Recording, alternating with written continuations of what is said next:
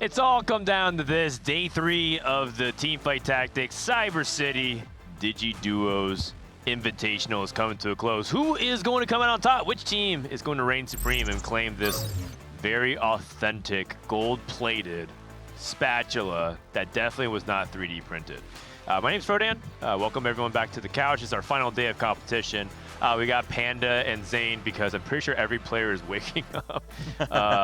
I heard they were out really late last night, having Definitely fun not. and making some priceless memories. Panda and I can neither confirm nor deny that. Nope. You guys, I will not get involved. you guys just sound like you woke up. But man, it's been a wonderful weekend. How you guys been? Oh, great. I mean, I'm exhausted just because of the weekend, but like so happy. I mean, this is the best vibe. I'm feeling great. And for me as well, I think 4v4 is the cherry on top for this event. I'm super excited to see the teamwork, to see the listen-ins, especially for this very first game as well. It's great just being here. I think most people said the same thing. The atmosphere, the environment, just even some of the most antisocial gamers here. BoxBox was like, yeah, normally I'm super antisocial, but I just really love the vibes. He was telling me that last night, and that really touched me.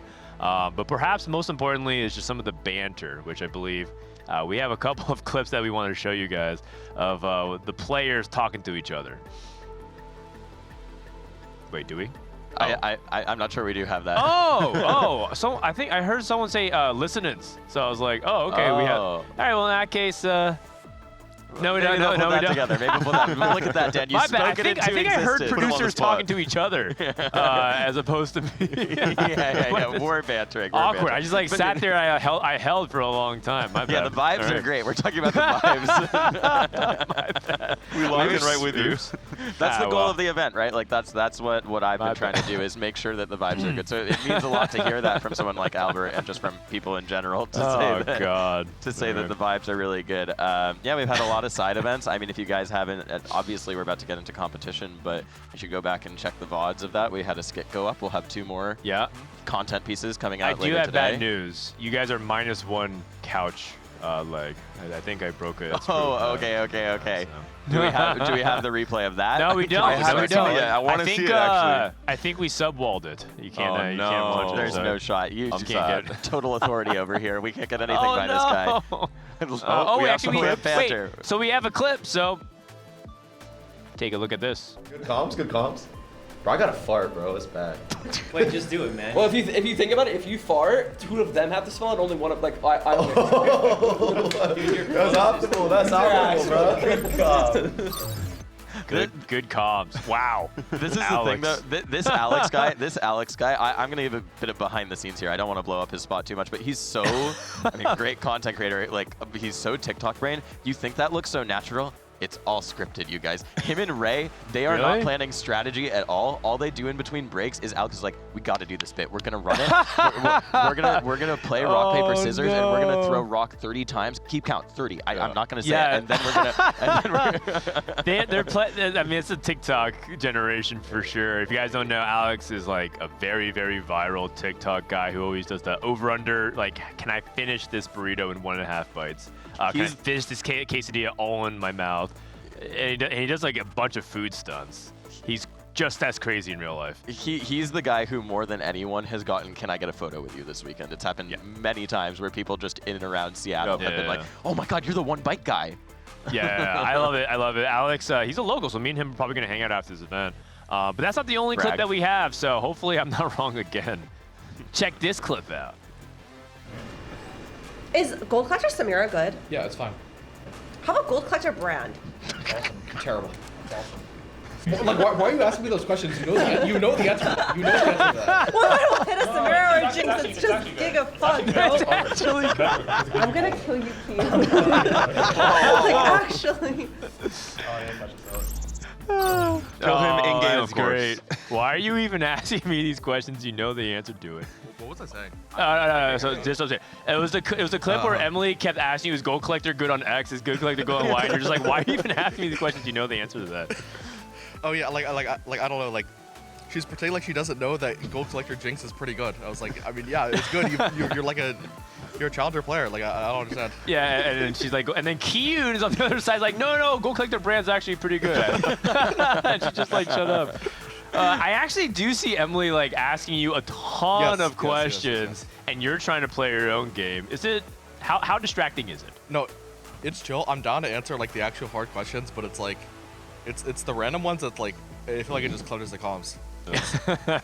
Like ideally you just trust your partner to like do the right thing anyways, and I feel like she can. How are you feeling about you're gonna have to do comms with not just Emily, but also Cutie and Saikuno in just a few minutes? We'll see. We'll see how that goes. Yeah, I don't really have that much to say about that. You were telling me that you think your chances of winning out today from the first series all the way to the last is 3%, like single digits. Yeah. 3%. Is that really true, or are you just saying that because set expectations low? No, I think like actually winning the whole tournament's 3%. Oh no.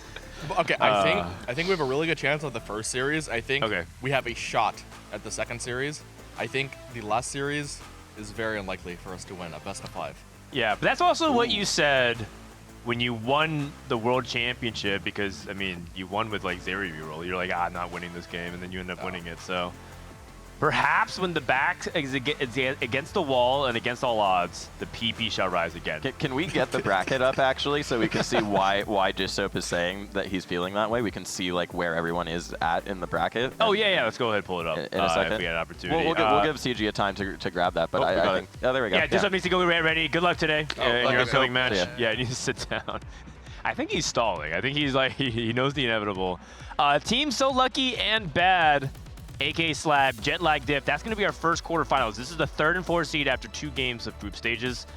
Then the winner of that will play Geriatric Gamers, who is our 2nd seed in the semifinals, and the winner of that will play Skate Parks. That's the reward for being the 1st seed, for doing the best in group stages. So Skate Parks, they're not even here at the venue. I think they're sleeping still. That was the I wonder why. I mean, we've been saying all weekend, like, oh, you get instant $5,000 if you get to finals because you're 2nd guaranteed. But the true reward is you get an extra hour of sleep, which it's a big deal. Granted, how. Anyways, it's valuable. That's all right. High value. High value. And the format is best of 3, best of 3, best of 5 for the final, right? Yeah. Yes. Single elimination, so no second chances. And it's 4v4, which is different than double up, so you guys get to see the 4v4 experience. I know a lot of people have maybe never even watched 4v4. We'll explain all the nuances later when we actually see the games. But for now, we do have... What's up, Sam? Oh, no, I'm just saying there's one other really important thing about the format, which is that seed 3 in the first match in the quarterfinals you're right. gets tiebreaker advantage for one game. For one game, which we'll talk about a little bit. I guess right now we throw up the rules. So in 4v4, every single game is self-contained. There's no point rollover, right? In other TFT tournaments, you're used to saying like, okay, I got 5 points this game. Next game, I'll go for like 8 points. Okay, I have to go first this game. No points carry over. Every game is self-contained. The way you win that game is by racking up the most points. So getting first gets you 8 points, second going 7 points, so on and so forth. The team that has the most points scores a point, and you play a best of 3 because you reset it for each game. And so sometimes you end up in a tie, because if you go first, second, and then 7th and 8th, you'll tie the team that also goes 2, 3, 4, 5, 6. Yes. Or sorry, 3, 4, 5, 6. And so the tiebreaker advantage would go to the 3rd place team. So thank you for clarifying that. It is important. It's very often teams are tied, so usually the tiebreaker is the win-out player, which is why it's so important for every team to have one player that has a spot from 2-1 that they can potentially win the entire game from. Despite this, of course, we'll have a different tiebreaker for that first game at the very least. Well, it might sound a little confusing if you've never heard of it, but we'll walk you through. Trust me, it's really fun. There's a reason why players all love it. In the meantime, speaking of people we love, we got CLE with a special guest to chat up a little bit while we stall for time, because we're starting games in about 20 minutes. You say special guest, but I say special guest. I have the entirety of Team Jetlag, and they're not even tired. They're ready to roll today. They're so adjusted. I interrupted their breakfast meeting, though. What were you guys talking about before I got up here? Yeah, hello, everyone. We are talking about our strategy, and we are talking about last night, that we finally got a good sleep, and there is no jet lag diff anymore. We are ready to fight. And the good news is you guys have a lot of fight left in you, but Unit, as the team captain, as the highest seed in the tournament, you want to leak all your strategies? So we play only 4 comps, okay? 1 TF, one Marksman, 1 Street Demon, and the other one Vex, okay. That's it.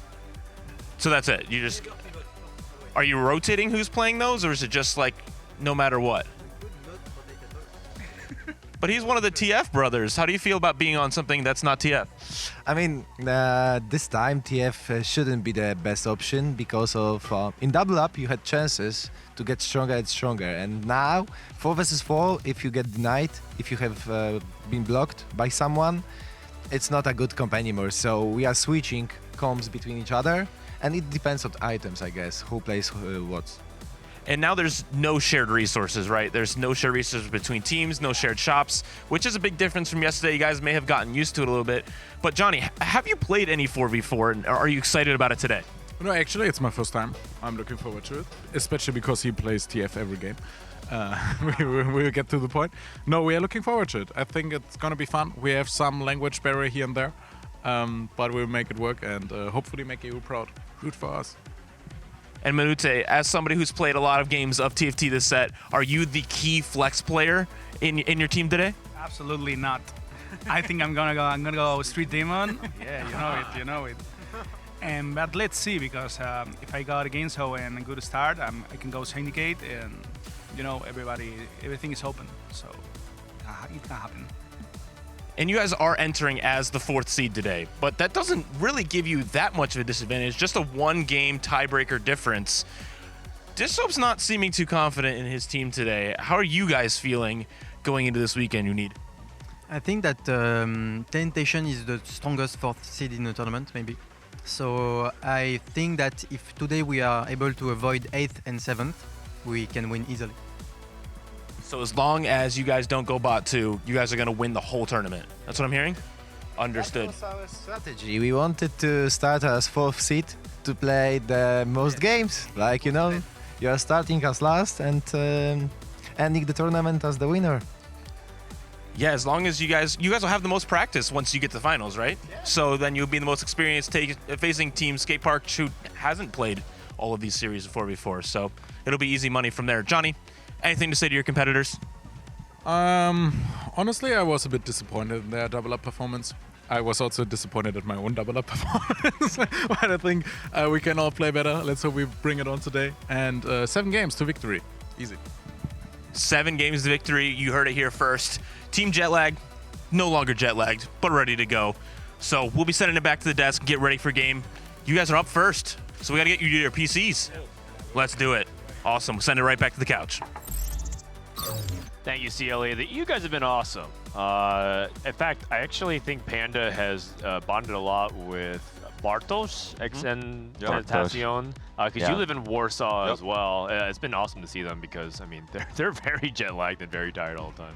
We were on the same flight coming here, but we just didn't know we were on the same flight, so we found out later. Okay. But the flight back, I think, will be quite fun, hopefully. It'll be fun. And we'll meet there in Warsaw as well, so very excited. I am worried about the confidence and the communication. Johnny mentioned a little bit. We talked last night during a very normal dinner at normal hours, and Johnny told me that you need, as the captain of the team, does not like or is not able to play and communicate at the same time. Oh, and you need to immediately tell especially Johnny, in your second language. Yeah, it's really, really he told hard. Johnny, That hey, is hard. I cannot be the coach. You'll be the coach tomorrow. And Johnny is worried about the language barriers. So I'm curious to see how they try and fix that in this game 1. The odds are stacked against them. They have communication barriers. They're exhausted, not playing anywhere near their usual time zone.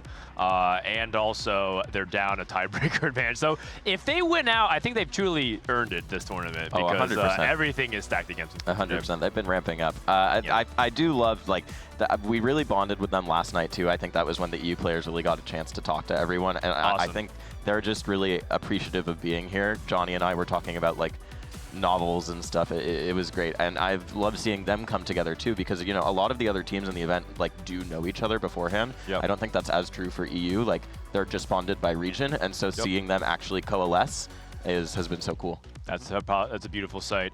The reason why they are, of course, the lowest seed, as we are about to show you guys, is the scoring of what happened in the group stages. The 4th place team was Team Jetlag Div, but that's only because Slab at the very last second kind of swiped it away. 44 points versus 43, thanks to a very clutch top 2 by Dissoap and Emily Wang. But the story of the weekend was Skate Park, Kyun and Jelly, Alex and Ray both winning their groups. So that combined for 64 points, and they blew out the competition. I think especially Alex and Ray really popped off. You know, they were saying that XN's the strongest 4 seed. I think Alex is the strongest 4 seed, you know, personally. I think. I mean, yeah, that's common knowledge at this point. His growth was just absolutely insane across this weekend, across the last 2 weeks, from where he started, once he knew he was coming to this tournament. And I'm excited to see how they continue growing, especially as teams, and you know, the calm aspect of it can be very different 4v4. Yeah, Alex, in case you guys haven't heard, maybe you guys just tuned in today, but when we first were selecting players, we were looking around Emerald to Diamond range, and Alex was Emerald. He was struggling in BoxBox Bootcamp. He got eliminated early. Trisha was doing well in BoxBox Bootcamp, but she was also an Emerald. So we're like, okay, these are some good players to pick. And then Alex from Emerald climbed like 1200 LP in like a week or two.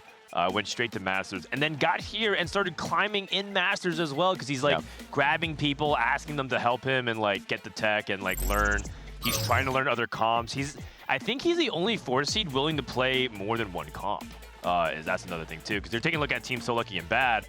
I don't know if Disso will allow Saikudo to play anything but Twisted Fate reroll, and I think that might be true of the other teams as well. Taskmaster.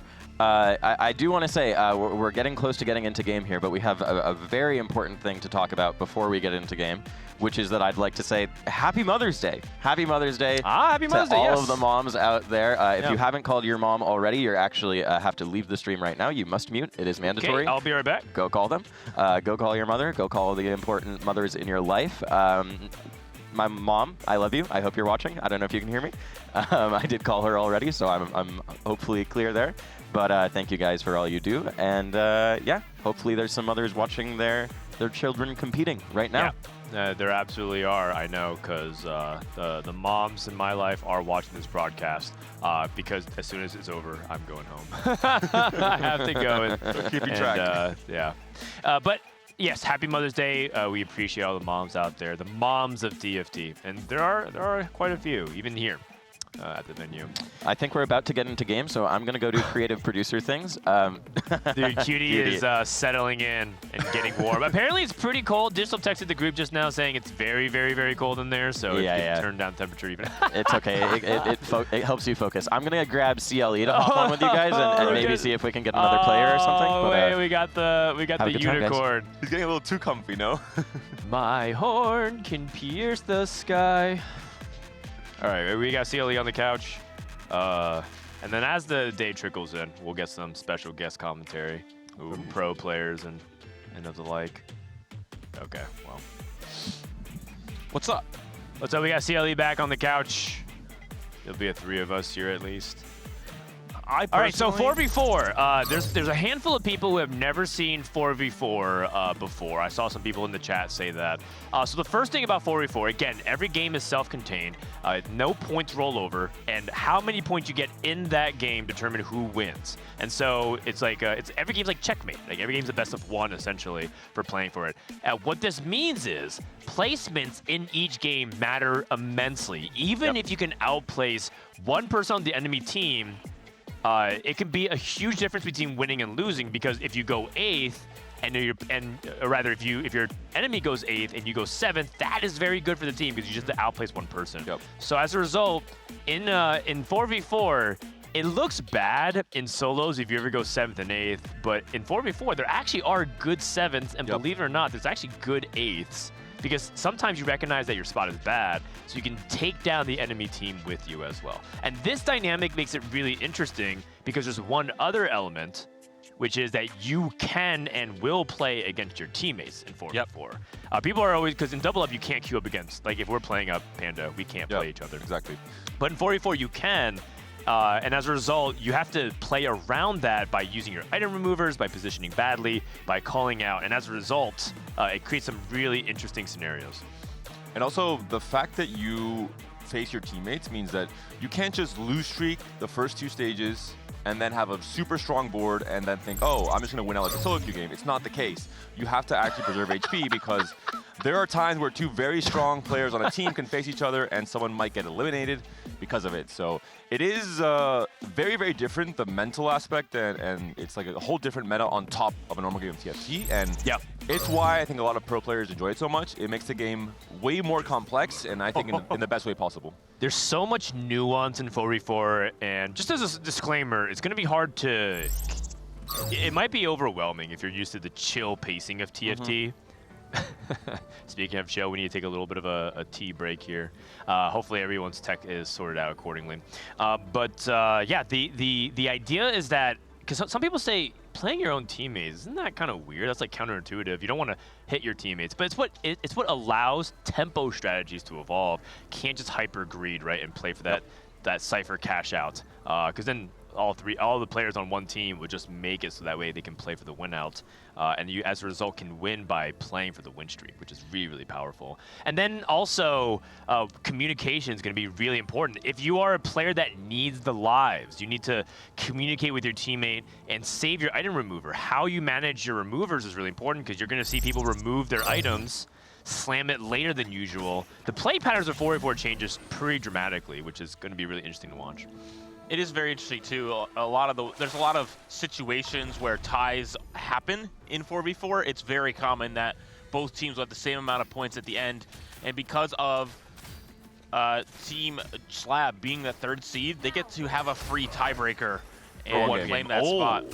Oh my goodness! Talk about Cypher. Disop already has double Draven. That's pretty big. How important do you think Cypher is for 4v4?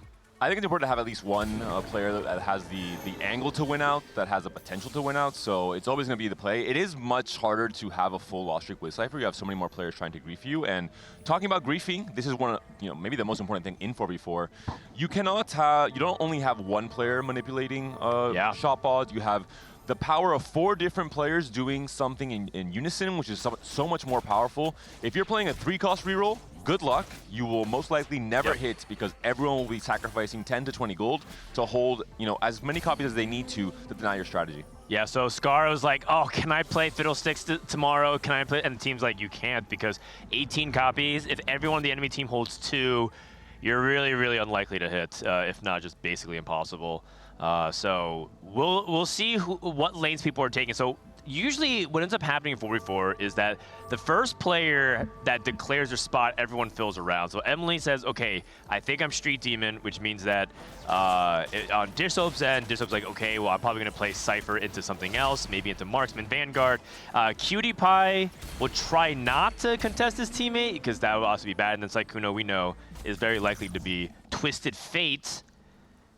And what is that going to cause him to take? Because he can't really take something like Caretaker's Ally. Okay, pumping up it is. Over to Emily Wang. Delayed start. Delayed start.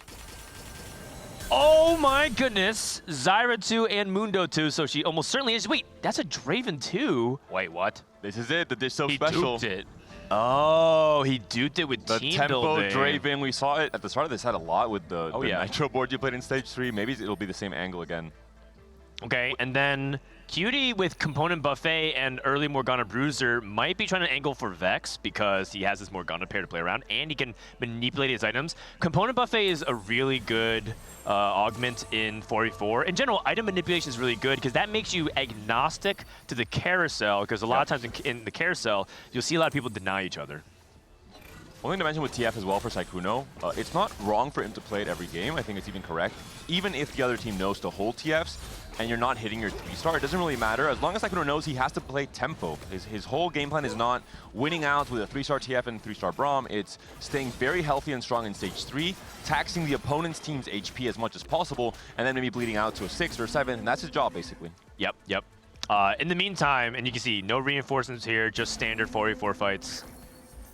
Take a look at what's happening on Team Jetlag. We'll see if they can set their macro. Branching out into Divinicore emblem.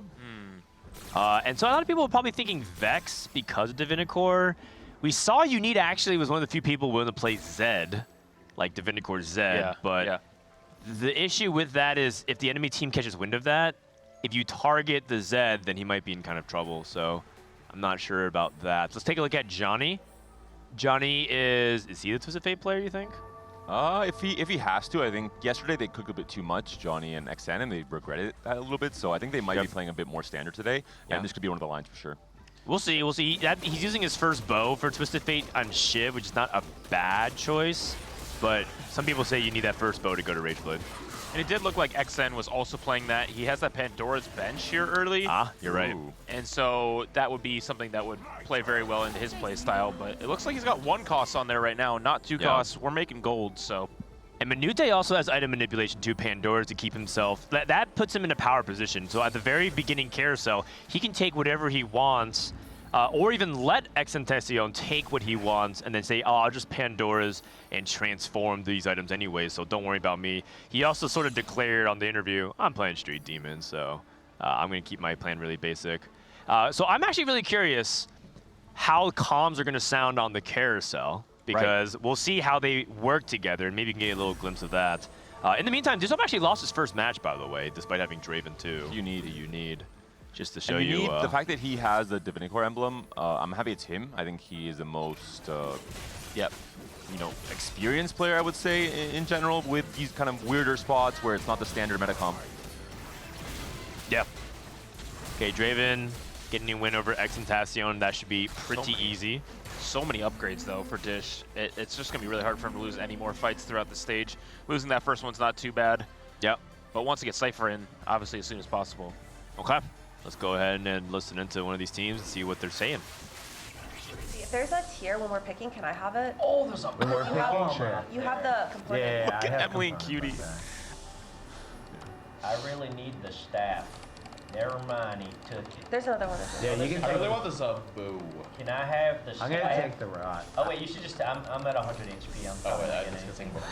It's fine. Yeah, just take whatever. I'm not gonna really be able to choose. All right, so Sykkuno asked for a rod. There were 2 rods. One of the enemies took it, and he said, I really need this rod, and then Cutie just took it anyways. And he's like, you know, it's fine, I don't need it. I think Dishop's mental is going to slowly deteriorate as each carousel comes through just from listening to that one. Players want to cash out. Veg. Okay, you need still looking good in the driver's seat. Sykkuno, so in 4v4, there's also small little milestones to check in, which is who are the people win streaking, who's preserving HP, and who will need the lives later on, because it's not a shared HP total. And so Sykkuno, it's actually really important that he wins these rounds, because Twisted Fate, as you guys know, is not really the win-out composition, especially if you're contested. So these rounds that Sykkuno can win, he will be the HP mule that is storing up for his teammates. But that does require a little bit of coordination on their end. So he's put in a really important position to win now and trade HP for his team later. And it'll really help to have someone like Dishop or Emily on the comms telling him, hey, you have to roll now. This is the tempo spot where you have to really start pushing and pressuring the opponents in stage 3. And he'll know to roll on 6 at 3-2 and maybe go 7 on 4-1 and roll deep. And not just play greedy like we saw in the first 2 days. Yeah. Dishop did not push levels there and did take another loss, so not playing extremely from ahead this time, but instead will go for that mixed streak here. Yeah, and I think he can, because he can also play into Cypher for some resources. And I think also if you're this spot that players like Dishop and Johnny are in are some of the hardest, because if you're win streaking, you just play a simple win streak tempo plan. If you're lose streaking, it's pretty straightforward. You just sell everything and make it easy to lose streak. People in the middle have some of the hardest spots because they have the least amount of gold, and they also don't have as much HP, and they have room for fewer mistakes. And so it's actually good that Dishop's in the middle, because he has the hardest position relative to his teammates right now to navigate.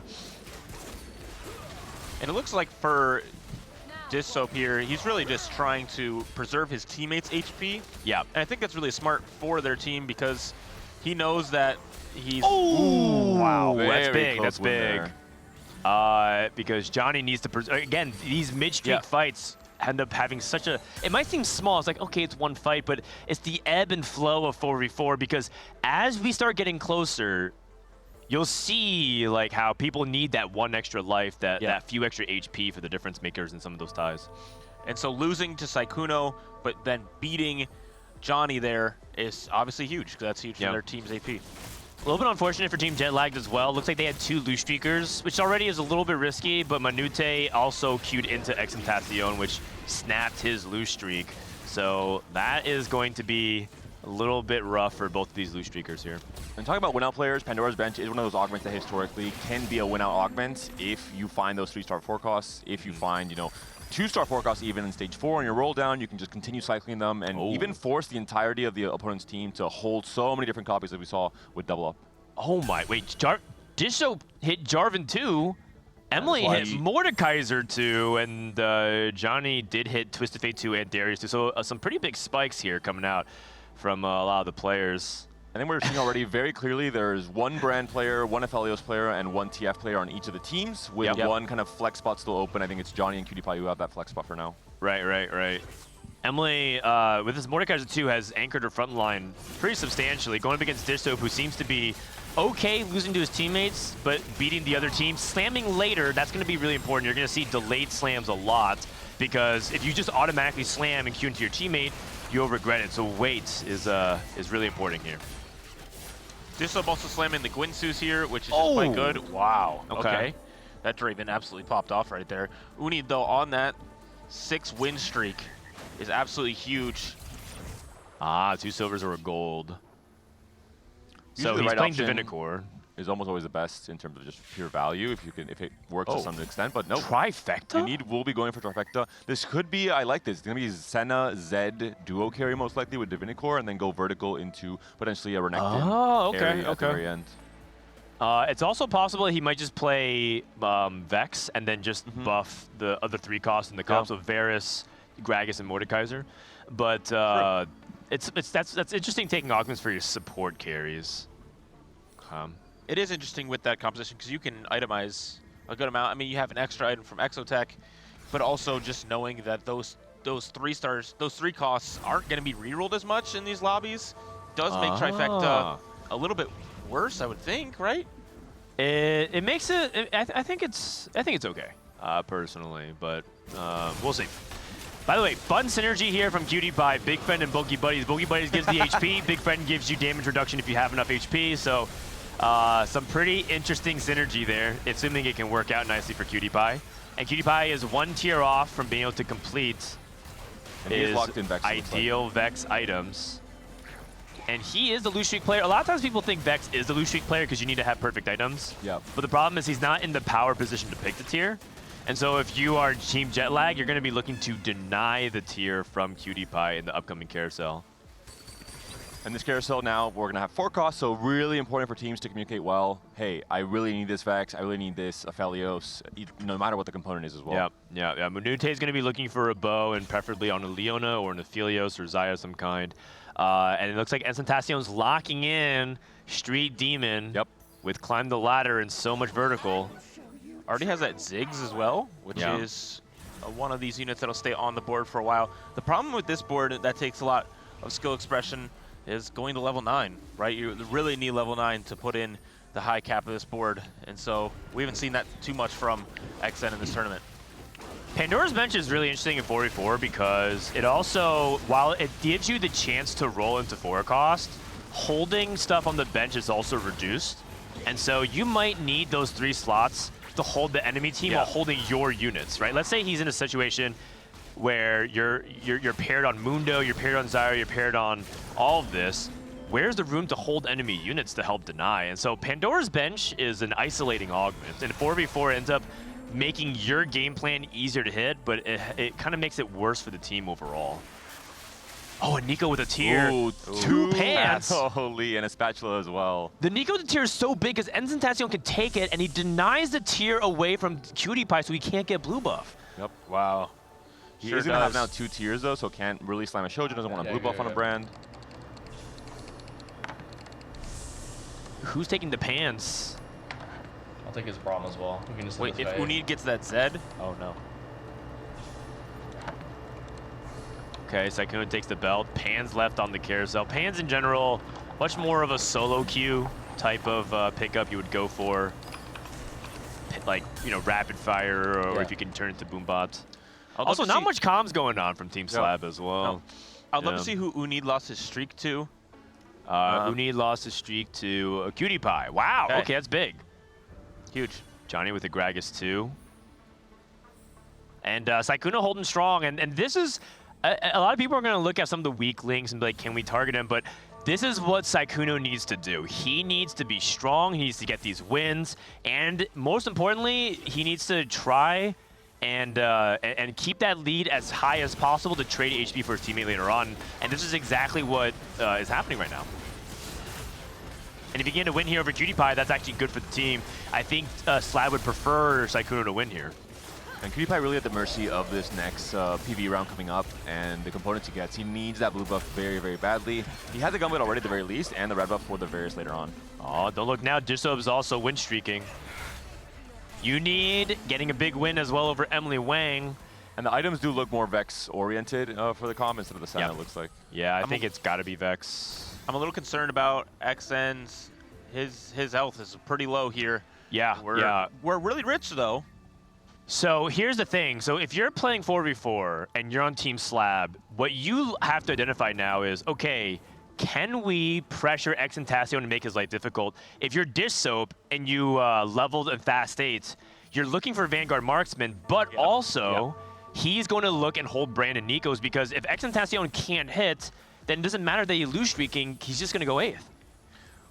And one of the big markers for 4v4 is if 3 of your teammates go either bot 4 or top 4. 3 going bot 4, you automatically lose. 3 go top 4, you automatically win.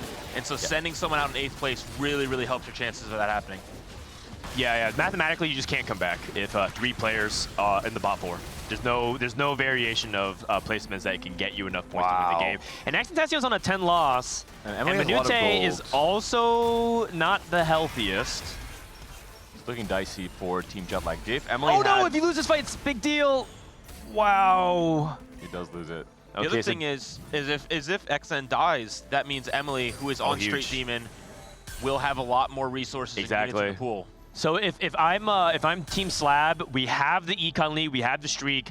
Disop has to hold the brands. Obviously, Emily has to go for it. PewDiePie needs to contribute as well and hold the brands. They need to target XNtacion and send him 8th to get the first blood of this game, which would be huge for Team Slab. I wonder if XN rolls on 4-1 here. He'd have one more turn of Pandora's Bench trying to trigger some Brands and Nikos on the roll if he finds 4 costs, but not that much gold to work with, really. Yeah, the difficulty is he doesn't have turns, right? The value of Pandora is the more turns you get, the more chances. The more value, yeah. But he doesn't have much gold to work with. If he levels a Shojin, 8... has, I believe, a guard breaker, so the items are good here. Yeah, the items are good. Maybe going for Rengar 3 as a side carry. Does go 8, does start rolling, and to buy every 4 costs possible. Yeah, the problem is if you hold the 4 cost, then you're not rolling, right? So like, he could keep 12 gold on your bench, or you could roll 12 gold to hit Nico too. Oh, there's a Brand at least, so he can fit 7 Street Demon already. Yeah. We have Nico as well. You can't really roll the 5 costs either. He needs to win these fights. And his matchmaking pool is PewDiePie, Minute, and Sykkuno. Sykkuno, he's matched up against PewDiePie. If PewDiePie can potentially find a way to still be competitive, this would be huge. Okay, probably not. He's playing Morgan too. They didn't get the chance to level, has not rolled at all, and so we'll be doing that next turn for Cutie. So really a very important stabilization for XN here. We also have an Aurora being rerolled on the Pandora's Bench, so the opportunity to get something like a Koboko on the board. Or Samira. This is Sykkuno. Oh! Nah, narrow loss, bad TG items. Him and Dishop ended up getting the loss. You need also taking a loss. And this makes sense. These are the people. Wait, actually, you need roll down at 8 and missed completely. Oh, wow. And it's Syndicate +1 for, I believe it's Johnny. So potential for 7 Syndicate if he does high roll. And we do see Prismatics come through for the 4-2 augment round. Binary airdrop, instant pick because he has 2 items. Okay. And this allows you to itemize Jarvan as well, which is kind of nice in the Marksman Vanguard line. And the quicker itemization for both Zaya and the Affiliate. J43 would be nasty. Ooh, nice chop. Okay. No Zayas. You have to, oh, sorry, 1 Zaya, excuse me. Yeah, it's okay, I guess. Ooh, Blaster. I love that. that. Felios is PewDiePie hit Sejuani too, but no Vexes. Uh-oh. Oh, Renekton. Okay. So he's gonna have to just stay on this for now. How's Emily doing? Emily, 1 Brand Samira pair, but remember, there's not double up. You can't send anything. And she also has a Street Demon emblem. And Cyber Uplink is a great augment. Yes. I do worry that she doesn't have enough damage here. Going up against her teammate PewDiePie, but how's XNtacion doing? Going up against his teammate as well. Yeah, Minute's spot looks really good. The items are quite good for him, but the upgrades are not there at all. Yeah. And so the contesting between Dishop and Minute But XN does need to win these rounds. But now Minute is in a similar spot where he's at a few lives left. Okay. And this is the kind of the problem with like the double lose streak, right? Minute and XN both being low, feeling like they both have to play the strongest boards. And you can't really like sack for your teammate because you just have to be as aggressive as possible. It's also important to communicate well with roll timings. If you have a brand in your shop, you should either buy it and sell it if your team's looking for it, or say, hey, I have a brand here, don't roll yet, wait, let the opposing team roll, and then buy and sell and allow your team to do so. So there's a lot of very critical stuff, and min-max team can do in 4v4. Johnny has Syndicate Emblem on a Zac. This actually has really, really high cap. Fighting a Zac on 7 for Twisted Fate can actually be really good, but the problem is he's very far away. And so now Sykkuno, his role in the game is really important because now he has to be very aggressive to deny what Johnny is trying to do, and Johnny's rolling very aggressively as well himself. And Sykkuno does have that HP lead, which obviously will be a huge part of if Johnny can die before him, he can maybe even still hit and stabilize and grab a few more placements. Wait, Cutie's still winning despite carrying Morgana 2. Hyperfang's on Varus is really good, and Minute takes a critical loss as well. It's looking good for Team Slab right now. 1.5 item TF, who got double stunned by Sejuani as well, so maybe not an ideal fight there. Samira. There's a brand. On the carousel. They need to deny that away from Emily. They need. There also is a brand, and XN's going to be taking it. He has a rod, I believe, open, but he had one reforger still. Cutie probably leaving it open to his teammate, see what Emily wants to pick. Kabuko. And maybe one of the not so likely win-out players on Team Jetlag for XN, who has now got Nico 2 and Brand 2. Yeah, and that's enough. In 4v4, you cap lower because there's so many people trying to, counterplay you. Samira. It's a Samira. This is huge. Yeah, and that's really big. If he reforges the rolling still. tier, I assume, try to hit maybe a Morello. It's tough. He needs both utility sources. He needs Shred and Anti-Heal, so you could justify either.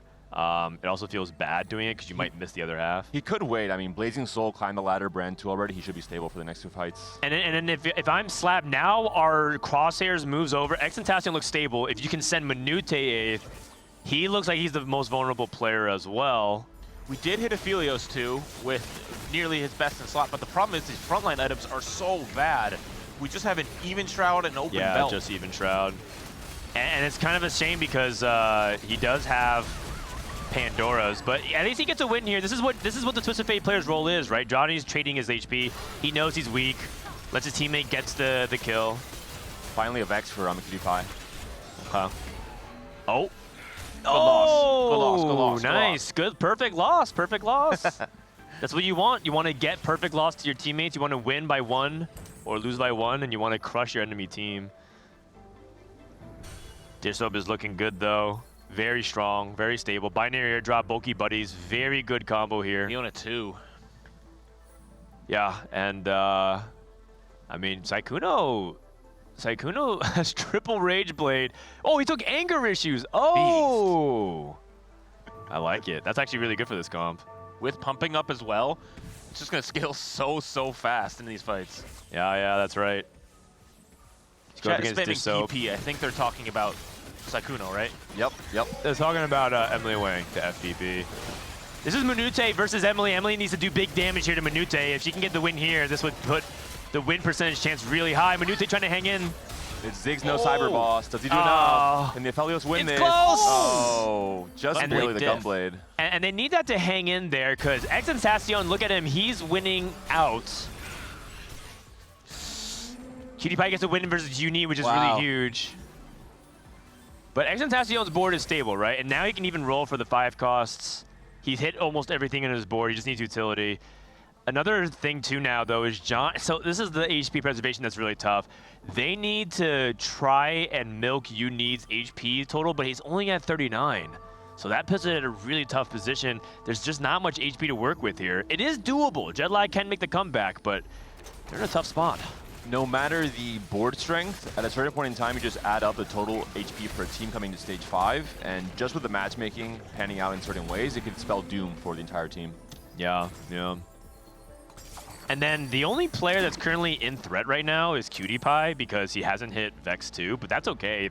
If QT misses and goes 6, that's really good for the team because that means he's outplacing 2 members from the enemy. Emily Wang hit Samir 2. Just a Jarvan 3. Oh my goodness. Unid just Vex 2 as well. And Dishop hit Jarvan 3. Wow. Okay, Zaya 2 from Minute. Everyone spiked. Everyone spiked. You want to have binary on the Jarvan for sure here. Yeah. But he's removing because he's making sure that he's queuing up his teammate, Slam first. He's queuing up against Johnny. He needs to get his items quickly, and it's hard because it's binary.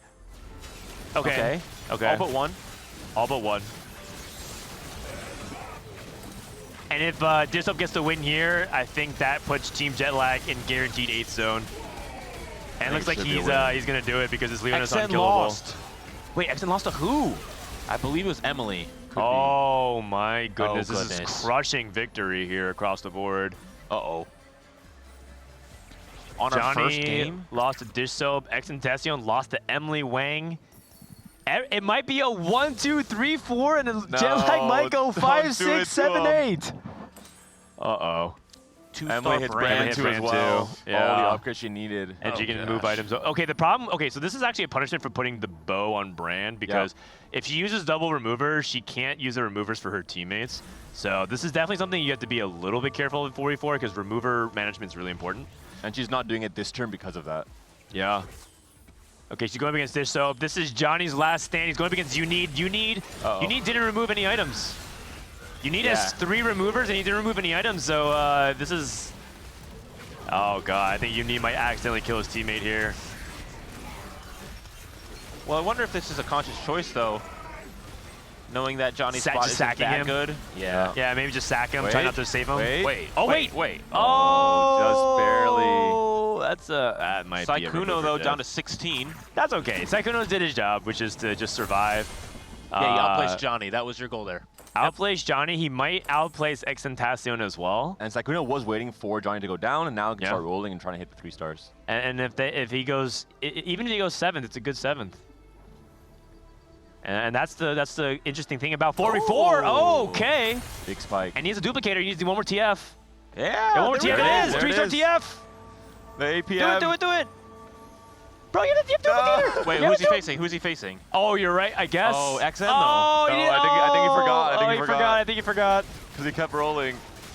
Yeah, whatever. Win anyways. Yeah. It's interesting because we said, 3-cost reroll wouldn't be as popular. No one saw the Draven coming though. Again, no Braum. We're not close to Braum at all. That's all good. 1 HP. Okay. And Minute also takes a loss to Dish Soap. QtPie gets the win versus the Ghost, and I think that just basically means it's almost impossible here. Is there any other last-minute things? Sykkuno can just grieve anybody's item here because he has anger issues. He needs to deny Minute. Okay. Or even keep open to what his teammates want. So he can pick last even.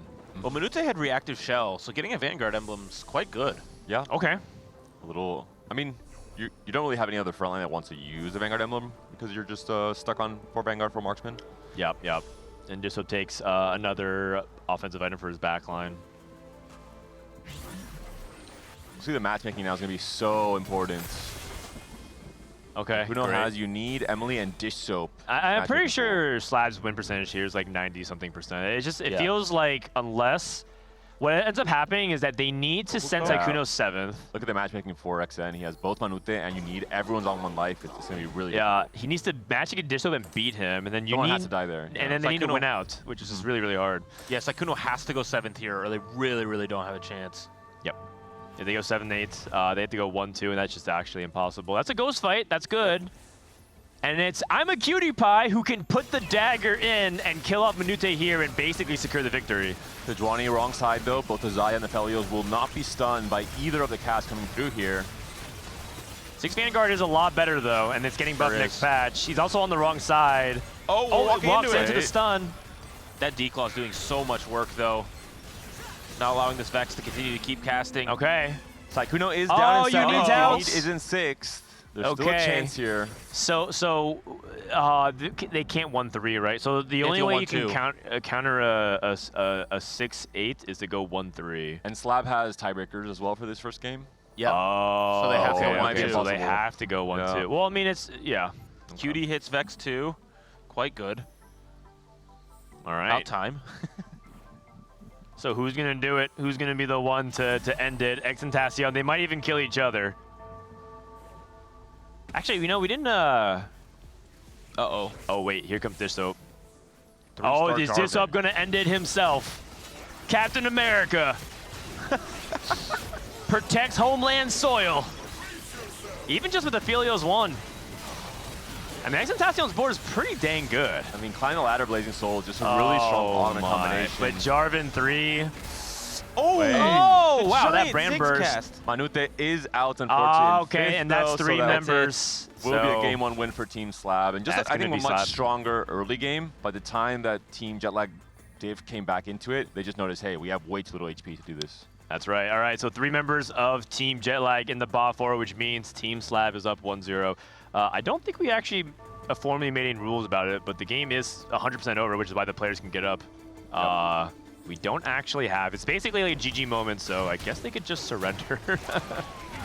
Yeah, and what's the rule around the tiebreaker? Is this tiebreaker now roll over to game 2? Is it just like a one-time use tiebreaker? I need clarification from Zane on that, just so I don't say the wrong thing, because I would be very bad. But I believe it was game 1. Oh, it rolls over to the next game. Never mind. Okay, there it is. The surrender for the GG, and Team Slab up 1-0.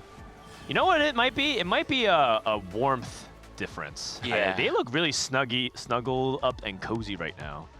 And the game plan from Jetlag Diff was executed as expected. Unique mentioned it. We're going to have one player on each of the main metacomps, and that was the case for them. They didn't really flex out and play any more dangerous game plans like we saw yesterday from XN and Johnny especially. We'll see if it's going to be the same for game 2.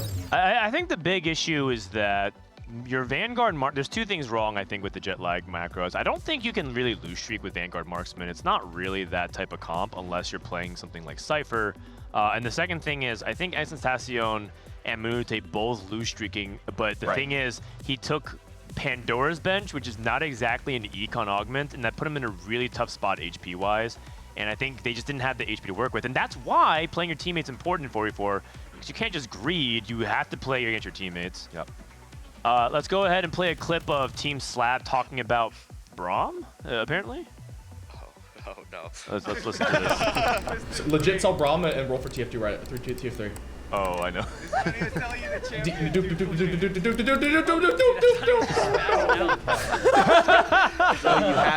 rolling down for TF3, and then he sees that I was 1 away, and he just spams so hard. Sorry. It's all right over there. I didn't know what you were saying. And I think he was saying I had a duplicator, and I thought he was just spazzing out. Yeah, Saikuno.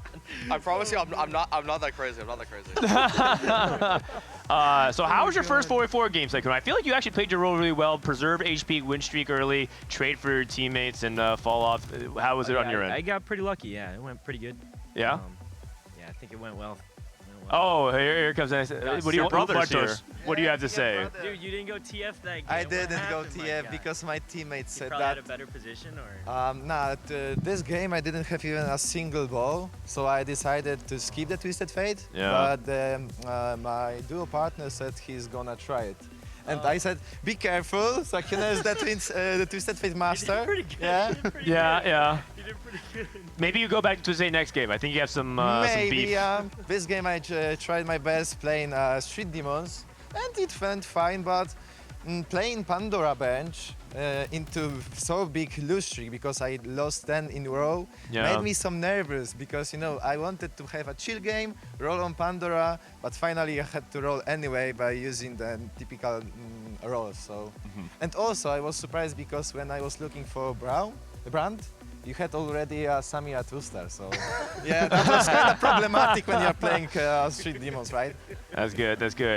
Cutie, how was your first 4v4 game? I'm just curious. Wait, this wasn't my first 4v4 game. I played in a tournament. Oh, you played an EDW qualifier. Player. Oh, that's right. And I dominated. I made it to the second game, and then we lost. But all right. Yeah, I mean, it was fun. I mean, Dish Soap is like the mastermind, and he's just telling us what to do. So I was on griefing duty. I basically took nothing I wanted and held everyone's units. But Perfect. You know perfect. what? I'm So just- happy with that. All right, sounds good.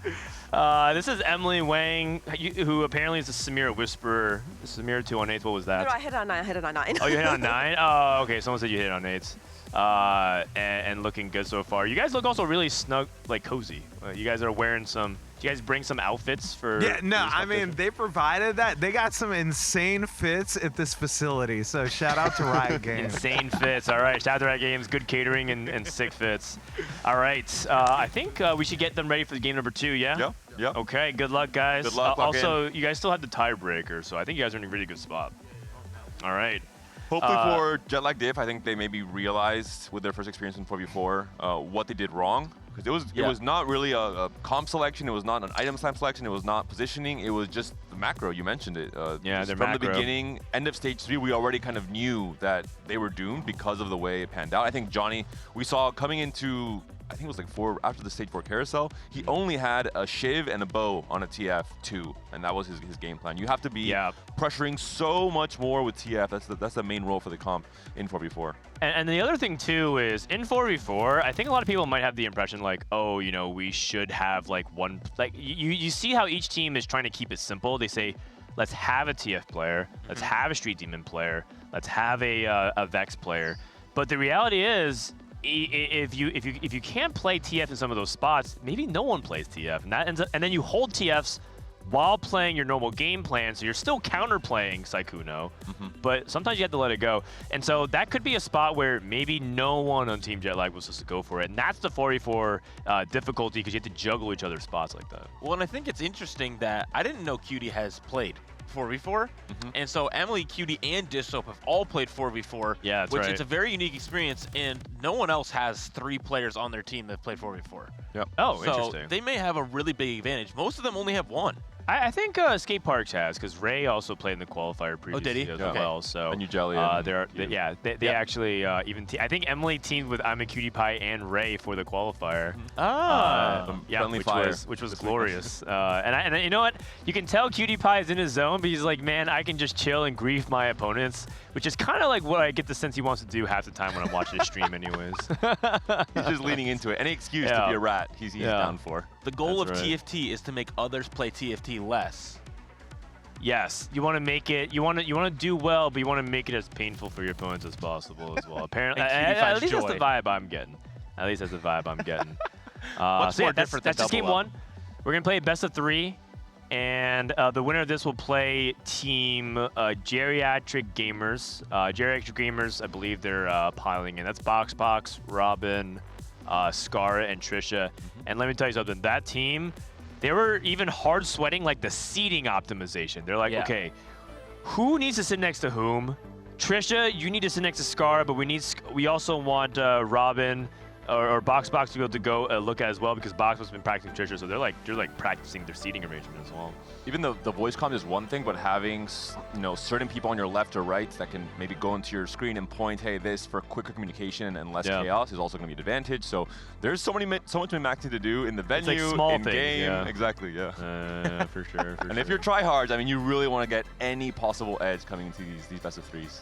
Yeah, and I think they're feeling pretty good against Team Jetlag Diff, but they said that they felt like they were underdogs against Geriatric Gamers, and I'm curious why. It might be the classic Dish Soap downplay, because also the week heading into set 13 into the Arcane World, Dish Soap also told me that he was like, yeah, you know, we'll see what happens, and maybe I'll do well, maybe I won't. And then we all know what happened. And then we all know what happened. The 2-time. I think that's part of it. You have to just be cool. Yeah. You know who's feeling cold. good and cool right now? I'm a Cutie Pie. Wait. Oh, I thought they swapped. They swapped capes. He's so comfy. I man. will say already some mental damage has been dealt in this game 1 in terms of the dupe situation on so we'll see if that continues to become better or if it becomes worse as the day goes on and as they maybe advance through the bracket. I actually really like that he has the unicorn one because I do think it's a good metaphor, right? Because I think Cutie is a unicorn in many cases. Is there an analogy for Emily being a dinosaur? Yeah, she's as old as one. That makes sense. Oh. Yeah. Another hacked opening encounter. It's the same one. I was hoping for some Garen encounters, maybe some Zax. We saw some crazy games at the end of yesterday with all the prismatic starts. Not that going to be the case here. Of course, if Emily goes back in this VOD, you are young, you are able, and you are a challenger. You are great, Emily. Keep up the good work. Surely, I don't think Emily's the type that ego watches a VOD to hear what the commentators say, but just in case, you gotta cover your bases. Yeah, please come back if we host another invitational. Don't deny the invite. Emily was actually a really important person. Like, she's a keystone of how the players fell into place because she also helped invite a lot of people. Yeah, so I can imagine. We need her back. The social connection. Oh, Lord. Okay, I'm gonna get in trouble. All right. Anyways, back in the game. This is pot of gold again? Yep. Yes, sir. Okay. Okay. Well, you know what ends up happening is ends up making it very low resource. And that's another punishment as well for Team Jetlag. They didn't have like the crazy hacked encounters to bring them back, which does throw 44 into the mix, so it's more punishment for not taking Econ. And if there's one piece of advice that I would give Team Jetlag, I don't think they listened to the stream, but I think they needed to start off with stronger Econ augments. They didn't have any Econ going. And have just less open forters or less full restrictors as well. Yeah. Yeah, Exaltacion was on the win-out duty, which he was in a really good spot for it, I do believe, but I don't think it was even possible there. But that's a lot of Zyras. 5 Zyras. I don't think he's gonna deviate though. Oh. You think Saikuno? You think Saikuno of all people is gonna whip out the dank Zyra reroll? At some point in time, Disso will tell him, you must. He has Saikuno, a Shojin. You must. He has a Shojin. I don't think Disso will allow him to play TF every game. No, I don't think he can. Wait, pumping up. It's time. So, he's gonna take puppy up. Oh, cooking pot. It actually is though. Like if he was willing to do it, the cooking pot into Bruiser's Zyra reroll is actually pretty legit. The trick from Manute. Okay. There's soap, portable forge, and do. Ooh, probably Manazane. Oh, LeBlanc could be really interesting. Maybe Gold Collector brand.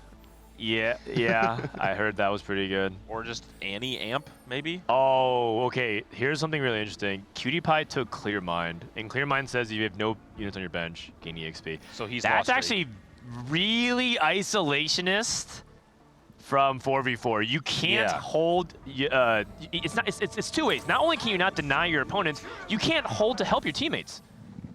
It might be only first 2 stages. I think probably stage 4 he'll completely ignore this. And now this could be a spot for Veigar from Unid. Blue buff has been slammed. Spark has been slammed. Yeah, I know Unid. I'm pretty sure I spoke to him on the first day and he said he does like playing Veigar quite a lot. Okay.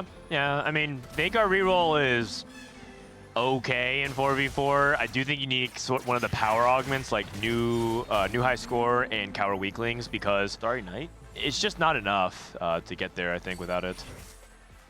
Starry Night into... Is this Slayers? Are we trying to help out Saikuno a little bit, or are we just going to... Yeah, and then she might need to because this is what I was talking about. Cutie Pie can't help his teammates by holding 2 costs. He can't grieve his enemy teammates. He's just playing his own game. But the upside is you play your own game, you max your econ. You have to play for like the win out, and he's playing Vex, and I think he can do it. He has Cyber Coil and... It's a good spot. Guardbreaker Hollow slams, which are okay. Path of Blue buff. A fairly strong board for Clear Mind already. Yeah. Oh, XN playing Nefuri reroll, it looks like, with Starry Night as well. Okay. Wow, we actually might get a reroll heavy lobby. It looks like at least 4 people are looking at reroll with maybe even some more people. We got Saikuno, XN, he's locked in, Cutie, and maybe Unid. And Dissoap had an early Nefuri as well. Curious to see what was his augment choice? 2-trick? No, Dissoap I think took portable forge. I don't think he's gonna go Manazane LeBlanc because the argument against Manazane LeBlanc is that if you hit Brand 2, Cypher, we're back. Oh. Does that Now change do we do anything? There's some cash outs that do give you duplicators, so maybe he stays open to it Yeah. without Or two rolling Solar on LeBlanc. 3-2. Yeah, and just on 3-7 decides Good. if it's time or not. You know, this is one of the things where, funny enough, I think I would just ask Disso what he would do. I'd be like, well, what should you do in this spot? We'll get your answer soon. Yeah. He's going to sack. Okay. Intentionally lose. And he has to do... Wait, he's going against Cutie Pie. Okay, that's actually perfect. Cutie Pie doesn't care if he wins, loses. He's just econing. Yeah, and Cutie Pie's one of the weaker boards as well because of Clear Mind, so you can't get as easy upgrades. Sort of. You also like over-leveling a lot with Clear Mind, so you might like hit level 5 quicker as well. I don't know if Xintensity wants to win this fight. I don't think he is. It's kind of close. It's very close. The Vycash should do it though. Unless. Okay. So that means that Jetlag. Oh boy. Is there a only one spat? No Galio for Dish Soap. There's so many tiers for I'm a Cutie Pie, so pretty much a guaranteed blue buff already. These characters are really hard to play for 4v4. It's actually incredibly complex because of the set of outcomes that can happen based off the combination of items. And denying is almost off the table completely because you just like, I can't really deny. And Cutie Pie gets a tier and denies the Yuumi potentially from XN as well if he wants to go for the amp comp. And Saikuno grabs the spatula, which I imagine could be Syndicate Spat, but it really probably was just a big deny also from the rest of the players in the lobby. Continue, do it. I feel like they're just going to vote to cash out again. I think the continue option is... Oh, they're thinking about it. Brand. Huh? Players that voted to cash out. And I know it's boring, but like I think it's correct because these early... Because the game in 4v4 games are shorter. And the only other time you would really want to cash out is stage 3. So just take the gold now, which is basically the same, if not better than taking it later. What are we doing for Saikuno here? I'm curious if Cutie Pie. I think we're playing Card Shark. We got one Braum. Found a we got one brand. Braum and Shaco too. Okay, understood. It will be Saikuno versus Emily here. Emily should win this with a Rage Blade Slam, and no items really slammed for Saikuno. Look at the HP totals, much better start, I would say, for Jetlag. Diff, a lot more HP overall coming out of stage 2. But there will be a reroll heavy stage 3, and that could definitely change with so many players pressuring the lobby. It's going to be really in the hands of the RNG of Starry Night for, multiple of our players in this lobby. Johnny, though, back much on better TF. TF. 3 items already, fully completed instead of just 1.5 in stage 4. Yeah. What do we say? Looking like he wants to play around. I mean, this could be a lot of things, but obviously Brand with the units he has right now would be great. We did see Cutie have a Brand on 2-5. This is a very strong spot for Manute. Yeah, he's looking for the 5 streak here, and Jetlag can control both the win streaks, which is if they can find a way to get the both win streaks, then they're in the power position. I would say Team Jetlag is off to a better start right now if they can get this double 5 streak going. It's a prize fighter as well for Unit, so perfectly playing into the win streak. I think that's a great choice in 4v4, being able to know if you're going to be able to play around that win streak. Your teammates can sack for you even sometimes if they're not really caring about their streak. You have a Okay, higher wow, chance they did to- it. They got it. They to got guess it. right, basically. Yeah, Yep. and they're 1, 2, 3. So Team Jetlag is looking better right now in terms of the HP counts. Taking a look at the macro, Cutie Pie does have the blue buff, Clear Mind. Okay, like everything's working out fine. I guess it comes down to the rerolls then. Can Saikuno preserve HP? Oh, we're back. And can Emily? Emily's one of these X factors. I don't know how good the Slayer reroll potential is from her. I think Emily and XN might be the 2 X factors on either team. Right. If XN can really pull off the Neferi comp. Maybe he's learned from Gangly or Alex this weekend. I mean, assuming that Emily is playing Slayers, I don't think there's any other thing I'm missing with Starry Night. Shaco too. Okay. Ooh, it could be Shaco actually. A little bit late. Assassin with There's a potential. Varus too. Oh, okay. He might just playing that temporarily just for board strength. Okay, and Dizop already has the Jewel Gauntlet made. Knowing Dizop, he probably is still open to playing LeBlanc rule, but he needs like something else kind of crazy for it. I don't know what is like exactly what he's thinking about to make it crazy, but I know that he'd be willing to do it. Also, the fact that PewDiePie found the brand, maybe he's pivoting off of Vex and into Street Demon, which means that now Dizop has to find an out that isn't just contesting his teammate. I don't. Oh, is it? I think he might.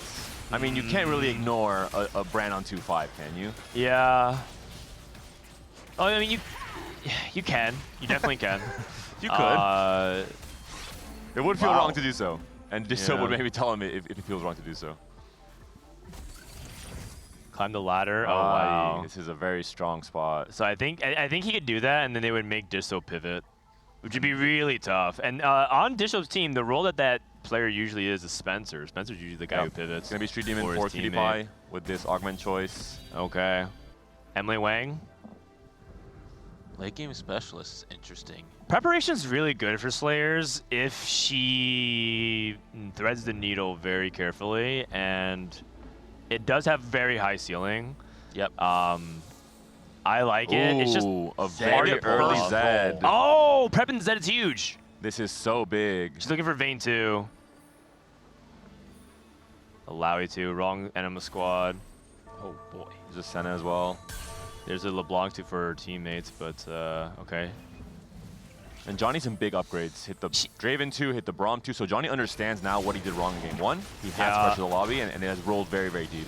This is also kind of brutal for Emily because even if she didn't find another Vayne 2, she also could just have a Vayne copy so she can prep it on the bench. But I do believe in 3-star Slayers prep. I actually do think that can make a pretty good run later in the game. It's also better in 4v4 because you can weaken yourself. Instead of removing items, you can prep a unit during one of those weak rounds in stage 4 as well. They're also Team Jetlag is still streaking. We got Unid and Minute holding strong. Wow, and that is really, really big. Titanic Titan. Titanic Titan. Yeah, he's got 125 HP. He's got Biss, Graves. We see their JG guard breaker for sure. They're 1, 2, 3, 4, and I think with Biss Vagar. This means that their win-out potential is lower, and so Team Jetlag's goal is actually a tempo victory. I think they understand that Dizop will probably win out, but if they can send everyone but Dizop bot forward, that's how they can win, and just let Dizop win the game. And Unid, I think, will be playing potentially into Urgots from the item slams here onto this Vagar. It could just be tempo slams, but I wouldn't be surprised. I think he is the highest skilled player on Jetlag Div. He's the one that can pull off playing a Fast 9 Urgot flex. Okay, and Unid loses his streak, which is fine. He can't keep it forever. Emily gets the win. Oh, Emily did hit the Vayne 2. Looks like she rolled again. Zed pair? Does Emily want that, or she needed a specific item? Another bow, perhaps? Well, this could be an even shot as well. Doesn't go for it. Bows are just really important when you play Vayne, so it feels like you need to get it. Minute not using his Titanic Titan to immediately go for something. What does he want? And then maybe is it teammates? So slow. No. Okay, I mean, Tyr's pretty good. There. Tyr's pretty good. Yes. All defensive components here. And currently, entire bottom 4 for Team Slab, so very different to game 1, the macro. I really do appreciate everyone having the same Little Legend. It makes our viewer experience way better. Yeah. And also, there's been some good choices. The Snake is great. Holy cow, I didn't even realize. I was like, this was pretty healthy for Cypher. He's got Titan. Zed as well. 5 Cypher online at 3-5 with Titanic Titan. My 27 stacks, holding Yumi to the 9xN. I mean, a great spot for Dizop here. Oh my god. And he has the ability to push pretty far if he wants to. How far? That's the question. At least 4-3. I don't know if he wants to go to 4-7. I think you need the HP to trade to your teammate. I think you could push beyond 4-3 if your team had 2 win streakers. But I think Dizop's gonna have to cash out at 4-3. I wonder if he's also thinking about playing into Strategist Amp at Fast 9. kind of the OG open 4 comp. Yeah, that still contests your teammate though. The problem with that is QtPie is playing for strategists, so you're gonna play three-way contested. It's Yeah, also true. 3-6 again, and Sykkuno is on TF1. Yeah. Has a dupe. Maybe he'll use it this time. Does have a dupe. Oh, there we go. He might have to. He might have to. There we go. He's not making the same mistake again. I I thought he was He's singing also at first. not getting full mentorship value. Okay, never mind. Yeah, it's looking really bad for Sykkuno. Okay, and Disso frontlined his LeBlanc to get the win, or get the lose rather. Allow Sykkuno to win this fight. But this is lose streak TF, which is very bad. And now all of a sudden Slab is in a spot where they probably have to at one point just sack Sykkuno. Oh god, Emily's losing as well. And Sykkuno's pretty poor as well. 40 gold, level 6. Oh, Cutie's gonna lose too. Uh-oh. I gotta say, man, I really don't like Slab's spots. We're back on Vex. Are we? But there's a blue buff slam. Oh, That so was another brand. Despite the brand pairs, so now punished yet again for not going into brand when the game is telling I you mean, to do you so. theoretically could play Vex brand. Yeah, you just play Rengar. It's not like, it's not the worst idea I've ever heard. Is there a Vex player on Jetlag diff? You can also deny. I believe Vex Intession is rerolling. I think Johnny is Twisted Fate. This looks like Vex from You Need. Yeah. And then Street Demon. Well, You Need might be Vex Urgot, I think, potentially. Yeah. Wait, Emily wins this, right? Yeah. Right? Yeah, I think These so. are some beefy units. I think Emily wins. Emily? Oh, okay. No, not even okay, close. Not even okay. close. That was a little scary. QtPie roll down potentially. Gonna come through. Disso's rolling. Oh, Disso's going for LeBlanc. He's going for LeBlanc. He actually has 5 LeBlancs. He's going for it. He needs blue buff then. Jarvan for Johnny. I am a QtPie hit Vex too. Yep. And now he's transitioning. Yeah, you know what? I didn't want to play Brand anyways. I like it. He was just griefing just much earlier into the game. He now has 2 brands and an eco. Okay, wow. QtPie in, QtPie out, pivot in, pivot out. So flex. But his items are good for Vex. Very good. Going against Johnny. This would be He a didn't big get the win. full 5 X attack in though. Johnny is streaking here. Can he continue the streak? It's gonna be so big for Jetlag diff. Oh, Vex didn't get the other cast in time. Sykkuno loses again as well. Dishsoap taking a loss, which is expected. 463. Goodness gracious. This is the problem. Dishsoap will most likely have a massive spike, but the HPs are not there to support him. From Yeah, he needs Emily and Cutie to start winning every fight possible. If they want a chance to win this game, they need Emily and Sykkuno to start winning all their fights, and that's just going to be really tough. What's for LDP? LDP? Okay. Okay. Because he's going to lose one more. This is Emily's spot. Emily asking Disso for help. Clockwork Accelerator is very good. A lot of combat. This does not look like a Starry Night board, though. This is the big problem right now. Emily's at 4 veins. Wait, she's on Clear Mind, yeah? Yeah. Yeah. Cutie. It's up to QtPie then. It's up to QtPie because right now Sykkuno is just dead. They're gonna have to sack him. They don't sack for him. If they can send another player bot 4, I guess Exentacion only has 2-star Nefiri. He's not exactly high rolling either. He does have a Biz Varus at the very least. Yeah. Uh-oh. Okay. I think both teams can send these rerollers 7-8. Oh, man. Okay, so this was about to catch out. If Sykkuno can play for 7th, I don't know if he can, but if he can play for 7th, that'd be huge for the team. Oh, 6 dupes! 6? I didn't even realize. Well, I've never gotten that sure. cash. I've never gotten this high for that duplicators. So now he just has Galio 3 and LeBlanc 3. And we're if he still finds rolling. one more. Because I think he's missing 7 one. now.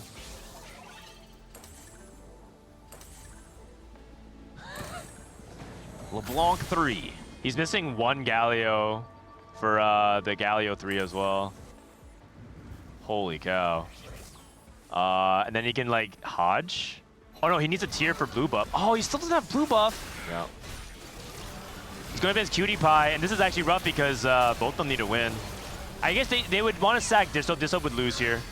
It's better for Dishop to lose because he's going to win out. Or at least they have to play for the win out. I don't know if he will win out. And Cutie Pie. One more LeBlanc cast. Yeah, this is not good. Morgana. Oh, good loss though. Good loss. Good loss. Sykkuno though he's a goner. Yeah, the HP difference is just so big. Jet lag diff. 101 for Manute. Oh, blue 90 for Johnny and Unid. Oh, we're not going blue buff. Is it Nico for No, Disso? I think he is. I think he is. He just has he has a Titanic Titan, so he has to get there. Xantacion didn't deny him. Oh, he's going for Samira is why. Very slow snake.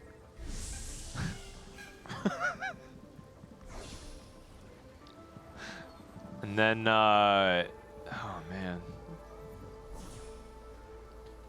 If your team slab here, yeah, right, it has to be Cutie and Dishop winning out. But the problem is they're so healthy. Between Cutie and Johnny, that's 49 HP. Simi's one more Galio. 39, I'm bad. There it is. So he has math. Galio 3. And what does he use his big dupe on is the big question. Maybe the Zed. Oh, he might be going for Yumi 3? Oh, hold on. It denies, I think he's one off. Denies X10 as well. Yeah. Oh, you're right. I think his dupe is twofold. He's not using his dupes, though, because he thinks he should win this next fight. So, like, if he can save his dupes, also, he's not sure of his teammates' matchmaking. He does have triple EMEA in his team against Jet Like Diff, so maybe that was the time to use them. This Also, blue buff, though, is really so much clutch powerful. TG to get Spark as well, which is very nice. Oh my god, Manazane LeBlanc murders. Yeah, Manazane LeBlanc is pretty insane. Sykkuno against Cutie Pie, that's going to probably be it for They're just Sykkuno. going to sack him, just kill him off now. 8th place. 0-7. Emily losing out. Emily with Starry Night into this board is just so sad. We do need to remember that Team Slab will have, there it is, finally. It's way too late, though. Team Slab will have a tiebreaker in this game. Yeah, they can play for the tie. They can play for the tie. And they can play for the inferior tie, but the problem is that they're in a position to play for the good tie because of Dishop. Right. You know what's crazy? I don't see anybody from Jet Lag even denying the veins. I was like scouting around to see if Emily was kind of like getting griefed. No one's even holding her veins. I just think that she was just really far behind. This Sejuani's really big, though. She got caught out of bad positioning as well. Oh, never mind. It worked. We're good. Yeah. Totally planned. Her lack of frontline items is also a little bit scary, but I think she should win this fight. Unid doesn't look like he's in a great spot either. No. He just played high tempo, just trying to preserve HP, and now he's no Vex. Very low cap. Okay. And if Xantacion goes 7th, and Emily goes 6th, that is doable. That's Yumi 3 for Dishop if he wants it. But I think he doesn't have items for her, so he's not entirely sure. Johnny hits Darius 3. Johnny's 2 off TF, 1 off Draven. He's probably going to send it this turn. He did a good job preserving HP. Might depend on his matchmaking as well. Yep. Cutie Pie 1 and 2 fight. Okay. Again, we talk about Cutie Pie being one of the X factors with Clear Mind. He's holding Nico, by the way, as well to try to deny. Dishop hits Z2. Okay. We see if he rolls down for the rest of this. What he does. He is. Now 2 off. Very close. He has Galio. He's now one more Yumi. And he can save his big dupe. I think he can use it on Galio or Yumi here. Okay. He has JG Shiv. Oh, XN from hitting, basically. Johnny hits Twisted Fate 3. Okay. The thing is, too, is that... oh, does he want LDP on Galio? He does. Do we still need to be playing Draven on this board? Is that important for the value of the AP? It's just 5 Cypher, yeah, I think so. Okay. 20 AP. It probably could be just that it's better than any unit can play right now. Yeah. Now, he'll probably replace it later on, especially for 5 costs, but it's a lot of freaking AP. That LeBlanc is very strong. Oh. Emily Emily needs to outplace XXentacion or this game is going to be really, really hard to make happen. Because I don't think XXentacion can do anything but go 7th here. Okay. Emily had 2 Nefiris there, doesn't hold them in the shop. She just pass right One more Senna. Immediately hits. Galio 3 for Dish Soap 2. Okay. We're hitting. So much for no 3-cost reroll. I mean, this is not a true 3-cost reroll. No one really played defense. Yeah, it's not true 3-cost reroll. And Disso, by the way, is trying to sack lives for Emily, so he's removing. And this is where saving the remover is really, really important. He gets a ghost fight. That's actually not what he wanted. Emily's going up against XXentacion, and this is the fight that I think will determine the biggest swing of the game. Yep. Nefiri wrong side. Gonna take a long time to wrap onto the vein. Yeah, good positioning for Emily. It's only no wrap for Nefiri. Oh, yeah. Is there enough burst? Oh, very close. Oh. Just barely, but Emily is still alive at the very least. That's huge for Team Jetlag. That is very big. Big spike coming through soon. Can go 9. Cutie winning they again. Need to win that. Okay, Cutie winning is huge though, because now Cutie has enough HP. They can play for the 1-2. Oh, and has this Viego to put in right now. Yep. Oh, pair. All of a sudden. Senna 3. Of Viego 2. No one's holding Senna 3 is Viegos. really big for Emily. The problem with Emily is her front line though. She's still playing 2-item front line, I think. Braum 3 for Johnny though. Johnny is looking strong. Yeah, Emily's still on 2-item front line, and one of them is Sunfire, so she's kind of like item gated this game.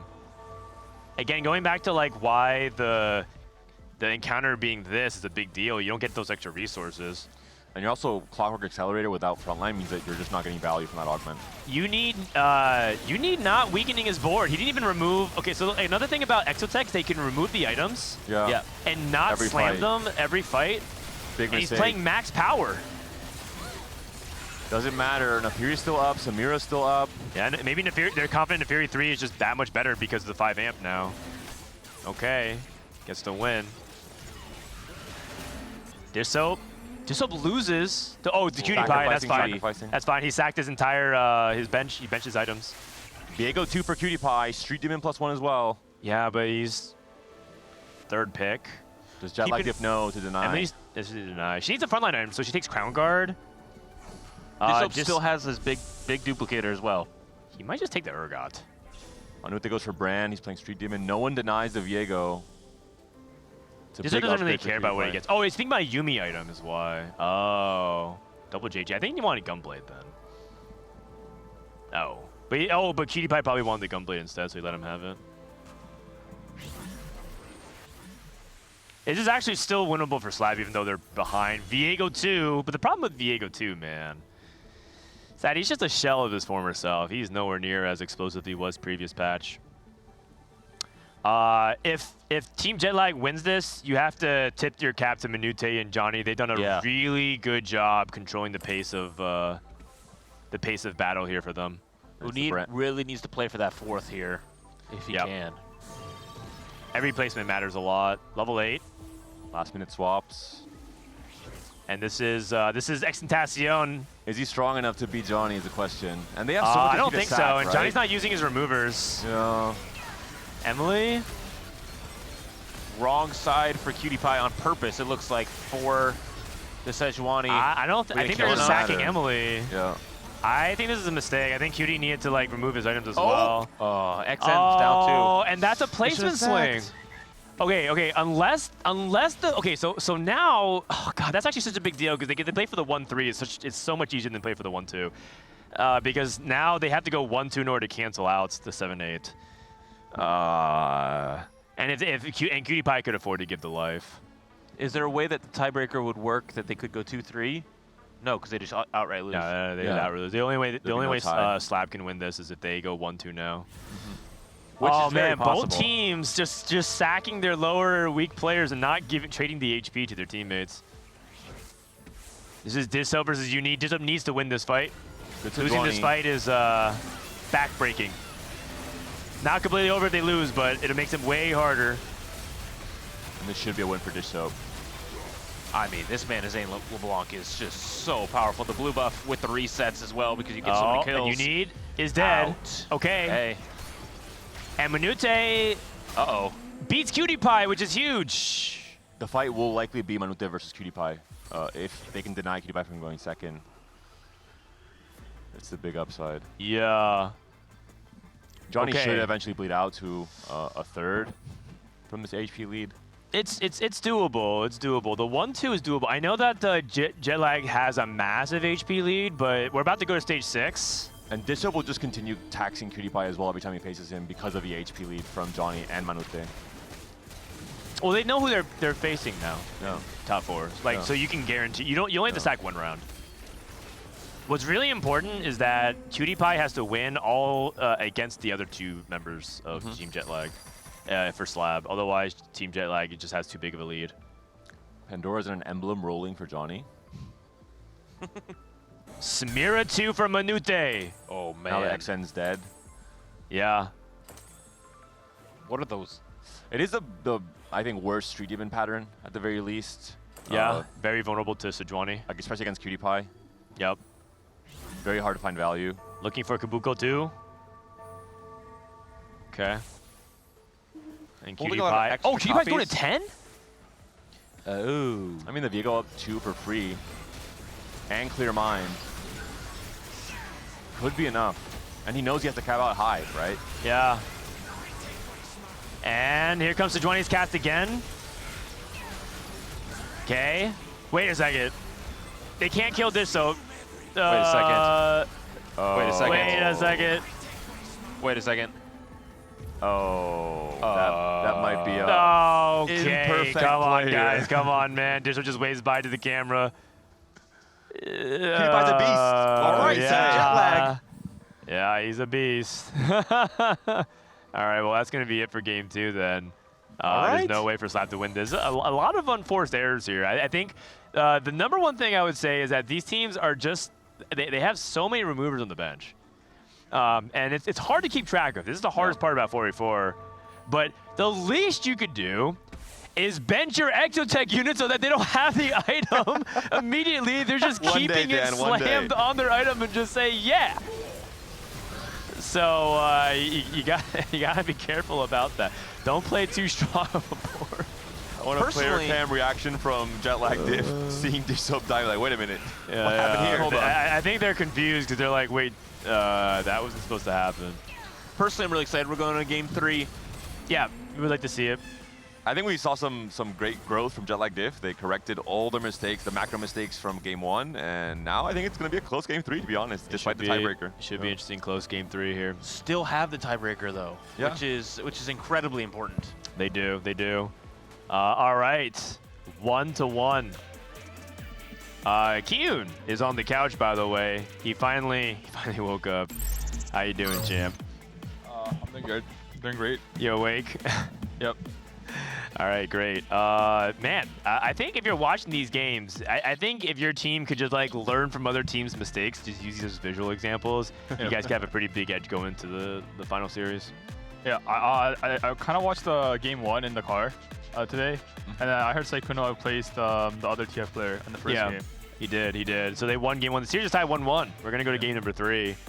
I think one thing too is that some teams are trying to assign lanes, right? They say like, oh, you're gonna just play Twisted Fate no matter what. But you actually have a 4-seed Alex who can play at least like 2 or 3 comps. I think it's really powerful. Yeah. Oh, Dishop's right here. What happened? I last time I removed my LeBlanc, it was a 1-0. I thought I was chill. Like I almost won to remove my LeBlanc last time I fought Cutie. It was like 5-3 or something. It wasn't that long ago. Apparently he's just way stronger. Viego 2. I guess the Viego 2 helped a lot. Yeah, usually Viego doesn't swing that much, but yeah, no, I thought I could remove her and then get a good loss. Yeah, it's okay. But, like, It was kind of doable though. Yeah, I have to give him the HP though. Yeah. because It's just the way the game works. All right, no worries, champ. You still a good spot going in game number 3. Johnny. Hello. MVP of that game, Johnny. What went right? What felt like better for you that game? Of course, besides hitting. Having a Rage Blade, kind of important in Twisted Fate. Like last time I didn't have one until stage 4, I think. Yeah. And I picked Pandora's and I got like perfect items 3 rounds later.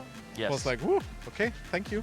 Mort All is right. here, I can thank him personally this time. Yeah, right? you can actually go thank Mort in person. And Manute, really good job as well. Did anything change from game 1 to game 2 for the No, team? just playing tempo, which is my specialty, so I felt more comfort.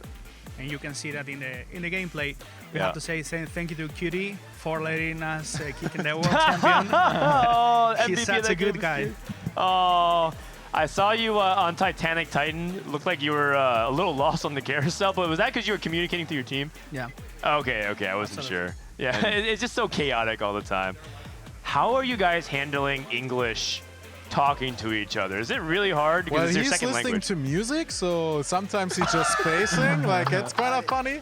Yeah, I mean, I'm used to as He's a not even streamer, listening to I'm his hearing many music. I'm listening to music every time I play, but I know my job, right? This game, I had to just reroll Nafri, and that was all. Like, I was listening them were talking to each other, but I was focused on myself. But I don't have to be a last, and that will be great. So I'm so glad I went 6th.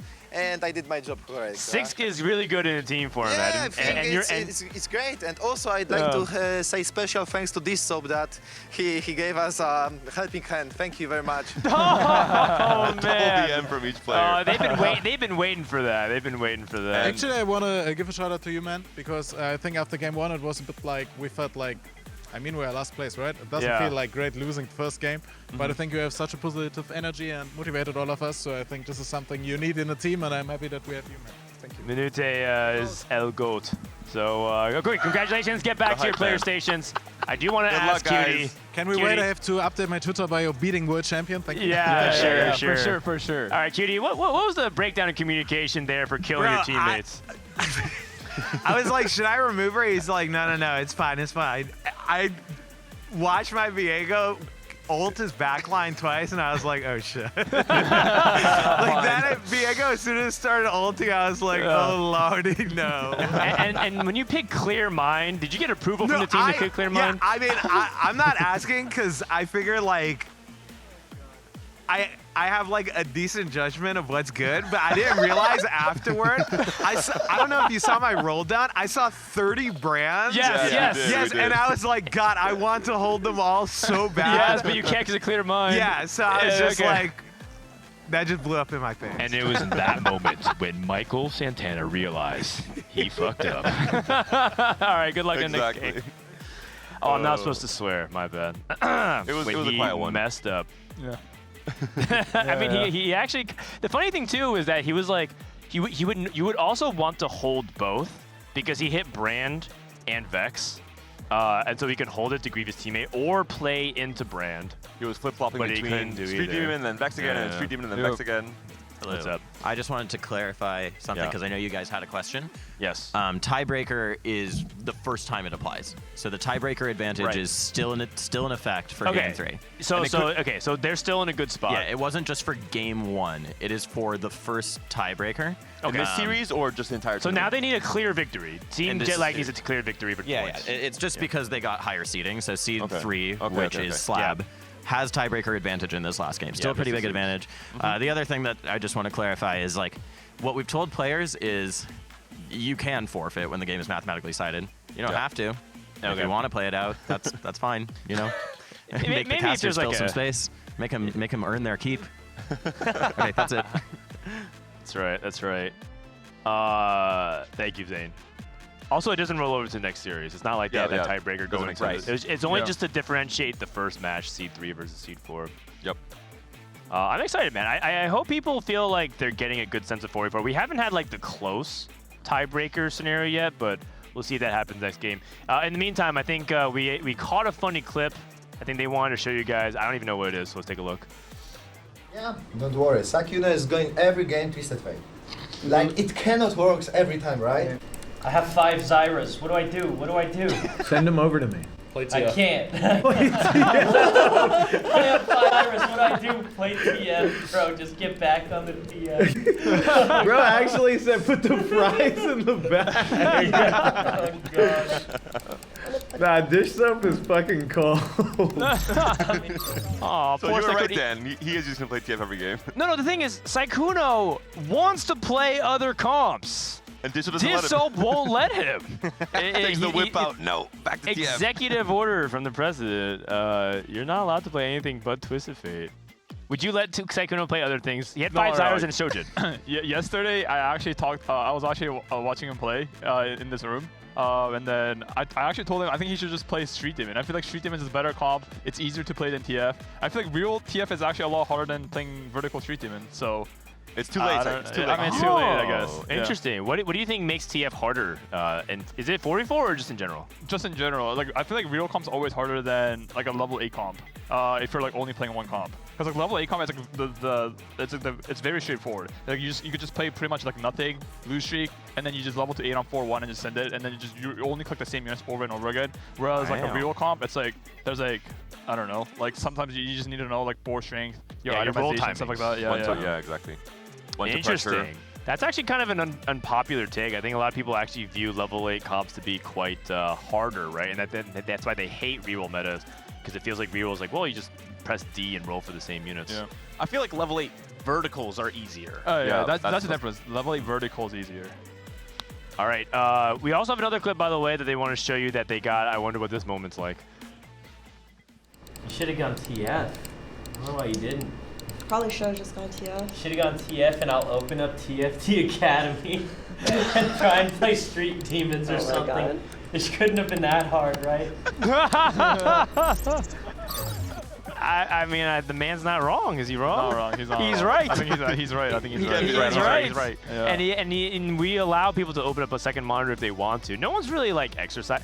People using second monitor listen to YouTube videos to like to get the music ambiance.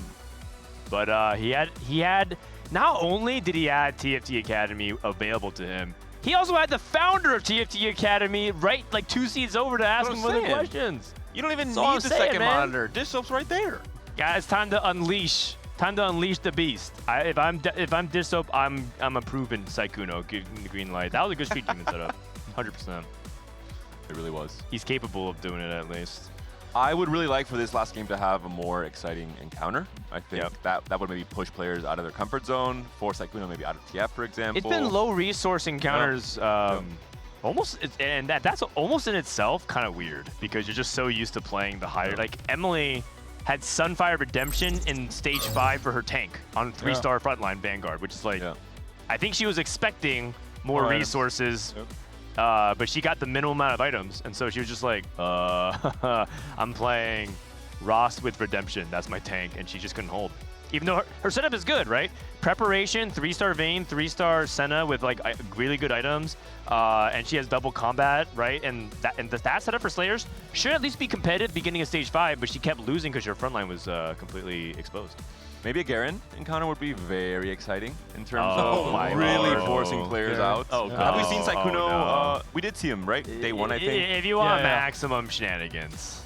But he still played TF, no? He did. I think he got a rapid fire from his trainer bullet. Exactly. Like, it wasn't even that bad. Yeah, exactly. Okay. Happy Mother's Day. Oh, that's right. Again, anybody, in case we said at the very beginning, but happy Mother's Day. Keen, did you call your mom? Oh, I didn't. I'll call her after. Yep. Yeah, me too. Yep.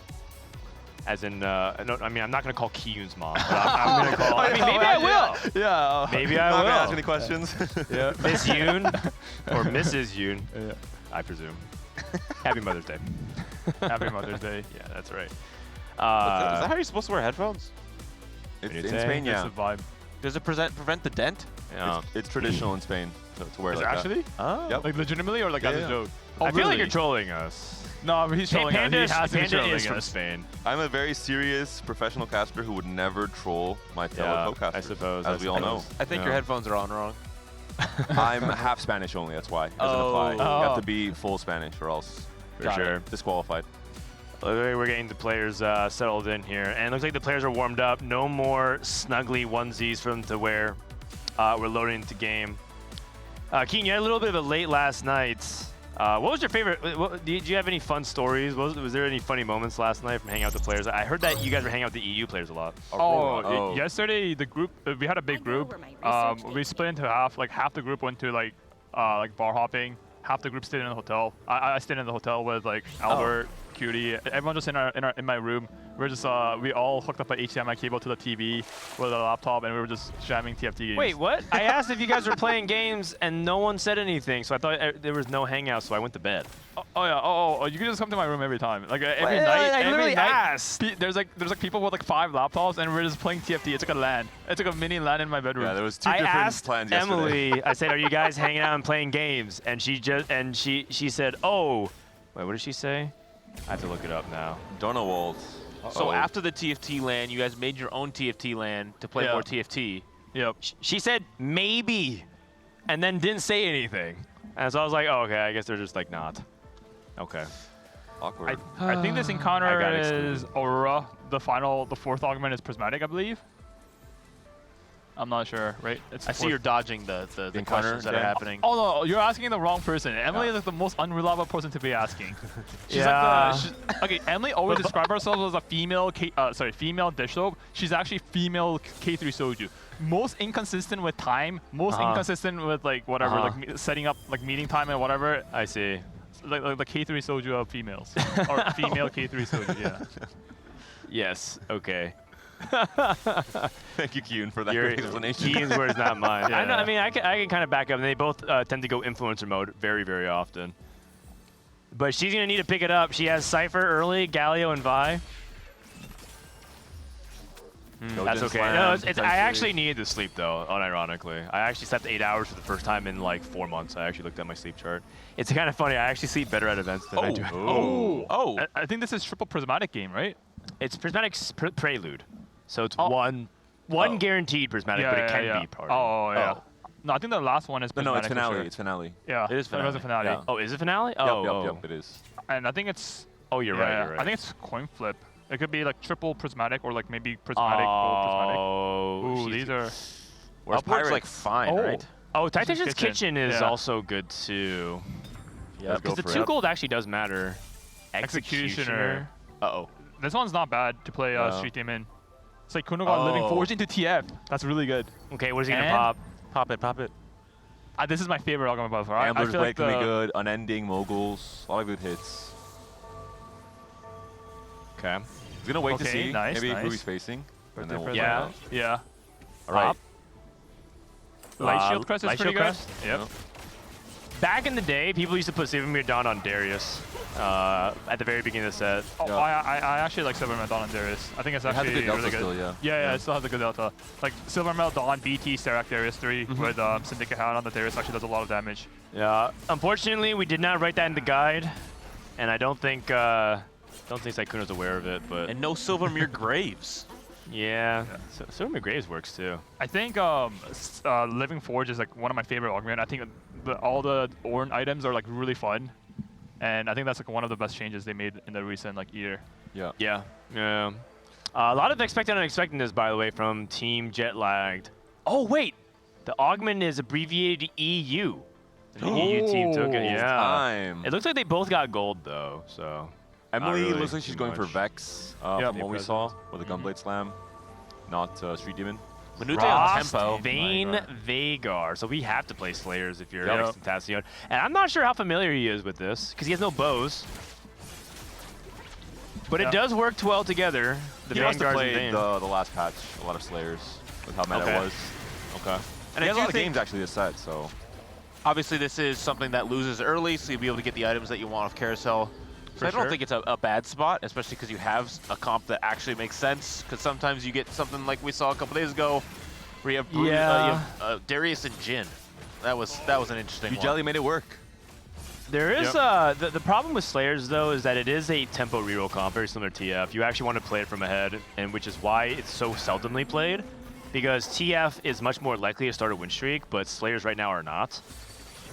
So it's very tricky to actually get the win streak going here, and that just puts Slayers in the tough. Remember what happened with Emily? She was lose streaking early with Slayers last game, And then when she even hit, she was like win-lose, and she just died. And that's without anyone holding Vaynes. I imagine this game will be seeing Dissob 10 to 12 Vaynes being held by the opposing team. I think now with Slayers, it's more like an Ornn item check. It's really good to play with Slayers if you have, like, for example, Trenchcoat on Jarvan, stuff like that. But Slayers do have a favorable matchup versus Street Demon. So if you're like, if you're sick and tired of like losing to Street Demon and you have a good Slayer spot, you should force Slayer, or you should play Slayers to counter the Street Demons. Yeah. It's because Brand can't burst the 3-star backliners very quickly, and then you heal it all back up. Yeah. Cutie took Flexible. He took Flexible. What are your thoughts on Flexible in 4-4? Are you a fan or not? I it's think really hard. I think Flexible is a very strong prismatic, or not very strong, but it's like a strong prismatic. It has very high highs. Like you could go +2. I mean, it's kind of hard to go for +2 because obviously like you need level 10. But like even if you can't really use the spat items, it's still 20 HP for your whole board, and the late game it ends up becoming like 100 HP for your whole board, and you get a lot of like reforgers throughout the game nowadays. So you could definitely make it more use of Flexible. And QtPie seems very comfortable playing Vex. I think Vex is one of the best comps for Flexible because there's so many different +1s that you can use effectively. Yeah. I think this game, Cutie he did not take tier though. Yeah, I think he has the hardest game this game because I believe Emily is playing Vex. She's on Gunblade with an open tier. Yeah, you're right. With execution +1, and then Saikuno's obviously on TF duty. Dishab's on Street Demon, I think. Yeah, and Dishab's on Cutie. So Cutie's playing like whatever like that's left over. I'm guessing it's gonna be Marksman because he went for Rod, which is gonna be Guinsu. Yep. Maybe he's open to something like... Oh, no, he's Anima. He's Anima, probably. Yeah, for now. He might just play like 4-4, 4 Marksman, 4 Vanguard. Yeah. And then on 9... Oh, and then on 9 you can play 5 Anima with the Aurora. Yeah. Okay, I see. Yeah, they can see that. Dissob also took Unexpectedness? Expected Unexpectedness? Yeah. Yeah, and I think he got a bunch of gold. He's at 40 gold. Back on Cypher, dude. And he's on Cypher again. Which should be good for him. He's the player that I trust with Cypher the most in this lobby. Yep. This is, I think, very ideal scenario for So Lucky and Bad because I think having a win-out player, like having like one win-out player is obviously really important in a 4v4, and putting that role on Dissob is obviously the best outcome, right? For sure. Yeah, on average, you would think so, except he played Cypher last game and then he misjudged a fight and died. He lost to the GOAT. I'm a PewDiePie. Oh, that's right. And we saw XN there. He is trapping as well, so trying to... Yeah, trying to grief Dissob's blue streak. So both teams could send 2 players. Yep. And it's basically net neutral, so nothing happens here. The only thing is if something happens and they don't send 2 players. Like the Cutie Emily incident. Oh, I think I think EU sent 1 player. No. I think EU got more gold or no? You know, Exentacion got 8 gold, which means 2 other players. Oh, you're right. I think 2 players from Slab were sent, but I mean, maybe we'll have to listen to the comms and go back and hear. The funniest clip I've seen in the 4v4 tournament, the one that was held like last week, was Emily's team was playing with Emily, Ray, Cutie, and Saint. Yeah. And then it was straight up Among Us. Like what happened was everyone selected left, right, or like whatever, and then Cutie like just without thinking just clicks right one, and then we're like, wait, what happened? Why is the number wrong? Like why was the split wrong? Yeah. And then the entire team they're like talking for like 5 minutes. Like, what could have been? Are they trolling? Are they like mind gaming us? And then Cutie just sit there, just listening to music, just vibing, and then it just ended up being Cutie being the Among Us or imposter. Yeah, no, I think he even chimed in. It was like they were like, who on their team split? And he was like, oh, dude, I don't know, man. That's crazy. I can hear his voice. Yeah. It looks like Dissob's on Street Demon duty this game. Yep. Yeah. I mean, cash out into Street Demon is very, very common, so. This is one of my favorite parts about Cypher as a trait design is like you can just now take out Cypher, you have 60 stacks, you can still cash it out. Yep. I also love the Saikuno's spot is amazing. He has a Living Forge, which is also a scaling augment. Obviously, it has high highs, and he also full streaked with honestly like close. He actually 5 win streak with 0 upgrade. Yeah, that's really, really big for the team, and we saw what happened last game with Johnny. Oh, there's a Rod. Rage Blade Shojin. No TF yet though. This spot looks amazing. Honestly, I think my goal, or I think I would be the most happy if I see Sykkuno win the lobby. I think that would be like peak TFT. that'd be super hype. Because he's been wanting to. He's been like so looking close for too. it. He was so close too. I think Cutie and Sykkuno went second one game. It was like off of like a few flexible for Cutie Pie? Golden Golden Eye. Golden Eye. Oh, that's Maybe amazing. Ignoring the anima. The biggest part is he has a Reforger. The Reforger is gonna come in clutch. Late game. Hopefully he doesn't use it prematurely. Also, Emily like super high rolled her items. She somehow managed to get 3 tiers. She has a perfect item Vex, blue buff Gunblade, and then a perfect item of Vow for Sejuani. The setup is looking really good for Slab. Sykkuno 3 tiers. Loses. I don't think he had an item. He didn't claim all of his items here, but that's okay. This is Manute. Still has the headphones on his forehead. Importantly. Manute is once again. Ooh, Forge could be pretty high roll if he gets the Manazane. He's looking for it. Let's go for it. Sniper's Focus is good. Oh, Sniper's Focus. Insta-pick. 3-item brand now. This is Emily Wang. Emily's playing Vex, I believe. Yeah. Bulky Buddies is amazing here. You like Bulky's better than Cyber and Bulk? Yep, for sure. I think Bulky's better, especially she has a Fawn, so she gets extra Bulky Buddy value with Fawn. One other thing she could have also potentially done was take the hero grab back and go for Varus 3. That's definitely an out. Varus 3 is very, very strong in the Vex board. Maybe less consistent in 4v4 though, because if it's definitely going to be harder to hit. Disob got Portable Anima forward. Visage, and it looks like his expected and unexpectedness gave him gold. 4 costs. Oh, 4 costs. But no, it might be gold, I think. I think it got gold. Okay. Yeah. It's possible. He's very rich. Expected and unexpected has very, very highs. Like, you could get a Fawn, you could get sometimes or Anima, whatever. But there's like a cash out where like you could get like Econ into Econ into Econ. Getting a triple Econ from expected and unexpected is like really bad. Yeah. Usually, the ideal scenario is you get 1 Econ, and then you get 2 combat from expected and unexpected. But obviously, you can't control that, so. XM with the duplicators. Wow. Which is going to make it much harder for them to grief him. He wants to really guarantee he can cash out Exalted Adventure. He is pretty far off still. I mean, we're only on.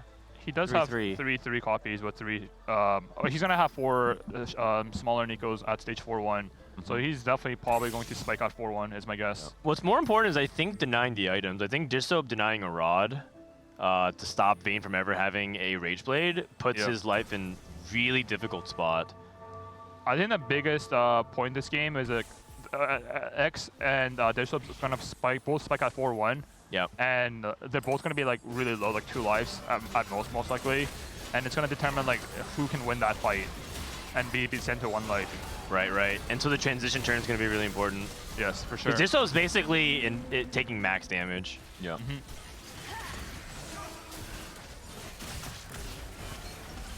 And Manute, once again, the hero for Jetlag Div, still streaking all of his stage 3. Yep. Birthday present, playing that really well.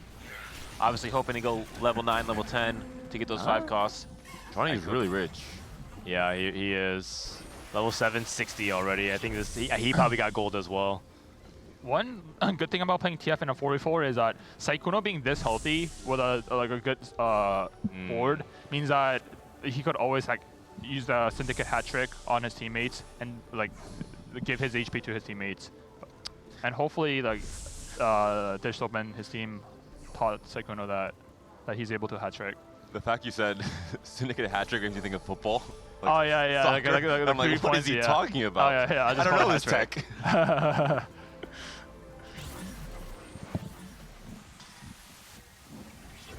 I think Johnny's out here playing Vex. His items are looking honestly amazing. He has BI's Vex with Rep Buff. Good front item as well. So it's going to be looking like there's a Slayer player, 2 Street Demon player, 2 Vex player. Obviously Sykkuno playing TF and Marksman Vanguard. Yep. Okay. And we'll see how far Manute can extend his lead. He's level 8 already. Holy cow. Wow. Very, very aggressive to protect his win streak. Yep, he has a very solid board. I think he'll be definitely having the Ziggs too, where these items are definitely stronger, but yeah, obviously it was a Ziggs surprisingly is pretty good with Sniper's Focus because of how much he does the column damage on his spell. Looks like he's getting an easy win over Uni. They're going to extend the lead. Oh, Uni actually has forward thinking. Wow. Oh, forward thinking. I mean, forward thinking can be really powerful. If you have the HP to play for as a team. What is he playing for? You need. He's like marksman. Vanguard. He might be. He's either 4/4 marksman or he could also be Ox, I guess. But I'm thinking it's 4/4 because he doesn't have any of the Graves or the Alistar. Neither of the marksman players are tempoing though, so that puts I think that puts Jetlag ahead in this regard. I think Jetlag's overall behind in HP, but I do see the potential on their boards. The upside is you're forced to roll later. You don't have a choice if you need, so you don't have agency over how many copies are in the pool. If you can try and roll in 4-1. Look at this, Sykkuno's holding the veins. Oh, boy, I mean, that's what you do as a TF player. This is incredible growth from Sykkuno. No, I mean, this is like what you need to do, though. And yeah, exactly. He's managing his econ while being aggressive with rolling, while maintaining his HP. This is what Keenan was talking about. These are the harder spots to play because the game plan for the level 8 players are pretty straightforward, but Sykkuno is the one who's kind of applying pressure to the lobby while maintaining his economy and also denying his opponents. That does a lot of things to juggle at one point, especially if you're a new TFT player. And can we pan over to the Soap's board or cash out board here? Oh, I want to see his cash out. 4 components are very solid. It's pretty good. That's very good. Yeah, he's up at 2 full items. Hopefully he could translate that into Will likely roll on creeps, I assume. Yep, and sure. 19 is a good HP to be at, assuming he can stay at 19 going into stage 6. If he can't, it'll be more dicey, but 19 is a good number. The big problem is he got offered three swords on bench now. That's okay. He's getting removed. Fine. He has a Reforger. Jinx 2 is a solid item holder for Shamira. Sure. Shamira. Yep. Oh god, his rolls 0 brands, 0 Nikos. And he already rolled half his gold. That is not good. Oh my god, that is 4 BF swords. He's gonna have a rejuice. Oh, minus 1 gold. I mean, I mean denying, yeah.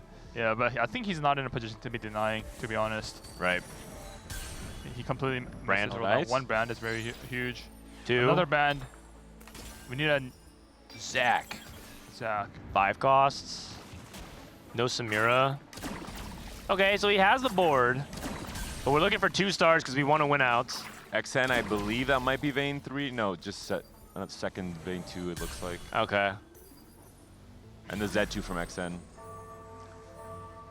Gonna wait. I think he has a slam. I don't think he has a afford. I don't think he can afford to sack here. Yep, for sure. Just Vein, yeah. 6 GS, veins for XN. DV, Warmogs. Oh, this is such a hard round. This is a really, really hard turn. No Warmogs. Bramble. He's going Bramble. Anti-heal. Sunfire. Oh, he doesn't have anti-heal. Okay, huge win. Huge win. Yeah, this is a huge win. I think XN completely missed his roll down. He's at 6-6 with 4 lesser dupes. 4 dupes. Yeah, and he's at 0 gold. So this is there's a Call to Chaos. I don't think he's not rolling dice. Is Devlin out of this? Oh, here we go. It's items. It's items. Hulk Crusher. Oh, that's actually really good. That's actually really good. That's actually super good. Triple Hulk Crusher, Zac, or like frontline. Oh, he's gonna reforge some. Oh, he's gonna reforge all. Oh. RFC. Trenchcoat, Sterox. Okay, RC's like playable. It's attack Trenchcoat, speed. Rengar. Well, because Trenchcoat, Sterox, Rengar. Oh, this is good. Oh. Wait, I'm surprised he actually reforged 2 of them. I think I would have kept.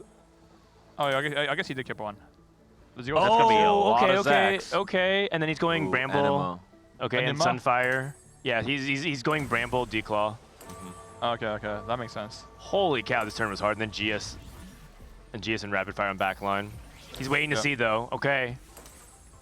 Okay. Dang. I like this a lot. That was a really hard sequence of turns. Yeah, breaking news. Dishop's good at TFT, so that's good. He's not completely out of the woods though. It's possible for him to lose this fight. Oh. Okay. Huge win. That's a very big win. And Cutie Pie to Coronation. Oh. His he got rapid fire. Oh wait, He's 6 gold knocks. He's 6 golden knocks. Oh, Vein 3 for XN. His cash out is Radiant Giant Slayer. Oh, that's good. That's very good. That's very good.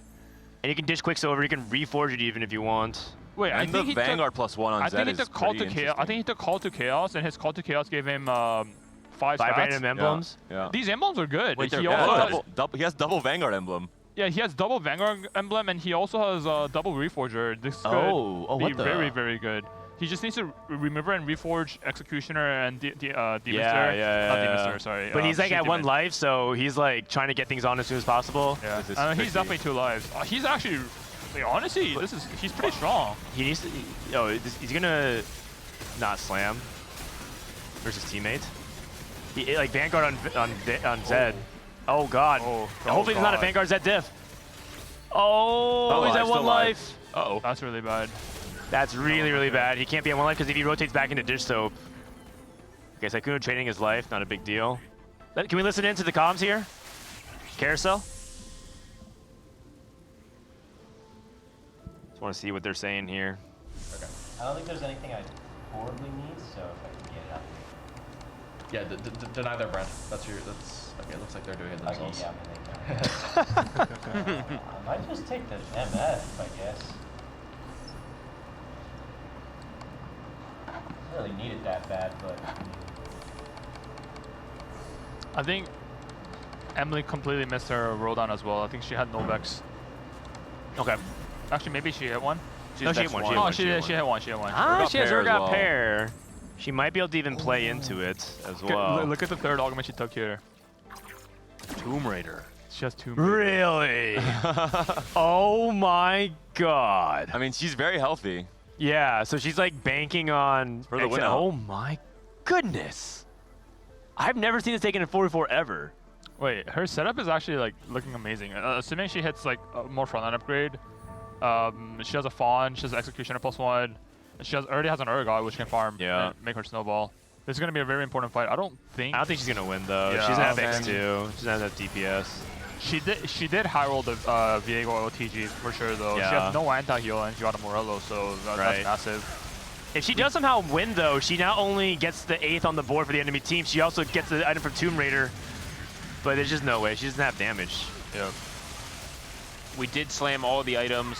4xN here. Now having Edge of Night as well is quite good. Yeah. She actually could have won if she had Vex too. And XN will have a big spike on 7 for the 6 Vanguard. Yeah. Yep, for sure. You need hitting double 4 cost. That's really big. Too as well. His augments are amazing as well. He has Zeke's augment, which is one of the best for marksman. If you also see that he's at level 9, he actually took forward thinking into fast 9. Yeah. He must have gotten triple econ off expect and unexpectedness and had to do something. Yep. I think he's definitely going to be bouncing back from this game. Cutie's playing for the win out. His spot looks pretty good. Why does it feel like everyone on Slab is playing for the win out except for Sykkuno? Disho's playing Cypher, Lustri. We have 6 Golden Ox, and Emily's playing Tomb Raider. That's good. That's honestly, having multiple win out players is very good. And having the one player just anchor down the team, aka Sykkuno with the TF. That's the role of the TF player, by the way, in 4v4. Yeah. They're kind of like a... Are we supposed to be killing Dish Soap though? I don't know. Never mind. It's a good loss. It's a good loss. It's a good loss. Yes. We don't want to talk about what happened last game. So. Oh, the Vex versus Vex matchup. Oh, huge win for that's Emily. a huge win. Emily Wayne coming up clutch. X2. If he had this earlier. Okay, Johnny's back. Johnny's back. I love how Johnny has the same item on Vex and Morgana. True. Ezetacion holding on by a thread, but man, it must be really stressful. He is now 7, has Leona in, 6 Vanguard. Does he reforge? He should be reforging. He's actually really strong. If he had one more life, he'll be like bouncing back for sure. He's so strong this game. Let's look at PewDiePie's flexible. He had Gambler's Blade for TF too. Yeah. I think PewDiePie wants what, like a marksman emblem or something? He has a reforger. Bruiser Oh. +1. That's good. That's terrible. Bruiser's good on Viego in general. Yep. Kabugo 2 from Minute. Still only brand 1 though, and this is Level the artifact 9. carrier as well, which is not ideal. Yeah. Nico 1 as well. Oh, yeah. Darius 3 for Sykkuno. No Cyberboss on Ziggs. Okay. Sykkuno, how far is he gonna roll? He's not removing. 7-7 right now. His items looks pretty good. Oh, he has a... Oh, his items are awkward on TF. He needs a spark on someone.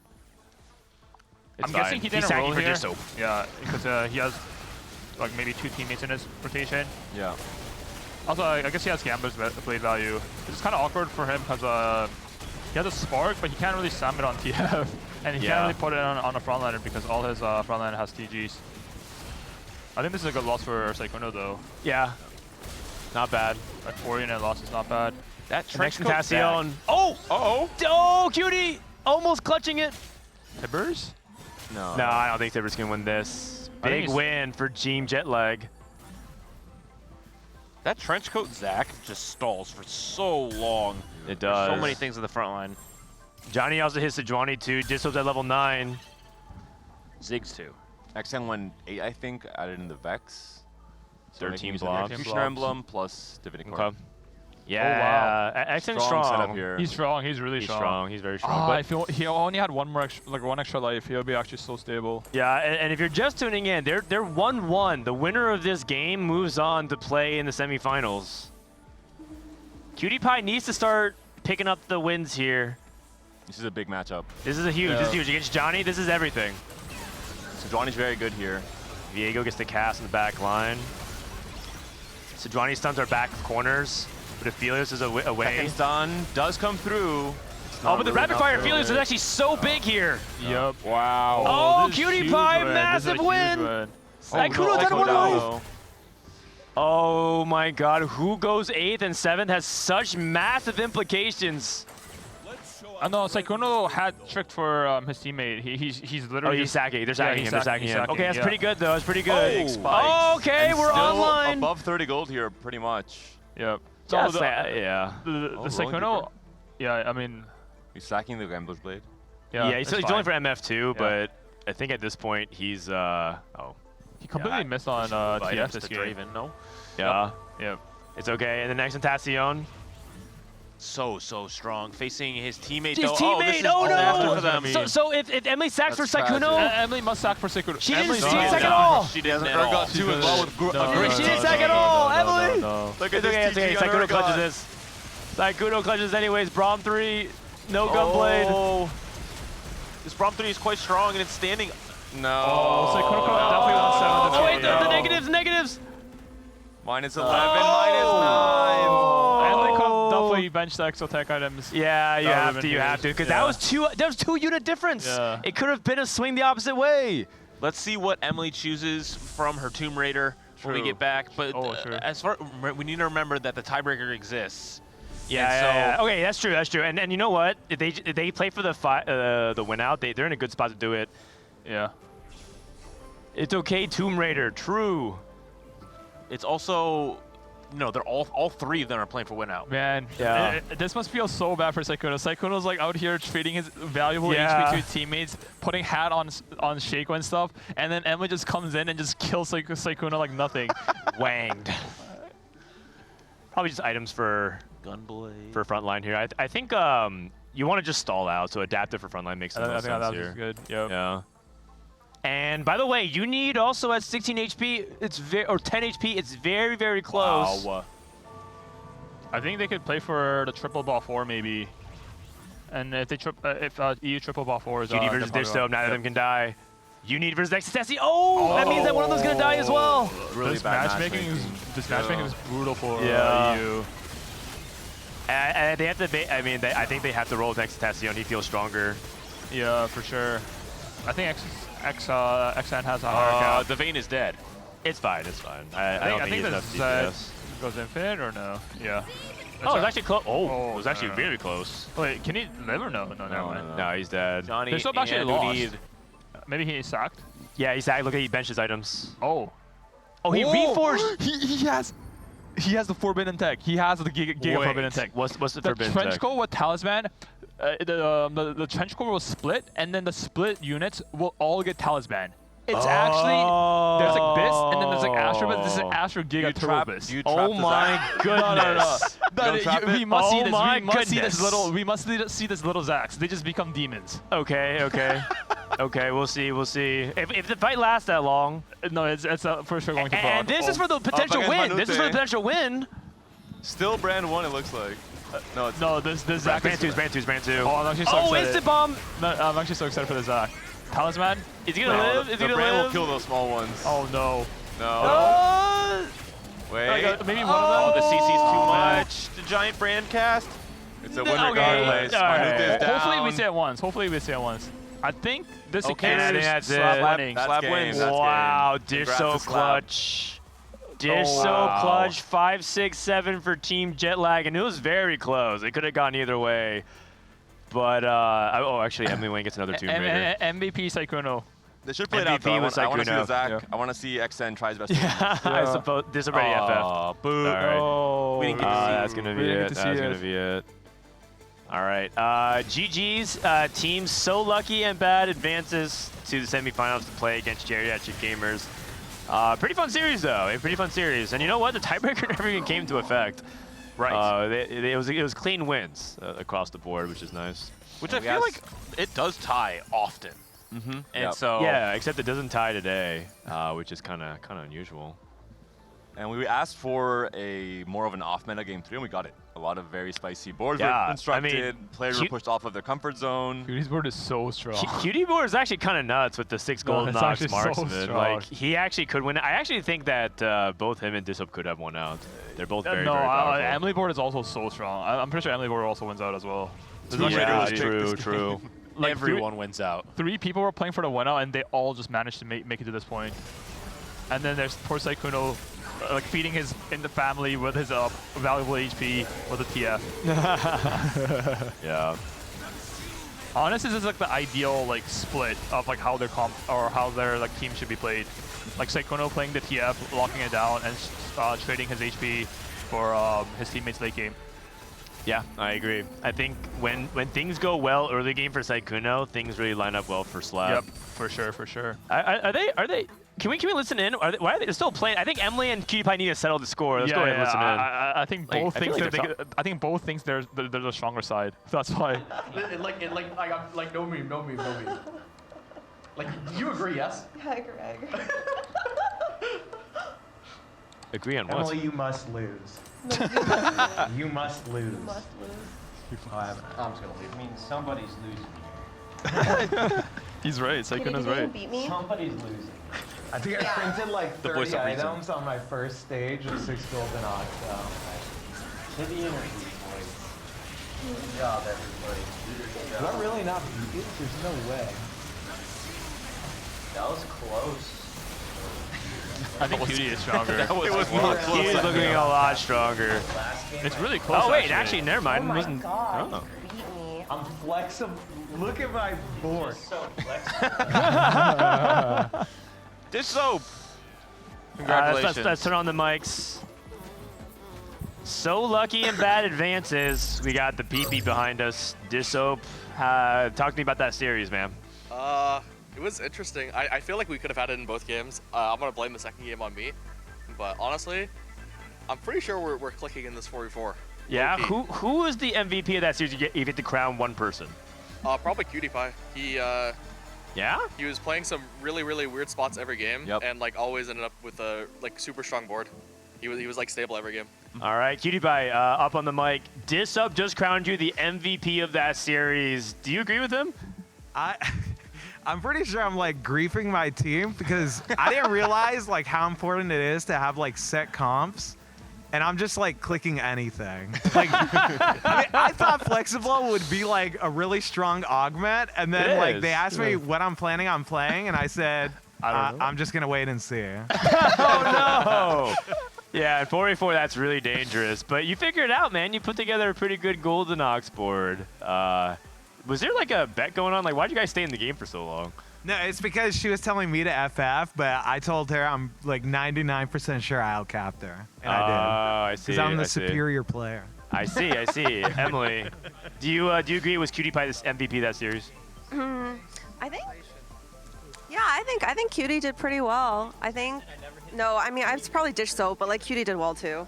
Yeah, Dish Soap is doing an insane amount for us. Like he's basically micromanaging us, and we're just peons. What does that look like? How's that? I mean, I basically ask him like what he thinks is stronger, like because I wasn't sure what items to put on what, so I'm just like asking for his feedback. Like I don't know if it's like 4 marksmen or like something else. Like right. Yeah. Saikuno, I have a question.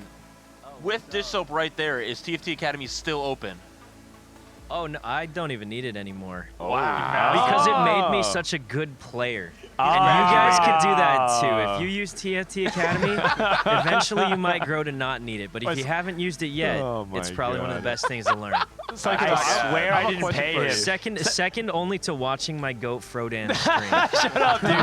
Sykkuno queues up. Every single game is solo queue. Yeah, no matter what, he opens up the chat and just types, thanks to TFT Academy. Only if I'm top 4. Yeah. Thanks so much to TFT Academy for teaching me how to play. He does this every single solo queue in chat, and everyone's just so pissed off and deafened afterwards. Yeah, but they go to the website after.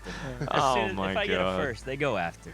Wait a second, how did you feel when Emily killed you? You're like stacking your entire HP for your teammates, and then Emily just comes in and just kills you off.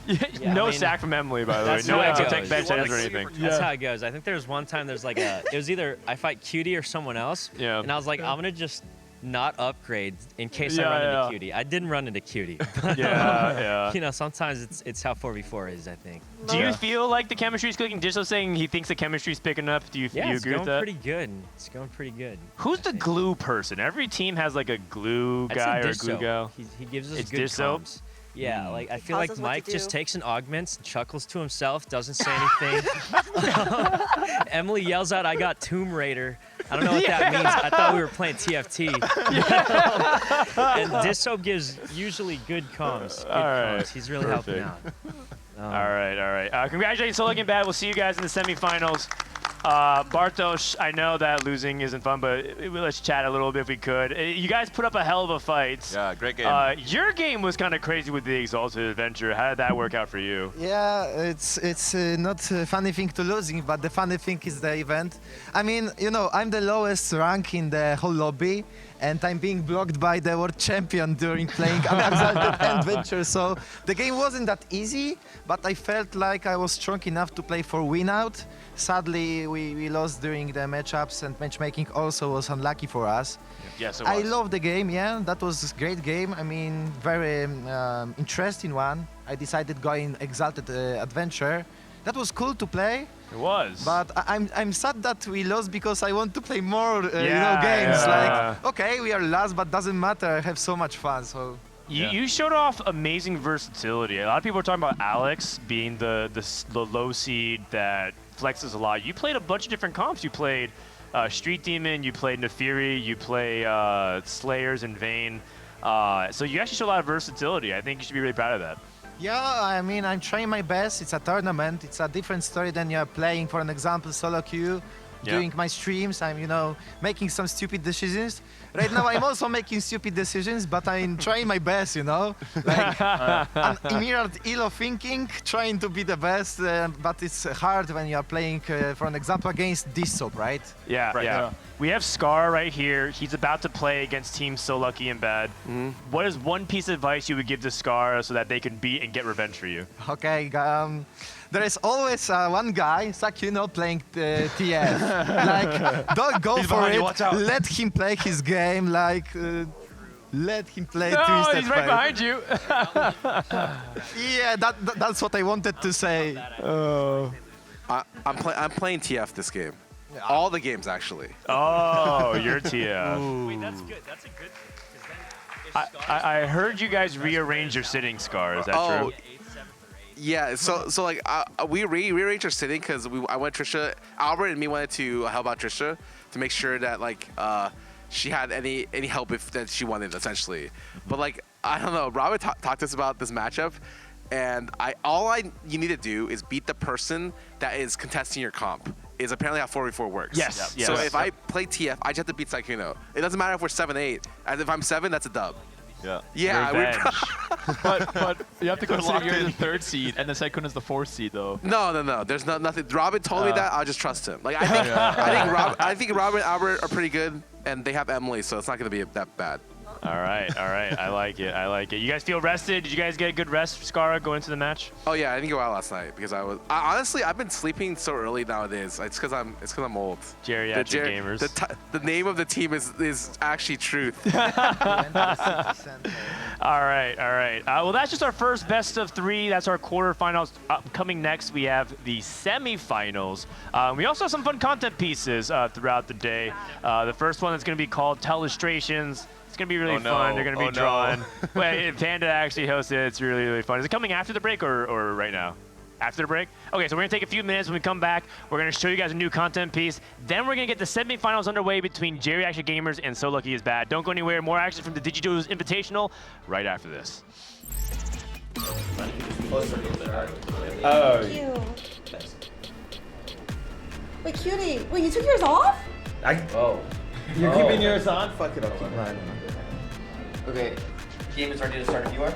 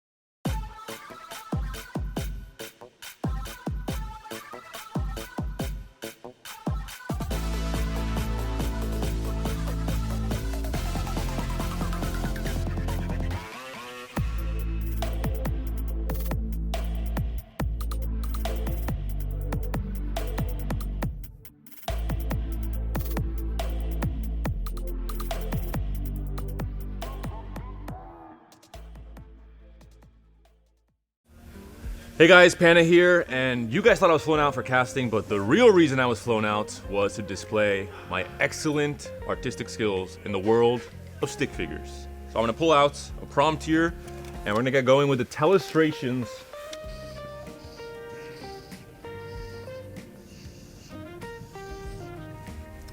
This is clearly, oh, it's an animal, I think.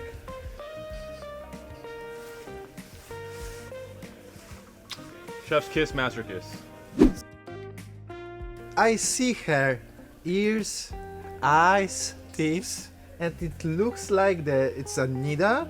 I'm choosing the no pivot, no scout, and it looks similar. Oh, maybe I'm wrong, but yeah, that was my first thing. Well.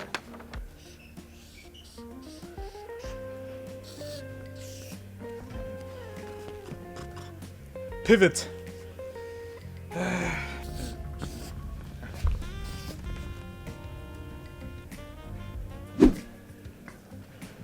This has to do with TFT. This is a cat, I think. There's some sort of transfer here between that's an arrow maybe. When you pivot to Nidalee on stage 5. And you will have 60 seconds. Wait, really?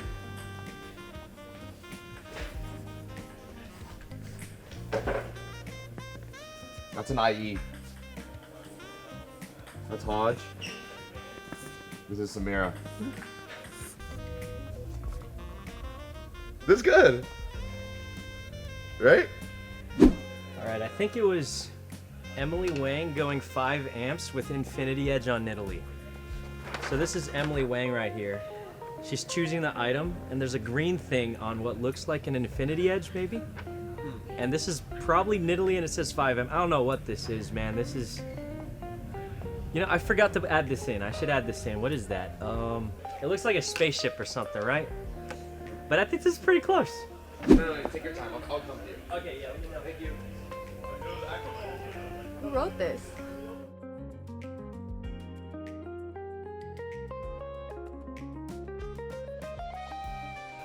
This was so hard.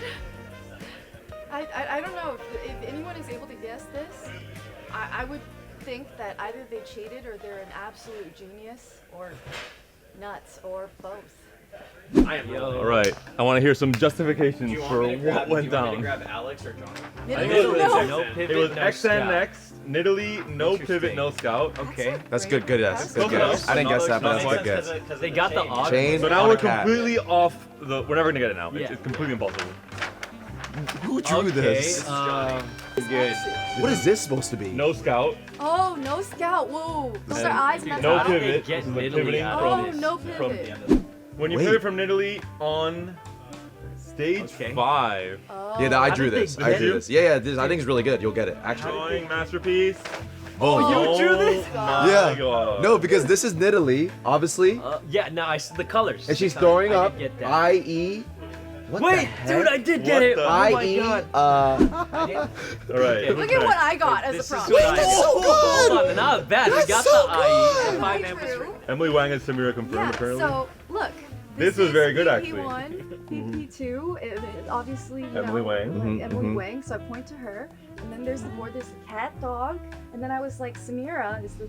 Wait. It ended pretty good. I feel like it ended really Yeah, it good. ended pretty Wait, good. this is a happy Wait, ending. It started for me. This is clearly no scout, no pivot Nidalee though. Like the gas is perfect. I feel Yeah, like. yeah, I would've- honestly, I I see forgot that. about the chains on Yeah. Nidalee. My prompt was completely different than what Yeah, it was. yeah. I did really Yeah, good. your mission I was actually really guessed wolf I and feel chains, so much which better. means Exactly. It's not so I bad. understood it. Exactly. Trisha and me, I think, are Yeah. aligned. This is You're my just not son. on our level. Yo, true. we got the Infinity. Ready? 3. Oh, sorry, Wait, sorry. Ready? 3, set, 2, go. 1. Not close enough. I might have missed. No, it's okay. They'll edit it. They'll edit it.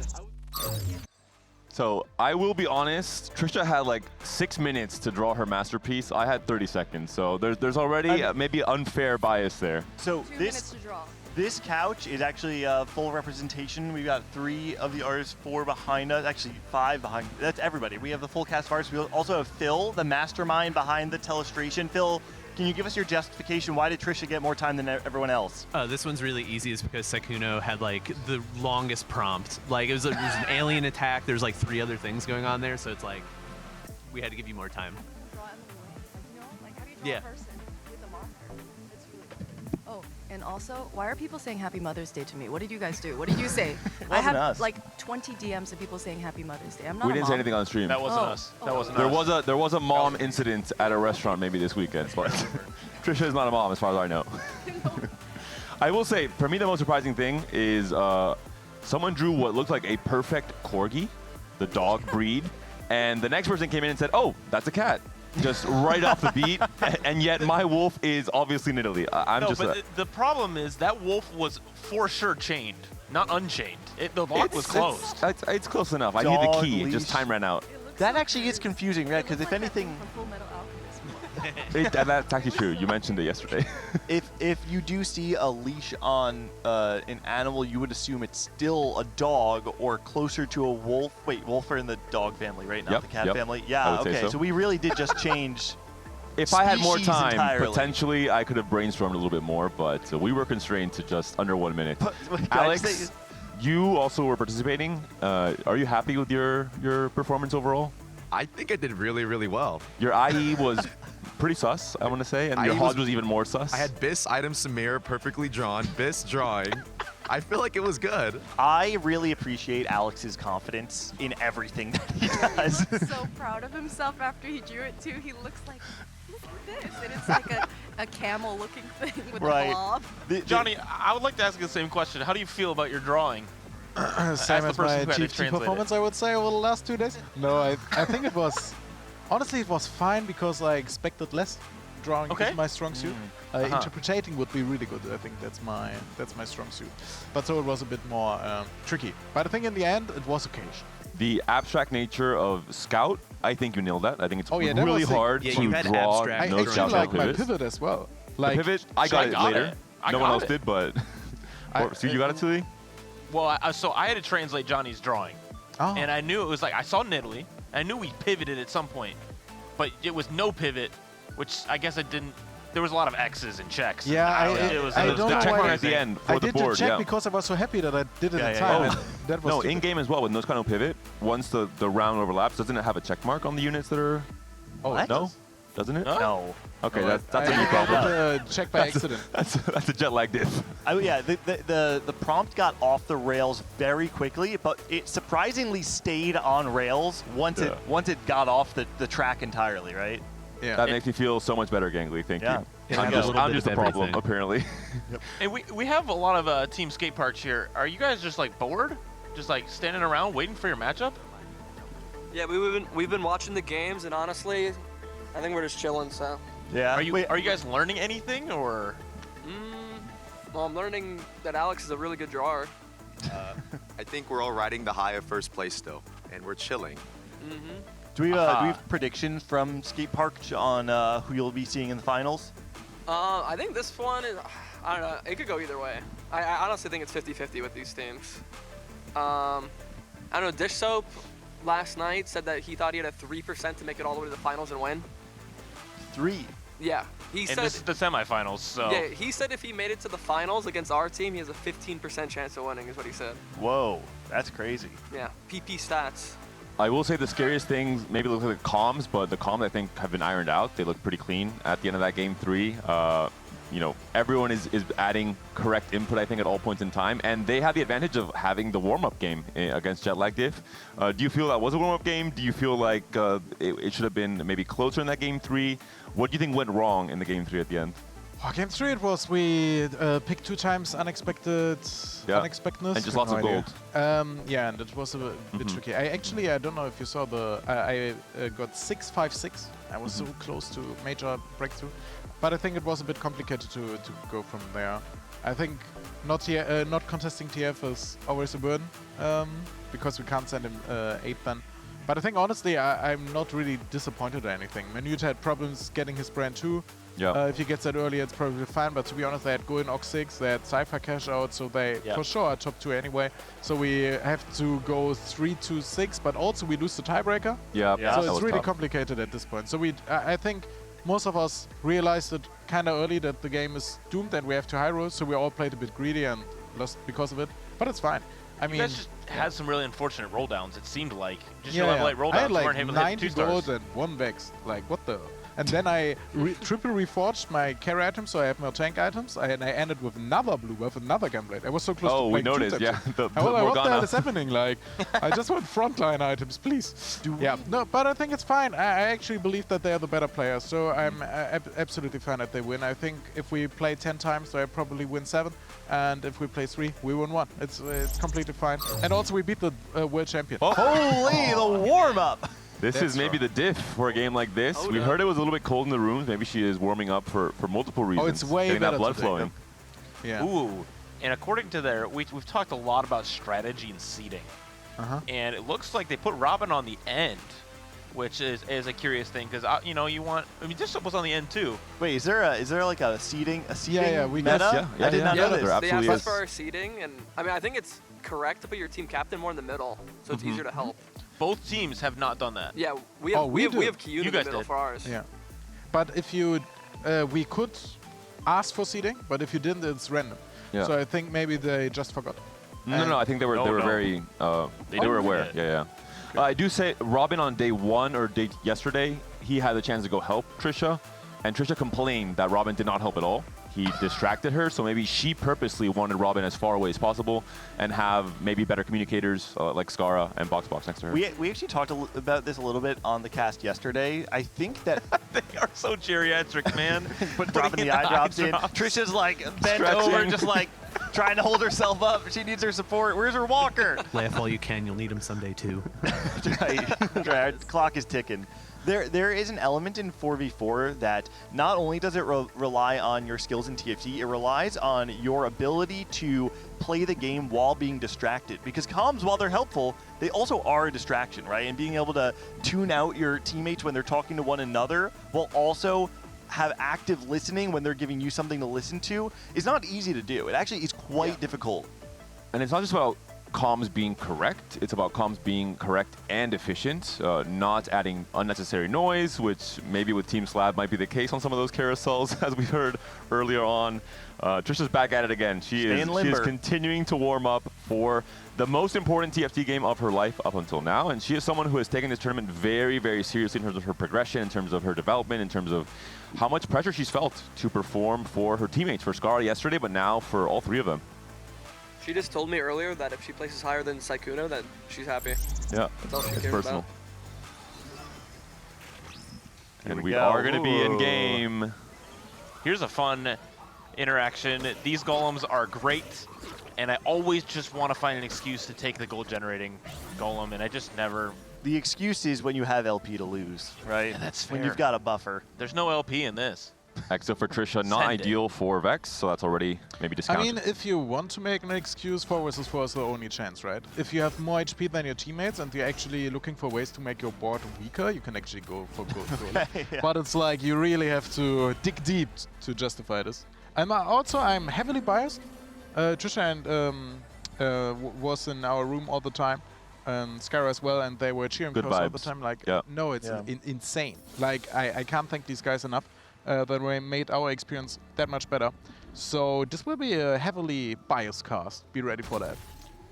3 costs coming out from the orb, so all players potentially have some added direction. Maybe Cypher's on the books for some of these competitors for this very first game of the semifinals. I know Trisha was leaning really heavily into Golden Ox, right, earlier on in the tournament. That's right. Has she flexed any other tech besides that? There have been a few games, but majority, if she's able to, have been Golden Ox. Okay. Well, she flexed a lot into 4-4 recently, playing 4 Vanguard, 4 Marksman, which is just an adaptation of her playstyle into something probably a little bit more stronger in the current meta. But again, in these 4v4 games, you need someone to be on win-out duty, and she's proven that she can do that.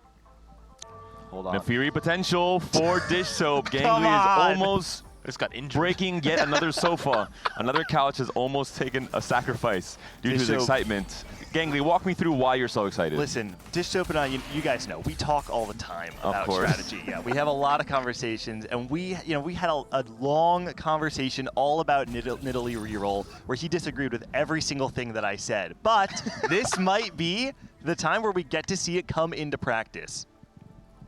Not really the items you want for Nidalee reroll though. Although maybe you Pumping up, Thorn Prelude. You got half a Hodge, right? Sure. So with this, you would go Nidalee reroll just to I understand this correctly. Nefiri, but probably not anymore. I don't think you have the angle anymore. I think it's a bit Oh, you do lost. pumping up and Pumping up Nefiri? yeah. Yeah, for sure. Yeah, for sure. Yeah, we'll be you're pumping up. not believing me now, but wait 2 Okay. stages. Huh? I'm a big believer of the comp. Will likely be potentially into Aphelios, or maybe Goldenox has an upgraded Alistar here. The Moo, the cow is ready to go, as well as potentially a Graves here. Let's check out all the different augments though for Trisha. Also pumping up. She did actually play a great game of Vanguard Marksman yesterday at the very end. Not playing at the Goldenox. Skara is contesting Sykkuno. And Skara is going to be locked into TF. Which makes sense. Sykkuno is also on TF for now. And that's a Nitro for Emily. I have no idea. That's how a he's- TF2. Oh my god, he Oh, used did he both double dupes? dupe? Double duplicated He TF. double duped. Double duping to lose is definitely not the not the the line plan. that you really want to be playing on 2-1. But I think what Tykuno's doing is he's standing his ground, right? He's sending a message. He's No, not the trying to message win. is He's trying to send a clear. message. I think if one guy doesn't need to send you a message that he's playing TF, it's like Yeah, that's true, that's but true. yeah, for sure a mistake. But I mean, in the end, he always sits. Like I don't know how, I don't know why. Flatline. Cutie Pie on Flatline will be guaranteed playing for Vanguard, 4 Marksman coming into stage 4. BoxBox for now is just on Healing Orbs. Pretty strong augment with Brand, for example, has the Morello already slammed. But maybe Angling Vex as well. The exo item for BoxBox is going to be not ideal for Vex, really. Cybercoil and Pulse Stabilizer on 5. I'm curious, this is for many, actually, I believe everyone but Robin, this is their first 4v4 game ever. Really, BoxBox as well. BoxBox as well. Yeah, we Wow. were just talking about last night. He's never played 4v4. And so this will be interesting to see how they can figure it out as a collective, because as we've seen for Team Slab, 3 of them were just playing in a qualifier last weekend. And so this is recent and on top of their mind. Yeah, 4v4, I mean, obviously, we don't have to say it. It's kind of obvious, but the fact that it does play different from solos is something that can't be understated, right? The thing that stands out to me the most about playing 4v4 is that you all have to be playing different shapes of the game. You can't all sack stage 2. You can't all sack stage 3. You can't all spike at the same exact point in time. You really want to diversify your tempo so that you are able to keep an even spread of HP. And Robin is locked into Cypher, hoping for maybe LeBlanc on this upcoming carousel. Already on 30 gold, 3 Cypher now in for this very first round, and a great late game augment in Spirit Link as well. So we talked about win out players. There's no longer any tiebreaker advantage, so winning the game is incredibly important for both of these teams, and Robin is trying to settle himself as that player for J-Reactor Gamers. Yeah, for those who aren't familiar, because we had a little bit of a unique circumstance last time, the tiebreaker in 4v4, when you tie in points, say that you go, 1, 2, 7, 8, you'll have the same points as 3, 4, 5, 6, and then the tiebreaker there is whoever wins the game. And so winning games in 4v4 is incredibly important. That's why you'll see many of our players play for the win-out angle, and some players just play for the middle placements. I mean, even right now, we have 2 players leaning into pumping up, something that you want to reach critical mass and be able to find your top 1, top 2 finish there. And then obviously Robin, right? The perfect examples of your team setting up a win out, even in stage 2. I would love to listen to the Geriatric Gamers comms on this carousel.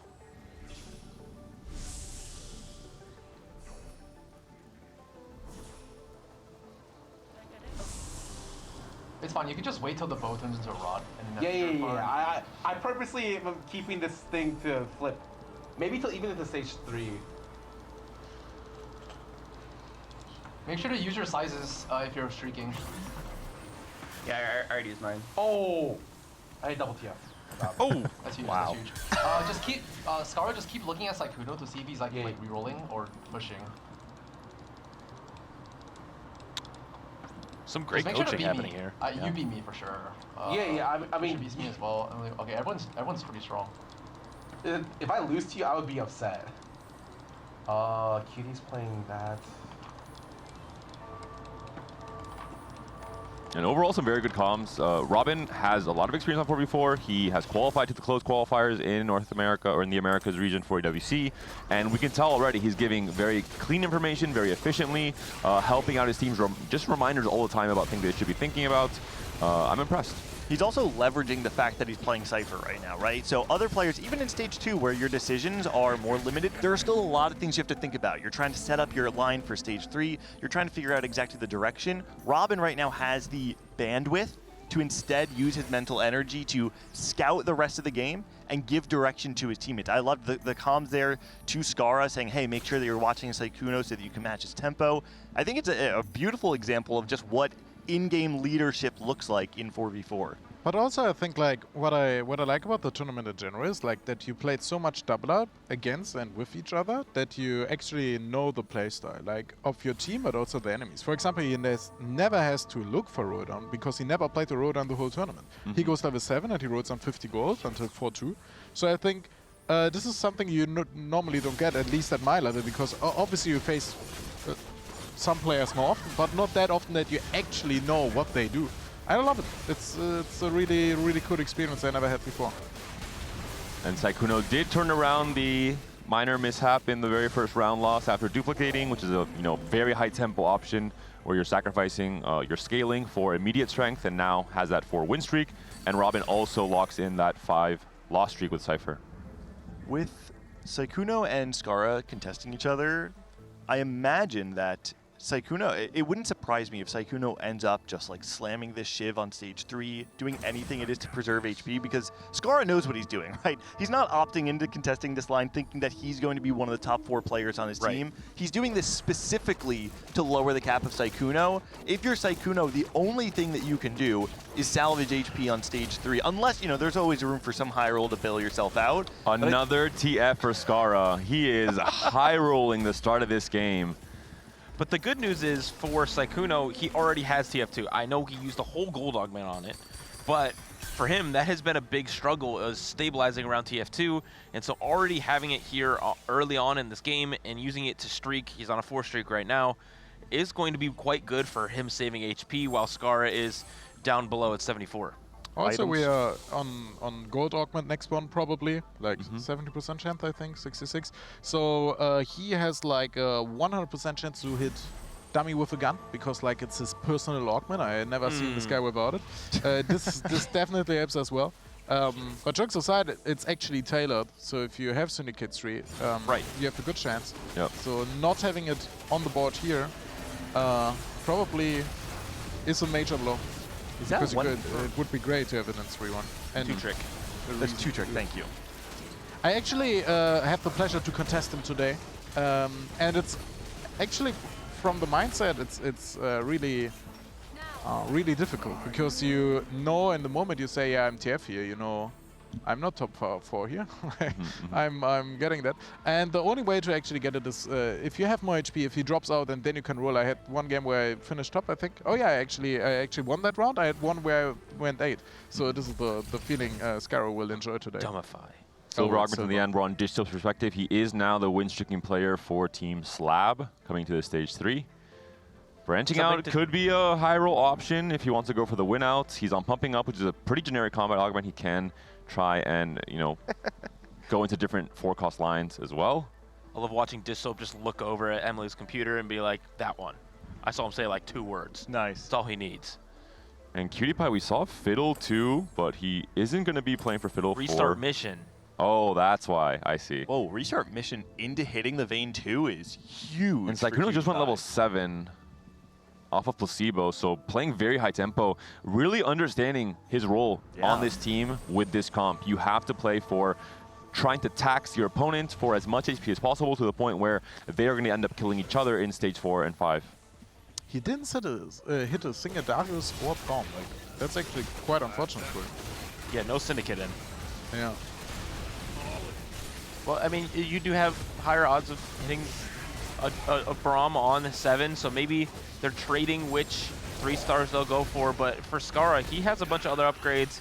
And for Sykkuno, he did lose his streak and obviously is losing again here to Dish Soap. So Dish Soap and Emily, we saw it a lot in the last series, are both playing fairly high tempo, keeping their HP high, but also playing around augments specifically that give them win-out options. How high is the Cypher cash out right now? Let's check with Robin. 200, wow. 205 already for Cypher. Pretty good. Potentially a Zed can be on this stage 3 carousel. And also going to slightly contest the Dravens for the TF players as well, so maybe slowing down the natural copies that come in for Sykkuno and for his own teammate Skara. I really do like the decision to go 7 for Sykkuno for the reasons that we were outlining before, but I feel a part of that I have to imagine comes from being on this 4v4 team where people are feeding information to you, right? And if you're unsure, like, oh man, should I be rolling on 6, 7? Someone is probably in his ear right now saying, hey, you got to go 7, you got to try and stop the bleeding and just outlast Skara and play for a 6 or a 7. Yeah, I would like to agree, but actually it just plays like that every game. So I'm not entirely sure, but I think what he actually changed is like he's slamming more items. You know, like I think he's playing more tempo in his own style. And honestly, I think it's pretty impressive how he changed his playstyle over the days while still playing the same comp. Like, I think he got a much better TFT player in 2 days. Let's have a listen in with Team Slab and see how their comms are looking for this game number 1 after the warm-up in the first series.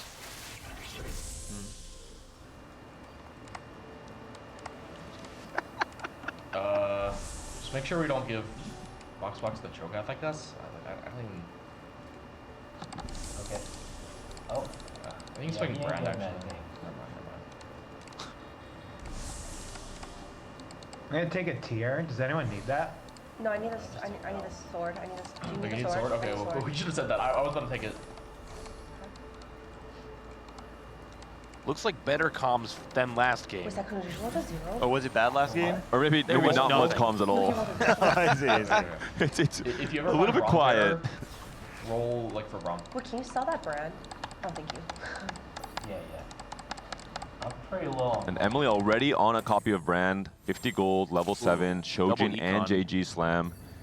Double Econ is a little bit scary, but if she can roll first, and whoa!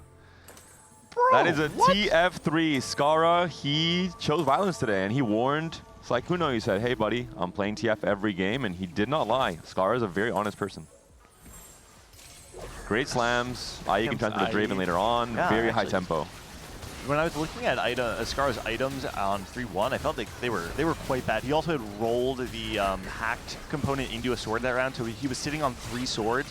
With the pickup that round, though, he's able to actually make a really strong setup now, and then rolling down before Sykkuno can hit. I mean, this feels really bad for Sykkuno now, because you don't have the combat power. You've already used your 2 duplicators on TF, and you know at this point in time, you're not playing for a TF3. I mean, he might be, but you shouldn't be. And he chose to, instead of going the traditional level 7 and then rolling for TF, Draven, and Braum, chose to go a little bit under Sykkuno, roll on 6 heavily, hit TF, and then eventually maybe go 7 later on in the game.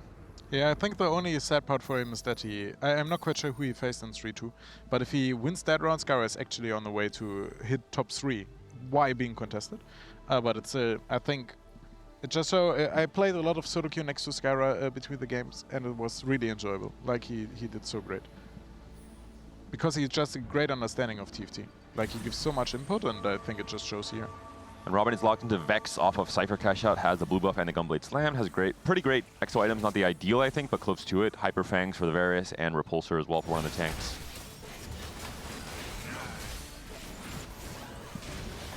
Is anyone on Team Slab playing Vex? Not certain on Dish Soap yet. Dish Soap is on Pulse and Cyber Coil, so probably not. I mean, Robin is dangerously low though. GS Slam. It's probably his Vanguard Marksman, right? Like going Nox into something like that. Plus Big Friend makes a lot of sense for the front-to-back fights. 391 for the cash out for Robin, 20 HP, 10 loss streak, gets a Tactician's Shield and some gold, so can immediately go level 8 and start rolling now for the Vex board with that open slot for something like a Zac or a 5 cost. Put it in though, bro. Whoa. The blobs. Robin. The blobs, Robin. Blobs. Come on, old Lock man. in. There we go. All right. And I like to play, split up your roll down between 2 turns. No need to greed max interest. It's just 2 gold. It's better to have direction. It's better to do the completion of your turn rather than have additional resources left by the time the fight starts. Especially if your team name is Geriatric Gamers. I think there's a... I had to Google that. We also got the new coin consumable. So we're going to get 1 interest for every, 1 extra gold for every round. The 22. Big upgrades. Koboko. No Vex yet Man. is a little bit Aura scary. to something for sure. We hit 1 billion Sejuanis though. Morg too. Yeah, Aurora can definitely go in. There's a lot of combat power. We just need this Vex. Varus 2 is good. Varus 2 is actually a very, very strong upgrade here, especially because you don't have the Vex. Yeah, you can put everything that you want to throw on Vex on this Morgana for right now. Figure out a way to itemize your Varus as well. I wonder if there's a way to just go... Yeah, okay, Morello there makes a lot of sense. And we're seeing why some Vexes are not being hit. There's a Vex 2 for Emily right now, duo carry alongside a Brand 1. And a full Rodan to 0 from Emily as well, understanding she needs to play high tempo. Yeah, she also knows she needs to play around her 2 econ augments to kind of deny. But again, being 2 econ, having 2 trick, and now rolling for days, I assume all being used completely already and still losing. It's not ideal. Granted, it is against Robin, who just cashed out, has the Tactician Shield and 0 gold now, right? So the Robin is going to be at his strongest point last round than he's reinforcement is quite a really while. big. And Pair Forge is also pretty strong with Vex Sejuani. We'll see if Robin wants to reinforce to just try and find the guaranteed Vex. And we'll see if he can do it. He does find it, so no punish on Robin, who could have been in trouble at 20 HP without his main carry, but now should be very, very stable. Do you consider the Aurora over the Zac, pull in the Zac from here? That's what just happened. Yep. Yeah, okay. Look at you. Yeah, Until put me in, Zac coach. 2, I think Aurora is better. With Zac 2, I think you don't have the AP if Zac has pulled in, or it's slightly weaker. So with Zac 2, especially with items and many blobs, he's just better to start on the board. Let's do a quick spot check. BoxBox is going to be on Street Demon, has a 7-win streak and a Brand 1 for now, playing high tempo. Facing off against Emily, the other Street Demon player with a Nico 2 upgrade and Piercing Lotus, so lots of extra crit for Emily's board. Also a Brand 2 for Emily, which is absolutely massive and has that Kobako. So much CC, a lot of the important upgrades. I don't know, didn't we just see her last round? She did not have these upgrades. She might have had some free rolls still from rolling for days, or just had, well, maybe she was a little bit lucky and not bad, and hit the Brand 2. Nice, yep. All right, so setting up for the future, Robin obviously is looking to be the win-out player for Geriatric Gamers. On the other side, I'm trying to see towards the bottom of the standings who it actually would be. It might actually be Emily being the one that's playing towards a win-out. The Street Demon board is obviously something that we've seen capable of going top 1. And, you know, obviously it's something that is very strong when you hit, which she has done. I don't know if taking the double econ is going to set her back far enough to take top 1 out of contention. I feel like the board is strong, especially with the Vex in the backline too, giving you even more damage to at least make her a threat for a top 1 finish. BoxBox also did hit Brand 2, so is much more stable as well and very, very healthy. But Sykkuno is feeling the wrath of Skara here. Lost 3 in a row now and maybe even bleeding out. He lost to Zeri. We saw full item slams from Dish Soap as well, so dealing some extra damage against Sykkuno. Sykkuno is going to have to pivot to Draven as a main carry, maybe change off these items from TF onto the Draven. Can you show Chusha's board? Because yeah, once we leave the carousel, we'll go to it. Dish Soap's board, I don't know if you guys saw it, but it did not look This super Fort's built Zeri, out right now. It was he was playing around Zeri and MF, both 1-star on the back line, right? And I think it was the Mord 2 was his front line. It didn't seem super inspiring. With a pull stabilizer, I assume so. And this is a comp that really pops up a lot more in 4v4, where you have to try and find an alternate path to your teammates. You have to try and find a way to play an uncontested comp that just has that much more value. And we saw a lot of it from Vitality in the EWC qualifiers with Soju and Milk playing a lot of Zeri MF duo carry, especially with Pulse as the EXO item. Huh, I didn't know. Trisha pops the extra gold here. Knows that she needs to roll hard for her upgrades.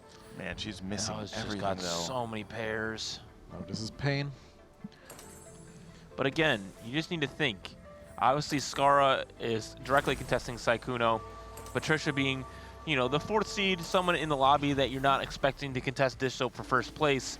She's playing for placements. She knows she needs to roll right now. And so she's in a pretty good spot to not go 8th for sure.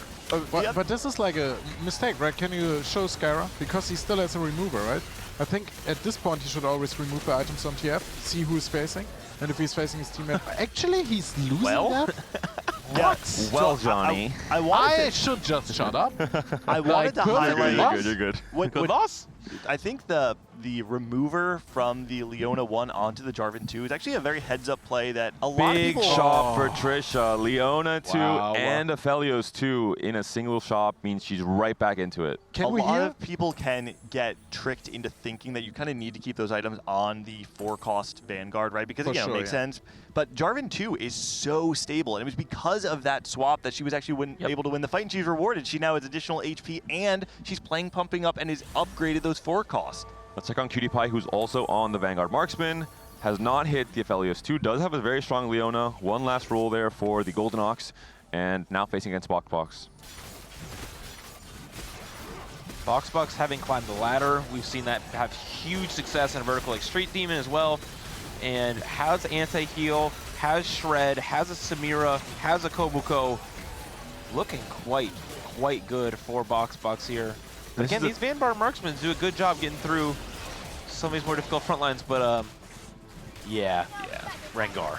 I mean, you can see Aphelios 1, Xayah 1 on the other side for Cutie. It's really hard to actually break through. And once it was upgraded, Aphelios 2, frontline tank potentially coming in to buy some more time for the Marksman with a trait that skills by itself already and the Rage Blade to do its thing. One thing to note for Cutie, he does have Flatline and also Little Buddies. So if he's able to find a Kindred, he should be dropping the Jinx, adding in the Kindred, getting some extra value on his 4 and 5 costs.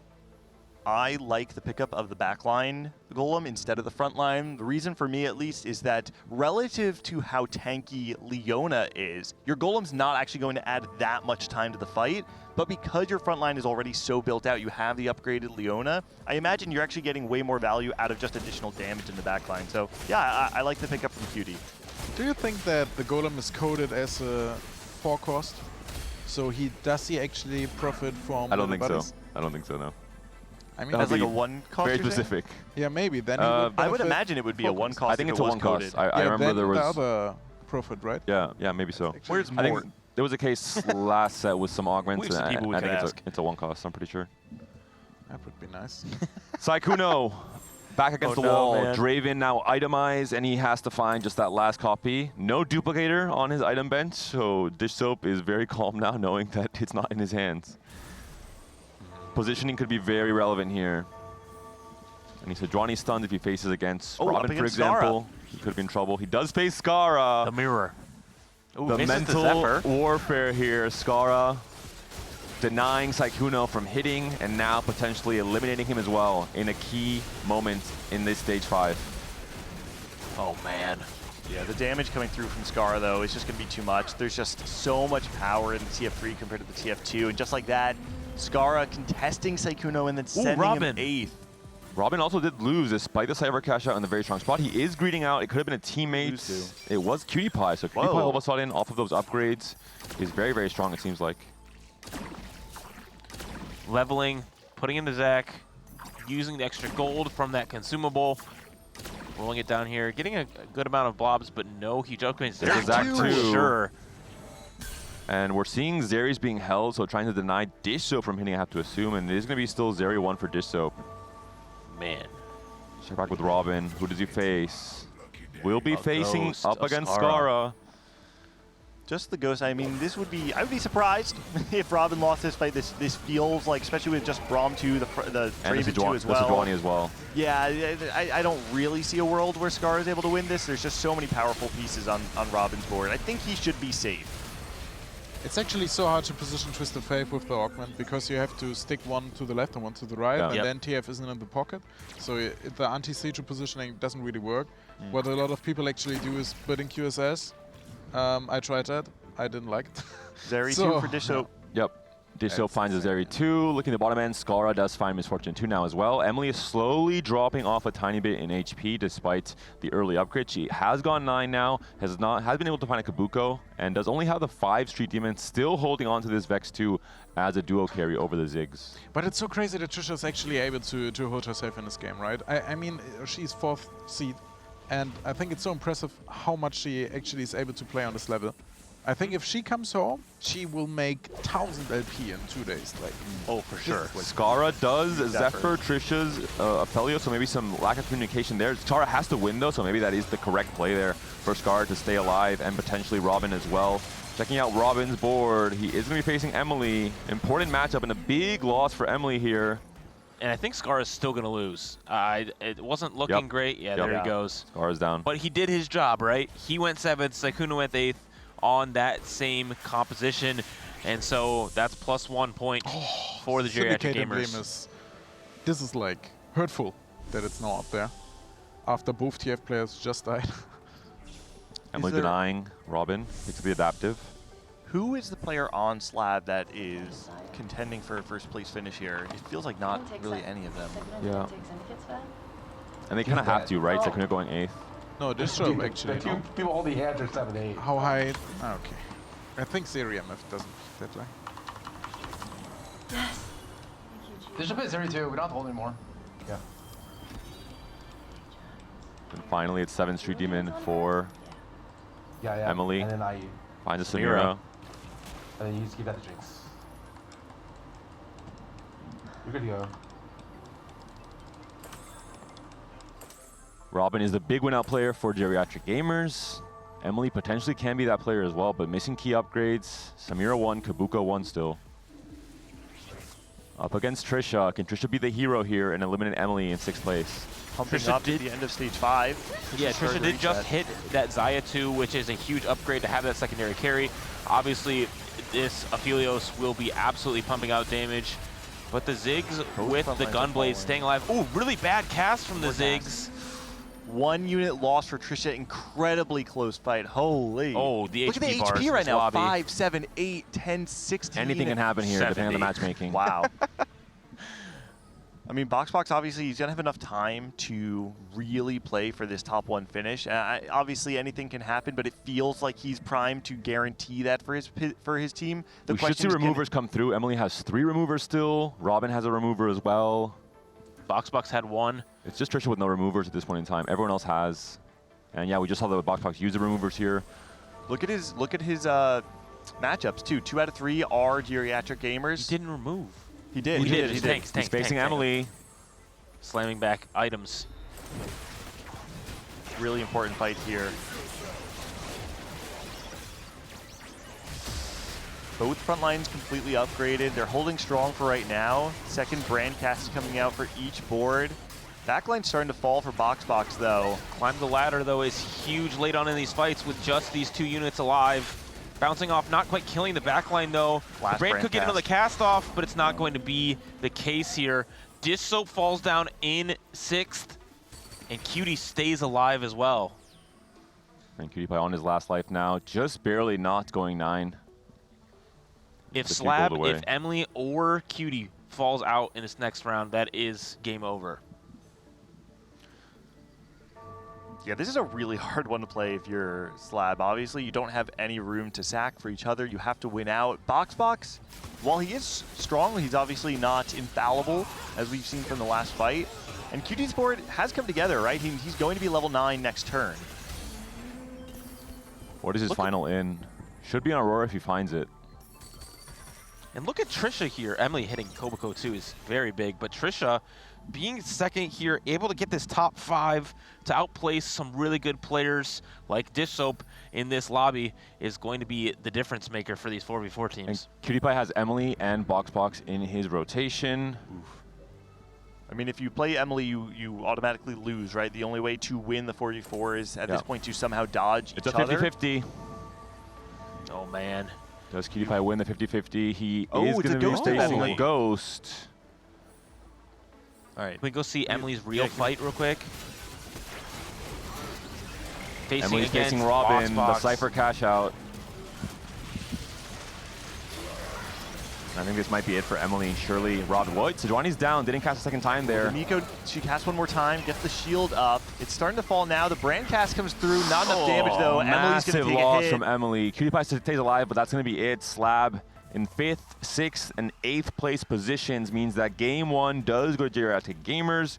And honestly, maybe Skara is the real hero. Yes. Very early TF3, played under the tempo of Sykkuno, didn't allow Sykkuno to stabilize at all this game. I want to talk about Skara for a second because the thing that stands out to me is, you see that he goes 7th, and I bet you there's someone out there that's like, TF went 7-8. Well, no. A 1-point swing in 4v4 is huge. Skara guaranteed Sykkuno went 8th, and he was able to essentially do a heads-up matchup between him and Sykkuno, guarantee that he got 1 more point over his matchup, and set his team up for success. So yeah, I mean, I think really well played and heads-up play by Skara. I agree, but I have to say that for me, Trisha is like the MVP of the day. Like, how can you come to this tournament being Emerald and then beating out the world champion and everyone else? Like, this is such a. I am going to go to bat that Trisha. Because I also thought she was just like an Emerald player. I didn't know she's a multi-time Masters player in previous sets too, right? So we got to give her some flowers. Also, she's so nervous. Like, if you watch her play, like she's so stressed out all the time. And I think, I mean, this game I have Spirit Link, 400 cash out. Yeah. Go now. They're trying to decide the order in They which can they FF at should this point, FF. yeah. All right, Robin, if you win this round, I challenge you to a duel where our golems fight off. All right. Oh yeah, I'm down. That's pretty good. Next round. And the content man inside of BoxBox is coming out to play. We might get a golem 1v1. You're 391. Maybe. So it'll just come down to augments, right? So Spirit Link plus Mana Flow will obviously win. What's on the other side? Oh, it's not close. Climb the ladder, healing orbs, which none of those are going to do anything. They do nothing here. Robin's looking a little bit too strong. All right, let's self board and let the dummies fight. Oh, now we have to sit through They have to do the carousel and all that. These content-filled gamers, man. just end the game. And Robin did his job. Good communication early on in the carousel when we heard him. Yes. Also played the obviously riskiest game, playing into Cypher, having to stabilize, no Vexes on the roll down, found reinforcement, found the Vex fortunately despite Emily holding, and then from then on only lost 1 fight after that. So clean play from the captain, from Robin.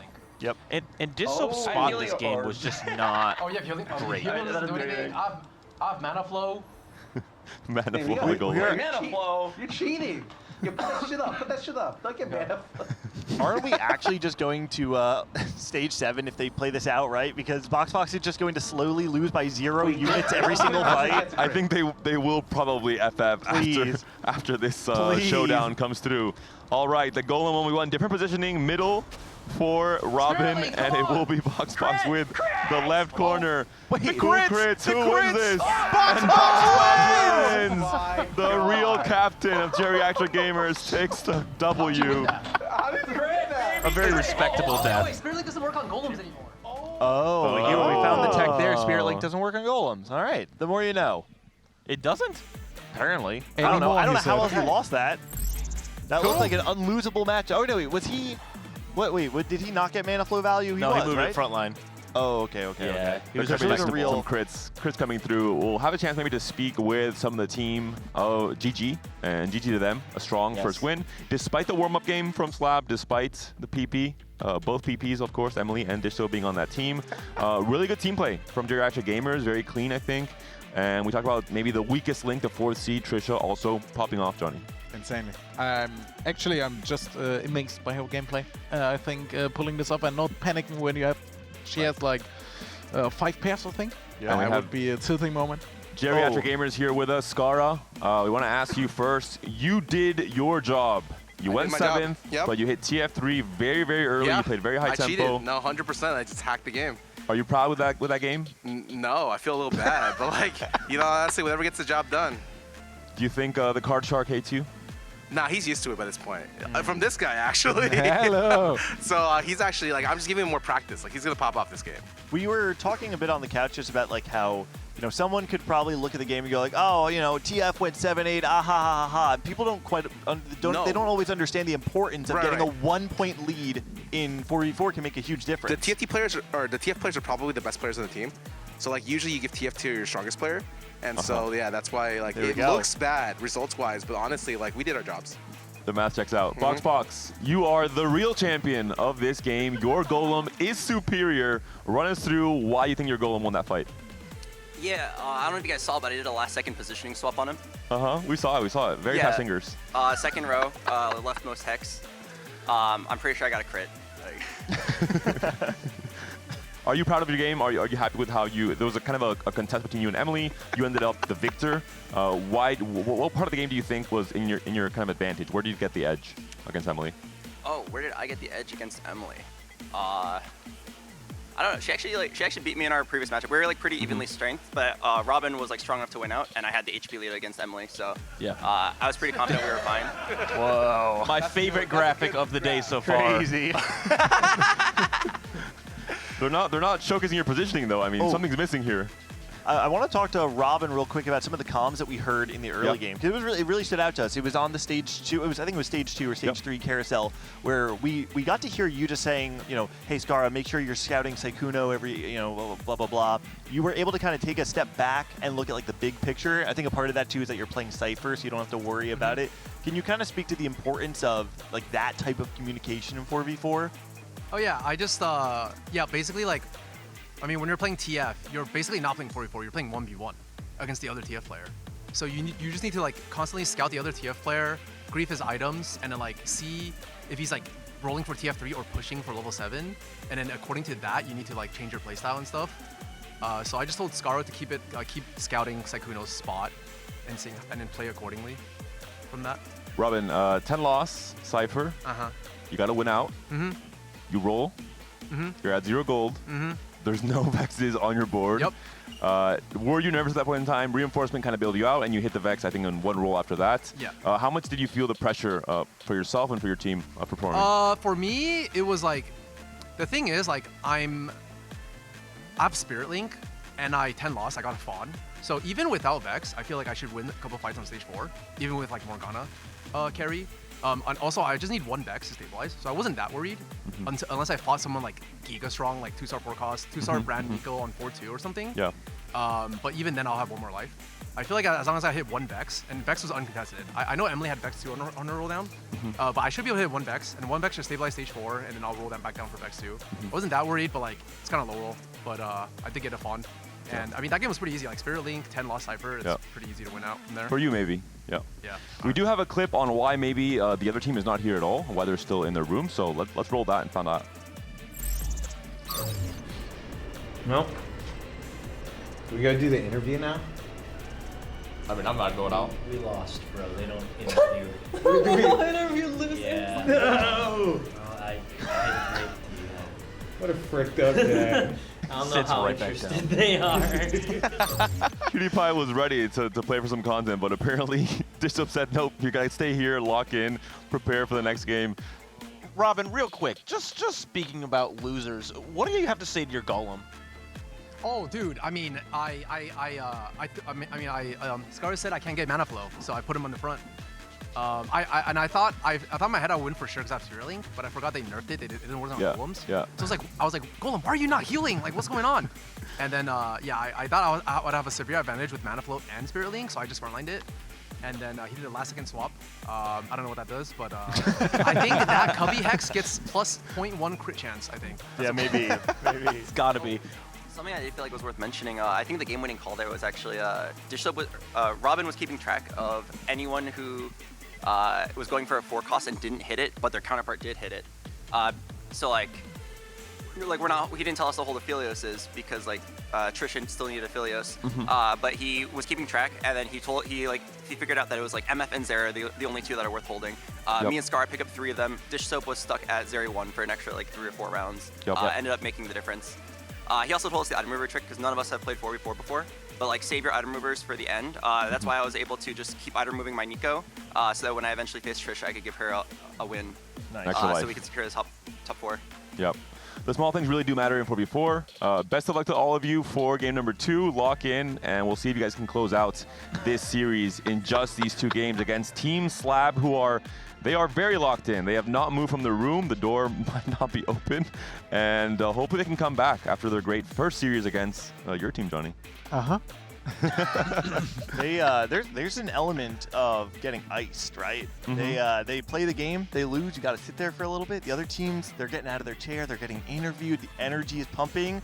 Slab, I mean, they were just sitting there in silence until they told Cutie that they don't interview losers. I mean, it's like, you can talk about all this all you want, but the really hard question is how cold is that room? Because the other room, it's not our one upset that you see Trisha, she's like freezing.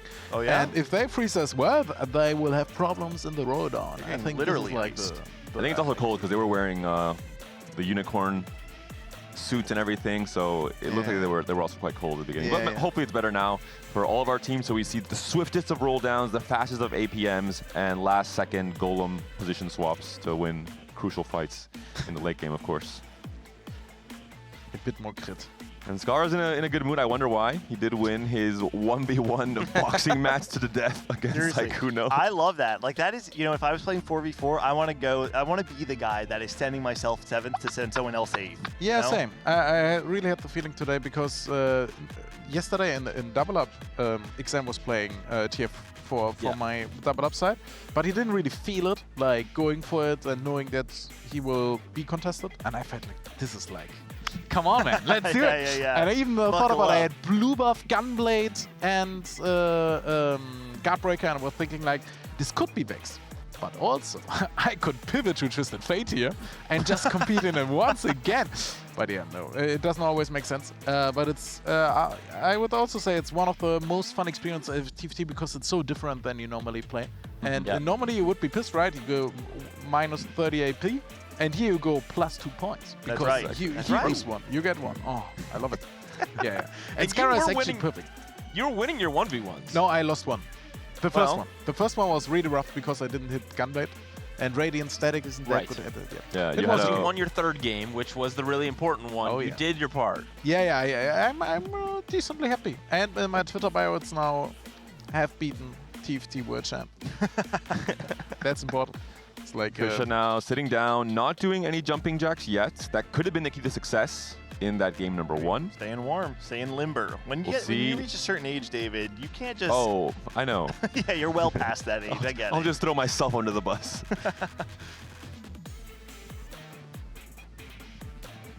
And just double checking, everything is locked in for this game too, which could be the last game for Team Slab. Their back is now against the wall. They had maybe a more comfortable time, a more jovial time in that first series. Now they are forced to, no more laughs, no more carousels of silence like that stage 3 one. They have to really lock in, have perfect communication. And Dishop was considered the mastermind in series number 1. We'll see what he can do to not just rally his team in terms of right decisions, but also the right mindset and the right emotion coming to this game too. And in theory, right, Team Slab is the 3rd seed. Looking at this weekend and the results that have happened, it would make sense for them to go 3rd here. And so that would be the expectation. We will have our hack re-roll. Uh-oh. Boy, Saikuno. Everyone's getting Saikuno was testy, not buddy. sure what come to play, and he's like, actually, yeah, let me play TF. You got the little reminder with Twisted Fate standing right above. This is, this is shop re-rolls each stage, right? That's what this is? Yeah, given at the start of each stage. It is kind of interesting because one of the... Something that free rerolls at the beginning of each stage does to the game is that it gives you an opportunity to kind of spike off cadence. Most of the time, your traditional spike points in the game are going to be 3-2, 3-5, 4-2, and then kind of like 5-1, 5-2. All of a sudden, people are spiking on 3-2 if they choose, or 3-1 if they choose to use their rerolls. People have the ability to level to 8 early on 4-1 and use those rerolls because of the influx of gold. And it just kind of changes the standard cadence of the game into something that might feel a little unfamiliar. A comp like Shaco, I think, gains a lot because you're able to roll on level 3 still. So for 1-cost rerolls, it's kind of interesting. Morgana could potentially go as well. Yeah, that's you cool. have 4 extra rerolls on level 3 with very high odds at hitting only 1 cost. So if you have a good opener for it in terms of items and in terms of, the units themselves, you can go for it. Have we seen much Shaco? No. Not actually really we in tournament, didn't. no. It also didn't perform that well when we actually had it. But I think a double up, it actually had its place because you can go to the other board and stacking. So I expected it to be a bit more played, but we didn't see it. Shaco's are being up. Oh, okay, never mind. it's just a TF player. But actually, I feel like the most important thing for these teams at the moment is Cypher, because it's so easy to get through in 4 vs 4 because you don't get griefed that much. We try to grief it every time and it didn't work because we don't face them. And it's really complicated to deny. And it's so good. Like you have, since tiebreaker is first place. Oh? Ooh. Whose perspective are we on? Emily's? Emily, yep. This is Emily. Hostile Takeover is one of Dishsoap's favorite augments. So with Lesser Champion Duplicator is interesting too. If you can high roll another Draven there, level and 4. free rerolls? Yeah, okay. Crowns it feels will. a little wacky though. She would like to maybe play TF with the setup. Has a Rage Blade with Crown's Will. It's a great augment for TF, extra gold as well. But of course, like Kuno is on her team, most likely he will have priority, and that's why we see the roll come through here. Portable Forge, always an interesting option in terms of comms it opens up, or just amplifies with things like Brand becoming that much stronger. Specifically, reroll is the thing that stands out to me. There's a lot of reroll that is enabled by Portable Forge, but nope, not going to come through. Instead, the Caretaker's Favor. Scara takes Replication. Was it Cloak? I have to Looks assume like so, it yeah. was It can only be Cloak, yeah. To have 2 at that point. Oh, yeah, you get 2 at once on 2-1, yeah? Yeah. It's No, not to have 2 of the same component, basically. Yeah. Emily's on Caretaker's Favor. Sykkuno will be on Syndicate +1, of course. What?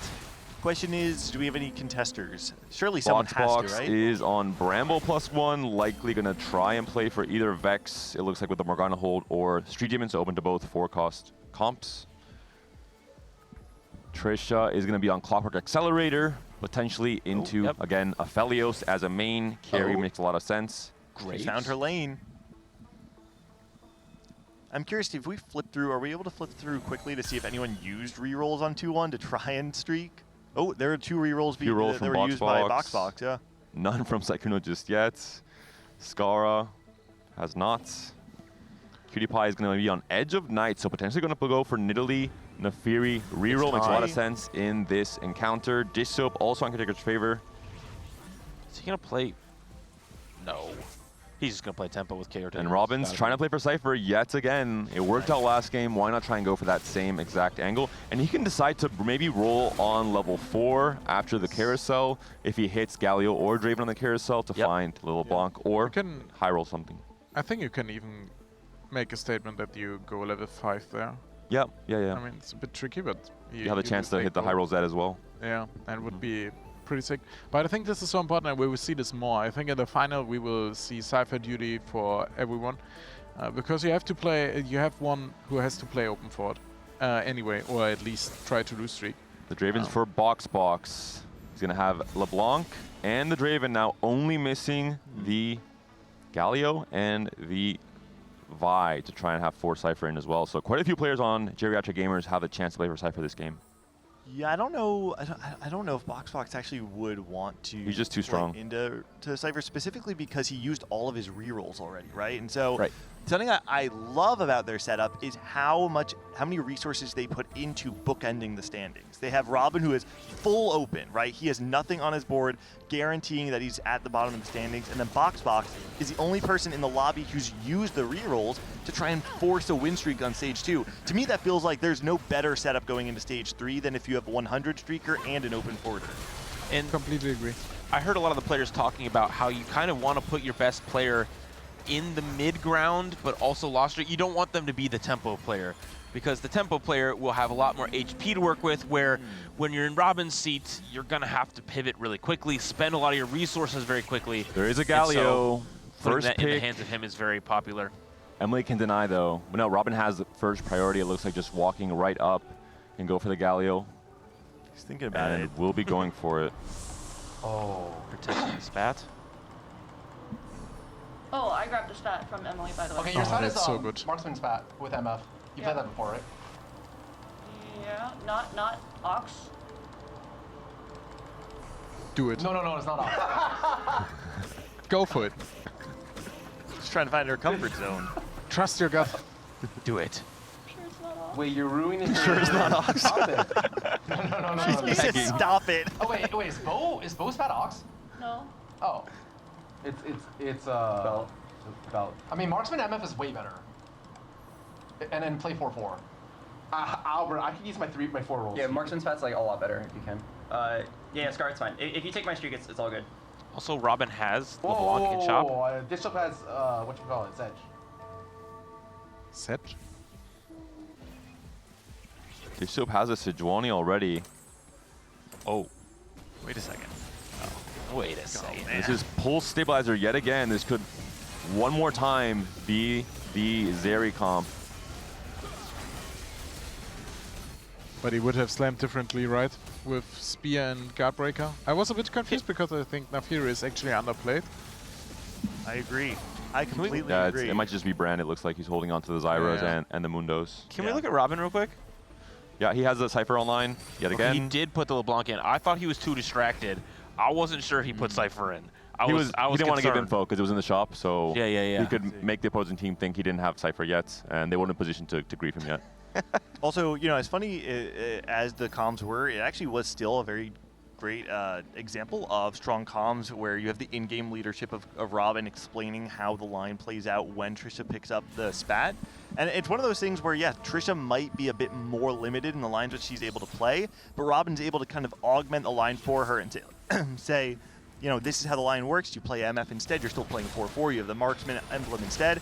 And now Trisha's back kind of on the same rail that she's been playing along the entire weekend. Also, she yesterday we were playing a lot of solo queue and watching each other's monitors and stuff, and she suggested the marksman was fortunate to me because I actually didn't know the specific of the line, and I'm thinking about, oh, it's actually strong, and it's nice that she now has the chance. And you see, if you play a comp often enough, you know the small things, and yet again, it's really nice if someone tells you, by the way, let's watch it. Yep. Do it. And then she has a reminder and a half of the rest she can do. We also saw a Twisted Fate 2-star being completed. So I believe that's somewhere. No, then it's not him. I guess. Yep. You have two choices. I lost 50-50. I really like the setup for Geriatric Gamers going into stage 3. This is what we talked about earlier. You're bookending the standings almost entirely. You have Skara, who was telling BoxBox even, hey, I could contest your streak right now. So we know that Skara is primed to be able to be strong in stage 3. BoxBox streaking all the way through stage 2 gives a lot of their team room, because now Robin can safely sack the rest of stage 3, knowing that towards the late game, he's going to be able to either be very strong, or if he isn't strong enough, they have the HP leverage to use removers without fear of killing their teammates. Do we see BoxBox level to 6 here? Does he use his rolls? Is he going to play more greed from now on? He has to really try and gauge how strong his board is relative to the rest of the lobby, and decide if he wants to greed for the level 8 rolls for Brand, for example. So many upgrades on this board, as well as having Street Demon in, which obviously has been dominating this patch. Very clear line, and it looks like, I don't know how contested he is. Actually, then Dish Soap shows up, and I see that he has a lot of these Street Demons as well as nearly perfect Brand items. To be honest, I want to see... Oh, actually, it looks like Dish Soap might have. I was going to say, I really want to see someone from Slab use their rerolls, because you can't give BoxBox the free streak through stage 3 as well, right? If he was the only person that's used his rolls up until this point in time, he's generating enough gold from the streak to get that gold back. So you really want to contest the win streaker in the same way that you're contesting anyone who's one-tricking a specific line in the game. And at the moment, they have the win streak and the lose streak, so they're like on a clear way to victory here. So I think you have to grieve either. But it's really hard. Honestly, in-game, you realize that. Like, if you play 4 vs 4, at least in our game, we were like, guys, we need to stop them, and you can't. Like, they're actually pretty good. Just beating will be really hard. Last 10 is very interesting in 4v4, but he is a high-tempo player, so kind of wants to try and defend his win streak and goes for tagging spree instead. Very early Ziggs. Rolls do come through on level 6. Finds a Rengar for 5 Street Demon, and that might be where he stops. I love how aggressive BoxBox is playing this game. He's not only playing a line that can cap out very high, but he's playing it in such a way that he's giving Slab so little room to breathe.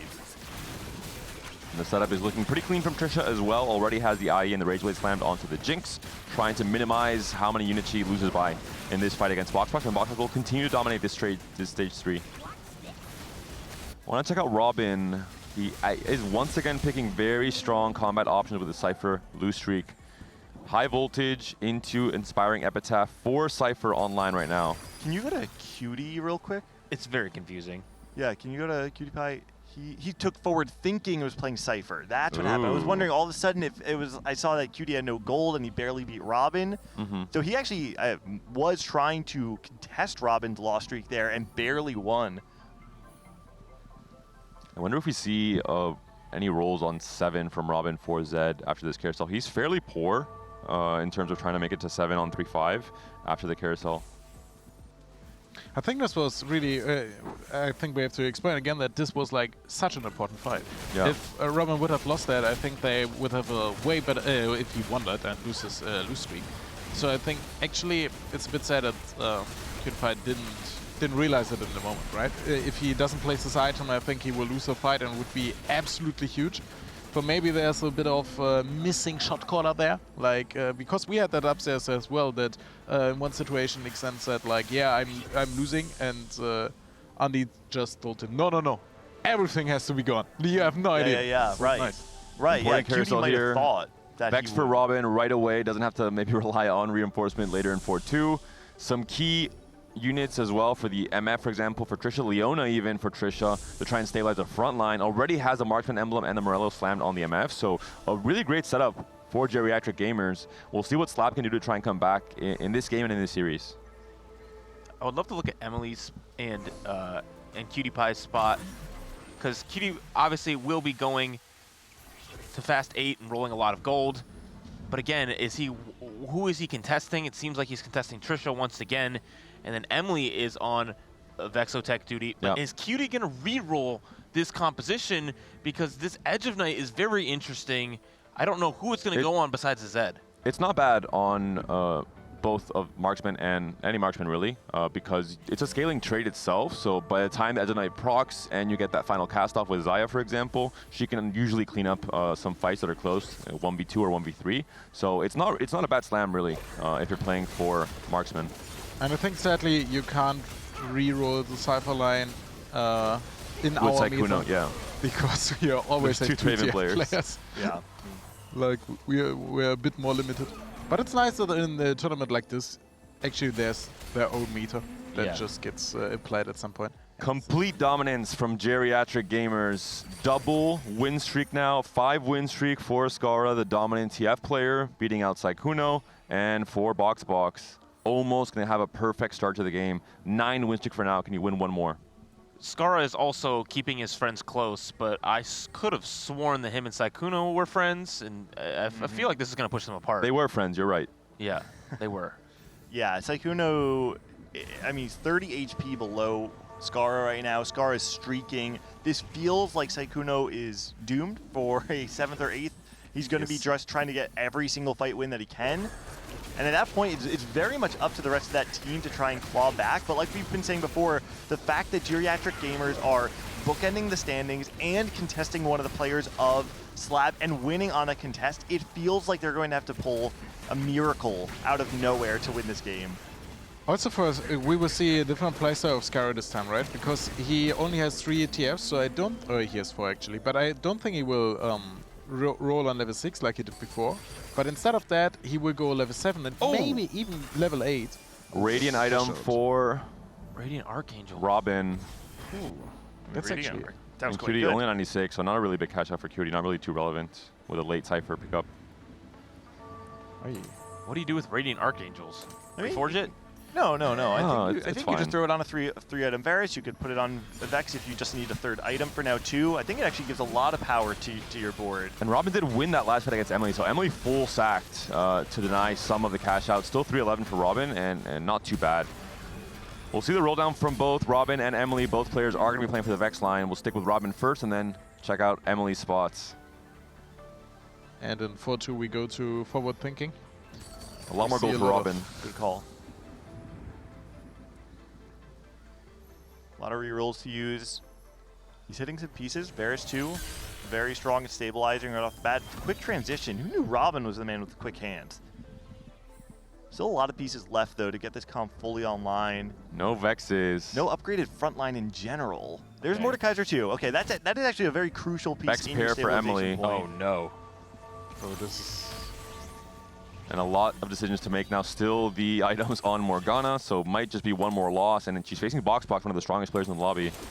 Robin has found a Vex. Archangel Gunblade missing the blue buff. Does he slam the Shojin here? Does he try and reforge first? He does and doesn't. He has a lot of reforgers actually. Wow. So much damage. That Gunblade is just so good on Vex.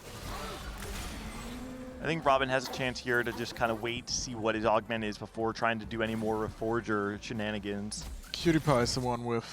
Yes. The gold's coming through. Quick augment pick, and then it's time to roll it down for Cutie Pie. Aphelios already in shop. Well, roll it down. First level. He does stay on 8. Wait. He overleveled. He also did pick up the... We didn't see it. We didn't see it. Just don't worry, guys.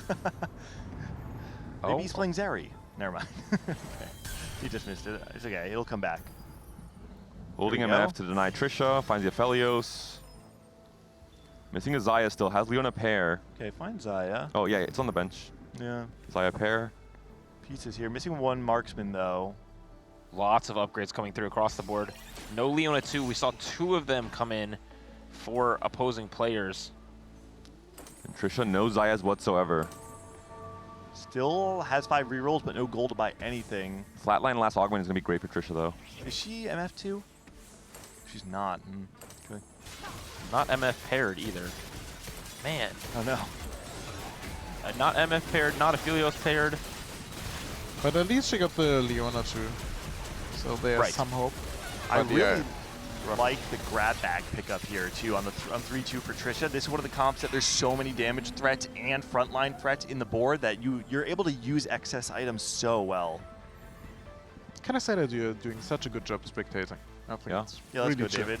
I'll take. do it myself. All right, is let's like, do a spot check. Healing orbs for Skara, currently the HP leader on TF, but still a ways away. Level 7, 30 gold to work with. BoxBox, the dominant win streak is now on a 3-loss streak. Hasn't found the Nico upgrade, which is crucial, and has items on a Jinx 2 and no brand 2 upgrade just yet. Unfortunately, Trisha, we just saw her spot. Dish Soap is also going to be on brand, but also no upgrades for this Street Demon player, despite malicious monetization, so has a chance to get a lot of rejuice if he's able to win this next fight.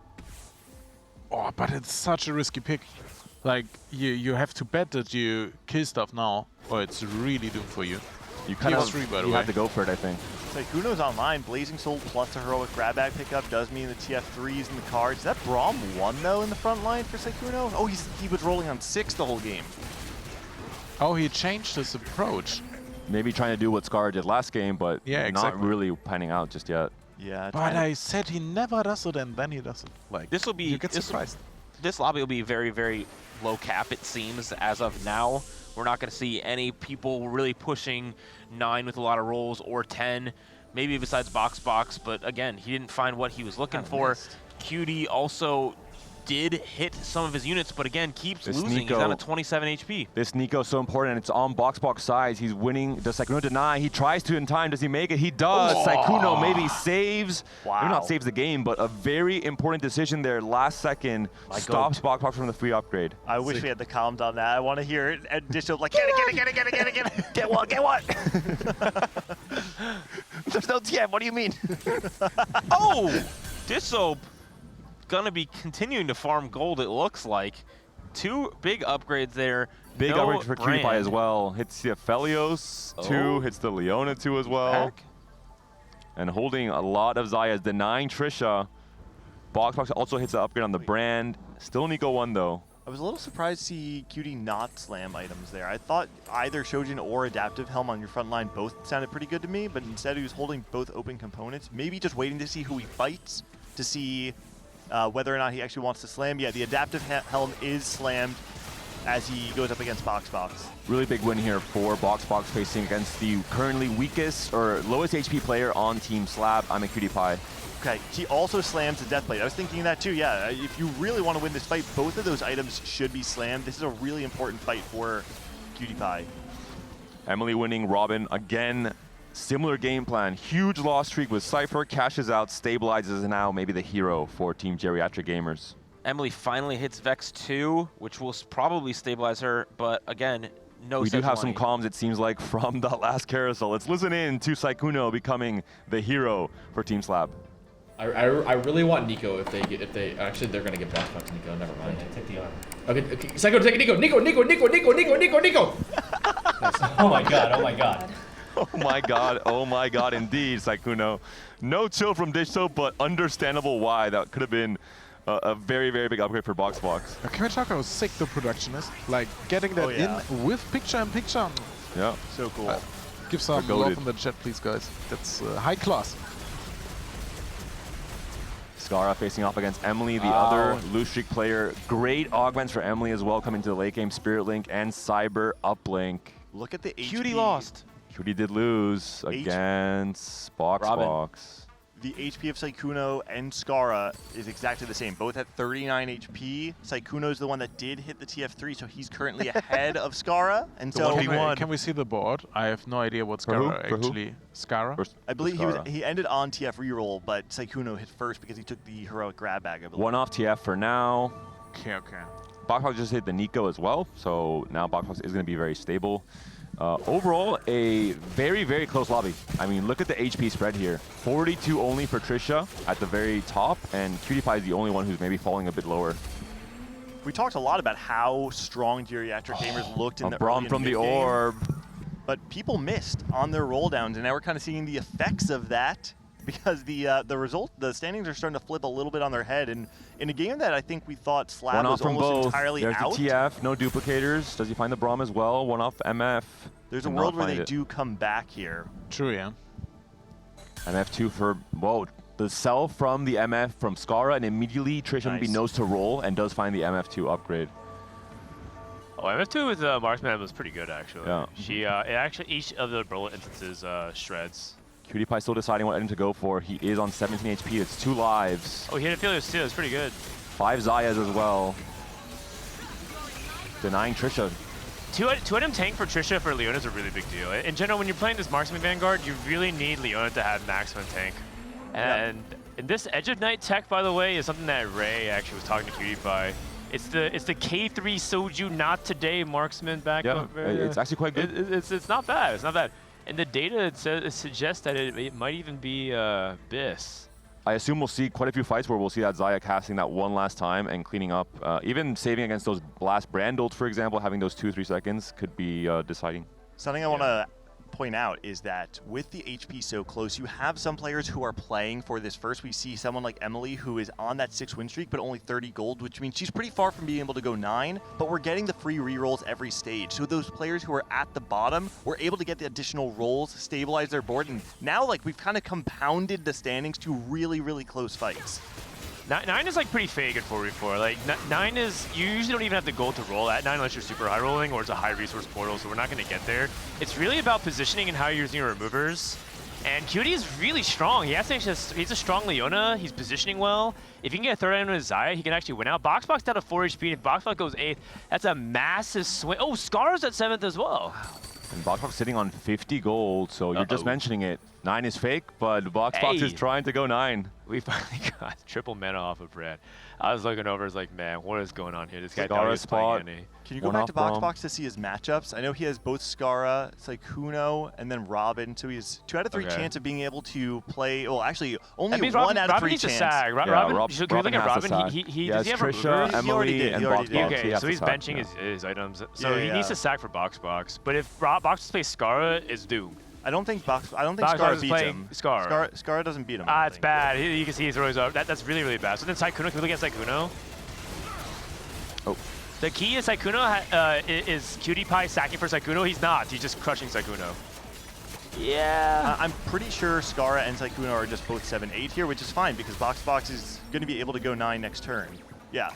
It's fine. I think BoxBox... Sykkuno wins the battle. Let's go, Sykkuno. Do you think Cutie should have given a life here to Sykkuno? Because if they can send BoxBox Skara 7-8, then that'd be really strong. But then Dish doesn't have the life to trade either. I don't think so because BoxBox is spiking next turn. He has 7 rerolls as well. So I don't think you can guarantee BoxBox ever going 7. Bro, what is this high roll nonsense? 7 rerolls on 9? That's nothing. You think you can hit in 7 rolls on 0 gold? Dan. He can go to 9, but he's gonna have like a little bit of gold and 7 rolls. That doesn't. Will we ignore the gold? You think you can hit Samira flying too? around? What's happening there? Yeah, I mean, honestly, I think he should have given the extra life, but it won't. Last rolls for Dish Soap. BoxBox went to 9. So Dish Soap and BoxBox. BoxBox at 9. He's rolling. Can he find a single Samira? Ziggs 2. Ziggs 2. Okay. Which is like, I mean, I guess the value of 9 is you get to play Kabuko. Yeah. And it seems like every player is kind of paired in their bracket. The TF players, 7th and 8th. The Street Demon players are now in that 5th and 6th bracket, fighting for their lives as well. Yeah, he needs to equip everything. He gets a lot of stuff online. Good. Oh, Emily can clutch it here for Team Slab. So Sejuani's good against the brand here. Yeah, good positioning. Actually, good position for BoxBox to also keep his Ziggs outside. So you get the brand, but you miss the Ziggs. Nico's about to die, though. Nico does not cast. Oh, Emily Wang. Oh. And Dish Soap. And Dish Soap is going to die as well, but then he takes a better loss. Yeah. Ah, okay, that's fine. That's fine. So that's now +2 it comes. for Slab. So now it comes down to who, if. It's the placements of the top it's a 4, 1-3. right? Yeah, Robin and Trisha needs a 1-3. And Emily hits Diego too. Again. Smurfing it. Diego too. Robin has 20 Emily gold. Wayne clutch. Both Robin and Emily are both, you know, they're kind of fully can't online. Go 1. Trisha can't go 1, and if she goes 4th, the game is over. So she's playing. She needs to play Emily. for a 3rd. She's playing Emily as well. She got a tank. She got a 3rd tank item for Leona, so that's helpful. She's positioning anti-Sejuani. I like it. She is on wrong side for her carry though, because you want to be same side as the Vex to spray her. And the Viego got to her back line. Oh! Oh, MF does not cast before the Sejuani comes out.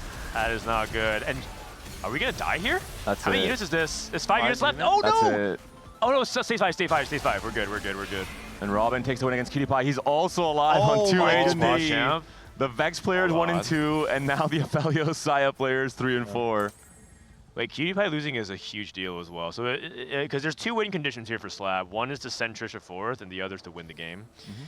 And Robin has the Emily most looks like she's gold gonna here. win though. Okay, who wins between Robin and Emily? You guys think? Robin had the bigger cash outs. Emily has great augments. Robin does it as well with Epitaph.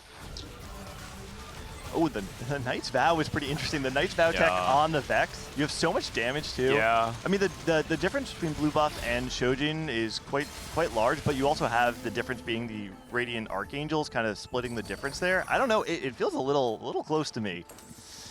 Urgot None of these are very 2. good for Urgot either, so that's kind of unfortunate. Okay, So interesting. Quicksilver. Instead of 4v4, it seems like it's 4 different 1v1s across this game. Yeah, that's true. So Robin needs to sack here for Trisha. He actually Sack equipped 2, an item. So Sack 2 for Cutie Pie. And Cutie Pie needs a sack from Emily. Emily needs to sack for Cutie. Dishop's trying to give her the advice. She's benching her X-Tech items. Nice. This is an adaptation from last series. Is it enough though? Yeah, she come on, took you're off the down Vex 6 items. items. Yeah, Like, yeah. there's no way, there's no way you lose. So I missed this the is all Vex. according to plan. Yeah. Hopefully, no one wins by accident. And so the matchups we're expecting next round should be these 2 1v1s that are Robin Songs and Emily, and then Cutie and Trisha, right? Yeah. Cutie Pie wins this one. Trisha won against Robin. Robin now on 1 life as well. Yeah. Everyone plays it right. Yeah, everyone plays it right. So then Everyone's down to it 1 comes- life. So what's gonna happen is Cutie is gonna play Trisha, and Emily's gonna play Robin, and both of those matches can determine the game. Yes. It's crazy. Yeah. These are the 2 win-out players playing against one another for a first, well, technically a first or a 3rd place finish, right? And then the 2 players who are playing for HP. Oh, Kabugo 2's big. Both conditions are important. Honestly, the QSS on the Urgot for Robin is quite valuable in this matchup. There's a lot of nuance to the Robin's Vex versus rolling. Vex because you either greed for anti-Sedge, but then you lose AoE effectiveness with the Vex as well. Like this actually makes it. Wait, Robin full left. And be able to. Oh wait, my. actually, he's gonna dodge everything from the Sedge here, right? Oh, he cut the Varus. Sedge is hitting nothing valuable, and the only thing is gonna be the QSS on the Urgot. Oh, it does hit the Varus there. Robin Diego's also not really doing much. Oh, this Urgot 2 is very strong. Wait, one more cast. Oh, wait, we're targeting the back line. Emily no. Wayne clutch. No, the Vex is dead. The Archangel, Vex is dead. Oh, Emily wins it. Trisha Trisha for down. Emily Wayne clutch. Wow. So lucky, so bad. And that's going to be it. Slab 1 and 2. QtPie and Emily both pop off to bring it back in this series 1-1. They win their 1v1s at the end. Holy cow. 1-2 from QtPie and Emily. And it goes back to what you're saying, David. I think it's so cool that a lot of this game felt like it was 1v1 against your counterpart. You have the Sykkuno versus Scarra battle once again. Yeah. This time, Scarra goes 8th, Sykkuno goes 7th, a flip-flop of the last game. Coming down to the 2 win-out players competing, both playing the Vexotech. I mean, it's just pure cinema. I've never seen a 4v4 come down to such a scripted matchup of everyone on the same comp, everyone facing each other. No, it was good. And when you see 4v4 work together well, right? They're giving the right lives. They're playing, they're doing the removers, making sure to play very thoughtfully about their positions. It sets up some really close fights. That was our closest game of the day for sure. Yeah. Came down to the last fight. Wow, well played by Emily Wang. Great job. And what's crazy, I don't know, Dan, did you see the beginning of the game as well? Were you watching the wings there? I was watching. I was in and out doing stuff. We were talking about how it was so well set up by Geriatric Gamers. They were bookending the standings first and last going into stage 3. It looked like it was a wrap, and out of nowhere, Slab turns it around, and they win the game. Welcome, everybody. You guys were Emily, were you sweating even at all during that? I felt like your position was pretty good most of the game. I knew I won. Yeah? What gave you so much confidence? Well, actually, I wasn't. But then I saw my augments. I was like, I'm pretty sure like my items and my augments are like better than Robin's if I can hit everything and go 9. Good. And then I did. That's good. Can we have a moment from the true winner of your team, which was Sykkuno, winning the 1v1 against Scarra, going 7th this game instead of 8th? What do you have to say? Well, you know, it was pretty close this time. My teammate really killed me less hard. I think, honestly, last time he was just really lucky. Lucky that I didn't have TFT Academy open. That's why I lost. Because this round I left that thing open with the card shark, and I think that's what got me that. So, thanks to my goat Frodan. Dude, it's like good. You're killing me, man. You're killing me. Reversal, also QtPie. Way to hang in there, man. Unfortunately, we did happen to watch your forward thinking roll down. We saw you pump 8 extra, skip Aphelios immediately. I didn't even realize there was an Aphelios. I was just hitting the level up button, and my brain was like off. But whatever, man. It didn't matter. Okay, I just need to say, this guy is a PvP god. Anyone that tries to TF against him is just GG. Yeah. Just don't. Why is Scarra like trying to contest? Like what is the game plan there? Did they say anything? I think Scarra says that his goal is to outplay Sykkuno every game. I'm not sure why. I feel like Scarra's like actually like I feel like he could actually like make some good boards. I'm surprised he's like going down to the going down the TF PvP route. It's personal. Did something happen to Sage Jam Slam between you guys? Like you guys were on opposite teams. Nah. I can send him some guides for TF though. There we go. Can we look at the score? Is that actually Scarra's score? Like, get this man off TF, man. I like it. So the series is tied 1-1, right? Series tied 1-1. Oh my gosh, best of 3. Yeah, you guys just have to do one more game. You guys feel like you can do? You guys are feeling confident? Just the team seems like it's still coming together here pretty well. It feels like you're talking a little less. Wait, what? From what I'm looking at, are you still talking a lot? Oh, in there? I mean, kinda, yeah. But the thing is, like, they were doing some like really hard rolldowns, so like, I just shut the. I just try shut not up. to yap. Yeah, Okay. That's I just shut up when they do their rolldowns. Except for when there's a Nico on the carousel. Oh yeah. I mean, he must. I mean, BoxBox went 7th or 8th. Like you talked to the mic. Oh yeah, BoxBox went 7th or 8th. He was stuck on Nico 1. He lost like 3 fights because he was on Nico 1. Do you sense any weakness from the enemy team besides Scarra? Like, do you feel like any openings? I feel like they're actually trolling, trying to play like contested TF. Like Scarra, I don't know why they're doing that. Like they're just trolling. All right, no worries. Wait. All right. Wait, what? Really? Did you guys... Dan? Did you see this? Huh? I'm right here, man. I've been here with you the whole time. What is this? This is a bit. There's some big news in the TFT scene. That's all I'm going to say. What are you tweeting right now? What is this? All right. There's some big news in the TFT scene. Congrats, Dan. Congratulations. Oh, well, this is really awkward because Dishsoap is standing right there, and he is not on Team Vitality. But yeah, actually, I've been working with Vitality for a little bit of time, and I'd be joining their 4v4 team. Man, this is actually kind of awkward because Dishsoap and I are now enemies. I already told him he was getting cleared. Holy, the trash talk is already starting on day zero. That's right. See you in Riyadh, buddy. All right, get back out there. Yeah, it's actually pretty cool. So I've been working with the Vitality guys for the closed qualifier, or for the open qualifiers. We're looking to work them as well for the CQ coming up in a couple weeks. But 4v4 is really fun. It has a lot to offer, and I hope that I can just help these guys as best they can succeed. So it's interesting. It's interesting. Listening to Soju and Preston and Milk and Setsuko all prep together has been quite eye-opening, to say the least. These guys never shut up. Holy cow. I literally have to like deafen sometimes because I can't concentrate on what I'm doing either. I imagine the task at hand is challenging for so many different reasons, but also I think maybe very rewarding as well. With such a unique opportunity. Can we give a round of applause for Panda's acting? Man, I was like, I was put on the spot in the last 2 minutes. Are you serious? I did not know how to navigate. I was looking at your phone and you didn't even see it. Exactly. Like, he was oh, dude, you can't blow up his spot like that, dude. No, I can't. Even better acting, no? Oh my god. Okay. Being Next, you're in gonna tell me Santa isn't real. Presence of a professional 4v4 coach, I feel like it might be worth it for us to unpack a little bit about what Dishsoap is talking about between this 1v1 between Scar and Sykkuno, because there is value in seeing that a player is playing a narrow lane and saying, if I'm able to get a 7th and they go 8th, that is a 2-point swing for my team. There's value there, right? And Sykkuno, you know, the 4th seed, maybe has the most narrow line that he's willing to play. Dishsoap is very convinced that contesting is not the play. Well, how do you feel about it? Well, in my professional head coach opinion, Dishsoap's right.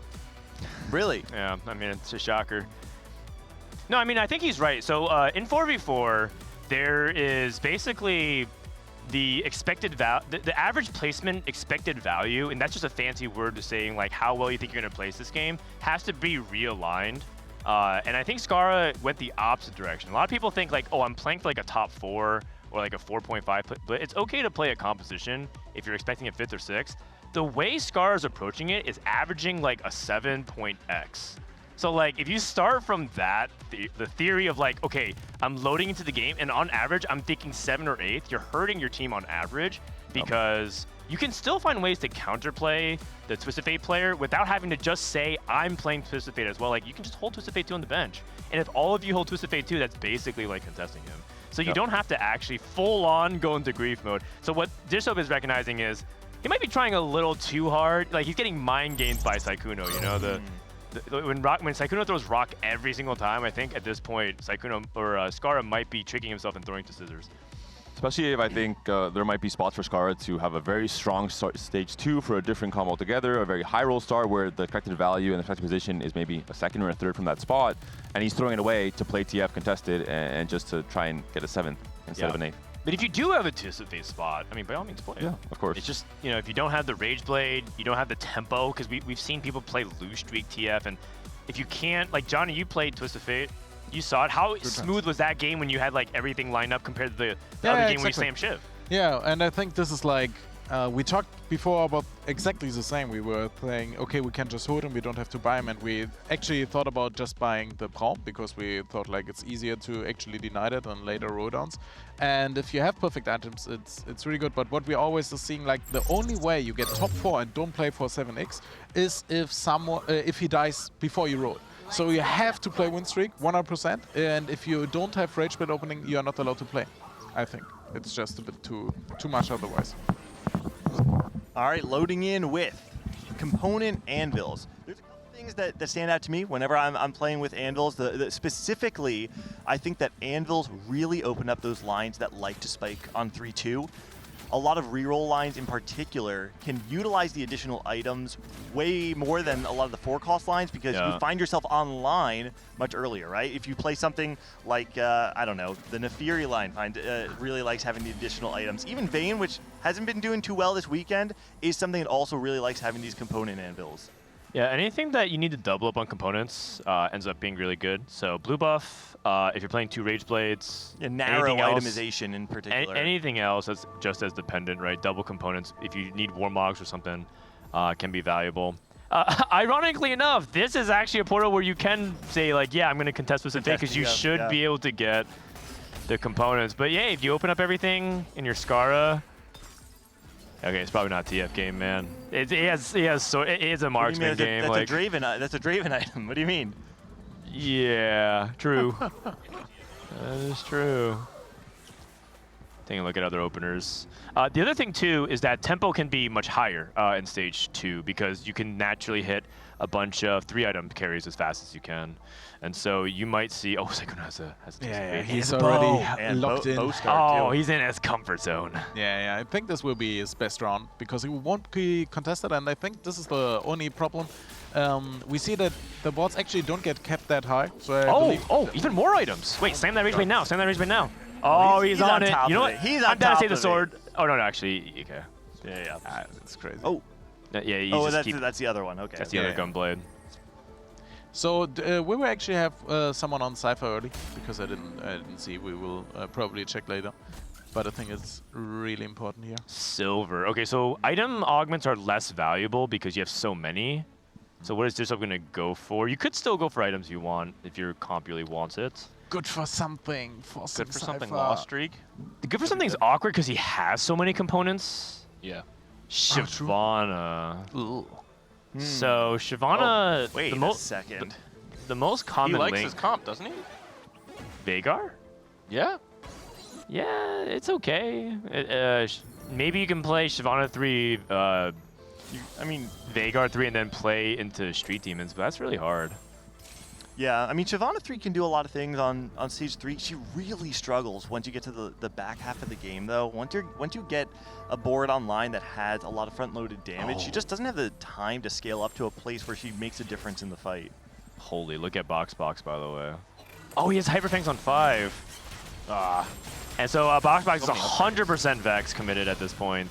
So now he's AFK, he can kind of look at Trisha's spot and talk about what she needs to be doing. Trisha... Place bow. I'm not that big a fan of this augment. This set, it feels like you have so many resources that it feels like the make your first interest break point is less valuable. Yeah, I tend to take placebo a lot whenever I'm trying to play around reroll mainly for the fact that I think having the additional gold when you're trying to spike earlier feels really good. But because we've seen Trisha really lean more into the Vanguard marksman lines, it does feel a little less effective to me.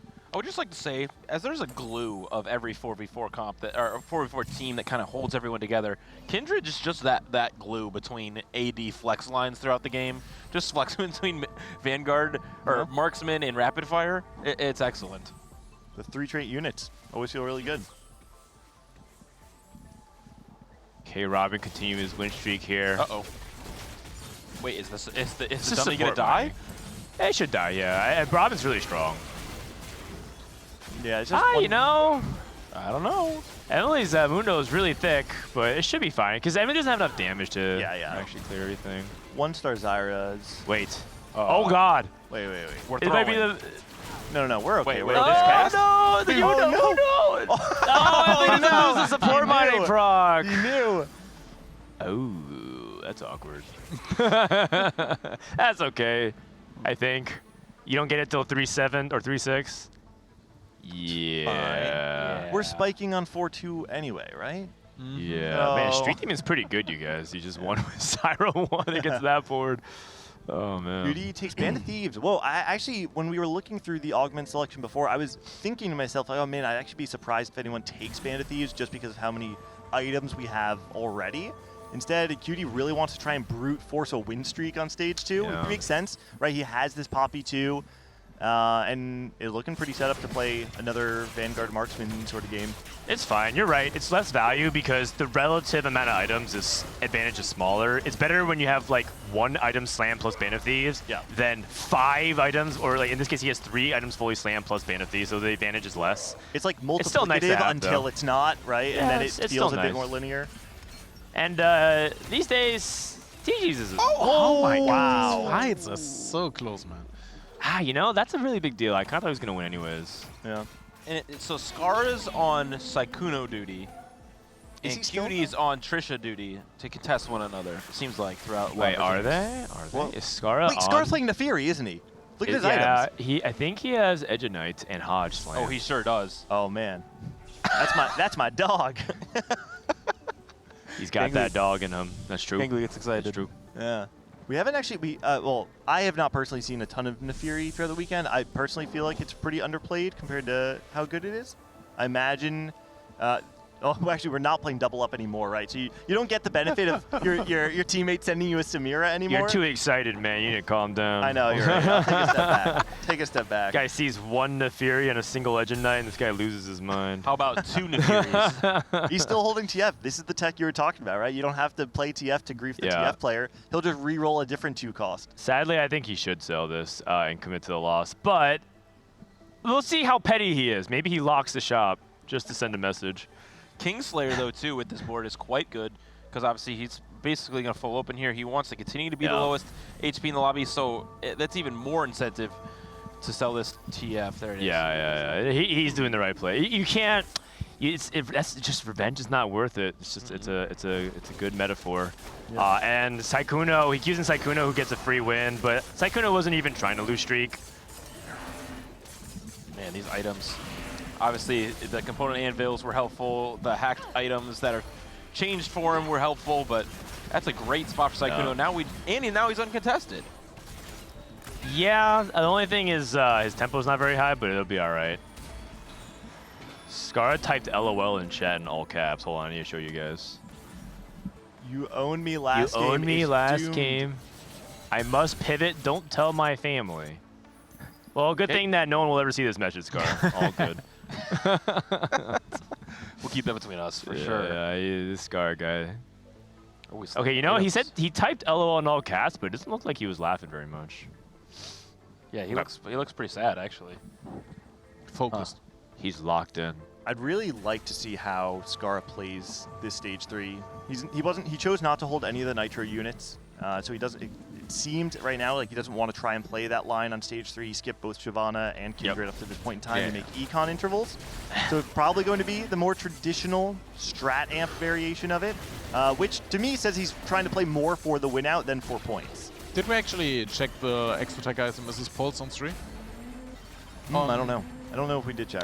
We can. So Scara, his extra tech is pulse on 3. Yeah. And actually, his items in general are pretty solid. Yeah. Not that he ever needs to go 7x attack, but he should be good to go. Oof. And Sykkuno with a 2 win, which is actually pretty important as well. Yeah, after Scara snaps the loss streak for him, he just wins the back half of the stage and doesn't feel bad at all. It's actually quite nice, and it sets him up for the ability to play more high tempo on stage 3, stabilize on 3-2, get to a point where maybe he's even streaking through the stage. And that's why I want to see, personally, Scara play around the Nitro variation of Nefiri, because not only does it give you, a more consistent play style, what it does, and that's the most important part of it, is that it contests Sykkuno for streaking on stage 3. Yeah. You don't want to give the other reroller a free streak on stage 3. Well, the other thing that could happen is there's a Nefiri in Sykkuno's shop. Are we holding those? Who knows, man? It could be a whole vast thing of the Sykkuno redemption arc. I'm not going 8th, you're going 8th, and I'm going top 4. Actually, I think we saw Disho's spot, and he actually hits Annie by accident, I would say, and is in the AMP line. And then it really gets complicated, because I played a lot of Nefiri, but if you're contested on this, the value of the comp drops massively. So I think this spot from Scara, if we compare to Disho's spot, is actually in a scary spot then. Even though the items are great, right? It's, Yumi items are ready as well, if we want to slam them. You can also build static if you're desperate, but probably he goes with Protector's Vow for Siege Army later. Will be really good. This is the point in time where Scar is going to try and stabilize, though, right? You really want to try and stop that bleeding. Either 3-2, some people might be greeting till 3-5 instead, but personally, I really want to make sure, I want to see Scara try and contest the other players on the other team and not give them a free streak through stage 3. Yeah, sure. I agree. And he will do it.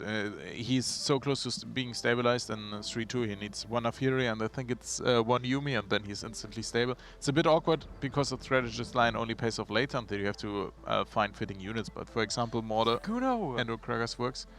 And this is so stable. He's keeping his friends close. Yeah, it's like, but he still... Someone will tell him about how to do it, right? I think he doesn't use the augment really well most of the time. because you need one left and one right. Wait, so Sykkuno... Oh, sorry. No, I think it's just... He doesn't use the augment, right? But I'm not entirely sure myself. What's interesting to me is that both Sykkuno and Skara did not try to make a play to stabilize their board on 3-2. They're actually both playing... No? We do have 2-star Nefiri now.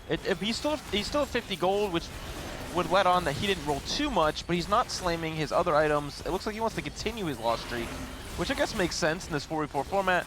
You see BoxBox, who definitely wants to keep winning, but that might not happen. Yeah, I didn't realize he actually did find the Nefiri too. So, you know, that's going to be enough for him. Who are the other players that are streaking here? Just Robin is the only one that actually found himself on a meaningful win streak. Sykkuno won that last round, even though I think Sykkuno was still level 5 there. This is a great spot for Trisha. 2-star Jinx, 2-star Jarvan, and also an Aphelios already. So Golden Ox already getting those procs in to get the extra damage amp. Okay, I wanted to ask there, do you ever not use your remover and actually just replace the, what is his name?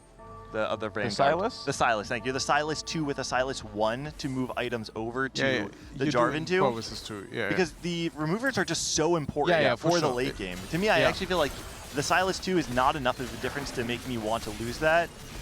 And I think that's a little just a lack of experience at 4v4, because those removers are so much more important in the late game rather than power right now. And Trisha, you know, plays a lot of solo queue, and so playing around, you know, her strength right now makes a ton of sense for the situation.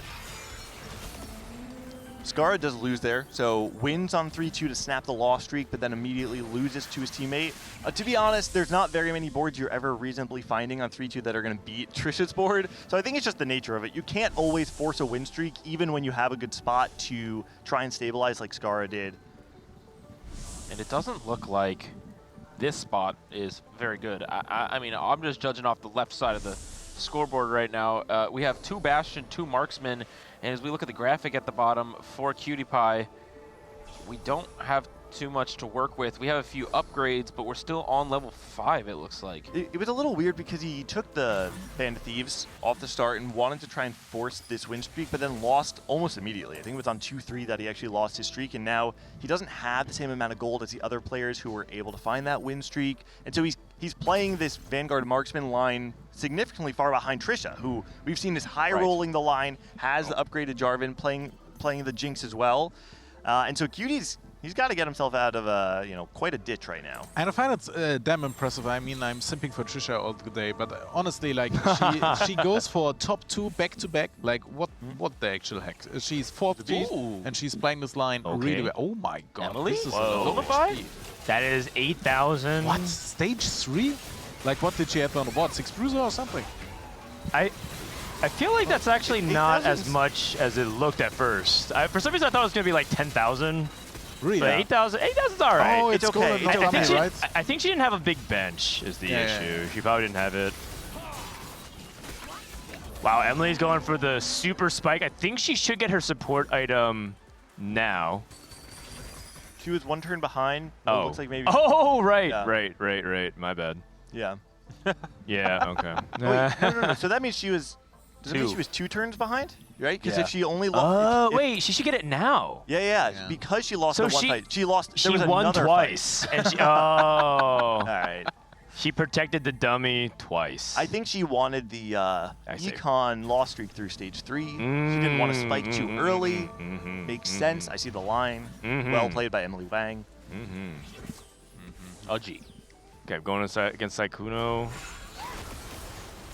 Still only 3 Nefiris, but we have 4 amp online, which is quite good.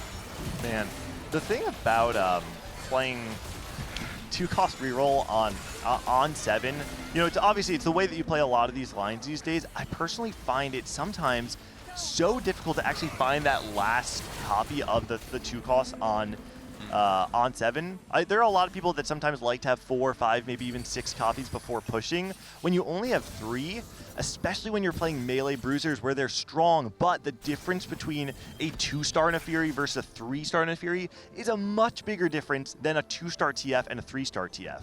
And if Skara can't find that Nefiri, he's going to have a really hard time stabilizing. Yeah, it's also he's contested, right? That this should actually dipped into the line is really This was just important. holding his units adjacently as well. Oh. And this was just trying to play like Shyvana 3 in the Nitro amp setup by playing around Annie, which is going to be really difficult. But this is Dishop sort of trying to flex a little bit of his muscles and put on his world champ cap. He's going to try to do something that's a pretty off-meta thing to do. No one out here trying to play Nitro, and tempo into Nitro amp is generally ill-advised. And it looks like we're not playing around Shyvana 3 at all. We have only a Shyvana 2 on the board and not going for the rest of them. But Trisha's spot here looking pretty good. It did look really good. She actually kind of whiffed on No her roll down, though. Leonas. She has not upgraded her board at No all. Zayas, one Aphelios. Yikes. Okay, the good news is she's on a streak, so she has a lot of HP. The bad news is that was a pretty bad roll down. I don't know, because when we saw QD's board, it looked like QD didn't have a ton of gold. I actually don't know if Trisha needed to roll on 4-1 to try and get ahead. It might have actually been worth it to play a little bit slower and give herself a little bit more gold for the roll down. Assuming that she is not contested, I think that might make sense. She is contested, but QD's really far behind. Yeah, but the thing is it's not just like the one person who's contesting you, it's also the other people who are gonna roll down. So it's all relative to like the pacing of the lobby. Also, Emily's playing Cypher. She's playing Stage 4 Cypher. Spirit Link! Emily's gonna play for the Wang Out again. Did I say the Wang Out? She's playing for the Win Out. And she got Aegis? Oh my god, this is just so awkward. What the heck is this setup? Aegis on this golem sounds pretty wild, though, right? It does, but like look at her positioning as well. It's just pretty cool. Unbelievably scuffed. The Zed has to walk like an entire I'm gonna use some European term, an entire kilometer. To get to her point. Flexing, okay. That's right, that's right. I'm all things to all people here. Yeah, whenever I try to check the weather in my app, I have no idea what the hell That's that right. is. Where's this at? It was described to me that you got to treat Fahrenheit like percentage. If it's 90 degrees, 90% hot. Oh, this is so smart. Maybe next time use a. But what does 90% hot mean? I don't know. True, yeah. That's just how it described it. What does I don't know what to 90% tell hot you. mean? I don't have all the answers. I guess. Have you? Yeah. Like, it's so fun. Money, it's even more fun if you talk about length, right? I mean, you guys are like, oh yeah, this is my arm. Yeah? Let me say it's a 50 time and then we can actually build a house with this. Like, I have no idea what this is like. And you had so many presidents that actually try to change it, but then you decide, like, no. Actually, this is fun. Let's do it another way. It's okay. It's part of our personality. At this yeah, point. it's okay. Oh, do you know? Cutie and Emily take some pretty big losses, and right now, I can't tell who's going 8th between Cutie Pie, Emily. Actually, Emily's playing Cypher, so she cashed out just like a little bit. And Dish Soap. Oh, wait. Oh, I apologize. I thought Dish Soap was playing. Pivot. Holy! Wow. Where did this board come from? Okay, so you were talking about flexing, and this is, I guess, is this. He just. How did we end up? Because he had reinforcements, so we found a way to pivot back into Vexotech. So this is something that I forget who was talking about it earlier. Oftentimes, you kind of want your best player to be able to play that mid ground. It might have been you, Jack, actually. And to me, what stands out is that this play from Dish feels like a very high execution play, right? Not everybody can actually pull off this pivot, but his team's kind of leaning on him to be able to make the best of a bad decision, and all of a sudden, he's turning it around. Yeah, the team needs him to be strong, because I think Cutie's going 8th. And they need Emily to also win out. The good news is that I think Saikuno is reasonably healthy. Right. But I would say that right now Team Geriatric Gamers is in full control, and it just kind of depends on whether or not Emily and Dishop can start winning. The problem is Trisha and Robin are both very strong. Robin hit everything he was looking for. I'm not exactly sure where BoxBox has landed, but those two specifically, Trisha's still on that win streak, even though kind of missing on a roll down. It's been strong enough to keep winning, and then Robin did hit Brand 2 and already had a Koboko on 7, which is just incredibly powerful in Street Demons. Yeah, Trisha's still missing a lot of those key units that are, I think, going to allow her to continue the win streak. Never mind. I take it back. Yeah, before I was going to say, not having the upgraded Leona does mean you're still relying on the Jarvan 2, which is really strong. But when you don't have the power, the punch behind it with Xayah 2 or Aphelios 2, it'll eventually fall apart. But Aphelios 2 is a huge hit. I like that she's also itemizing Jarvan. I think a lot of people just rush to put on Leona 1. And sometimes you do put on Leona 1, but I do think overall she's playing very solid. She did that exact same play last game too, and it was a huge difference. Look at the Nafiris on the bank. This is love like it. This guy has 4 Nafiris. The revenge arc. Oh, that's crazy. Oh my. Can Bye, buddy. we not just give them a ring and they actually box each other in real life? Wouldn't that be an easier way? Or just make out. I mean, I'm okay That's with right. either. I Why feel are we like dancing they need around to, it? Yeah, we I don't think they need to figure it out either way. Honestly, like TFT boxing, like chess boxing, would be actually wonderful. pretty cool, right? Yeah, I think so. Cutie is Can we see winning. Skara if he's holding TFs? Because I would just love it. They are. Oh, my man. Oh, he hit any 2 on 7 before he hit. So actually, they could discuss this, right? I sell one, you sell one. I sell, you sell. Negotiation. It's a hostage situation. I'm pretty sure those talks will break down real quick. I mean, maybe we need a moderator and just pause and send someone up, but probably a bit too tricky. But I would. Another the fifth Nefiri! one. I my definitely do goodness. some couples counseling on the 2 mics behind us after this game. Oh, this is perfect, yeah. I actually give my place away and he can sit down then. I think it's actually useful, yeah. This is not good. Cutie looks very weak, and I think Cutie is going to be dead very soon. If he can sneak this win somehow, though, yeah, he has a D-Claw. D-Claw is very good against the brand. If Cutie finds one win here, all of a sudden, I think Skara... Oh, wow, Dish Soap actually takes a loss there, too. I was going to say that if Cutie finds one win, all of a sudden it actually might be really bad for Skara. I'm kind of surprised that Skara was able to find a win in the last round, sitting on still Nefiri 2 on level 8. I think he might have been able to find Annie 2, might have been a difference maker. Hold on. Yeah. 2 lost, though, for Dish. Disso's playing for win out. If he can get Urgot 2 somehow on 8, okay, that's a good helpful thing. If you can get Cho 2, Urgot 2, a lot of people don't play this variation of Vex because he's playing around Vex Bruisers. The main reason to play is because you don't have like a good Exotech setup. Oh, he has Hyper Ranks on 3. Never mind, it's the opposite, which is he has such a good 3, he doesn't need his 5. If he can get there, his board is really good. I see the vision. Like, I think Disho clearly is not just like, okay, I'll pivot for the sake of pivoting. Hit a Cho 2. Wow. That's a huge step. How do you actually fit this Urgot in if you do hit, though? He has no Shred. So he's probably D-Claw here then. And then IE. The thing is, he has no Shred. Yeah, that's really bad. Okay. Draven 3. Sykkuno hit. Sykkuno hit. Got items. He's got full setup. Oh. Double wait. Slam the sword there. What? No, it's okay. Trojan. It's double sword, yeah. Yeah. Or he's asking his double blade right now. Oh, you gotta do something though. Oh, who's he up? Is this Cutie's board on the other side? No, it's not. No, it's Trisha's. No, this is Trisha. Oh dear, that's a really big loss. That's not good. Skara finds another win.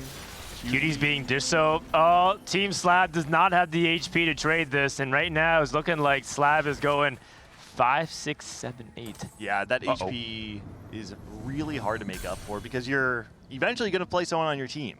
And you kind of need 2 win-out players here. And Skara just hit Yuumi 3 as well, which will stabilize him even more. And it's just the HP problem now, right? As a team, the HP is so much higher for the geriatric gamers, and because of that, they'll be able to trade with one another, where for Slab, Dish Soap losing there means that that's bad Trisha's news. still win streaking.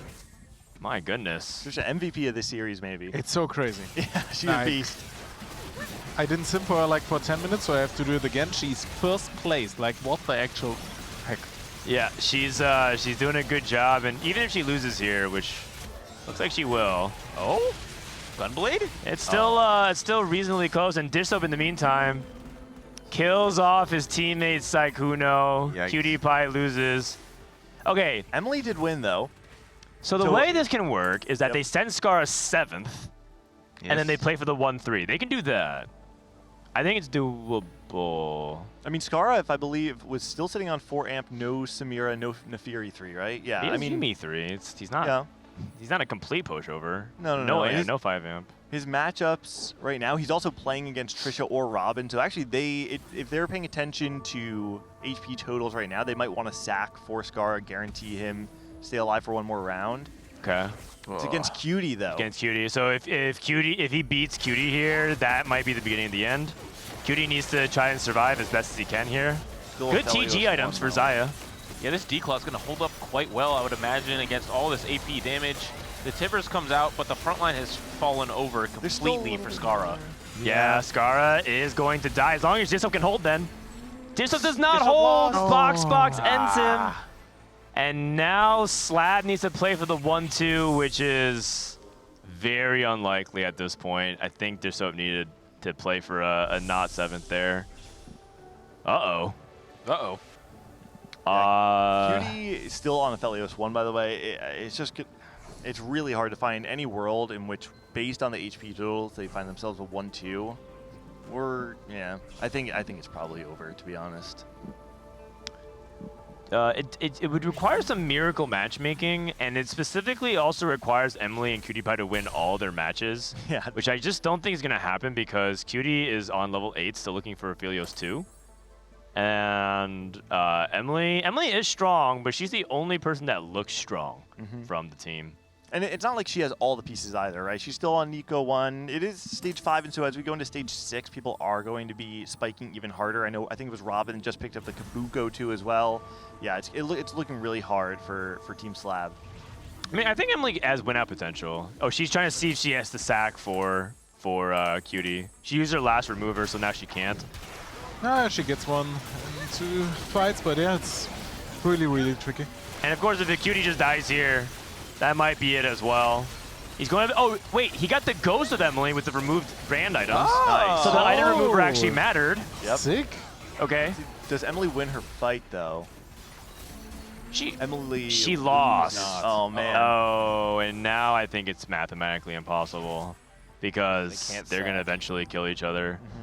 Yeah, and I think that if you're looking at Team Slab, they lost so much HP early, like all 3 members losing. And Sykkuno did a good job preserving the HP, but yeah, in the end, not able to actually play for the win out because Cutie Pie and Dishlet were not strong enough. Again, thinking about Trisha and her role on this team, right? We're looking at the 4-seed Sykkuno from Team Slab, who has been playing his role quite well, right? This is exactly what Dish Soap had instructed him to do. But then you look at somebody like Trisha on the other side, who's had very, very strong mid games throughout this series and able to keep her HP as high as possible. And because of that, able to get those top 5s that are just incredibly important. That's the thing that stands out to me. Like, so Trisha, this game, of course, it was pretty high roll, right? She had the Jarvan 2, she had the Jinx 2. The thing that made it so important this game, though, is that it denied both Sykkuno and Skara the ability to streak through stage 3. And so both re-rollers did not have the tempo required to turn the HP leverage into a meaningful impact by the end of the game. Yeah, she is doing really well, and as a result, that is 100% lock-in. Geriatric Gamers goes 1-2-3. Wow. To wrap it up in a pretty dominant last game, and you definitely have to hand it off to Trisha. I think they've been staying up late every night, trying to level up. As soon as they were done with games yesterday, BoxBox and Trisha sat down next to each other, and BoxBox helped her learn more about different lines, because she came into this weekend saying, I'm going to play one comp bully. I'm going to play Golden Ox. Yep. And everyone was like, Golden Ox. And then she came to them and said, I want to learn another variation. I need to be more diverse. I need to be more versatile. And she's clearly putting the work to try and learn more lines. Oh, they're coming. I will actually give this away if someone want to. Oh, sure. Emily, what went wrong there that game 3? Like everything? Everything? Okay, I'm going to look at Trisha's board at like stage 2. She's like level 6 with a 3-star or 2-star Jarvan Aphelios. I'm like, I'm dead. That was just the most cooked game possible. Yeah, fair enough. Can we talk to Dish a little bit about the pivot you had to do? Because your board, going into level 8, it looked like a pretty hard game to navigate, and it felt like you actually kind of got onto rails, and then obviously it just seemed to fall apart at the end. Can you talk about that game? Nah, it's my fault. I should have just open sold like a lot of my stuff earlier, and then just like hope I hit the Cho'Gath 2. Because I was waiting for Cho'Gath 2 to swap, because I don't know, Sedge 1's pretty bad, and I didn't Jin for some reason. I didn't play the game very well. But yeah, I think if I can get myself over Skara and win that one fight and have more HP, like maybe it's doable. But I think it was kind of like cooked like on like stage 3. But yeah, I mean, you gotta play every game out, I guess. Yeah. Yeah, I mean, there's still a chance. I think you guys really hung in there. Overall, Dish Soap, talk to me about how proud you are of the team. You are the captain. I think a lot of people looked at Team Slav and were really cheering for it. But you got to spend a full weekend playing with them, and it seems like a lot of them leveled up. So how proud of you are the squad? No, I'm very proud. We I don't know. Can you speak closer to the mic? I'm very proud. We showed up. We played well. These guys played some good TFT. Yeah, there it is. That's it. It's short and sweet. Okay. Short and sweet. Do we have any final word? Saikuno. You want to hear something from the Shark? Yeah, Saikuno. It felt very personal holding all those Nefiris. It felt like maybe you were holding even more than necessary at some point. No, yeah, definitely. Dish Soap said hold every Nefiri no matter what, and I was like, okay, if you say so. Got it, boss. Yeah, I think Skara didn't get Nefiri 3. I didn't get TF or Braum 3. Yeah. I think me and Scar just had the roughest. We just got constantly ganged up on every game. Me and Scar were in the trenches out there. Yeah. But you know, it was pretty fun. It was pretty fun. Yeah, there's not bad. I think you should be pretty proud. What up, my goat? Team Wait, we should Jerry- hash this out though, right? The two of them right here. Can we just like kind of make sure everything is cool? You guys are like okay, right? Yeah, wait. I told them before. I said that whoever rerolls the TF player is the best player on the team, right? Wow. Yes. Yeah. I also said I said the same thing, and then he went into Fury. That's because a spirit possessed me, and then I saw a dog, and I really like dogs. They should add the double up trade feature. I would have traded my 2-star Nefiri I for your had 2-star 2-star TF. Braum. yeah, I would have traded. I would have done the trade. I look at your bench, and it's half of my comp, half of your comp. I looked at yours. I saw like a bunch of Braums, 2-star TF, and I was like, I'd do a trade with Scar right now. I think we'd be all right with that. I was like, dang, man, Scar, this felt kind of personal. Yeah. Dude, I feel like me and Scar had the toughest fight there. We were in full PvP we mode. literally, I'm looking at Sky's board every round. I'm just like, damn, he has this many? Oh, he has this many? Oh, he has this many? And then he got, the second game, I thought he lost. You know what happened? I took Replication, hit 4 Negatron capes, or 3 Negatron capes, then hit 2 more, then hit 5 swords. Wow. I had 0 rods playing TF, oh, God. and I was just like, what do I do? All good. Yeah. Robin, you guys won. Who do you think is the MVP of that series? MVP is definitely Trisha. It's not even close. Get her over here. Come on, Trisha. Is a marksman specialist, and yeah, she just like top 4'd both games, and that's what we need from her. So, MVP. Trisha, Robin's one of the most successful tournament players of all time, winning multiple regionals. What's it like hearing that from him? Try not to tear up because I have an anxiety disorder and I really wanted to do well. Oh, you did amazing. You did Everyone amazing. Put in a lot of effort to coach me, and so I'm really happy. You guys, I heard you guys stayed up really late, like every night, going through BoxBox is like playing ladder with you, trying to help you. How much preparation exactly went in? How late did you guys stay up? I called Skara every day since I found out about this to play double up with me, so he spent hours, and then BoxBox stayed up till 4 to coach me. 4 a.m. Holy cow! You call times like 8 a.m., 9 a.m. Insane. I just want to say, because you know, I didn't know Trisha before this event. This was my first time ever meeting Trisha. On day one, we got to talk a little bit, and I got a sense of like how much Trisha cared. There's a lot of people that are just here, they're having fun, they're goofing off, blah blah blah. Yeah. Trisha came in wanting to play, and at the end of day one, we were talking a little bit, and she's like, "Listen, tomorrow, no more contacts. I'm bringing my glasses. I'm locking in. I'm gonna try my absolute I brought hardest." so many dresses and cute outfits, and then it was cold, so I was like, you know what, I need to play my best game and not shiver. Yeah. Because I already shake from anxiety, and so now I just wore the same shit every day. And BoxBox was, or not BoxBox, Scar was actually my first coach ever on TFT, so it was meant to watch me. That's very poetic. Comes full circle. Scar, her first coach, now actually your teammate, and you guys are succeeding. You're in the finals. And I have to say, your play looks better than ever, so you don't have to worry about that. It's looking really good.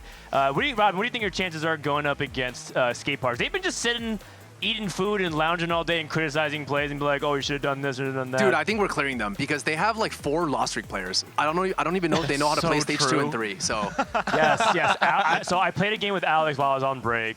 Alex hit Wandering Trainer Street Demon. He took a Pan off Carousel and then put Pan plus Rod because he thought that made Street Demon an emblem. And he went immediately 8th because he opened forward for it. Oh, so no. I don't think they're locked in, man. I don't think they're locked in. I think maybe they're a little bit overconfident. But, oh, finally, BoxBox. I mean, Trisha, she talked about prepping with you. You also invited her to be part of the BoxBox boot camp, who she's competed a couple times. So what's it like watching kind of full circle as an observer as well as a teammate? It's cool. She's improved a lot, and not only that, there was a very cool Naruto training weights where she played only Golden Ox during the double up section, but then she evolved. The weights are off. Marksman Vanguard. Yeah. And she popped off. She went 3-4-2. Yeah. Right in a very high elo lobby. Yes. What was do you feel like there was any advice that Trisha that BoxBox gave where everything kind of the light bulb went off? Is there any one piece of advice that BoxBox gave during these intense coaching sessions? He just said to play my strongest board because sometimes I'll put in Get- a one. well, into the He mic. said to play my strongest board because sometimes I don't play my strongest board because I Okay. like to greed for Biss and greed for the ideal unit, greed my removers. But now I've learned to just slam things. Wow, Right. that already means that you're way better than half a chat at least. Real bird in the hand moment. Trisha's Yes, a bird that's in a right. hand. That's Johnny awesome. was watching her I like play on the couch, and he was like, "Trisha's gonna climb 1,000 LP He when did she say gets that. home. It's not even gonna be close." I'm gonna sleep for 3 days when I get home. all right. And Don't then go to climb. sleep just yet, because we do have the grand finals coming up here in a little bit. But we also have our last major content piece when we come back from the break, which was, I believe, directed and edited by you, Gangly. Yeah, wait, you're not Phil. By myself and Phil, who's hanging out over there in the flannel. All right. You can see him, yeah. So we're going to take a few minutes break, get ready, send off this team to get ready for the grand finals. When we come back, we're going to debut a new content skit here from the Digi Duos Invitational. Don't go anywhere. We'll be back in just a moment. I guess I'm also griefing Zaya's. I don't think it matters that much. Is there anything to take? I'm gonna take gunplay. Okay. Fuck, I'll throw lunge. Fuck, I'll throw lunge. Buy and sell Nico immediately. Alright.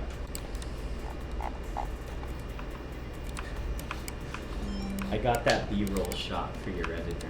Okay, I hit Nico.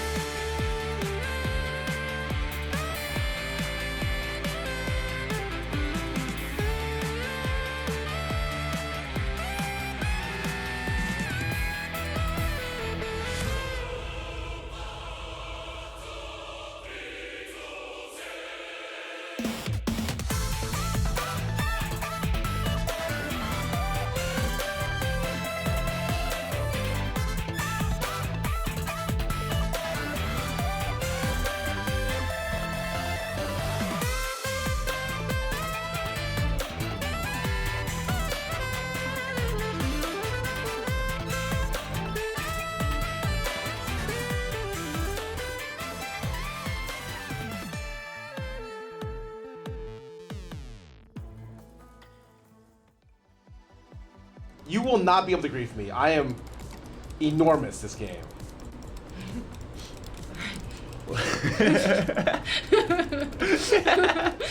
Okay. Welcome back to the Teamfight Tactics Cyber City Digi Duos Invitational. We got a lot of people here gathered for this next bit, which is a featured content piece. But perhaps nothing bigger than one of our special guests. We got, can you introduce yourself? I don't think if anyone has ever met you before, why don't you go ahead and introduce yourself to the stream? Hey, my name's Steven. No. Yes, what's your first name? I'm Mort. I'm here to see all the cool event and see what's happening. It's been fun to watch. So, yeah, it's been fun. It's been fun. Mort, it's great to have you here. Mort will be sitting on for the final series commentary with us. But before we do that, we also have a debut of our second content piece of the weekend. And we felt like because everyone has a shared experience of what it's like to play contested, we want to put out an accurate description that summarizes most players' feelings when that experience happens in TFT. So check it out. This is called Granola. Hey everyone, I'm gonna grab a granola bar. Anybody want any? 9, okay. Dude, Scara, I think the IRS is trying to arrest me. That's GigaWiz. It's an 8, man. I think it's a positive delta for me to go to jail.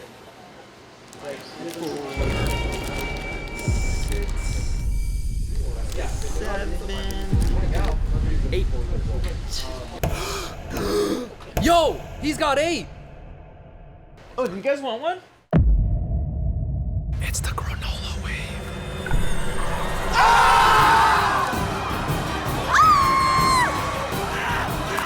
Dude, get the hole!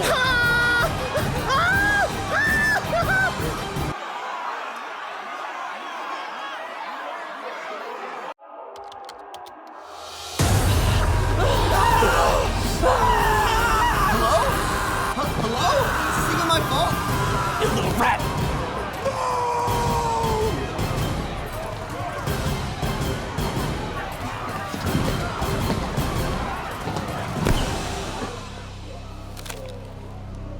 Please, I don't even play reroll.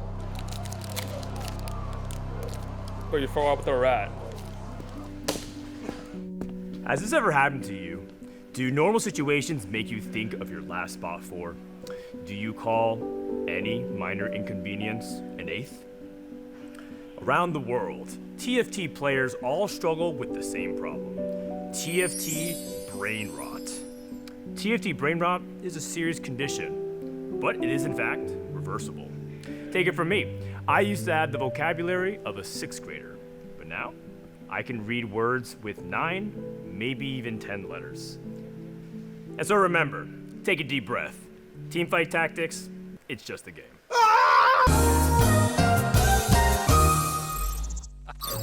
Boom. All right, there it is. That's pretty good. That's pretty good. All right. Do you feel like that's a fair, accurate representation of being contested, Ace? So what do you think? Oh, being contested in TFT is way worse. Oh, I see, yeah. It's true. That only is like a tip of the iceberg.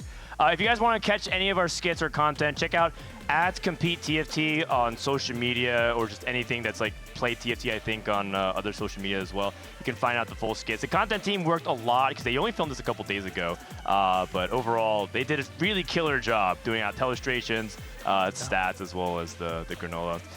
What do you think more about that, Skip? Those were great. That was fun. And you could tell everyone was having fun filming it as well. That energy kind of came through. So that was cool to see, and enough memes in there that I enjoyed it. Solid 2 thumbs up. Who wins the Oscar for like the best performance? Oh, that's hard. There? Roger killed it, I think. Yeah. I thought they were all good. I liked Nature's little is this even my fault? Nature's is awesome. Yeah. So that was good. It's funny. It felt like the writers were memeing harder than the actual players. Yeah. I mean, that's just a normal day at the office for us. So, yeah, that's true, actually. I'd like to give a little shout out to all the players involved in this, because we were kind of concerned that this is going to fall really flat if people don't play ball. Like, they don't play along. They don't commit. Yeah. And there was no hesitation. We grabbed we grabbed U-Jelly out of nowhere. She just screams, gives the performance of lifetime. I also want to shout out the most unseen serious actor of all time, Kyun, who could not say a single line without laughing through the entire thing.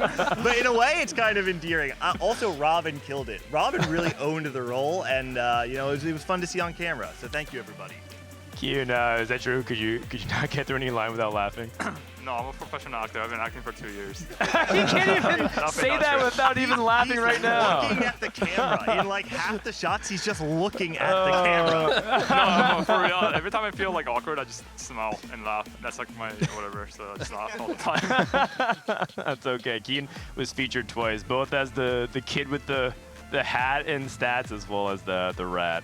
All right, so I guess that's it, right? We can just release everyone, get ready to go for the grand finals. So, Kyun, any words? Like, are you intimidated at all by geriatric gamers watching those series? No, we're gonna crush it. I think our team is just more solid as a team. Also, we're gonna have more fun, and I think, yeah, we're gonna win. Okay. I heard you didn't warm up though. You didn't even like. Alex has been warming all day. Did you warm up, Sally? No. No, I warmed up in the bathroom. I went to the bathroom like 4 times today. I saw Kyun warming up with his eyes closed on the ping bag. My stomach's low-key dying, but it's fine. I'll be good. I heard him say something key yesterday, though, was that the team who's having more fun is winning. And so I like that attitude. I was having a today. blast yesterday. I'm like, oh, we're already in. Like, I'm going to play like a random wandering trainer. I just hit 10. It was so fun.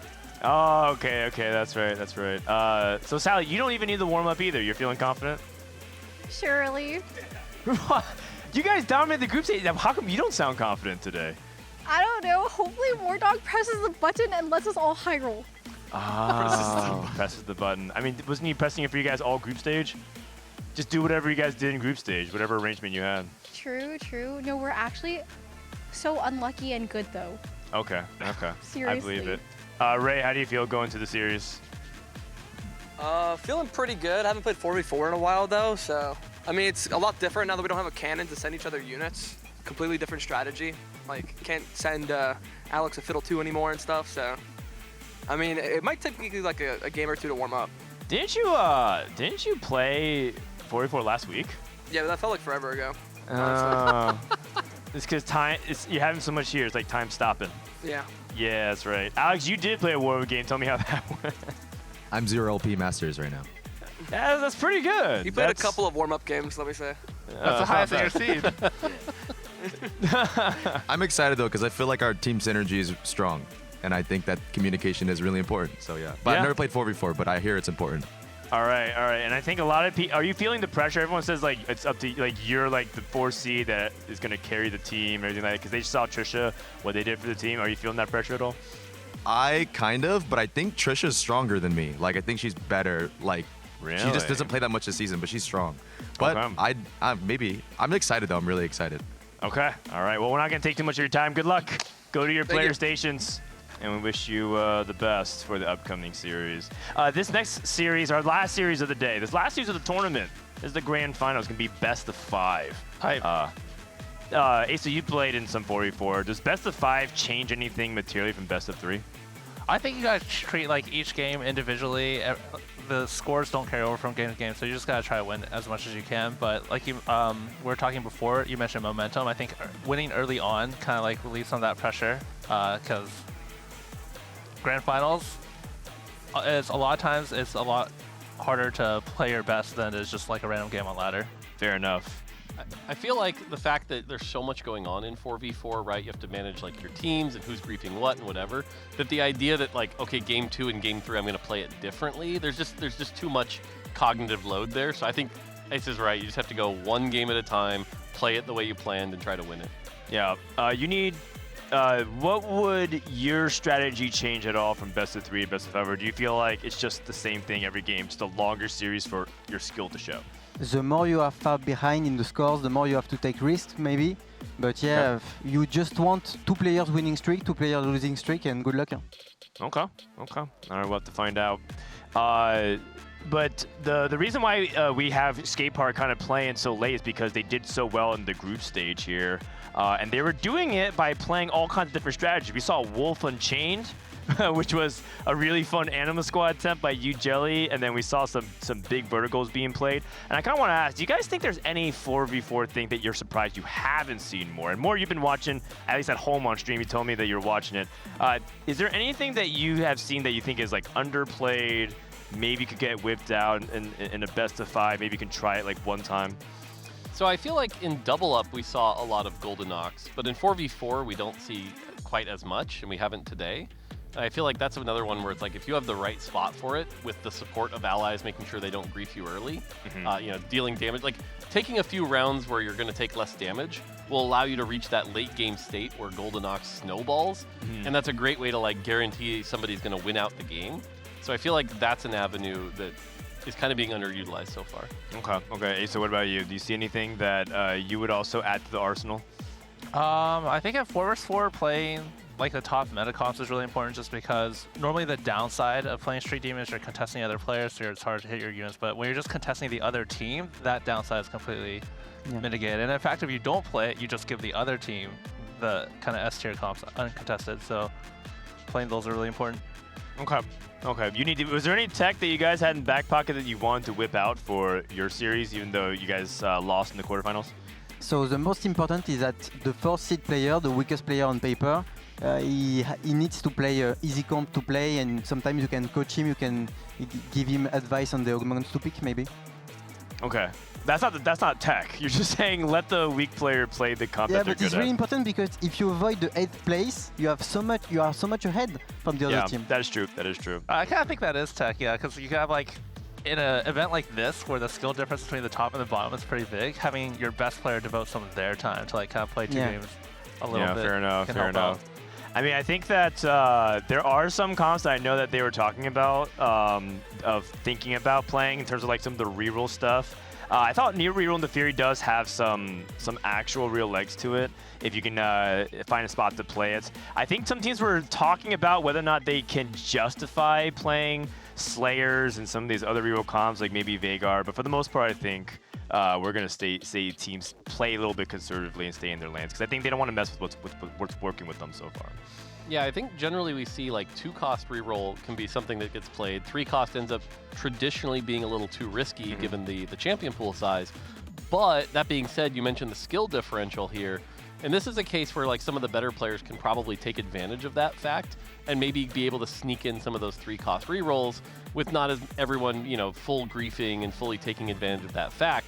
So with again, the skill difference being here, I feel like you can get away with a little bit more, and that might open up some lines, or even like, you know, like Cypher we've seen before, that you might not normally play in like the best EWC games or something like that, but in this format you might be able to get away with. Yeah, I mean, we might see some pivots as well. We'll see. Anyway, just take a zoom back. I guess because we had you come crashing in real hot. Mort, are you sleeping in on weekends? You have weekends off now. Have you been able to get some rest? I mean, a little bit here and there, you know, dealing with some other stuff. But like, for example, Mother's Day was this weekend. And so happy Mother's Day. You know, moms. so I made sure to give my wife some attention and make sure she felt like the mom she deserved, you know. So spent some time doing that. That's right. You know, wait, what's going on here, by the way? They're looking at a piece of paper with pictures on it. It's probably got their strategy on it. What's Like happening? they're okay, Ray's drawing a giant red circle and X. I think that's he's saying we can't play that. Wait, hold on. Oh, Okay. Scar. Oh, got it. Oh, they're locked in. Got it. It's their wanted poster. I like it. So that's the sheet that you give the cameramen. So when they say eyes on Rated, they know exactly who it is, because they can look. Because, you know, not every camera guy knows who Ray or Jelly is. And so they stole it from the camera guy, who's probably right behind them, right behind the desk, just to do a little bit. I like it. Love it. That's awesome. Yeah, they're in good spirits going into the game, which is really important.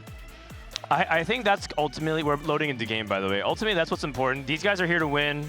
They've already secured $10,000 each. Winner gets $12,500, so a little bit extra. Nice. But they're ultimately here to have fun. It's like friendly competition, which is what I really enjoy about some of these invitationals.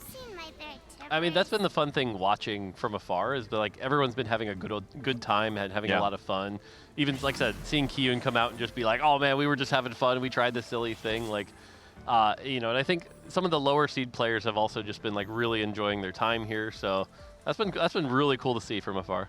Yeah, I feel like some of the lower seed players have been sweating more than the higher seeds. Yes, like, they are. Yeah. Alex played 3 games this morning and was like asking me for help and coaching. And then also, it feels like the lower seeds were having, like, their batches were so fun to watch because the top seeds were like kind of meta slaving into like 4 Street Demon, 4 Marksman players.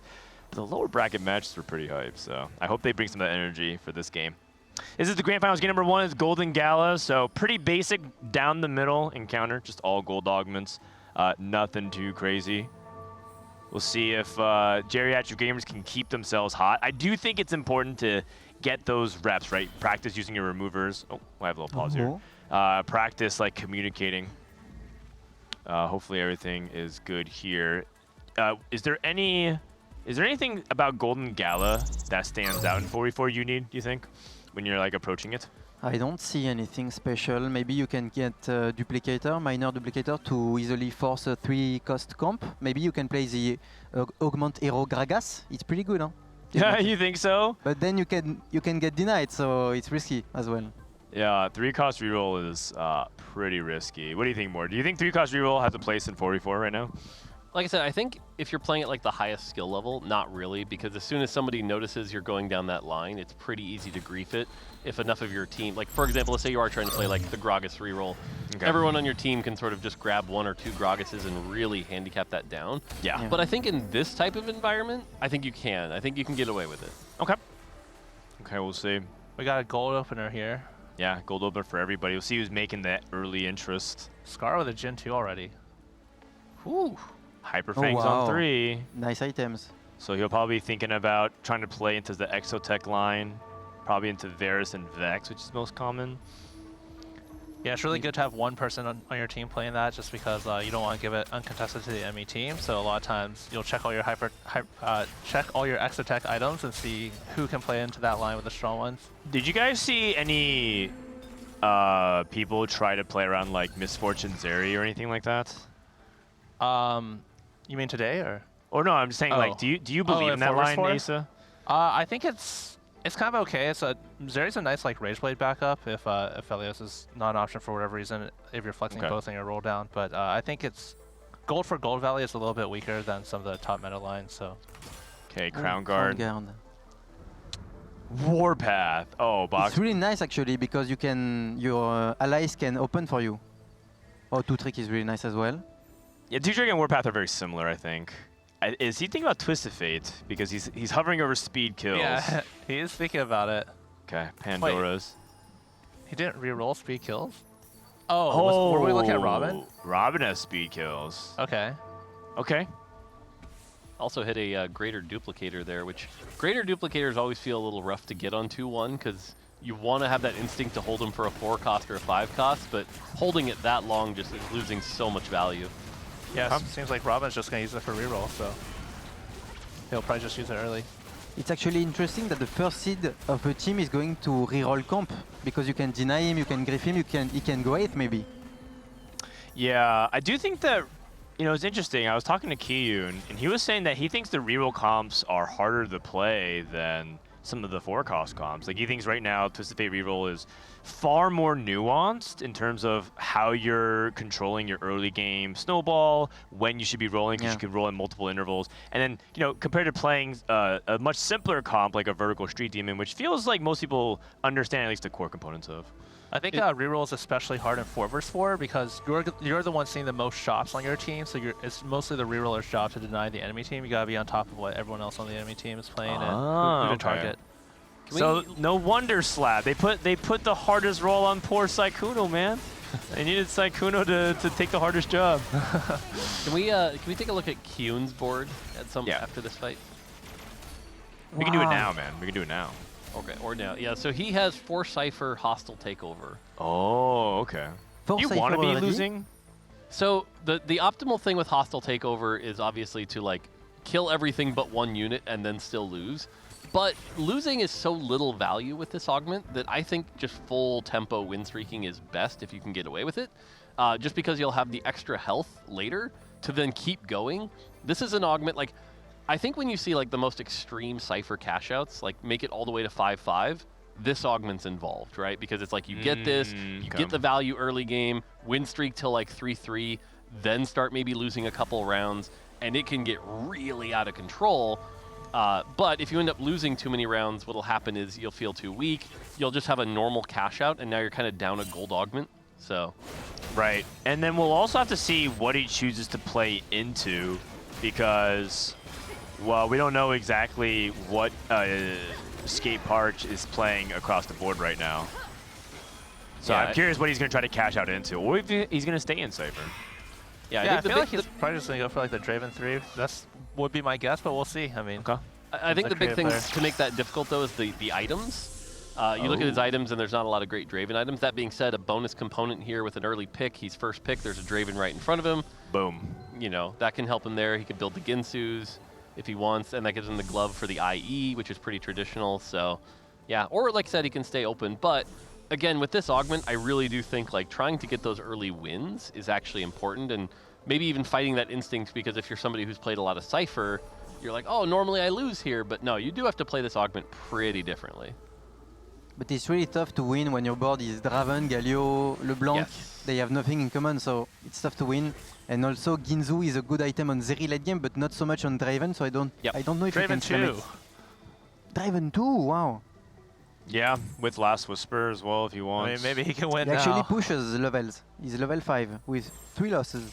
Oh, he is going Rageblade. Okay. Yeah. Yeah, I like this play. I actually think, I was about to say, I do think you slam the Protector's Vow here, get that on Galio.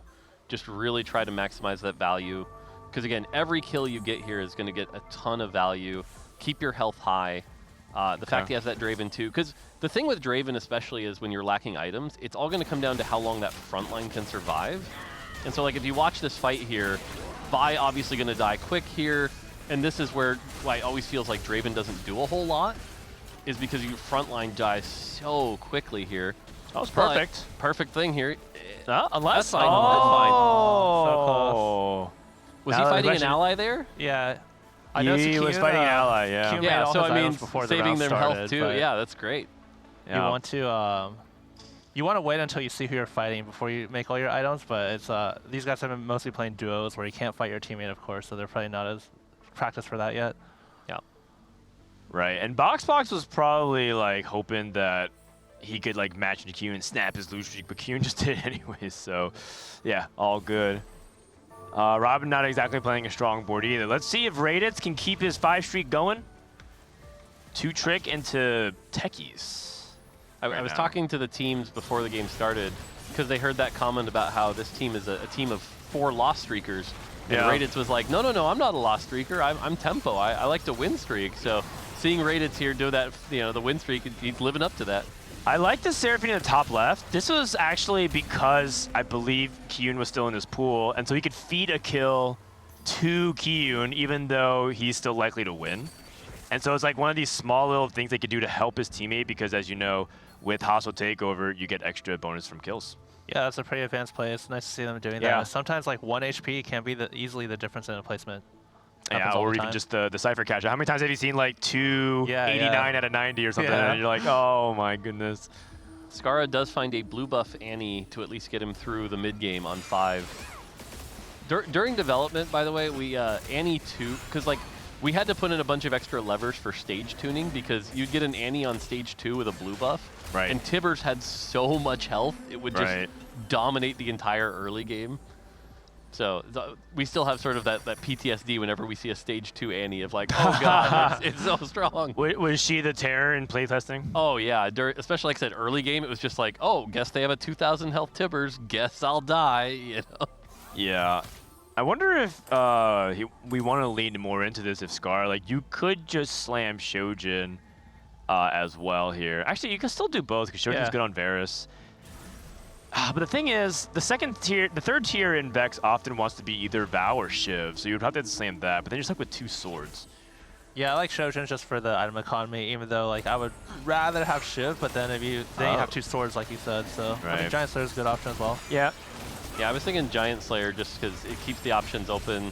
And then, Adaptive I was like 50-50 on, so it's interesting to see that because obviously Gunblade probably going to be, one of those other swords is what you're looking for. Right. So. Yeah, that makes sense. Keep the sword open for Gunblade. That also works too. Yeah, in the 4-4 format, he's fighting a member of the other team, so just every single win is that much more important because you're also giving the enemy a loss. BoxBox is playing Street Demon, looks like right now, so he might be the Street player. I don't see a lot of value in Starry Night, so I don't think he's thinking about that. I think he's helping his teammate right now. Oh yeah, that's probably happening. Can we look at Trisha? So BoxBox is staring. He's looking at all her augments right now, trying to help her.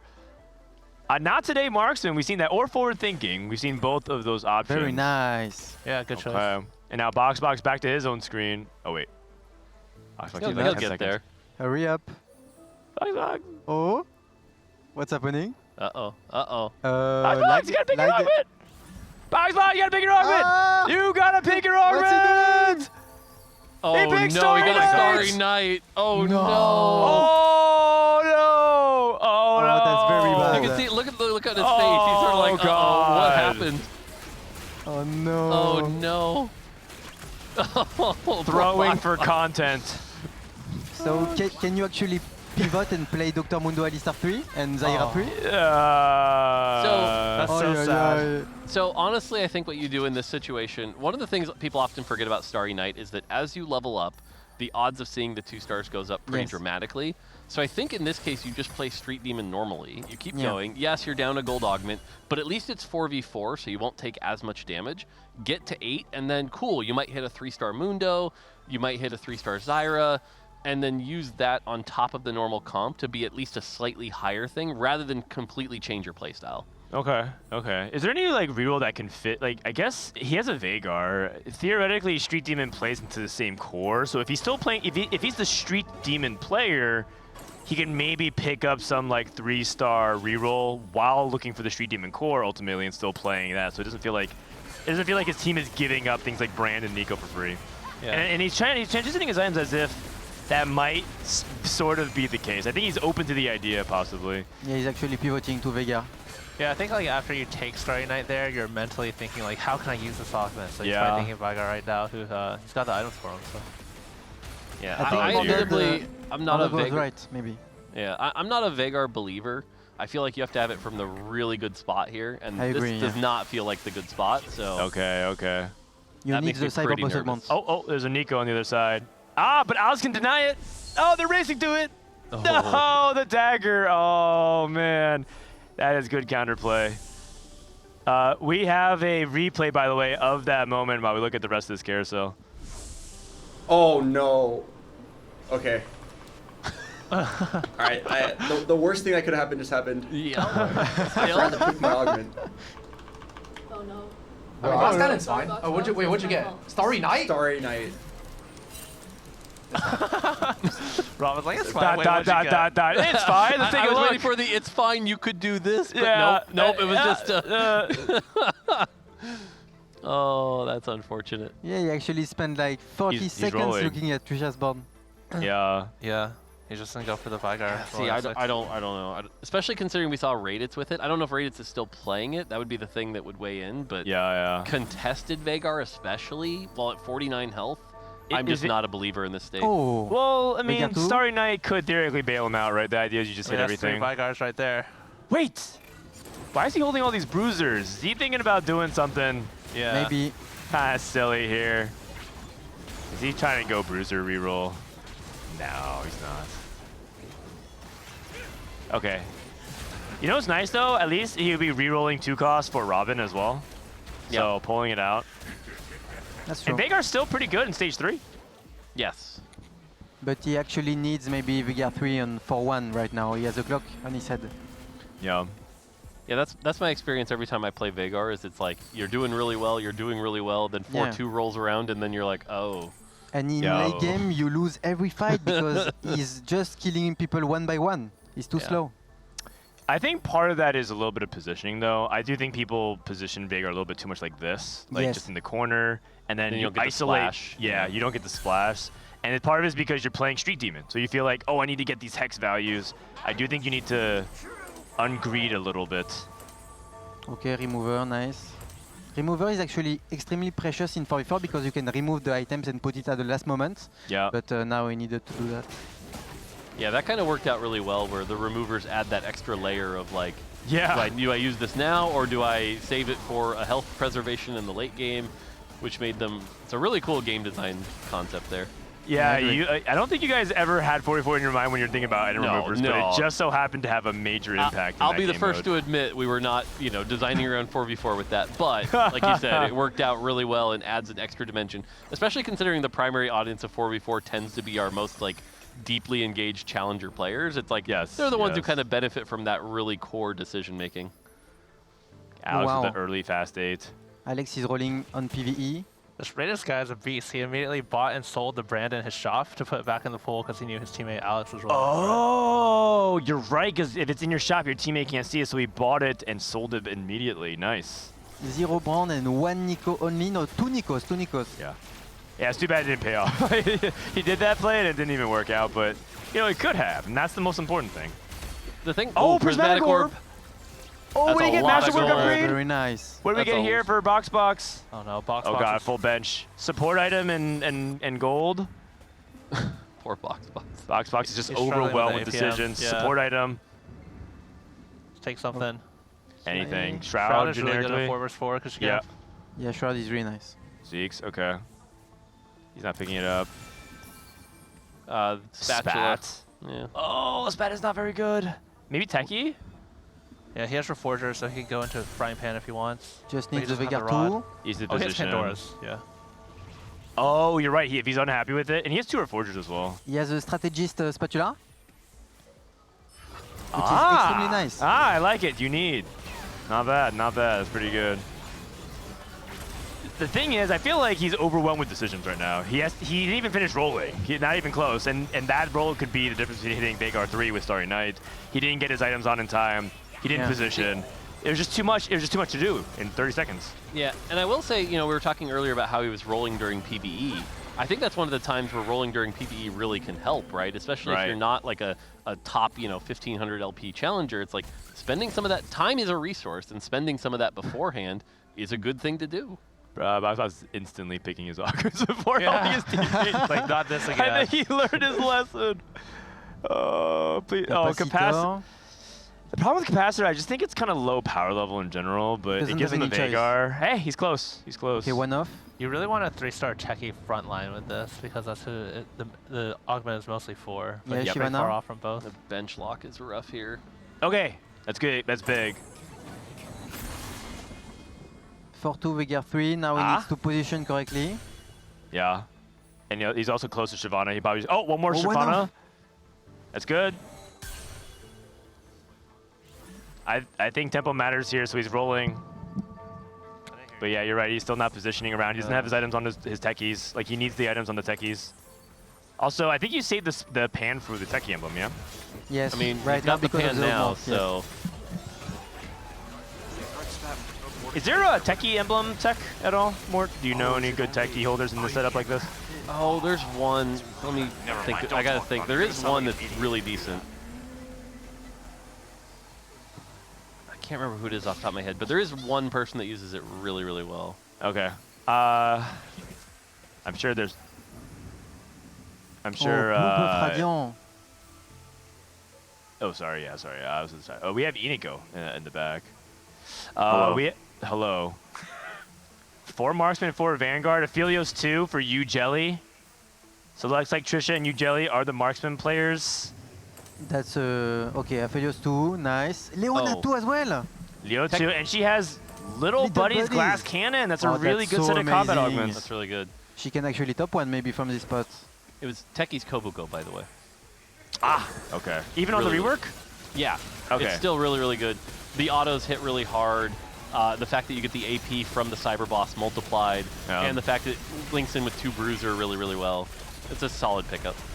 That's specific 3 on the other side by Robin, though. Quick question you need. If you have Little Buddies Is it worth taking out Jinx too for like a Kindred? Of course. But I don't think she can because right now Jinx is holding items and Kindred cannot hold items. So she needs Xayah too, and then she can cut Jinx. Okay, I like it. Jinx is amazing as an item holder. We haven't peeked on it in a bit. Oh.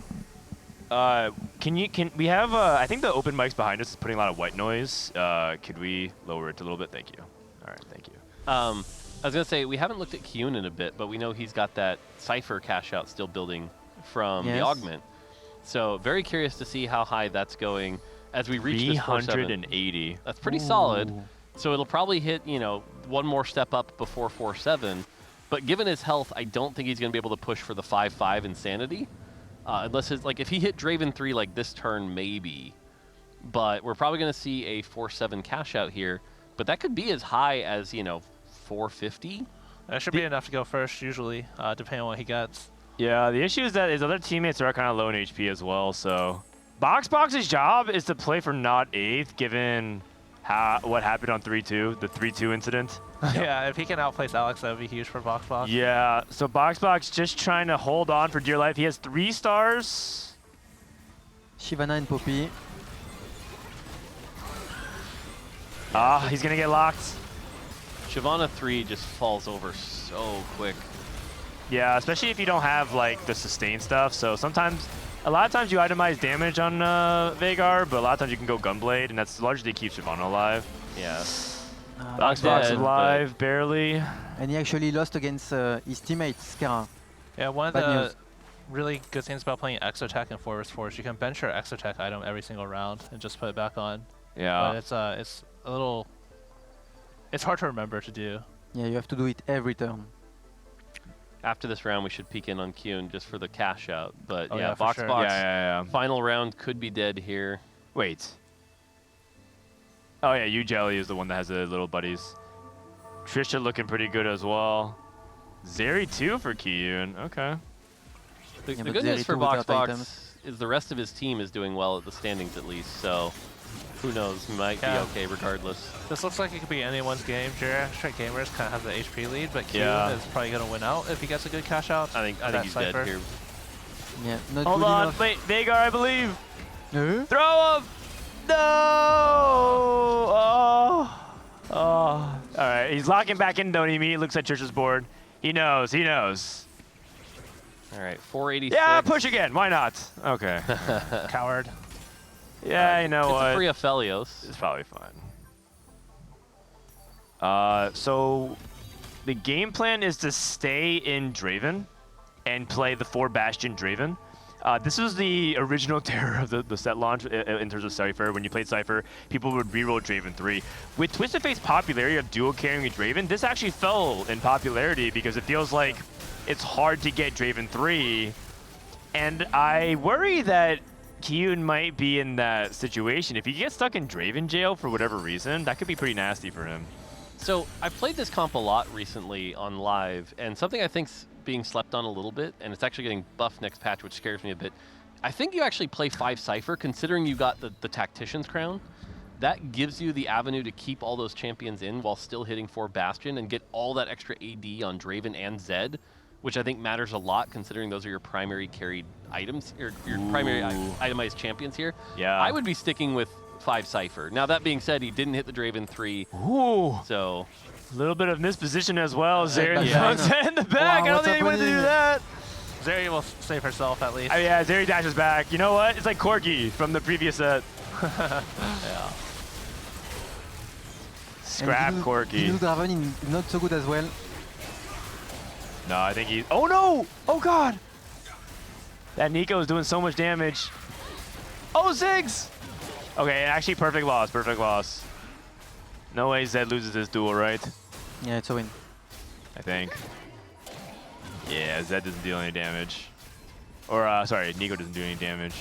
Yeah. Good trade, actually, from Alex. And that's the thing, by playing 5 Cypher, you get so much more base AD that even that Zed becomes such a terror. I can see it. I can see it. What does he have instead of it right now? He has God of the Nets, and he has... like, extra Exotech, I guess? Yeah, I guess it's just Garen, I guess. So you would say 4 Cypher then?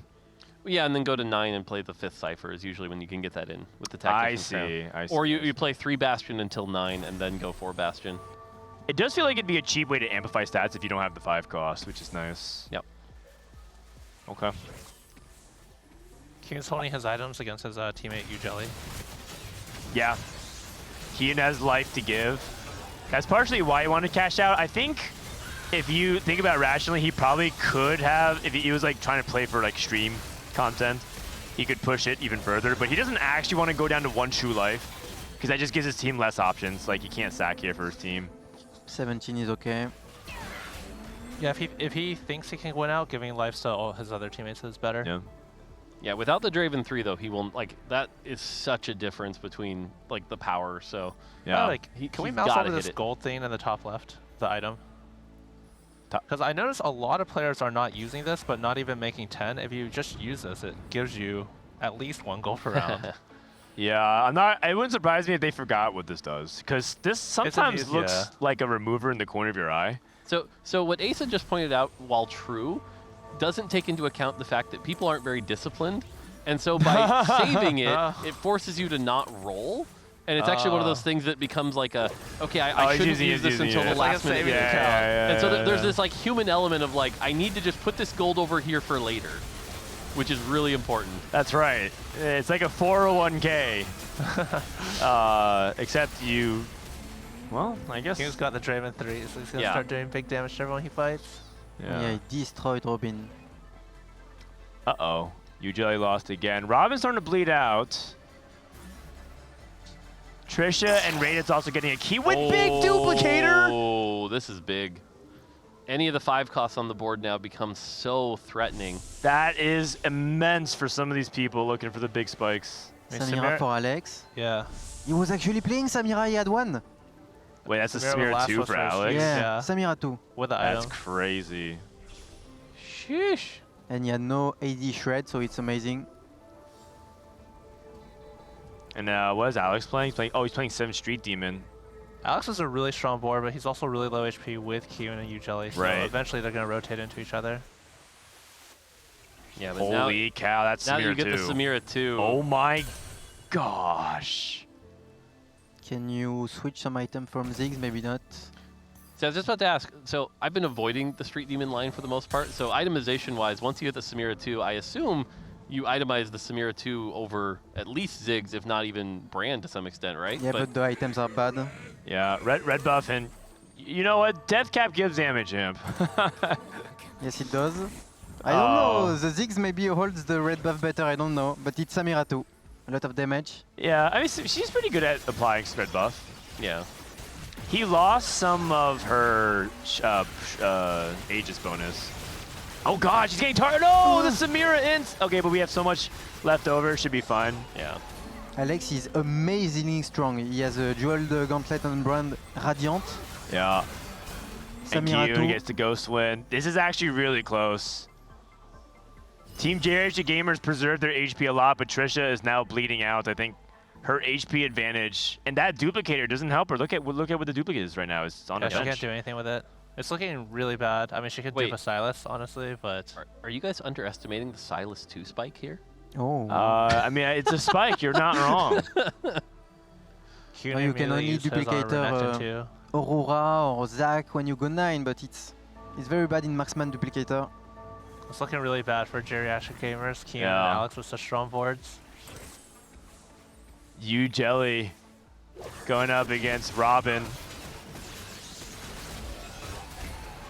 Robin did such a good job preserving this HP, but I just don't think that. I think he's just getting outscaled in late game now. The Braum got destroyed.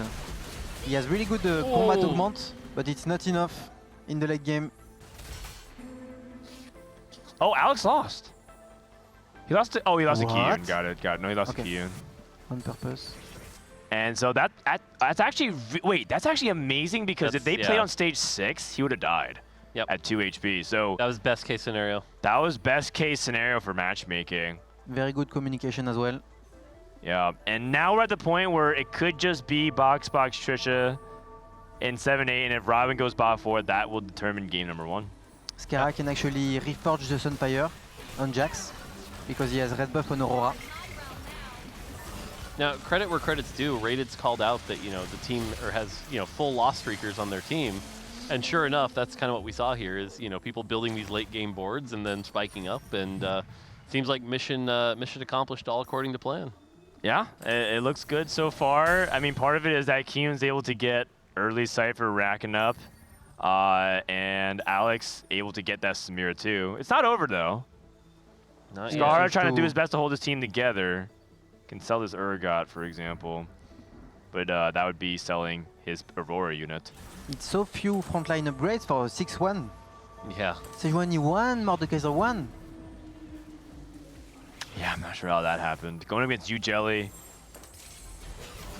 Taking a look at Trisha. This is Trisha's last stand, and it's going against this Kiyu and almost a certain loss. How's Alex doing? Alex is going against... who? Radiant Blue from the other side. Oh, it's you, Jelly? It's Rated. Oh, it's Rated. Rated's at down. Yep. Alex Rated's is so dead. strong. Yeah. 3 people from That's geriatric down. That's it. Oh, That's 6, 7, 8. 6, 7, 8. Ouch. And That's it. GG. And Skate Park's able to escape from that game. Wow. I can't believe it. I think that duplicator was a big swing. Obviously, the Cypher was a big swing. This lobby got so insane. That prismatic orb was also crazy too. Yep. Yeah, The carousel with duplicator. I think this is a sample game where like a lot of people kind of struggle with the swing, right? Because if you looked at Alex's board where he was rolling, he was fast 8 on 3-7. He was rolling down to 10 gold, had missed the brand, but then he prismatic orbed into a bunch of gold, and then we saw the duplicator, and so it's like all of a sudden, all that econ he spent just shot right back up. So, and we got Raditz behind us already. What's up? Oh, what up, Ray? Bro, my partner surpassed me. I know. I was thinking about removing. I was like, I don't want to kill you, and then I forgot to remove her like last second, and I'm like, oh no, I'm sorry, Alex. And he's like, wait, do I even lose to you, bro? And then he killed me. He 17-0'd me. Wait, so he should remember for you. Yeah. That's right, man. That's right. That's a story of like what's going on. It's like the 4th seed's really coming up huge. I mean, part of it. What'd you get off your prismatic orb? Radiant. I actually got saved that game, so I had no tears, and I was playing Vex, and then I got a complete item Anvil, which gave me blue buff and masterwork, and I just got a Radiant blue buff off walls. Oh man! Wow. And more dog applause. Slow clap. We have BoxBox on the line. BoxBox. no. Unfortunately, we did saw what happened on 3-2. Oh yeah. Yeah. Can we turn on BoxBox's mic real quick? All right. Can you? Yeah, you like my pivot? Yeah, it's a Vagar. Oh no. We were sitting there watching with like 10 seconds left. We're all shouting, BoxBox, turn your head, turn your head. What went through your mind as that was going down? I mean, she asked me a question, and she was asking about like the difference between 2 augments. I was like, oh, that's a good question. Like, let me think about it. I should have said, let me pick my augment first. Yeah. That's okay. That's okay. Kyun is such a good team captain now. He is legit looking at all our augments. He's like he's like getting up and walking, looking at our spots, saying what we should slam. Oh wow. Really? And he's like, Wow. Yeah, he's really precise. Like he doesn't like ramble or anything. It's Yeah. insane. That's actually his skill in 4v4. Yeah. But you know what? Good news, BoxBox. After that happened, they high rolled like crazy, back to back to back. So I don't it didn't think matter. It didn't matter, and they also got their good luck out of the way. Yeah. So they wasted it all on game 1. All right. Alex, good job, man. How's that game on your end? I was so nervous. That was your first 44 game. First 44, and I was so nervous. I like lost so much slamming value and everything. It was bad. Oh no! Lost slamming value. No one on your I team skipped told over you brand. you weren't losing I had slamming? brand 1, skipped over brand twice. Oh, twice because I was too nervous. geez. I was like just rolling and trolling. But what's making you so nervous? Just because it's first unfamiliar? 44, too much caffeine. Oh, I see. I actually would like to get some of that. I was about to say, I've seen you have a couple Red Bulls already. So. Yeah, and I had a bang when I woke up in a coffee, so I'm Got moving. it. Oh, Kiyun, Ray's complimenting your 4v4 captaincy skills. Oh yeah. But then we found out that Alex played like a full stage without slamming and skipped Brand on his roll down, so you might have to keep an eye on that. Yeah, it's fine. He just drank too much caffeine. So I think it's fine. He just needed to calm down a bit. Also, I think he got too excited playing 4v4 with all of us. Yeah. We had a fun time though. That was fun. Are you worried you used up too much of your good luck for that power spikes at the end? Yeah, I expect so hard. Did Albert come here yet? Did he talk about what happened? Yeah. What happened from your perspective? This guy's What a happened from griefer, man. We have the clip actually. We should load it up. We actually have the clip of exactly what happened. Yeah, he low rolled the augment too. I was just like, oh my god. Like we're like, I guess he has to play Veigar from this position. Yeah. Oh, Actually, no. so you guys didn't even know what happened. You just saw he picked Starry Night. Wow, this guy's so flexible. He's awesome. No, that was an accident, and we're loading up the clip, I think, to see if we can show the reaction. It was actually really devastating when we saw that. Yeah, it was. Because like I said, we're seeing it with the 10-second countdown, and he's still way over here, and we're like, dude, go back, It was go also back. really close for me. There's like 5 seconds left. Yeah. I was walking around the chair, choosing everyone's augment, and then I'm like, wait, and Sally was like, oh, you have 5 seconds, like 5 seconds. I'm like, oh, shit. all right. So maybe a little bit quicker decisions. We don't have the clip, unfortunately, but I guess we can send you guys back to your places for game number 2. It is a best of 5. I need to join this lobby real quick. But man, that was fun. So I think that as long as that you can choose your augments on time, I think we'll have a more competitive game number 2. That's true. Choosing your augments is a really good thing to do. Yeah, because BoxBox was in a great spot. He was going to play Street Demon. Yeah. Can we cut the mics in the back? Because we heard the white noise.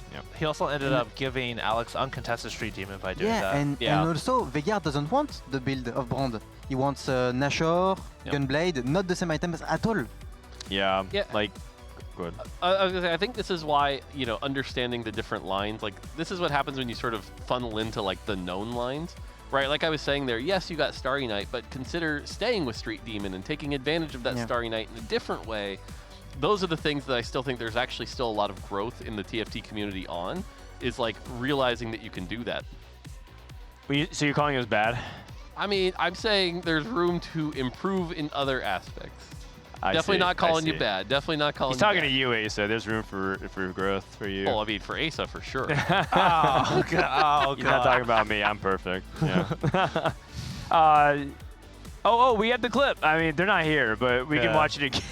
we already saw this twice. Watch it. Yeah, I mean, it's a great clip for anyone just tuning in. We should watch it again. Let's just watch it. It is a great clip. Reaction. Yeah, roll it. Oh, no. Oh, no. All right, the worst thing that could have happened just happened. What? I forgot to pick my augment. Oh no. Oh, Okay, last gallon's fine. Oh, what'd you get? Starry Night? Starry Night. That's fine. It's my bad. No. What can you go from here? Veigar. I just love that, like, what'd you pick? Starry Night.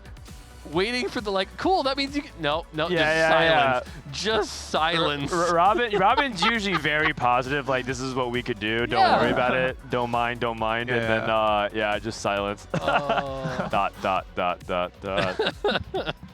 Oh, man. Not really many options there. Are you guys happy with, like, the general state of where reroll is? I think people kind of waver between obviously being too strong, not enough, they want this to take too weak. Where do you think reroll is currently from the dev perspective more? I mean, if you say reroll as like a broader scale, generally fine, right? Like I think there's a bunch of lines, you can play forecast, you can play reroll.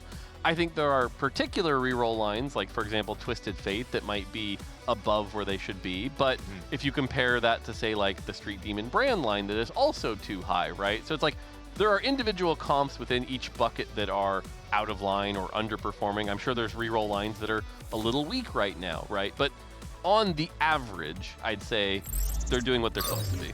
Okay.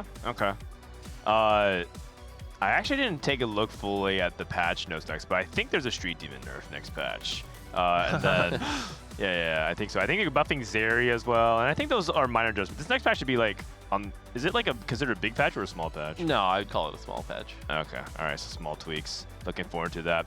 Game number 2, underway. We're loading in, and it looks like it is going to be Vi component anvils. And remember, this is a best of 5, so even if Team Skate Parks wins this, they still have to win one more afterwards. Yeah. We still got a lot of TFT to definitely play. got the momentum on their side. Even looking at the player counts of the teams, Geriatric Gamers looks a bit dejected. Nah, they're fine. It's one game. They're one game. Okay. I think Scar coming down and making fun of BoxBox already kind of tells you kind of the dynamic of it. Yeah. So my hot take, by the way, is this encounter is the best encounter in the game and actually has the highest skill expression. Oh, interesting. I disagree. I'm interested to hear the pro and the against. So go ahead, Mort. You start off. I think the fact that you have all these components, you can actually make things like early blue buff or Warmogs, and you have the agency to make a decision early, decide to tempo off of that, or make the decision to lost streak and save them for an even more optimal play later. There's just a lot of dynamic usage with this encounter, and it's not that inflationary to the rest of the game. It's like just a solid, I don't think there's many complaints about it. So there's just a lot of really cool ways you can play this opener. Okay. And then Asa, what is your counterpoint? I think when he says pretty dynamic, I actually find that on this encounter, people lock in their lines a lot earlier. Like you mentioned blue buff, a lot of times people will pop their anvil, and if they have an early blue buff, they're just like mentally committed to playing Vex most of the time, and sometimes maybe Annie or Yumi. Sometimes people pop and get an early Rage Blade, and then they're just kind of mentally committed to playing Twisted Fate or Aphelios or Zeri most of the time. So your angle is that they commit too soon because of the extra items. Yeah, whereas if you don't have your extra items, you kind of have to play around what you're given more. Gotcha. Okay, yeah, I can see that. Yeah, I think it's because Mort, you see it in like the ideal way it's played, but in practice, people just want to slam Rage Blade because they see a bow and they're like, oh, I can just make Rage Blade if I just get a rod right here. TF deafen. Yeah, exactly. It just feels like one of these games. Can we actually listen to a team for their 2-1 augments? Maybe not. Maybe even this game if we can. Oh, Robin's looking around. He hasn't picked his augment yet. Oh, the Poppy. Yeah, button mash. Hey, Poppy, you saw his items? He has the beast? Yeah, but I feel like it's too risky. It's too risky. Ah, no Poppy, no fun. It's okay. Oh, wait. No fun. Whoa, we got Vibe. Okay, we got some fun here. Sheesh and desist. BoxBox after a Vegar gameplay. Okay, so BoxBox said going 8th once wasn't enough. No, again. We can go 8th again. Oh, actually, I he like has the beast also. I think it's good. All right, I know Zach was actually not too bad. Asa, walk us through it.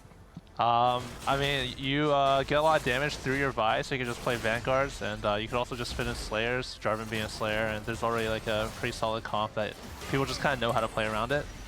So you don't have to do anything too crazy.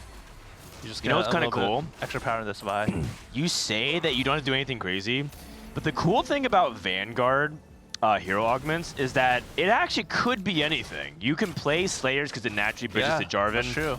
And Vayne and Senna, and there's variations within Slayers, but you could also just play Vanguard Marksman. Yeah. You can also just play back when MF and Aurora were too powerful, when Aurora was too good, you could have played Aurora and MF, and then guess what? Brahm's a Syndicate that can all tie in.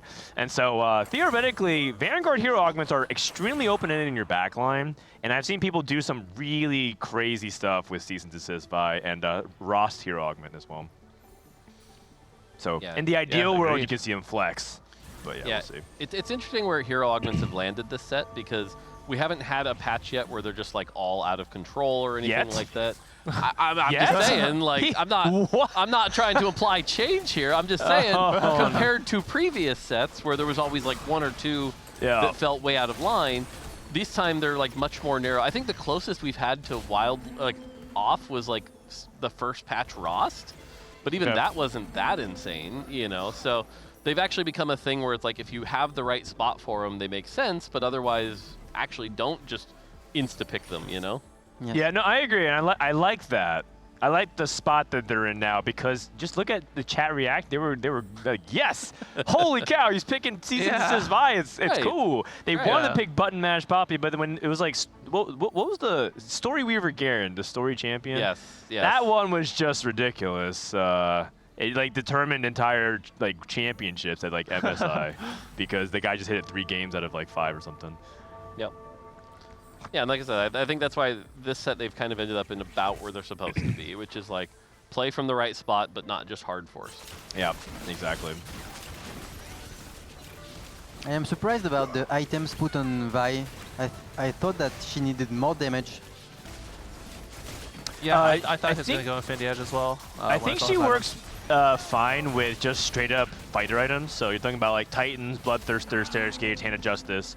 Yeah, I think it's because Infinity Edge and all that stuff, that kind of falls off even in the late game, and she kind of just cares about being more of a drain tank in later stages of the game. But both can work. You can actually put Infinity Edge on her, then just And item remove it. remove later on. But the downside is, in 4v4, using that remover guaranteed gives you one fewer option in the late game for your teammates. So that's a trade-off you would have to make. Yeah, and typically that's going to depend on like what's your end comp, right? Like what do you have around it? And so I do like the Drain Tank version a lot. And the other thing is that early game, especially when you have all these extra components, not a lot of people have the damage to take it down. Like that's why Vi falls off in the late game, is because you're dealing with like a ton of damage. But early game, it's like she'll just heal up damage, and like it's really hard to take her down. So I like this itemization for tempo, which again goes back to what I was saying for the opening encounter. It's like there's some good choices here, but I realize I might be too idealistic. So No, I mean I like this encounter. I think like you said, you can't really complain about this one. I feel like it's pretty I'll tell you, the only person I've ever heard complain about this one is Dish Soap. And that's because Dish Soap, he said that specifically. He doesn't even have a real complaint. His only complaint is that his AVP is lower on this than other portals. Yeah. That's what he said. He's like, I don't know why, but my AVP is lower on this portal, so I don't like it. Well, it's just because like a lot of players, they just want to play Vex, and when you just have two extra animals, it just makes that line so much easier to hit. Yeah. Or like this Twisted Fate build, for example, that Riot has. I'm trying to get better about this, but the way I interpret that is I don't have anything to complain about, so I've decided to find something to complain about. I think I mean, I think it was a joke, I think. Yeah, I'm laughing. It's all good. Yeah, I don't think it's a real complaint. I think most people agree this is a fine portal. It's like the same territory as Golden Gala, like pretty safe, straightforward. Oh, see, Golden Gala to me is so boring. I agree. It's like, thank goodness you can introduce Silver Gala. Oh god, Silver Gala. Yeah. So that was in. That was in set. I mean, the last set. I am struggling to sleep at night, so you know what? Sometimes it might be good to play one Silver Gala before I go to bed. we turned on Silver Gala as a joke at the end of the last set. So. Oh right, you guys teased this by having the hacked encounters.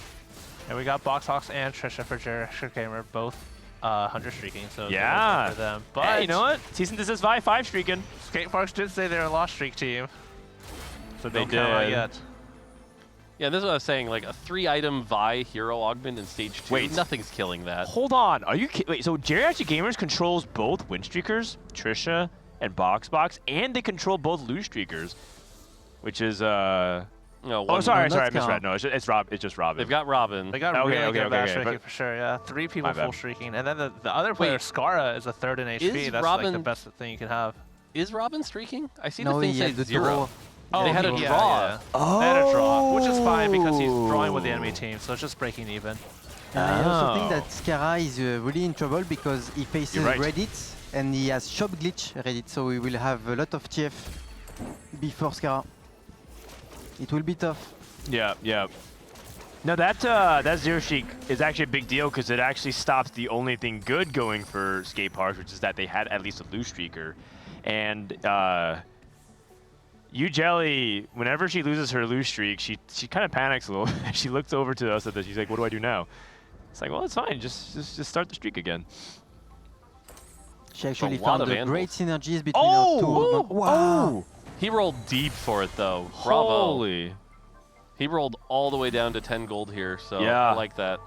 I have a question. There's an augment for Vanguards called Reactive Shell that improves the Vanguards, and you actually in one of your videos was talking about how it's actually good. Is it good in this kind of setup too? I would think so, yeah. Yeah. You know, to be honest, it's one of the augments that I don't fully understand exactly why it's great. But I think, you know, the 8% health can matter a lot. And then the extra splash damage on top of everything else is like right around where a gold augment should be. It gives you solid direction. Vanguards are relatively uncontested. I would take it in this spot personally. Oh, what is he going to get? The support cache can be amazing. First, he's going to help Trisha Big, and then he's going to quickly go back to his Spirit Link. Is just really good in Vanguards because every time they gain the shield, they gain durability also. True. Do you like it better than Spirit Link? With 100 HP, yeah, for sure. Okay. Yeah, I would agree with that. The extra shield matters, the extra health. Because the other thing is that the Vanguard shield scales off the amount of health you have. BoxBox. So. I'm gonna be honest, please, if he man. doesn't pick his augment here, it's not gonna be that bad. He's trying to help Trisha golemify. Okay, BoxBox. for support cash. I don't like this pick here. The one positive here is if he takes Randuin's, giving this Vi even more armor and MR, it's going to make her a beast in the early game. Like, nothing's killing this Vi till, like, 4-1.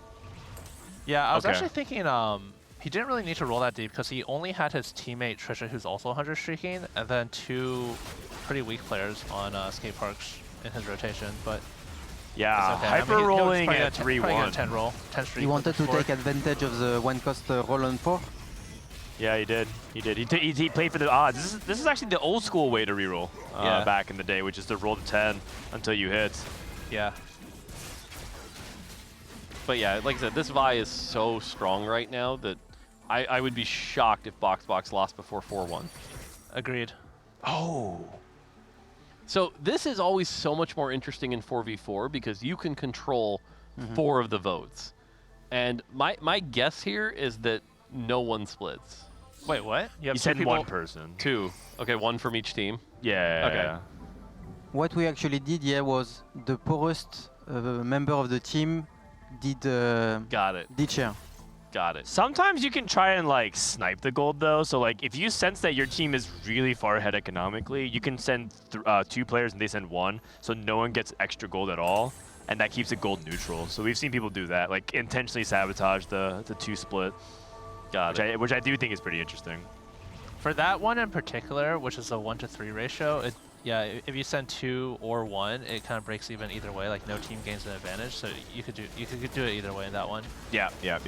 Oh wait, what is this? The MF pair on 6 for Scarra as well. He's at level 6, like 0 gold. He's got to sell up to make 10.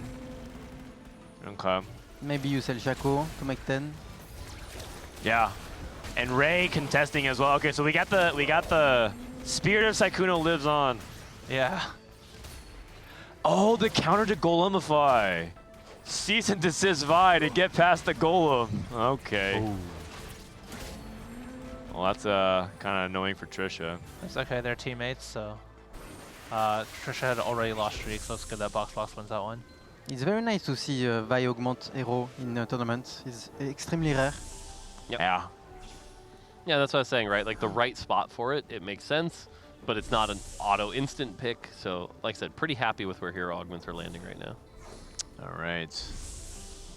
Just taking an inventory stack. It looks like Jelly pick climb the ladder, so she's committed to the street demon. So Jelly, Kiyun on healing orbs. Oh, he's playing Vex. And then Ray on Twist of Fate, Alex on Marksman. Okay. So the core 4, if you will. 28s. You would just take any cash out, right, at 3-7, even if it's like 8 gold? Yeah, for sure, anything. Okay. I mean, this is like 2 gold. Even less than, I think he's getting less than 8 gold. Yeah, probably less than 8 gold. 8 gold you'd be happy with. I'll take a component. Like, that's fine, but that is like that's not 2 bad. or 3 gold. Yeah. And we also have Jelly on strategy or Cypher as well. Okay. Do we have a team on Geriatric Gamers on Street Demon? Yeah, they do. Oh, okay, yeah. It would have to be Scarra. Oh. Wouldn't it? Trisha, I thought Trisha's like the Marksman Vanguard I thought player. Scarra was Twist of Fate. I think. Oh, wait, you're right. It is Robin. And Robin's Vex. No, I think Robin's Vex. Oh, right. And BoxBox is Vi. Oh, that's why. Because they have Vi and Vi TF, so they don't have a Street Demon player again. Yeah, I think that's maybe fine. a little scary, giving probably the strongest line to the other team uncontested. I mean, you can yes, deny. but I think that it's fine if the compensation trade is the HP streaking from BoxBox. Yeah. What do you think? Yeah, I mean they're in a good spot with BoxBox's HP, Scar's HP, and Trisha, 3 of them in the top 4. Right after this round, I'd love to see Robin's cash out just so we can laugh at the 3 gold. No, no. But other than that, this is a very like top-heavy bottom like lobby. Like we have 3 people above 85 health. 2 of them win streaking. Meanwhile, at the bottom, 34 and 44 on 3-6. This is some of the lowest we've seen in a while. Yeah. It's really hard to come back from this HP deficit. Even if they cap out higher, they're going to run into their own teammates and take losses. Yeah. And sometimes it's not as easy to come back as Brand as it is in Vex. I feel like it's more expensive. You have to go 9. Yeah, agreed.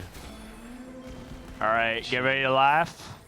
Capital H. This is like 3 or 4 gold. Capital A.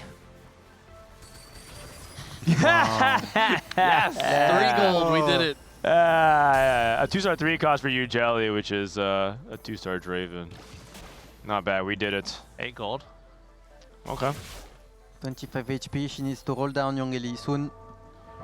Honestly, during development of Cypher, we had to make sure the lower cash outs were low enough so that we didn't run into something like Heartsteel where it was always correct to play the champion. And so we had to do sort of this parabolic curve where it takes a while for it to start actually being worth it. Yeah. And that was a learning from Heartsteel that we got. Yeah. Oh, Heartsteel. Ah, you know what? Soon. I'm about to say, yeah, isn't that going live like literally in 3 days? You can play with Heartsteel again if you want. That's right, that's right. Here comes another roll down from BoxBox, trying to go for 3-star Slayers. Yeah, it's looking for Vayne. Oh, he's going for Skarner 3. He can go QSS and Gunblade. I worry that he's trying to go for too much. Like, I don't think you can go for Silas 3 and Skarner 3 and Senna 3 and Vayne 3. And Jarvan even. Yeah. It's okay because he can use his HP to give to his teammates. So it's okay for him to be weak for a while now. Okay. I like Quicksilver Gunblade. He might think he might need Sundering, so he might save it for Sunder component. You are correct. Reddit is in a really good spot, playing TFT roll on a win streak. Dude, Vi is so sick, man. Never mind. You know, I'm kind of down for the 4-cost Vi to do this again, because I think this is what her ability from like set 3 or something, right? Yeah. And she was a 3-cost back then though. Yep. She wasn't a 4-cost. Oh. But I like the like tracking and go back and assassinate thing. It's pretty fun. Wow. Okay, wins again. Here comes. You can actually go for the right one, Tomb Raider. Oh, yeah, with 100 health? I agree, actually. Yeah, I agree. You are so far You think so? Let's at least look at the other options first. Oh, no, he's going to look at Trisha's options. Here's Trisha. Yeah. Overheal, very good. And then back over the BoxBox. Come This on, dynamic BoxBox. is so funny. Tomb Raider. Do you need items? Yes, you do. Huh? You can put on Senna, Jarvan. Okay, never mind. I agree with you. I think Tomb Raider was absolutely the right choice there. Tomb Raider is another one that, like, you know, if you look at the results of Tomb Raider, it's like when you take it from the right spot, it always overperforms. It's a very, very good augment. You just have to understand when you're in the position to take it. Oh, he doesn't want to hold Jarvis because it stops Trisha from hitting Jarvan. Okay. And Trisha hit Aphelios too, and oh! What is this, Oh, okay, never mind. I thought we had MF too as well. I thought we were playing some Aphelios MF duo. That would be cool in theory. Hey, you know what? Look how flexible she's being, though. I was gonna say, having this marksman line with that golem is very powerful. Yeah, and what that does is it makes it so it's not as important for her hit the Leona too, and she can actually focus a little bit on more backline instead, which could be very key. Yeah. Oh, BoxBox finally takes its first loss here. Yeah. It was a matter of time. Robin is... Didn't I say 4-2 would be about the time Vi would start to die? Yeah, I mean, it makes sense. Also because I think BoxBox took Item Collector, and it doesn't feel very strong to me yet. No. It can get stronger as time goes on, but I think this is like an augment for later on in the game, I think. Yep. Yeah, scaling augment. It's really good in this this portal because he started with an extra item. He also has a support item, so a little bit of extra value there. Yep. No bow at all for Trisha, so the Aphelios will struggle with attack speed. Right. The nice thing is about Aphelios, though, is that while Ginsu's is like a common build, it's not actually that necessary. Yes. Because Aphelios has the more modern design where it says your next 5 autos, not for 5 seconds. Yeah. And so it's like you get that full value every cast. So you don't necessarily need it. Now that being said, when you have a golem, you certainly want it because you've got all that extra time to build up. So in this case, it would definitely be better. Yes, and also when you go to look for the Beast of Aphelios, it's like double Ginzu QSS, so he likes attack speed still. But he can do without, I agree. When you compare it to like Kog'Maw that has, I'm curious that you mentioned it's a more modern design. Is that going to be like more preferable moving forward to make the itemization less stringent? Yeah, generally we saw this a lot in I think it was set 12 with like what's the little dragon's name? Smolder. Smolder, thank you. There's also Twitch in the previous set. Yeah, but it was like we want to Namzi. make sure that if you don't have an item like Ginsu's, you're not just completely hosed. And so like that's why instead of it being for 5 seconds, it was like your next 5 autos.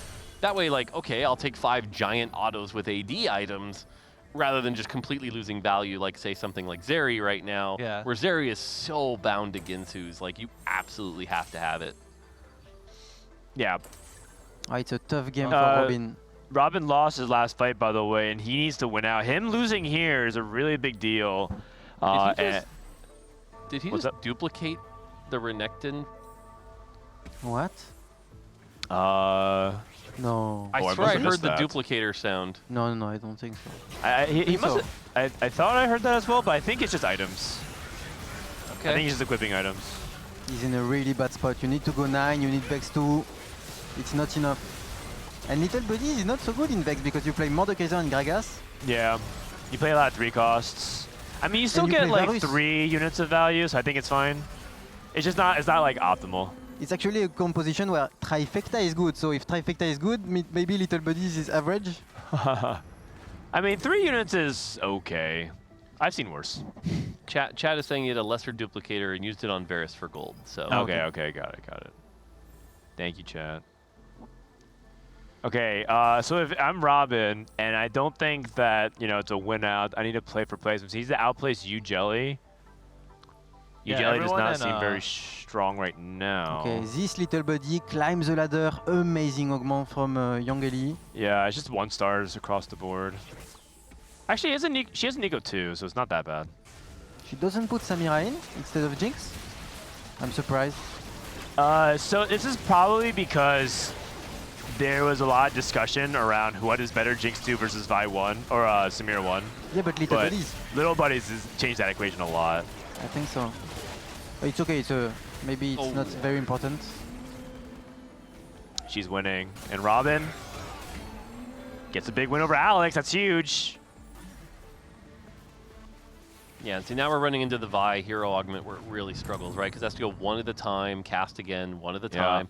But now that there's 8 units, BoxBox falling off really hard here, and Cap hasn't really capped out around anything particularly exciting here. A Vayne 2 with 2 items, 4 Vanguard. It's not really a lot going on here. It's a Vayne 3, so that definitely helps. I think the lack of Sundering really kicked his butt.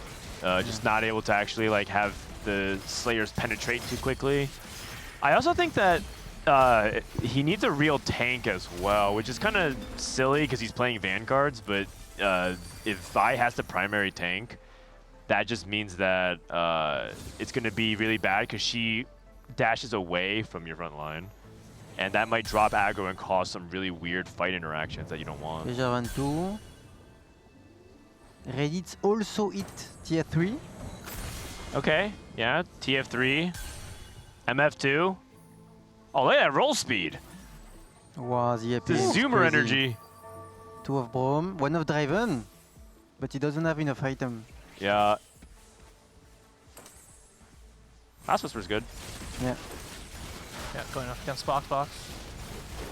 BoxBox does have the anti-armor now, but still doesn't have the anti... even Shroud. Oh, the Vi! Oh my God! Sit down, young gun. What happened? Is that Vi from Arcane? That was the assist. The Syndicate was committing crimes, and Vi said cease and desist. I see. Okay, so Ray has to roll it back down. I feel like Ray going 8th here would be pretty disappointing considering Yes. they had the TF that early. They've got good items. Granola so, wave. Granola Oh no, the wave was Oh no, he missed Never it, he mind. missed it, he missed it. Oh. Makes the tech.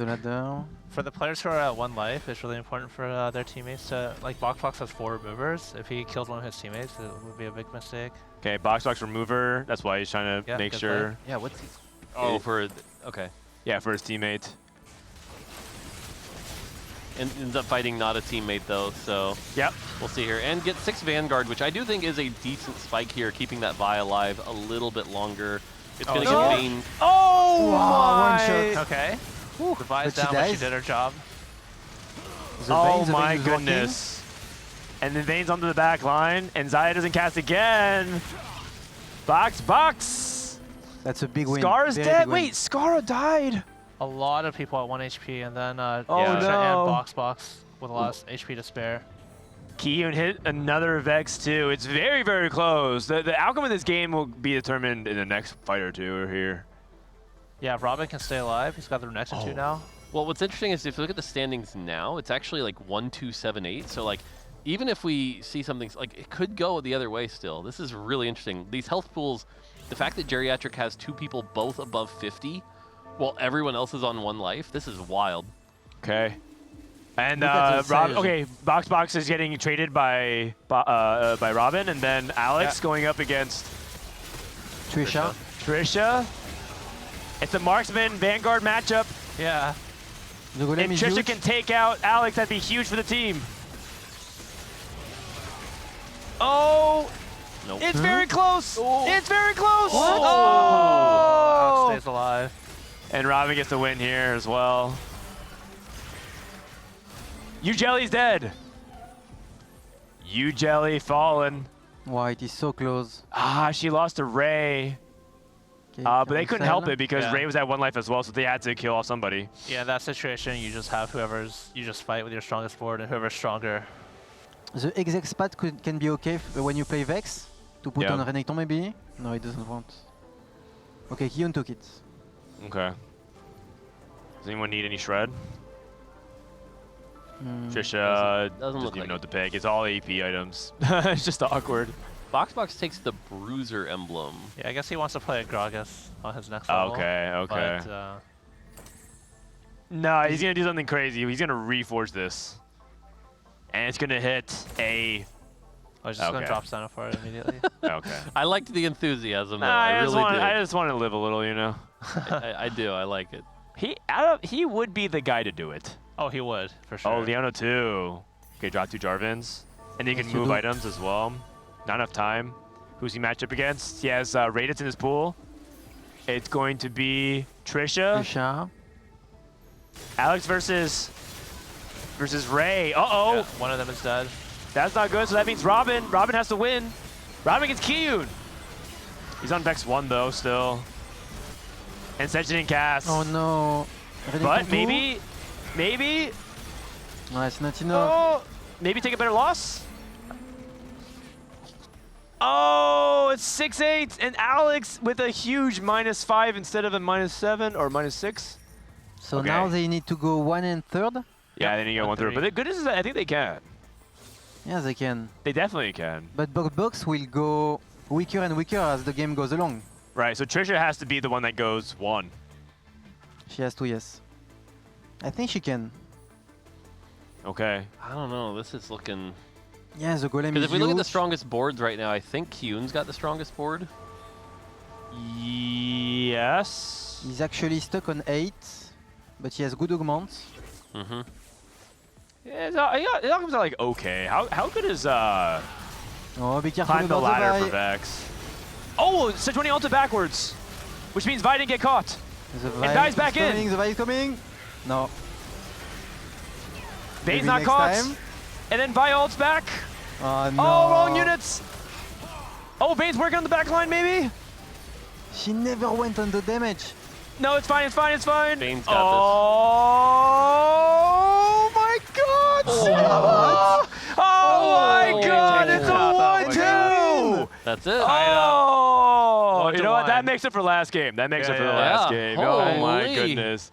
Holy cow. Can was you so believe it? close. Season desist Vi and Slayers closes it out. Man. That's awesome. BoxBox, wow, such a crazy game. That was insane finish. I can't believe it. And we were all like, yeah, it should fall off. It should fall off. 4 out of 5 on stage 5. Too. The double Ginsu's vein really helped there.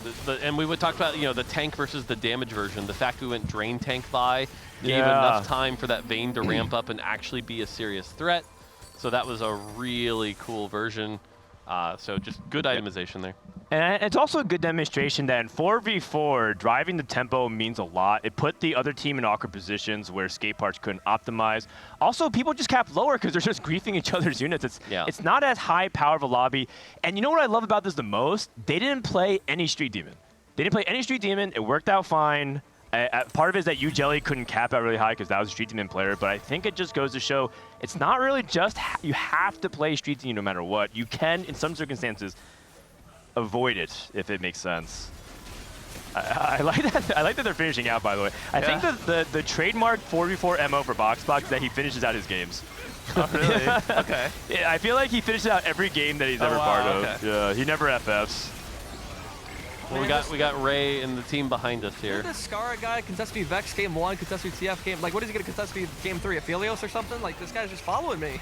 Yeah. I think if there's anything that I've learned about Scara is that I don't want to ever go on his bad side. This guy is petty as hell. Yeah, for sure. just distract him and play Zeri and see if he follows you there. Yeah. All right, Ray, you gotta contest him first. Oh. Yeah, that's right. That's right.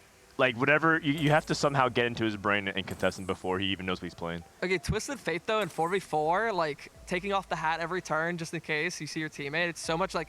And one round I had my items removed and my hats removed, so then I went against the enemy team, and I just slammed my items and the hats within, like, the 2 seconds. Yeah. I was like, this is too much. It's kind of hard, right? Yeah, TF is not an easy comp to play in 4v4. It's low-key the most APM in TFT ever. Yeah. Jelly, you were uncontested Street Demon. I thought you had it. Yeah, I thought I had it too, but then I didn't hit Brand 2. I went 9, lost life, and then, yeah. Oh, I'm sorry. What do you think went wrong for you guys, aside from not hitting, obviously? Could have won, but I made a really crucial mistake versus Robin, and I could have sent them 7-8, and I could have an extra life, and we probably would have been in a really good spot. But I put my pulse on my Mordekaiser and my chases on my Varus. And then I ended up giving him a life, and I lost a life, which was really bad. Also, I made another misjudgment where like Sally had true best brand board, but she was like brand 1, and I thought she was gonna lose anyway if she didn't hit brand 2. So we made she said Ray should just FF for Sally because Sally has a strong win out potential, right, with brand 2. Right. She never hit brand 2. Yeah, she never hit brand 2. But I thought Sally, because usually the Stair reroll board is really good into brand, because the brand doesn't have it, like, it's like the Stair just heal everything up back up, right? So I thought she was gonna lose the Stair anyway, but I think she told me that she beat with brand 1, so we should have definitely kept her alive. Yeah, that makes sense. Oh, by the way, I think Trisha's beating BoxBox. Yep, that's good. And Trisha wins the lobby. That was just a 4th seed, huh? Yeah, that's the 4th seed. The 4th seed's going up big. Well, what are you saying about Alex? Nothing. All right, Geriatric Gamers ties the series 1 apiece. Now, all of a sudden, we're sending it to game 3, tied. Yeah, I mean, that's good stuff overall. Alex, are you feeling less nervous now? Did the caffeine wear off at all? Yeah. I feel like I'm less nervous, and I feel like I'm more focused now. I'm like, yeah. I think game 3, I focus up, we go big. Okay. But I'm also playing lines that I never play just because I have a one-track mind play style. I just full open like every game. So I'm trying to learn, but we're chilling. Kiyun's a good coach. Like we're figuring it out. Okay, so you're trying to evolve even in the middle of a tournament. Well, I have to because I'm assigned a role, and because I have the best spot for it. Like I had Jinx pair Jarvan to start. Okay. So then I feel like I'm playing that line, and I know how to play it, but I just I just have to lock in and chill out. All right, no worries. I want to talk to BoxBox, dude. What inspired you to take Cease and Desist Vi, and how you feel, man? You kind of like popped off there that game. Yeah. I actually like. We were like sitting here trying to figure out who's gonna play Street Demon, who's gonna play Vex. I'm like, none of these fit. I just bought my whole shop, and I see Cease and Desist. I told my team, I'm like, guys, I swear I'm him. I swear. Yeah. Do we have a clip of that? If we can go back and find that, I would love to hear the audio clip of him saying that to his team. So you said I'm him, and you clicked Cease and Desist Vi. Oh, I didn't think you'd fact check me. I actually didn't say that. Oh, okay, got it. I just said I'm gonna do it, and Rob was like, sure, why not? And then I was on 7 Vi's at about 25 gold, and then I was sitting there like, imagine the pogs if I roll down and hit here. Oh yeah. But I had crafting, so I was like pretty confident I would hit. Okay. Did you expect it to go as smoothly as you did, as it did though? It felt like. Is this augment like underrated? Like, did you have prior experience to this and know that? Actually, the moment I saw it, I pulled up TFT Academy and copied the guide. Oh yeah. Yeah, and followed it. Yeah, no shot. That's actually great. Once I hit Vi 3, I was very confident that it was like easily like first or second. And then I saw Trisha hit Golemify. She didn't know it was sick. Like with the bruisers, you put in the bruisers and then you Golemify. And then I just said like trust me, like click it, and then she ended up popping off and getting the first place. That was really, really sick. And you know what? This makes up for the other time, because there's another time you copied TFT Academy's hero augment, and you said you went like 8th. I think it was the Wolf Unchained Silas. Yep, I went Wolf Unchained from TFT Academy. Yeah. I was like, this build doesn't make any sense. Why is it telling me to reroll Seraphine? Well, because Seraphine was really good at the time. This was earlier, and Anima Squad was OP as well on that patch. Yeah. And so you went 8th, but you know what? It made up for it, so I think we'll call it even. Yeah. Thank you for the first place. Second place. No problem. Robin, that was an exciting finish, was it not? Oh, yes. Oh, I forgot it was best out of 5. Yeah, best at 5, so you guys are tied 1-1. Okay, yeah. Yeah, that game, I was like, my spot was so bad. I thought I was going to go 8th, and I felt so bad, but like, good thing my teammates got me. Yeah, because I was like, oh my god, I'm going to let my teammates down. I'm going to go 8th with open Vex. I had like 1 Vex. My spot was so bad, but yeah. No, you held out. Your team held out. And Scar, a quick question for you before we send you guys back. Ray said that you need to stop contesting him every game. Is that coincidental, or is I think it's crazy targeted? because like I'll contest him and he's just luckier. Like I swear to God, the first game, I was a positioning problem, but he barely killed me in Veigar and kept his streak. And he had like no Vexes, no tears, and his Prismatic Orb is Radiant Refractor. He drops double tier and gets Radiant item, and I get Cleaver. I'm like, okay, man, thanks. Like, this guy's just so lucky. That game, I think without Heroic Duplicator, he's not able to contest me for Braum 3. He hits it, and I hit like the most garbage augment ever, and I never hit Braum 3. Which I was at 7 Brahms with Duplicator, and he was at 4. Holy, Scar might be the biggest yapper here, man. Yeah, I've been watching a lot of Soju this year, actually. So sorry. Yeah. I felt like I was there, the full rundown. But yeah, that was good. Take a deep breath. You guys got it. Good way to tie up the series. We'll see you guys for Game Run 3. Head over back to your player stations. And that was an exciting finish, though. And you know what? I want to see more of that. I think, if anything, that I hope gives a glimmer of hope for some of these players. 'Cause I think talking to them, they feel like they have to have that Street Demon play. They have to have that Vex play. They have to have that Vanguard Marksman. But it doesn't be every game. Yeah. There's definitely openings to do other things. For sure. Yeah. 100%. That must have made you really happy. Yeah, no, it was definitely a fun game of TFT, seeing an unconventional line do well. I gotta say, I'm just enjoying watching 4v4. I've been watching a lot more of it lately, and just little ideas come to my head. Like, for example, when we saw that final match kind of end it, I just want like a big like KO to just like drop in and be like, it's over, teams, just to like really celebrate that moment of like, teams are done here. So yes. Actually, I have an idea to follow up on that. After the KO, Vanguard goes into your control panel and uninstalls League of Legends for the losers. What do you think? I mean, I see no flaw, right? Yeah. I mean, we gave you guys kernel access for a reason. Wait, but what if it's just your team's fault? I feel like it should just uninstall it for the person who went 8th on your team. Because I always do well with my teammates. I mean, we want them to feel bad, but we want to understand that it's a team effort. I think that'd be good. Yeah. All right. Not my team is throwing. Asa is competing in the closed qualifier for EWC. Who's on your team? We unironically might have the weakest team. They're all my friends, though. It's a lot of fun playing with them. We have Goobums, Phoenix, and Kenny is hard. Okay, Goobums, Phoenix, kiting is hard. How did that team even come together? That's like an interesting mix of players. So we used to have Solus, but he abandoned us and he called us the leftovers. But that that is kind of how we came together. Is none of us were like really taking it seriously. We didn't really scrim until just a couple days before the event, and we're just like, yeah, might as well just play. It's open qualifiers. Well, how much of that team was the same team that did well at Macau? Yes, that was the same team that we won tickets to Paris for in the 4v4 side event in Macau, except we have Goobums instead of Rainplosion. Rainplosion, sadly, of course, can't play in EWC. But yeah, Kiting and Phoenix played with me in Macau. so similar team. So like you guys have at least had some of this success before. That's true. Did you see how they qualified? Their team lost in the first possible round they could play in. They got to buy you had first to go round. full low bracket? So they played 7 series in the lower bracket through the gauntlet of round of 120 for the round of 64 to the round of 32 to the round of top 16 round to the top 8. They had to win 7 series in a row. Phoenix had to go 1-1-1-1-2-1. In the 2 was a 1 because he FF for we were just top 2, so he just FF. Oh, so he literally went 1-1-1-1-1-1. That was my bad. And a lot of them were impactful ones. So people have a new term. It's the garage ult. Nice. Yeah. Every single one of them, except the one where we're top 2. Every single one of them, he had to go first against the one on the other team to secure the game. It was crazy. Can't believe it.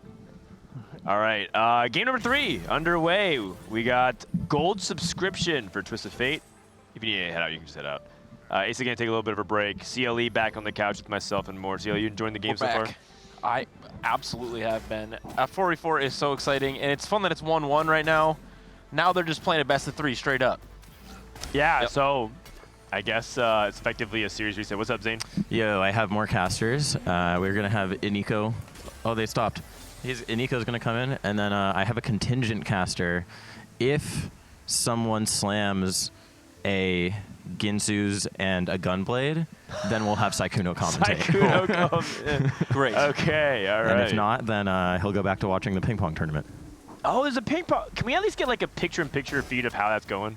Like 30 seconds. Dan, you think I'm not on it already? You think I'm not already? Okay. I need to see that. And also, someone might need to fill in my my spot while I play as well. Hello, the white noise is back. It's me. Oh yeah, the white noise. Look, Yes. here he comes. Oh. Oh? I heard there's a Oh. Who's that? I Gangly? can't see. Gangly versus... I can't tell the other person. I think that's Flex. Felix, yeah. That means that Panda just won his game. What was this that, Panda Felix? guy, oh my god, he just scoops every single ball from below the table, Panda's chops pretty everything. good. Yeah, he's very good. He's pretty good. Infuriating. All right, dope. Well, they're playing the ping pong tournament. We'll keep you updated. That's kind of the stuff that's going on the side while we're here watching some TFT. We got Sykkuno on the couch, man.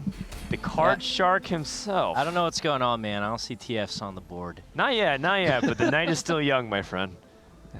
Well, we might see some people make some irresponsible financial decisions. Who's It's tied 1-1 actually. That was we just saw like a crazy close game where the geriatric gamers brought it all the way back and closed it out with the Vi hero augment of all things. What's all that? What's going on? That's pizza.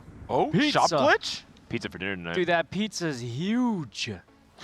I'm so sorry. Let's focus on TFT. Okay, but that is an extra larger sized. Let's focus on TFT, guys. Specifically the TF part of You know the what's TF. good with pizza? TFT. That's true.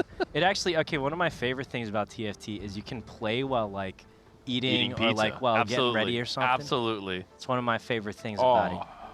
While getting ready? Yeah, like to stream or something, yeah, or, you like change clothes, man. Yeah. That's crazy. And that's why I'm still low rank. No, that's why I lose sometimes. Yeah.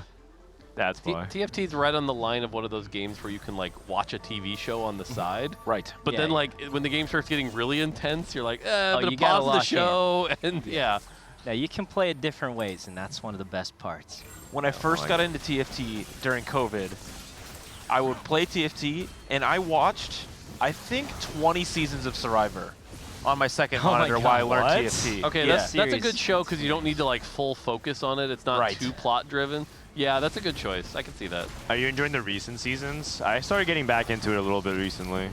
Well, I don't have cable, and I have a very hard time keeping up to date with things, so I'll definitely like binge it later, but okay. So I have no clue. Big fan though. Oh, Inigo's mic is cut. Hold on. Oh. Or I wonder They if we turn have on any this TF players though. Saikuno, do you see any? I'm gonna be totally honest. I think I attract the TF players because every time they're in game with me, they all spam TF, and the second I'm not in the game, they're like, "Yeah, I don't touch that comp." So I'm not sure what it is, but yeah, it didn't top 4 last game, so I can't play. You know. Yeah, it didn't. It didn't. I don't think it top 4'd all day. I think I think in my last game I was going Nafiri actually. Is when it felt like I think I had more. Oh yeah, you had more Nafiris than Twisted. I had more Nafiris than TFs, but that was intentional. Don't worry about it, buddy. All right. Yeah. Okay. No, we found one. We found one. Wait, there he is. It's BoxBox. No Dummy way. with a gun. Albert, my goat. That's my guy. Okay. Keep it So alive. Oh, I'm he's locked in. curious. What do He's you think locked about this augment? Have you ever felt this augment be very impactful? I don't know if it's super good, but it does like send a message to your team and the other team. I see. You're going What message is TF. that? That you're gonna either run it down or you're taking someone down with you, probably. I see. Yeah. I think every single game, it was me and the other TF guy going 7th and 8th. If I got 7th, I felt like I won. So hopefully it goes a little better. I feel like Albert's really good, right? I think TF. I think so. A lot of times doesn't get first, and I feel like Albert is good at getting first. So do you think this is a good move for him? I mean, I think it's like good enough, right? In 4v4, the first when you're instead of playing for like a first, you can play for a really good 5th or a 6th, and it's nice because a lot of times playing for 5th or 6th feels bad. But in 4v4, it moves the goalpost so you can help the team. And so even if he's not going to be able to get like a first place, I think that's totally fine because his job is to try and pressure the enemy team. I always compare like these high tempo reroll comps as like the entry fraggers. Like they have to go in and do the dirty work. Oh, that's pretty. Wait, I play entry fraggers in Valorant. Yeah, it makes a lot of sense. That's why I like these comps. Yeah. I played a lot during the Syndra set. You know the one where like everyone just went Syndra? Oh, set 12. Yeah. Yeah. I like that one. You like that one? Yeah, I went Syndra, then I went Ari, and then Toast said, "Why do you keep choosing girl characters that have balls?" And I said, "That's not it. It's just a 2-cost reroll. It's just 2-cost reroll. That's it. It's got nothing to do with that." I see. That is an unfortunate common denominator. No, weird coincidence it was. Yeah. It was a weird coincidence. And Twist of Fate, I mean, it's not quite the same. He's good though. I'm not gonna lie. As soon as you said that, I started going, okay, who are the other girl characters with balls so we can make sure they're in the next set? Oriana. Oriana. Yeah. Okay.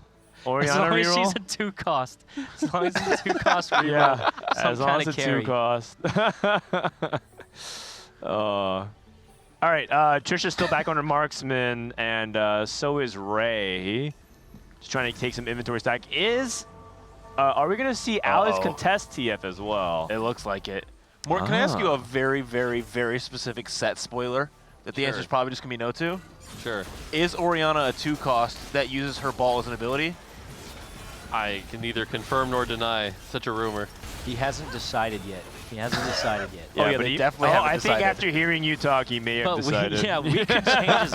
You could All right, see guys. Oriana on. Yeah. What would the name be, Frodan? Monday 9 a.m. meeting. We're gonna have to make a quick pivot, guys. Oh man. Yeah, we need to get these only influencers the best hooked. players can pivot. I've heard this before. Uh-huh. You have to really be good. Yep. Oh man. All right. UJelly has a nuts spot for Street Demon, by the way. Yeah. UJelly is actually she opens into Street Demon almost all of her games. Well. And so she's in her comfort zone. You might think like, oh, she's losing a lot of HP. She does this all the time, so she probably feels pretty good about it. Trying to intentionally lose. And the person contesting her is Skara. He's really good at that, yeah. Skara. It is. He's intentionally losing. Also, who wins? Uh-oh. Or specifically, who loses? Who wins by losing? Yes. And I think Skara, frontline the Morgana's is worse for him. Does he lose? Wait, those the shields were the massive. shields. Yeah, I thought Scar was gonna lose, but Yeah, but oh no. Wait, but the echo here. oh, you can see Scar panicking. Look at him jiggling about. He needed to do the trap. He needed to do the corner trap. He needed to trap it. Ooh. Yeah, Morgana actually, because she gets those cats off, does a lot of damage over time, and so that made a pretty big difference combined with the Poppy shields. So that's not good. That's not good. By the way, I know this is tooting our own horn a little bit, but sometimes I forget how much content we have in this game because I was looking at Young Jelly's board, and I was like, what are those items in her inventory? And I completely forgot that that's how the augment works. I was like, oh, right, that's what that is. And it's like, I haven't played that in so long. Spray can. Spray can. Yep.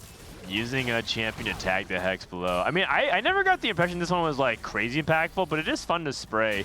I like freestyling a lot more though. It just feels, yeah, So- man, that one feels fun to play. So development story, with this set in particular, there were a lot of crazy ideas that the set designers had. Sure. And our lead of sets, Giovanni, has already been coaching them of like, if you have a really cool idea like that, make it an augment, right? So originally Street Demon was going to be this whole like painting mechanic and stuff, but it's like that's a little bit much for a core origin. Let's move that to the augment space. And so that sort of became like cool that now this is a way you can keep that fantasy while also still having Street Demon to be a pretty easy to play vertical for everyone else. I see, I see. I was talking I do think that would have been cool though to have the spray can. But Yeah. you're right, it would have like been like a ton of like what the heck is going on here. I was talking to Nico yesterday just about his role and how much he works with next sets and tries to bring designers back down to earth a little bit. And I'm sure that's one that Nico was like, you know, there's some of these things, but I think it's fun that you can take some of those fun ideas and then move them into something that's still usable and playable, but not all the time. Oh, so he crushes their dreams. Yeah, usually. Yeah, he's the bad guy. In the dev team, there's like the bad guy to be like, yeah, well, here's all the reasons why that doesn't work. And Nico's that guy. He's the good guy for the players, though, surely. I mean, it goes both ways, right? Because on the one hand, yes, you get some of that, but on the other hand, we have this joke where it's like, oh, you're finalizing the fun out of the game, and so like it's a back and forth, right? Oh, like God. each team has to sort of represent both sides, and we find that right balance. So, insert joke about Riot balance. Yeah. I mean, yeah. Doing a great job on both. Thumbs Hey! up. All right. Ray taking raining gold. Or Gold. raining gold. Eh? Anyone? All right. That's Got a a single golem. left from me. Those. Oh, Trisha Golem. got the golem again. Beast. Yeah, very good stuff. She's learning. Alex with the roll down. Oh, no. Okay, so in your opinion, Saikuno, no Rage Blade, Shojin Guard Breaker, Twist of Fate. Is the spot This is cooked, pretty as the bad. kids like to say? This is really bad, actually. Like, I would say, remember when I said Albert can do so much, you know? Like, I locked in on this count because I felt like I should just learn one thing and be pretty good at it. I feel like Albert could probably have done something. I mean, he's locked in now. Oh, this is Alex. BoxBox. This is Alex? Yeah, Bob. This is Albert's spot. BoxBox. Oh, they're both. Oh, okay. They're contesting. Just running it down, huh? He's got better items, but only TF1. Oh, these are pretty good, yeah. Oh, are you supposed to put But his dummy with a gun? has a gun. Well, the more it shoots, the more powered up you are. Assuming it has that thing. So. But are you supposed to put it like in the second? Usually you see people put it towards like the back. Yeah, I see people put it in the back. I don't know if there's a right I like or wrong third answer. row personally. Okay.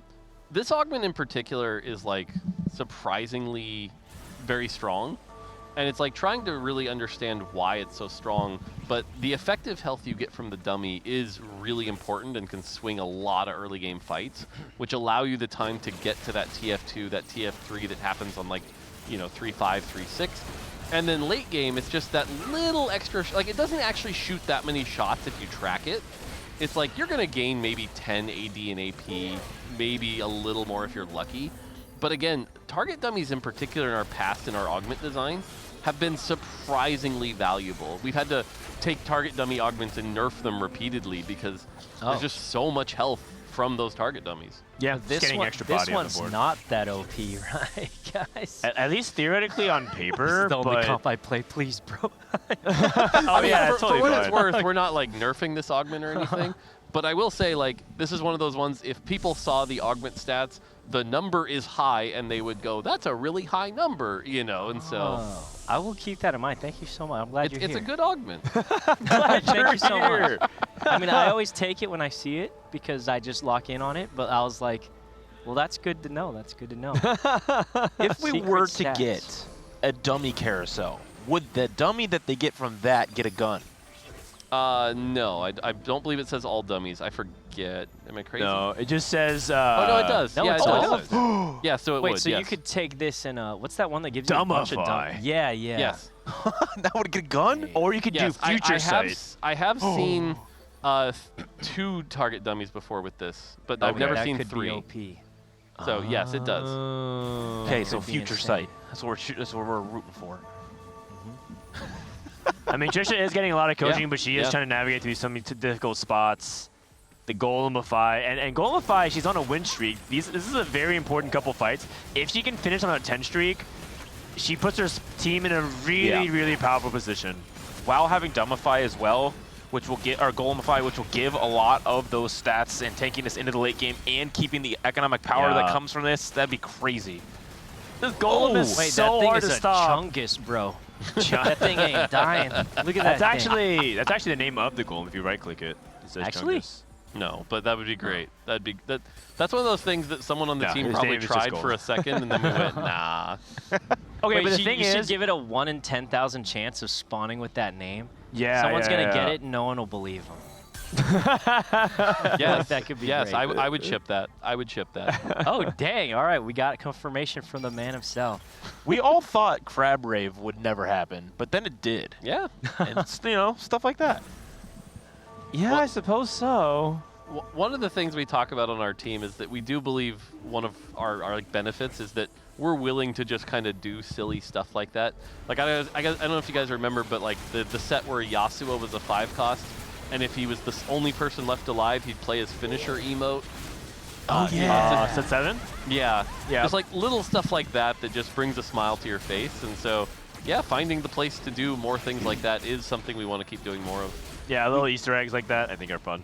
Yep. And we love that TFT has the bigger team and the more resources now to actually actually bring those things to life. It's sweet. Yeah. 210 here for you, Jelly. Oh. 4 costs, and this could be pretty good if it hits the right 4 costs. Annie Zeri. And Vex. Unfortunately, not the ones that she was looking for. I just need like Nico and Brand or something. Nico, Brand, and the last spot is flexible. I've actually been favoring more front line than back line. A lot of people like to play Ziggs because they feel like strategist is really good. But Ziggs without a Cyber Boss is really weak in my opinion. So I've been picking up, for example, these Cho'Gaths and playing Cho'Gath 2 temporarily. Just to help, because you can't hit Nico 2 all the time, so you need something to hold your front line together. And you have a Bruiser, so I'm down for mini Chungus, since we got big Chungus in the game. Cho'Gath's pretty good. We've seen a lot or of just really hit a good Koboko. That sounds good too. Oh, okay. Oh, that guy's good. Brand 2. Holy cow, upgrades across the board. Robin But also she just rolling. got it all. Yeah. But she didn't 2-star it. Robin, unfortunate for you, Jelly, did get it all. He has Brand 2 and he has Nico 2. Dang, wait, he just got it all then. Yeah. 7th Street Demon. I do want to call out Trisha and BoxBox from the Geriatric Gamers, both win streaking, very, very healthy. Second game in a row they've done that. Yeah. Yeah. Tempo I think play. Albert did have the better items for TF. Is that a Braum 3? Wait, Alex That's a Braum got- 3. Whoa! He's got a Braum. Wait, that's pretty good. Okay, so recombobulate. Oh, but you banned it on 4-2. Didn't you? I swear it came. I don't know. You might be right. But I thought so too, and then I think the other day I actually had. I swear I've seen it back. Okay. I don't know. I'd have to double check that. All right, we'll have to find out then. Let's see. Oh, it's gold anyways. Ah, dummy with a gun. Dummy More with a guns. gun, round 2. Someone really cool told me that augment's really good in the stats. I've heard from the man himself. Oh, sorry. Hold on, can you look up the stats? Is that what you're doing? No. My bad. So I use the He's keyboard looking to up the observe, stats as we and I speak. press the desktop button. He's looking up the stats as we speak. How good exactly is it? What's the My delta bad. on that? Look at him. Oh, He's you know speaking the deltas. language. There I it don't is, know there what it that is. means. I just hear people say it often. No one knows what it means, but It's in my last video, since I can't talk about the stats, I was trying to reveal him as like green and yellow and red, and I'll just it's a green augment, you know. We'll just leave it at that. It's a green augment. Green means good. Good. Yes. Okay. Well, I think specifically he said OP, right? Yeah, it was like over 4.3 was the framework I was using. So. Yeah, if it's over 4.3, it's OP, yeah, I mean, which actually is not actually too far off from the way pro players evaluate things. Well, that does make sense. BoxBox, his front line Looking is just pretty strong, except for the front. He's good. Yeah. He's not expecting to win many of these fights. Everyone's like spiking with 2-star 4 cost, so. Yeah, I think it's getting where you just try and die slower than the other TF player. Is right. What ends up happening. Wait, Robin hit everything and lost? Oh, Why? Samira in shop. That's pretty good. Lost to Ugelly. Ugelly. Ugelly? Ugelly. I like you Ugelly. know, Alex said Young he Gelly? thought. Yeah. He thought her name was Young Ellie. Yeah, Young that's what Ellie. he said. He was like, "Is that like? Are you like a rapper or something?" I'm looking forward to her latest diss track. Her new dish track for dish soap. Ooh, I like it. Dish Maybe track. she'll drop a cipher. Nice. So how Guys, OP it's is Mother's this Day. Why are we golem? making dad jokes? Hey. This golem looks really strong. It does. I'd be very surprised if Robin loses 3 and then he puts himself in a situation where the Street Demon players are just racing to the bottom. It definitely looks like he might just lose right here. This is really... Wait, both Street Demon players might go 7-8. Uh-oh. Oh, that is a surprise. Note to self, buff Street Demon. And Robin can hold a Samir pair, or does he deny Brand? Or neither. Oh, you mean from Ugelly? Like, so she can't get brand. Oh, there you go. Okay. Yeah, from Young Ellie. Goes for the Shyvana. Young Ellie got a brand. Does that give her 2-star brand, or I don't know how many she had? I don't know either. At least +1, yeah. You can check. Oh, it does? Yeah, that's brand. That's brand too. That's surely a huge power spike, and now she wins. Wow, I think Robin did not expect to invest this much gold, hit this hard, and lose 3 in a row. He's not even lacking like shred and utility. Like he's got it. Yo Ugelly just hit everything too. He finds a different way to say the name every time. No. All right, Kiyun. 7 Exotech. I was about to say, this is a Zeri board. We don't see a lot of Zeri boards right now. No, that usually means that he missed so hard on his Vex items that he has to play Exotech. Huh. And the only way I've ever seen Exotech be viable is if you are playing around Pulse Stabilizer and play as a Misfortune Zeri duo. Because they basically mirror Vanguard Marksman. You have 2 4-cost backliners, 1 Rage Blade, 1 Infinity Edge Burst Holder, and then a 4-cost tank. So it almost feels like you can flex between Vanguard Marksman and Exotech. Flux Capacitor in comparison is, I mean, honestly, that was if that closer wasn't than a I thought it'd golem, be. if that wasn't a golem, like that was a win. So like that board doesn't look that bad. What are the augments exactly? Item Collector, Spirit Link, and is that 2-trick? 2-trick, yeah. Okay. So not like crazy augments either. Yeah, you're right. All these Loot Streak players are pretty strong, but I don't know if they're strong enough. BoxBox falling off the face of the planet. This is very tough, and his front line does not look very good, so it comes down to him and Alex. What's Scar win streaking with? Vex 2. He's got the Vex board, all right. So because he was contesting against Kiyun as his head-to-head. These are looking good for Skara. Oh, did he take Magic Roll or Trade Tracker? Oh. Magic Roll, Pile of Champions. So a lot to guarantee that, but not much combat power other than Board of Directors. Yeah. Which is a very good augment for this Golem. Yeah, a little bit of a rough matchup here against Brand. And Robin and Ugelly are both stable now. Yep. Okay. Looks like Kiyun actually won his fight as well. It does look like that. So I think the person most likely to go 8th is BoxBox, but I think Alex is right behind him as well. Yeah. It's looking pretty bad for Alberto. But it's fine as long as he like outplaces and maybe even outplace you Jelly if she ends up taking a bad loss.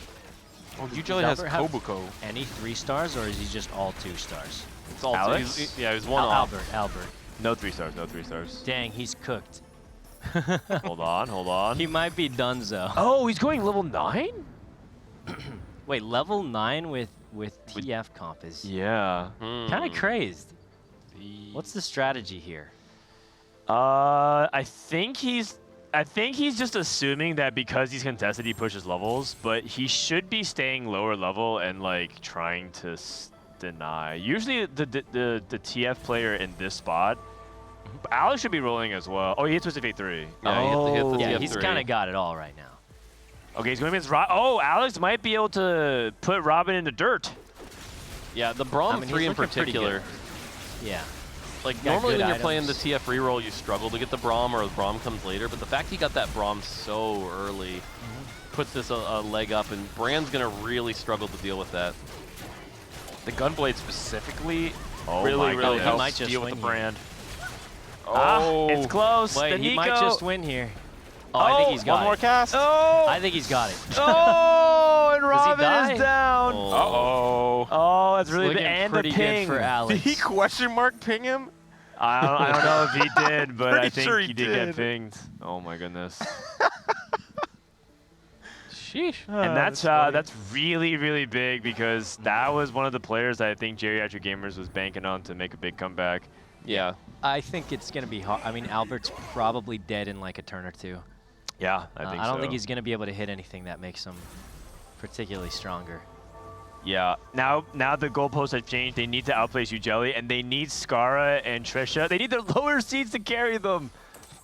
I believe. Well, Trisha's been doing very, very well for like most games. I don't know. I see Brand 2 get 8th. I go to work and buff. It's fine. Huh? Yeah. Yeah. Thank you. Noted. Man. Brand sucks. Boom. Oh. Wait. Brand just lost. Wait, they didn't want that. They didn't want that. Brand stinks, clearly. Gotta be it. Skara's on a 3 loss. Wait. Hold on. Are we about to go? Wait. Maybe this is what they were pinging, by the way.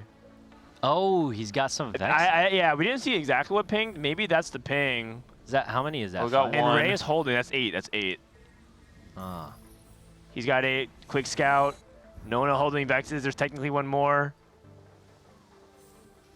Looks like Skara might Vex this game. And so Skara might actually find it on Carousel. Going against Ray. Ray is holding 1 of the Vexes. Skara's stuck on Sejuani 1. The problem with Skara's front line is pretty suspect. No, it's fine. He loses this fight, puts him in a place to get first carousel pick. Hold on, I think you got this fight. Oh, the Vex redirect. And you Jelly. Oh, gosh. Twisted Fate. Okay. Oh, didn't target. Oof. BoxBox at 7 HP. No Vex. Boombot emblem. It's not really applicable to anybody here. Kabuko is nice for you, Jelly, though. And BoxBox takes the stone plate on Nico. Oh, did she not have anti-heal? Who? You Jelly. You Jelly? Yeah. I think or maybe she was did. just trying to deny it from Skara. I think she does, doesn't she? Oh, she does she not. She does not. Oh, so what was a good take there? That's messed up. How this ends up playing out in the bot forward tells us a lot. Trisha is level 9, and keep an eye out for Trisha. She has yet to really hit her true spike with Aphelios 2 and hitting her 2-stars. She's done all this on level 8s without her 2-star 4 costs. Yeah, she's still been doing pretty well. Like, she's winning a lot of rounds. Yeah, the Golem just does so much work here. There we go. Okay, and then she can move items. Skara hit. Oh my god, wait, Skara hit Vex 3. He actually did it. Oh my god, that's it. Whoa, Geriatric Gamers are back. Somehow a 3-star 4 cost. Everything. Wait, but now he's facing BoxBox. That's fine, that's fine, that's fine. Wait, it's not fine. It's not fine. It's not fine. It's not fine. You need to trade HP. You need to trade HP. Unless Ujelly loses. It's going to come down to who loses harder. Oh, Ujelly's not losing. Oh, wow. Okay. Wait. That was a clone of BoxBox. Oh. But it's still not good. It's still not good. Okay, and that's the case, then they need. Trisha, no, if they that's need the first case, and second, right? That's the case. That's fine for the 1-2. Yeah, you're right. Yeah, that's because gonna be.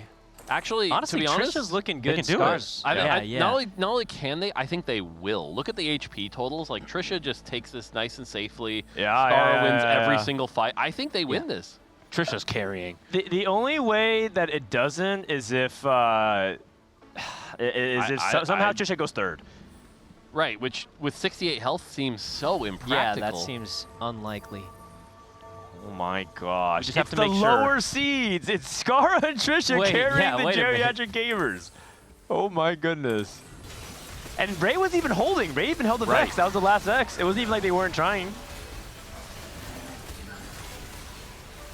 Yeah, I mean, Trisha honestly playing so well with the golems, showing the power of those golems, playing the nice marksman comp around that, which gives it so much health. It gives it that time to ramp up. Yeah.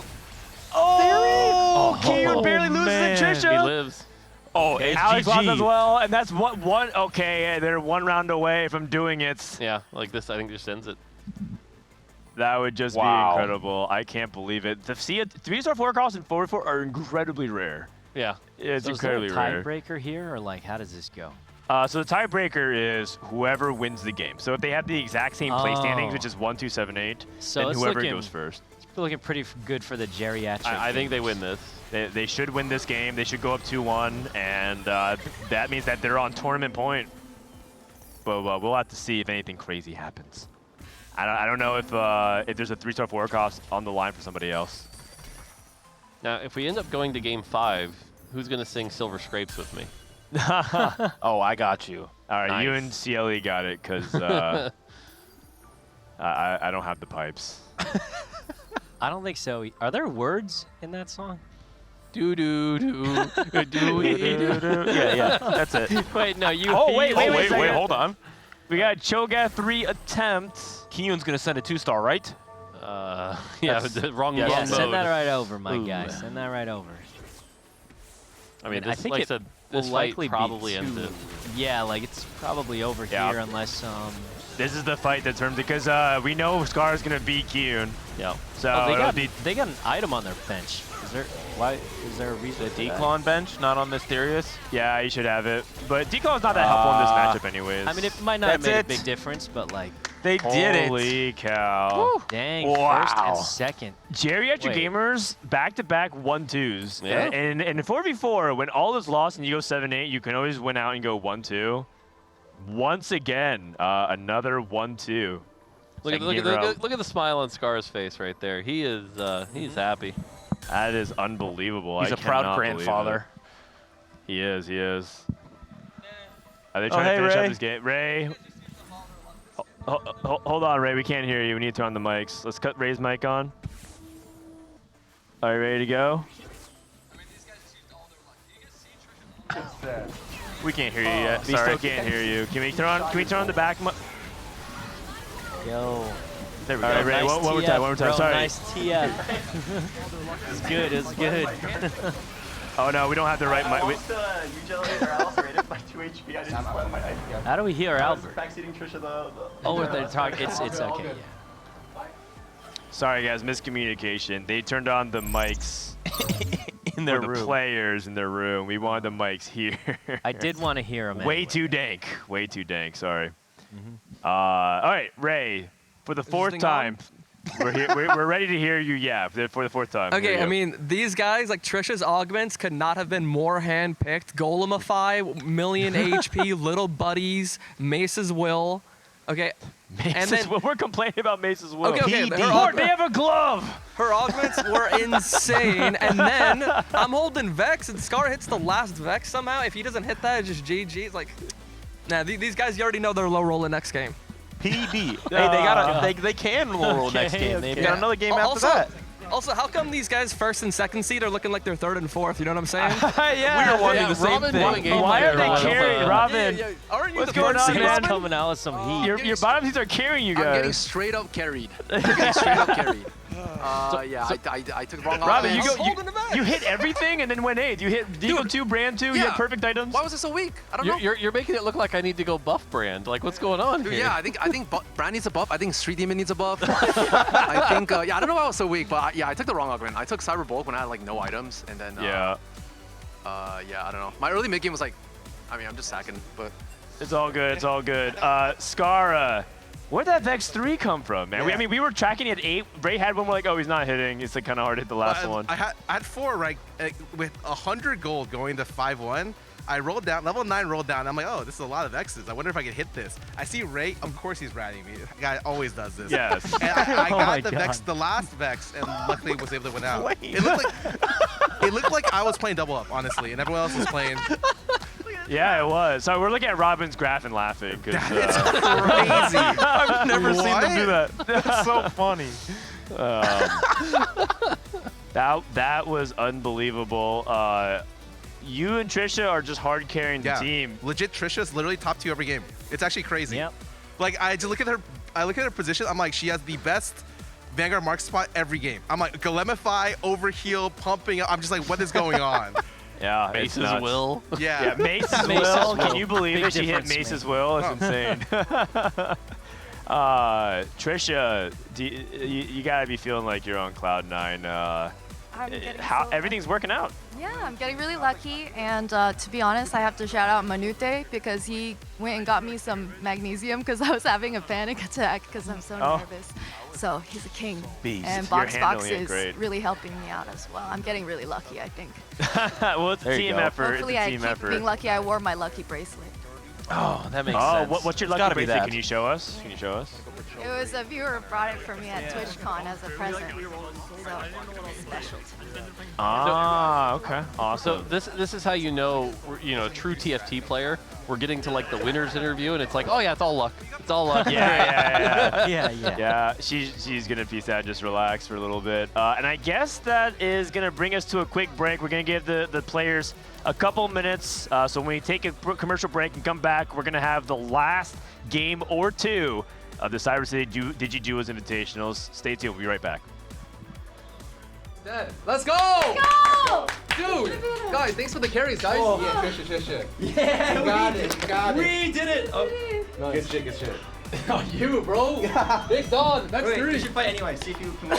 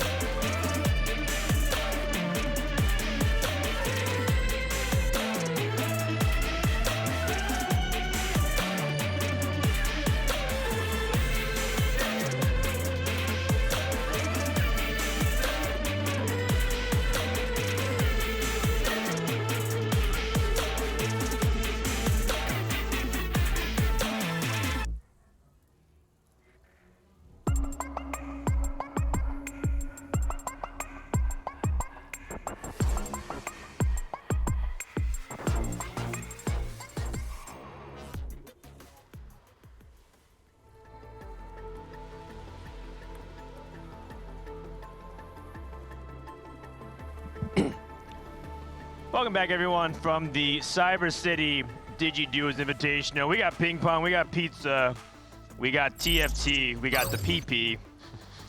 We got more dogs still here. True. And what we don't have is a fourth commentator, but we're working on that. Everyone else, I think everyone's having too much of a fun time just yapping in the back. As soon as I walked by, just literally stopped me. He's like, and he looked really serious, like he really wanted to talk about something. And he said, "Look at this." He turned me to the screen, and he's in 7th place. And he says, "I 10 streak from this position, and I'm going 7th." And he has like a full 7 streak demon board, fully upgrade, good items. See? And then he walks me through the entire lobby of everyone else high rolling. And I'm like, is there something important about this? He's like, "No, this is just so egregious. I needed to tell someone." I was like, I need to go to the bathroom and finish my pizza. Like, I don't have much time. He literally stops me for 2 minutes just to complain about TFT. And I'm like, "Well, do you want to come commentate then? It sounds like you're not having fun playing." He's like, No, I need to queue up again." It's like, "No, I need to play another one." You know, all the way back, even like, you know, before I joined the team, even like one of the joys we always saw of TFT is that social, like everyone talking about how their game's going or watching you in the middle of the game or backseating. And so the fact that that's still kind of the case 6 years later kind of just shows that like it is just fun to watch everybody play the game and talk about what's going on. And it is. I think that's why it's also lasted so long. It's like a streamer game that like it's just fun to watch. So yeah, specifically hate watch. And you know what? Love watching is fun too. It depends on which streamer you're watching. I think some have developed an audience of, you know, enjoying that, and others not so much. But you know, it's been the most fun to watch our players play for 8 hours a day on stream, and then want to play for 6 more hours off stream right after we're done. That's usually what happens for most TFT streamers. They stream for 12 hours and they play for 4 more hours off stream. Yeah. I remember at the first summit where it was like Setsuko, anytime he wasn't playing on stream, was immediately in that computer in the corner, right back at it. And like, I think he was there until like they kicked us out at like 2 in the morning or something. It was actually the very first time that I ever met Setsuko and Distop in person. And the very first time we did, everyone stayed until about 2 in the morning to just play games. And it was really quiet because everyone was just so focused. And it was actually kind of interesting. There's like an aura around everything because you could just see how focused and intense everyone was about climbing. And I felt like I was in like an actual boot camp. You know, we talk about BoxBox boot camp. I felt like I was in a training boot camp. And then out of nowhere, the piercing of the night, right? There was a silence completely broken by Bebe, who goes, "Whoa, welcome everybody," because he turned on the stream. He was like, "Oh, good to see you, good to see you, good to see you. Yeah, great games today. We got good games today." And he was just like, all of a sudden, he just broke the silence out of nowhere and just kind of ruined the mood a little bit. But it was really, really funny. And then for the rest of the night, Bebe just kept yapping on stream over and over and over. And I couldn't even play TFT, so I just gave up. I was like, you know what, I can't focus. I'm just gonna go sleep. So. That's so funny. Yeah, that was my first experience like labbing with Dish Open and all the top NA players. Panda, welcome. Did you win the ping pong tournament? It's still ongoing. I'm in finals though. So okay, so they're gonna pull you in like a minute or so. Yeah. I have 1 game. If it ends here. They're just lucky I wasn't able to enter. So. We're coming up on Game 4. If you guys are just tuning in, we're not here just yapping. I mean, we are, but it's 2-1 currently in favor of Geriatric Gamers. They're 1 game away from closing it out and taking home the very coveted Cyber City Championship trophy. Can we do we have a zoom in on this? This thing is it's kind of nice actually. I think they actually have the ability to rotate it and like do like a 360 degrees thing. No, not the pizza, man. Zoom in on they're like zooming in on this like pepperoni pizza. Ooh. Yeah, there it is. Oh, I see. Yeah. Wow. Fancy. It's Cyber cool. City champ. Yeah. Now the fun part is afterwards how they have to decide who gets to keep it out of all the 4 players. Right, because there's 4 of them. Yeah. They rotate. It's like a joint custody thing. Every year. Oh, I see. Yeah. I will say I feel like if Geriatric wins it, it feels like, you know, Trish has kind of been the MVP at least the last 2 games. Yeah. So maybe, you know, trophy for the MVP kind of thing. But we'll have to see how the next game goes, or if they even win it, there are still, you know, possibly 2 more games to go. Yeah, that'd be really fun. Chat would like a close-up of the pizza instead. It's pizza. It could be arranged a little bit for a hefty price. I'll put it on my OnlyFans. The pizza pics. New business venture. I mean, times are tough. Esports winter. Gotta make a living somehow. Robin's actually still eating the pizza. Bro, finish your food before talking, man. Really, on Mother's Day? Come on. I think they're having a good time. It's important to get that little bit of food break. For Skate Parch, a little bit of a reality check. They were very confident. Their egos were flowing. They were saying like, yeah, we got this, easy. And now I can see them. I can see a little bit of the stress. There's no longer goofing off on camera. Every time we cut to them, they were doing some kind of bit. Now it's time to take the gloves off. And it will be the eggs on stage 4, so you can choose between the different length eggs. Usually 9, I think, is the most common pick, the safest pick. I know there are some more high variance options for the 13-round egg. We'll see if it'll be 9 across the board for most of our competitors. Yeah. Yeah, generally the 13 egg is more powerful. The question is it debatably, is it worth it? But the problem is there's one cash out in particular in the 13 that is generally perceived as pretty negative. This is actually going away next patch. It's going away. Okay. Bye-bye ZZ Rod. Yeah, that ZZ Rod unfortunately just didn't quite land, I think, where they wanted. So, yeah, so 9 ends up sort of being the safe fallback. The other thing is that generally you have to be in a really bad position to ever take the 4. I mean, you have to be at like, 20 So you would health. appreciate this. You know, I do have to watch a lot of 4v4 for other regions to keep track of them. And APAC actually picks 4 turn egg and 4v4 pretty often, specifically to try and control stage 4 tempo. And so that's a questionable pick. You know, reviewing with some other team members and whatnot, we're always on the fence whether or not that's actually correct. But it is a much more open strategy in 4v4. The issue is, I feel like the reputation that a 9 turn egg is like largely driven in like, okay, it's always 9 turn egg, you never click anything else. And I think in rare circumstances in 4v4, I think it might be correct.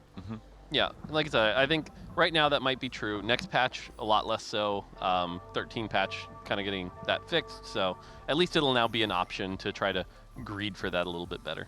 And it is the same cash out for all players, so there is information to be had in terms of who's cashing out first. You can go to their board, check out what it is, and then maybe plan and adapt your next 2 turns to better prepare for it. Yeah, top on board with MVP last game, Skara, with that Vex 3 to see what he gets here. Yeah, pretty standard augments here. 2-Trick, Scapegoat, Pyromaniac. 2-Trick doesn't feel like it's as good in 4v4. Divinicorp Emblem, I don't know. All that Shimmer seems like a pretty safe choice here. We have IE as well. Yep, I can see so that. He can go with Gold Collector. He doesn't have an item holder for it, though, which is the only issue. Usually you want like a Cogmaw or some kind of good AD item in the back. Maybe 2-Trick is just better, too, because that puts you in a higher HP position to take a higher egg cash out. So I think it depends on where the rest of the spots are. Yeah, so 2-Trick, so he'll be playing around Win Streak. That's pretty good. Getting Morgana and Rost, yeah. We're 2 off Poppy 3.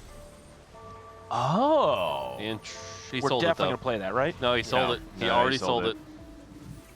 I'm with Don't- you, though. 7 poppies on 2-1, you at least hold them. Ooh, Blighting Jewel. Horrible forward from Kiyun. And Kiyun, I wonder if he's going to be thinking about Fiddlesticks here, because I know he loves Fiddlesticks. He's his favorite comp in the game. Interesting. But the problem is, this is the 3-cost reroll that we talk about not being great in 4v4. Everyone's just going to immediately hold 2 copies, and uh-oh, now you can't hit. Freestyling with Echo 2. You're right. You're 100% right, CLE. I will say that I have seen Kiyun play Fiddlesticks before in 4v4, and he did win out that game. Okay. So I actually would assume that he is one of the few people to be trusted in those spots, because I think he can navigate through it. If we look at Robin's board here, he's playing Street Demon again. Last game he went 8th. Chat, if he goes 8th again with this, I need you to all make sure he doesn't forget it for at least a week or 2. Going back-to-back 8th with Street Demon in this tournament. Yeah, come on, man. With Echo 2 already as well, I mean, we have a really solid front line. Obviously, we'll work on the back line, but this augment specifically, again, I don't know the stats, but in my opinion, it's quite good. As soon as you get that 25 gold, you just lose streak throughout most of the stage, but Yeah. It's pretty OP. I don't need the stats to know that this augment's kind of insane. It gives so much gold, and it rewards you for something that you want to do anyways, which is to play Street Demon units.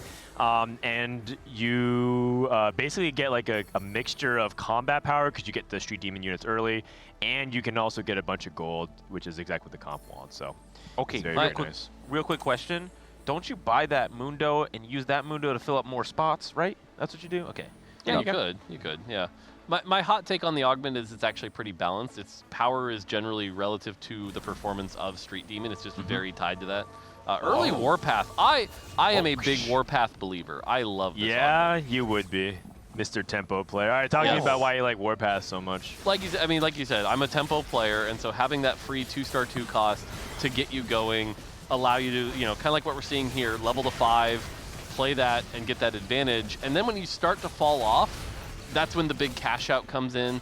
And all of a sudden, if you look at that value, it's like you preserve all the health in the early game, then you get 2 full items, which is the same value as like BRB, and you get all the 2-star 4 cost and the 5 costs.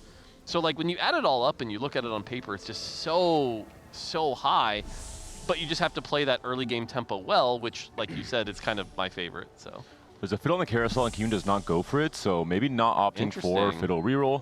I was thinking maybe you can use Fiddle with Lightning Jewel as a tempo option, not go for the 3-star, and just try and go fast line with that. I'm not sure if that would be correct or not. We know Kyun did play Urgot Flex in day 1, so he's comfortable in the comp. Yeah, it's possible that he's just going to stay on Morgana and then play for... just like a fast 9 strategy. He's not even going for any component. It's just Draven for the Cypher. Okay, so he is playing Fiddle 6. Yeah, it could be, Cypher cash outs tend to be very good for Fiddle. There's just so many good hits in terms of artifacts, in terms of duplicators, in terms of... I think there's no real misses. It might be the one comp that best uses them.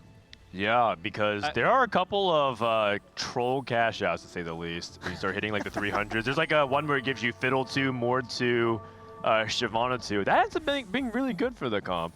You also can hit 2 Mundo 2s, 2 Alistar 2s, and a Pan. God, that's really good for Fiddle 6. There's also like a 3 duplicator cash out somewhere in the 200s as well. There's a lot of actually good setup that you can get for Fiddle 6 there.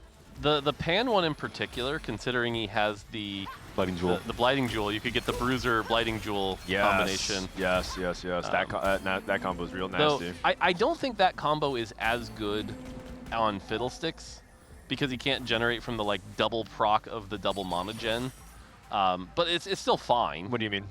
Well, because Fiddlesticks is mana locked during the spell. Right. So you can't generate extra mana while that's happening.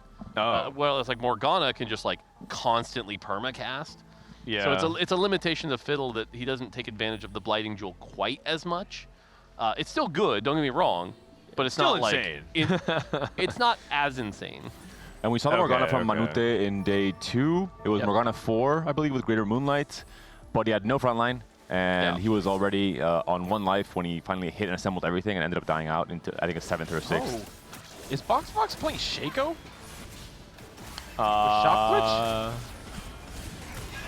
It's possible. There's a Quicksilver in the belt. Oh, I'm a fan. Yeah, I think it might be. I think it's been very underplayed this weekend. We haven't seen much of it at all. Trisha 100 health again, by the way. Oh, you jinxed it. No. Oh no, it was you, Jelly, that lost. No, it's Trisha and Skara again. Yeah. The real tempo players. Holy cow. Okay, depending on how fast BoxBox can hit this Shaco 3, will tell us a lot. Even if he doesn't hit it right now, as long as he collects a good amount of pairs or a good amount of copies. I do feel like if you're going to play Shaco reroll, you need to hit it by like 3-3 at the latest. Okay. I would say even earlier.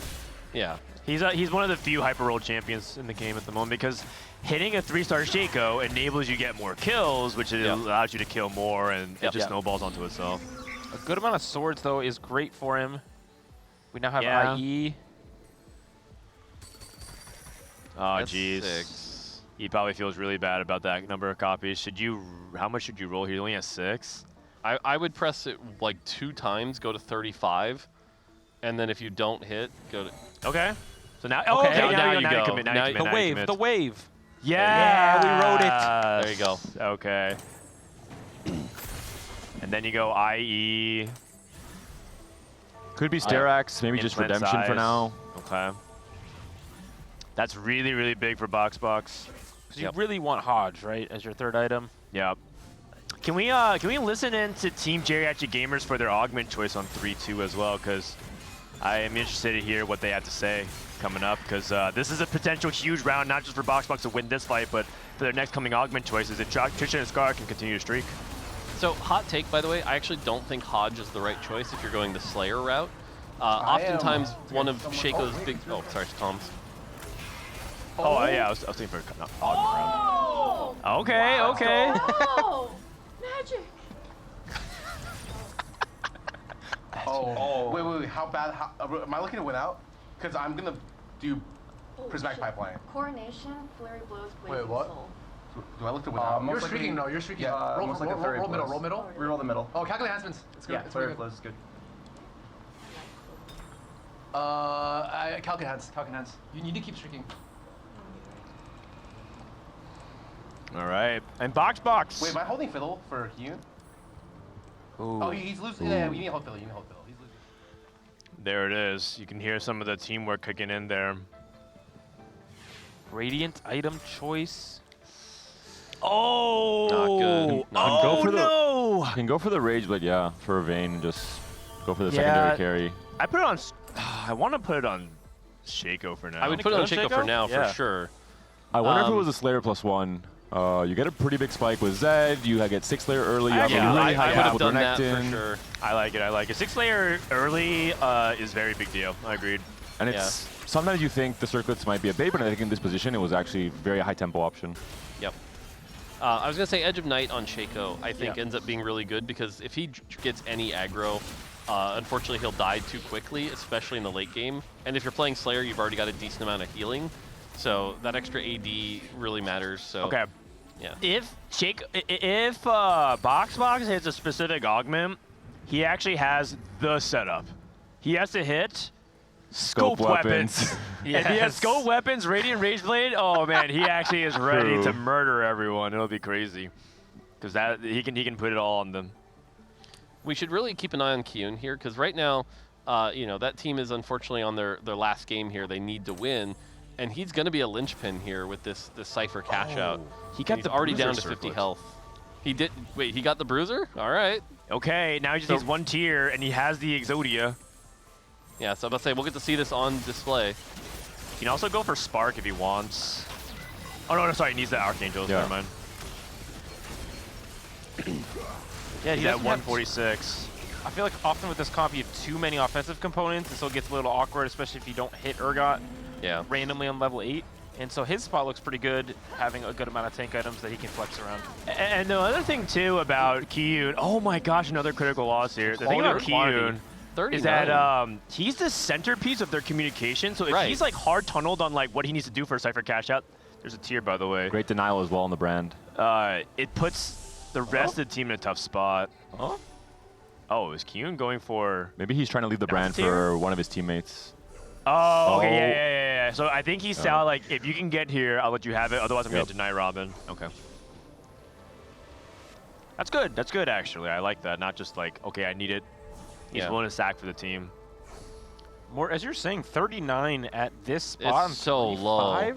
Is so low. Yeah. Obviously, we'll take a 3-7 cash out and pivot the whole board. Okay. But we're not close to stable.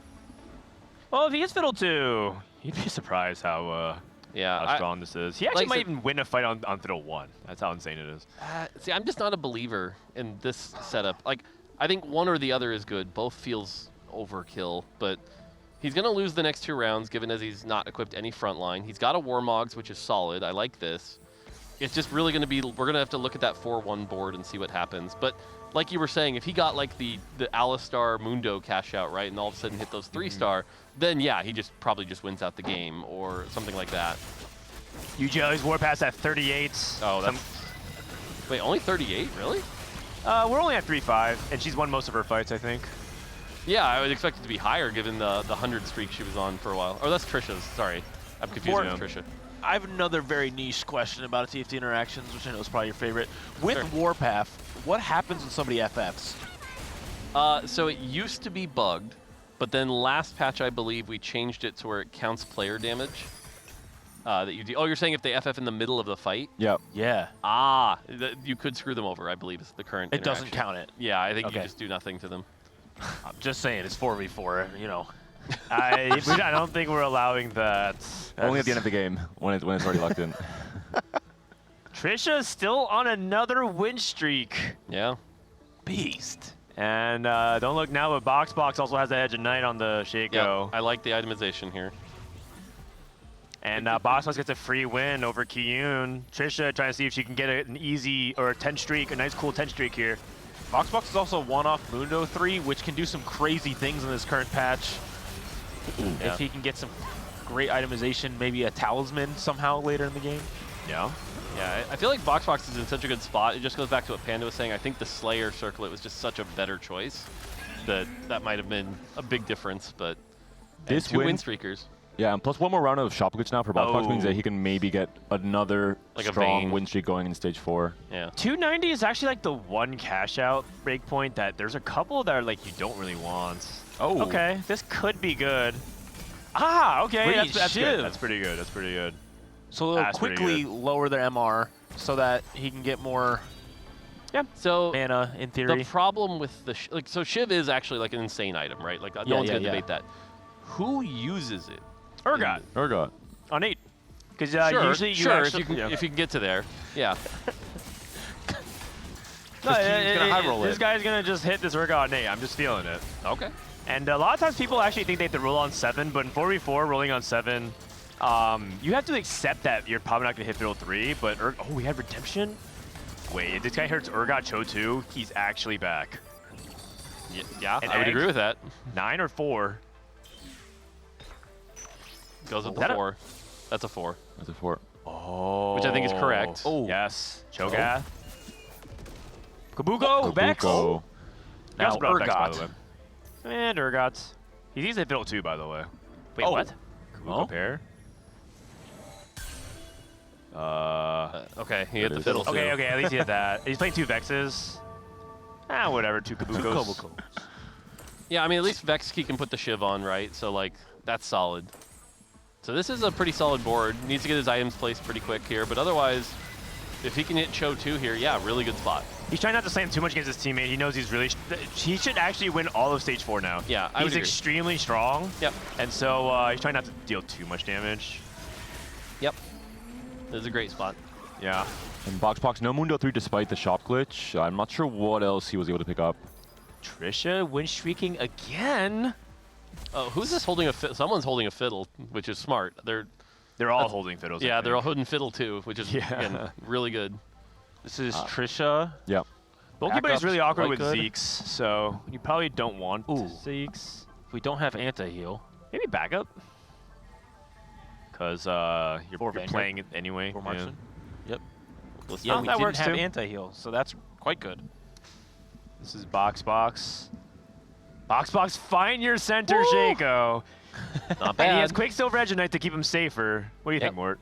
It's not bad. It's not bad. The thing is, Shaco's going to fall off late game no matter what you do, just because it's still single target. It's going to come down to the support. Now, you look at this Vayne, and if we can turn this into a Vayne 3, then you're going to feel like you have that backup support, but we're only at 5 copies, so still a long ways off. We do have the duplicator, which could put it at 6, but Shaco can't solo carry no matter how much you invest in Shaco. Okay. Back row to Key to see if he can keep this stage 4 streak going. Going up against Raditz.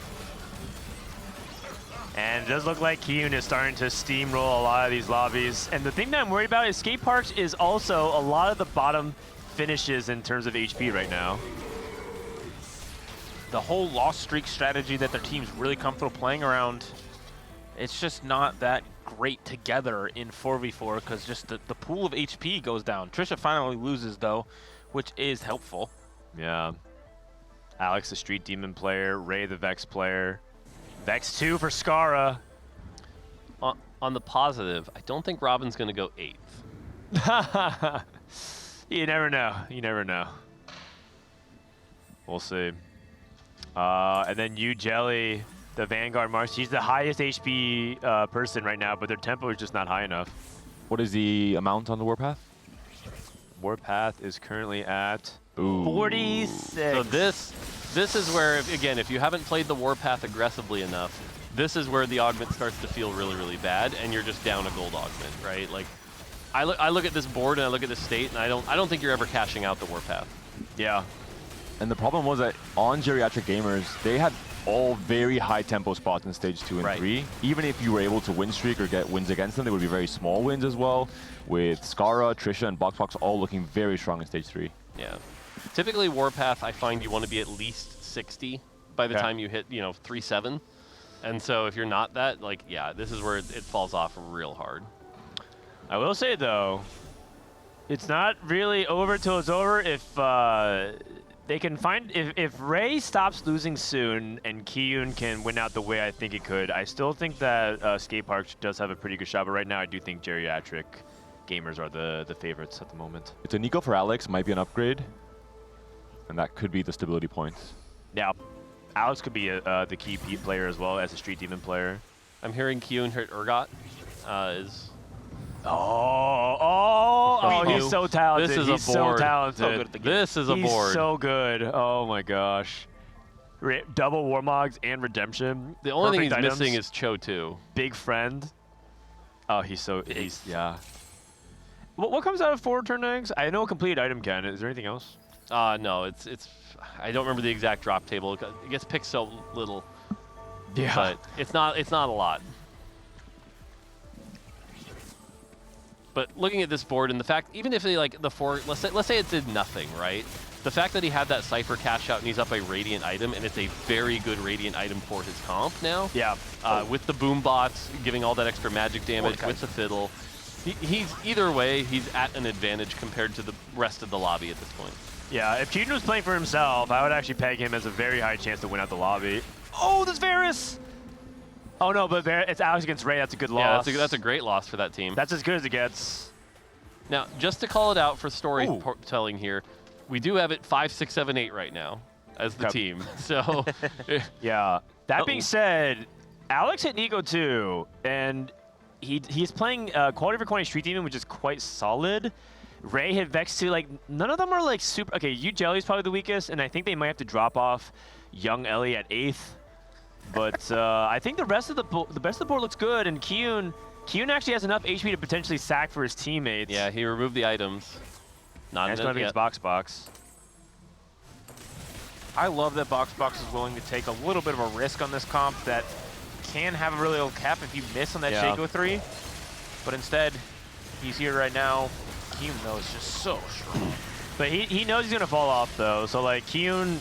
I think Kiyun already has won the game, in my mind. I know that he has yet to hit the Urgot 2 and the Kabuko 2, but he just goes to 9 and he hits, he wins the game. Agreed. And then the question is, can anyone from the Geriatric Gamers kind of play for 3 spots in the top 4? So let's look at it. Skara has a reasonable setup, but nothing too crazy. I look at his augments, and I think they're all right, but not stellar. And then Go ahead. Actually, what do you think about Robin's spot, though, for the Street Demons? I mean, Nico 1. Yeah, he's got the Nico 1, but he has the brand 2 with, the traditional good items. And the fact that he has extra frontline, because one of the things the Street Demons can suffer with is the fact that, like, they only have Nico, and if Nico dies too quick. But the fact that you have the I'm the carry now as well. So, that is Kabuko too. Kiyun's Gold Orb dropped the Kabuko, I think. Yep. And so he has a Kabuko too. What's the egg cash outs? I think it's components. Yeah, 2 components, I think. Okay. And Jelly just trying to like not go with, but I'm pretty sure they are just got the sacker. Yep. And they have to try and who's the lowest person? Robin songs? 31. Yeah, 31. And Skara not too far behind at 36. If BoxBox hasn't hit Vayne 3, though, it's also possible BoxBox loses every round from here on out. Okay. And Robin taking a huge hit here is a big deal because Kiyun's going to win, I think, by like a lot, which means that Robin should go down to basically 1 life if that ends up playing out the way I think it does. Yep. Yeah, which means Robin's like losing the Bruiser comp is Brand's weakness, and so 16 might be too light for Robin. It might be if he trades well. Here comes the cash outs. 3 components. Jelly also losing. Kian gets a 9. Here comes a roll down. If you can find Urgot too, he's 100% locked in this game. Garen now also on board. I feel like Is it a Cho 1 still? Yeah, I was going to say the Cho matters more than the Urgot. Oh, you're right, Cho. It's Cho 1 still. I just assume this guy has everything. I think almost every player on Geriatric was holding at least one Cho on the benches. Yeah. You can see they transitioned away from holding the fiddle to the Cho'Gath because they recognize how important it is. BoxBox hits Senna 3. Trisha not slamming. See if she's going up against a teammate. She needs to slam now, though. She's going up against Alex. This is really important to slam. She is slamming, but not quickly. She's greeting her items more. We're starting to see a comeback here. Yeah. This is very much in play for Skate Park. Okay, Robin wins versus BoxBox. Ujelli's dead. Ray. And she didn't catch out the warpath, I assume. Yeah. Which is I mean, that's tragic. Like I said, if you're not at like 60 by 3-7, it's pretty rough. Ray losing to Scar is a big deal as well. Yep. What's Scar's spot? Scar's playing the Vex as well. Okay. Oh, if Ray goes 7th here, then we need a 1-2, which will be pretty tough. Yeah, but I think Robin can go 7, so I think if Ray can just hold out and go 6th, I think 1-3 is very playable. I think BoxBox could go 7th too. That is also true. That's also true. He's falling off really hard. He also has pretty bad items on Senna. Yeah. These are actually like two. You actually just don't want to slam Rage Blade or IE on her. Oh, the stun actually goes through. Good, successful save Shaco. Shaco's doing work. Kill the Vex is the question. No, Vex has got it. Vex has got it. Going the wrong way. This is so close. I think Senna wins this. Gunblade. Senna wins this. Ray. Doesn't kill though. Oh boy. Oh, Alex lost as well. Oh gosh. That might be critical. That might be critical. And a Bramble. They needed Ray to win that. And Bramble's really strong for the Cho'Gath for Kyun if he goes for it. Oh, I know the Senna items aren't optimal, but like given the situation, the fact you have Senna 3 and the Shaco to kind of like essentially tank for a bit, the items allow you the time to ramp up, and it's not a bad situation where you can have these items on that Senna. Wouldn't recommend it in most cases, but like here, not the worst. Oh man, can they still do it? It's possible. Alex would have to start winning pretty heavily though. Scar's coming up so huge here. The fact that Scar's won these 2 critical fights against Ray and Alex is almost everything for the team at the moment. I thought with Sejuani 1, he wasn't going to be very stable, but he's proven me wrong. Double Dragon Claw. Yeah, the double D-Claw. Giving the world of pain for their enemies. Helios 2 for Trisha. Ray's last stand. Wait, he's up against Kiun, and Kiun's not sacking. Kiun's gonna kill him, yeah. Oof. Oh wait, he footlined his fiddlesticks. I mean, that doesn't matter. It can matter. It can matter. It can matter. It could matter right on here. it. The stun's coming through. Okay. Really good positioning to sack without having to use a mover. Is that enough? No. That Cho'Gath's not dying. Oh no. And Ray's dead. It's a big loss Alex, as well. we gotta look Alex. Sorry. Alex is down. Sorry, Lo. Oh no. Okay, we're alive though. We're alive. He's still alive. But now it has to be, because it's 7-8, it has to be 1-2. Yeah. Which means somehow Alex and Kyun have to go the whole way. It's not Kyun looking is in good. Alex's pool right now. It's not looking good. They need Alex to win out, and they have 1 life to trade. They need perfect matchmaking as well. Yep. But the HP's, it's in the realm of possibilities, right? 27 HP for Trish at the top is not that much. It can happen. It's 2 big losses. It's probably like less than 10%, but it can happen. He's frontlining the fiddle. Because he thinks he wins. So he's trying to get a soft dance for his teammates. Right. But if Alex dies here, I mean, he's on Trisha brand can 1. take him out, it would be the icing on top. Oh man, my goodness, I think that's it. That's it. That's it. There it is. Geriatric Gamers is going to send them 6, 7, 8. And again, Trisha, a masterclass of a tempo start for all those 2 rounds. Yeah, we won the whole thing. Yep, GG. This is one of those rare games where I think double D-Claw's OP in the lobby. Yo, this shit Vex Master. Trisha, Yeah. go for Xayah 3 for fun. Oh yeah, Yeah. You can start rolling a little bit now. Switch to 6 golden ox. Nah, just get Xayah 3. Can I switch to? Oh, you'll feel something with Xayah 3. This is the most old person pop-off thing I've ever seen. Like, oh, we won. Congratulations. Congratulations. Disconnected. It's very typical. BoxBox wants to play out the game. Just go for the tuber. Of course. So we should probably tell them that they could leave the game. All right, Ray's joining us for the finale.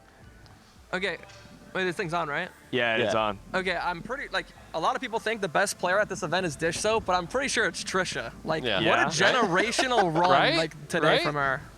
Like, yeah, she actually, I believe, like, she, like, averaged, like, a 2. Yeah. Yeah. Actually, like, win streaking every game, too.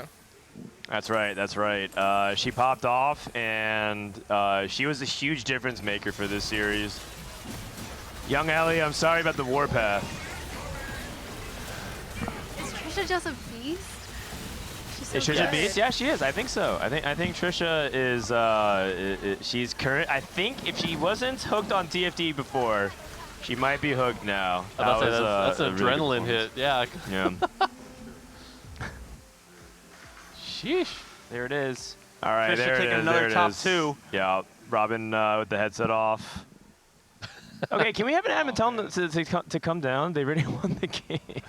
BoxBox is just like, he's having her roll. Trisha's holding Scar's Vexes. Oh, no, she sold it. Okay. One last 3-star forecast to end it all. Oh, She's back in double goodness. up.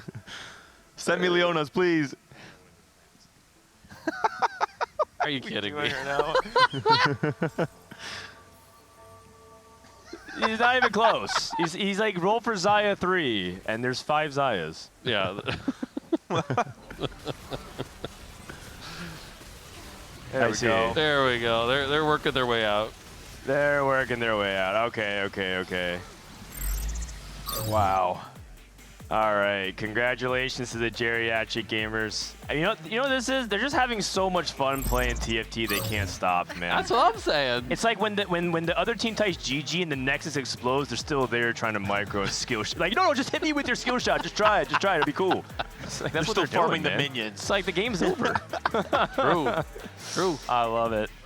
All right. Coming down the stairs now. Yeah, Kiyun. While they're walking down, we'll talk to team captain Kiyun. I know you guys didn't take the dub, but still a hell of a weekend. You should be really proud of the team still. Sorry? Sorry, Zonda. My bad. What's up? Yeah, I had a fun. Yeah. Did you have fun this weekend? Yeah, I had a You proud of blast. the team? I had a blast. Yeah. Oh, here we go. All right, congratulations. Let's hear from team captain Robin Songs. Or at least team captain for about 30 more seconds before we crown a new one. Robin, you won the tournament. How's it feel? Oh, it feels great. Yeah, I think my team carried me this last round because no shit. Trisha's a beast. Trisha top 2 to every single game. Pulled out the marksman specialist and Skara, Vex Master, and a BoxBox like weird line master, Shaco reroll, and Vi hero augment. And I'm just going 7-8 every game. So thanks, guys. Round of applause for Oh! Got hit by the confetti cannon. Trisha's a birdie. MVP of the finals, MVP of the playoff run here. Some victory words, speech. Thank you, BoxBox, for probably griefing his games by helping me so much, and Manute and Aiden for giving me the magnesium because I was like trembling so hard I couldn't click buttons. And Scar, everyone on my team and the staff, and I'm so happy. Oh my God. That's right. This is completely different from my other Riot tournament experience. I played at LCS. Oh, yeah, oh. I got dumpstered. But this went really well, and the hard work really paid off, and I think everyone is really happy. Who do you think? So you can pass the baton forward. So if people are crowning you the MVP, if you couldn't crown yourself, who would you also shout out on your team as being the hidden MVP for the team? Obviously my duo, but I would say BoxBox for this, because BoxBox was, oh sorry, I'm quiet.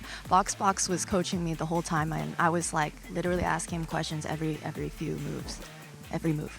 All right. Yeah. And really. BoxBox, just some words from you, man. I feel like when you're doing the weird stuff, you were really in more of your element for the team than just playing the meta lines. Would you agree with that? Yeah, I was having a lot more fun playing my weird stuff. Yeah. So what inspired you for like the Shaco and the Vi? So like, it just were you just like, yeah, I'm just gonna send it, or did you actually have that up your sleeve? I've never played Shaco. I had 3 Shacos and a QSS opener. I was like, I think I have to do it. So then I again pulled up TFT Academy and pulled up the guide. Hey, no How way, much you paying man. these guys? I'm literally nothing, enough. man. I'm telling you. It's weird. It's weird. It's cool. Man, really cool. Did you guys feel like you were like the favorite? You guys won pretty dominantly. Was that a reflection of your expectation? I didn't say it, man. I didn't say it. I definitely did not think. I thought we were slightly favorited against Dish Soap's team, and I thought we were pretty unfavored against Kiyun's team. If Trisha didn't average a 2, we probably would not have won. That is true. Trisha popped off with her marksman Vanguard build for sure. In BoxBox, this was your first 4v4 experience, actually for everyone but Robin on your team. It was your first 4v4. How did you like it? My first 4v4. I think it was fun. I hate like that you can face your teammates, but like I understand that can't be changed. But I would describe it as a janky but cool experience. That's like TFT in that chat. What's up? Because for some reason, when I was pilfering, he gave me all his units. He even put a Jin in the front. And then he gave me a Sedge, like repeatedly, dude. I was so thankful. That's right, the hidden MVP raid. Finally, let's talk to Skara real quick. Skara. Skara, I feel like every time I'm seeing you in these like invitationals featuring like the influencers and pros, you're like winning them. I don't understand.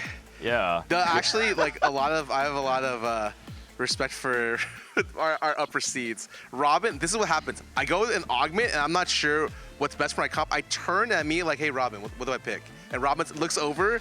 He's like, oh, you picked that one. I'm like, thank God. Okay, I don't know which combat augment's better. And then I used to be the one helping Trisha, but I was really bad at multitasking. Albert took over and was able to help her a lot more in this series, and I was able to focus on my own gameplay. So it's just, and I got luckier. So it was really unfortunate that Ray contested me, and then I got lucky in like 2 of the 3 games.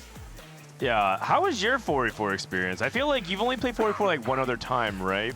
This is my first serious 4v4. It's really fun. Okay. Like it's super fun. I think it's awesome that you can.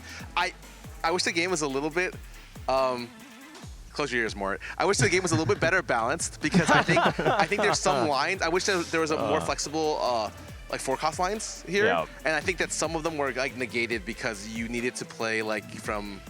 You can only play them from like tempo, right? So. If there was a little bit better balance, I think 4v4 is really fun. I think I love all team-oriented TFT. I think it's the most enjoyable way to play.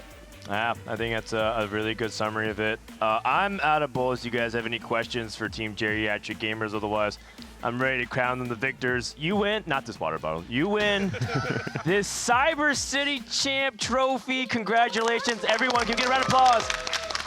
Team Geriatric Gamers takes the Cyber City Digi Duos Invitational. Yeah. A win for the old folks. Who's keeping it? Who's keeping it? Let's do a pose. Let's do a team pose here. Can we get a... does, in fact, equal wisdom. That's right. That's right. That camera over there. That camera. Yeah. Trophy lived. Woo! I have some confetti. There it is. All right. And I think that's it. Zane, you want to have some final words? Like, we're closing out the show here, right? Yeah, we're pretty much closing out. Yeah. I mean, who gets to keep it? That's a big question. You guys can decide I who to think keep it's it. very obvious. Yeah. Let's go, Trisha. Trisha can get the trophy.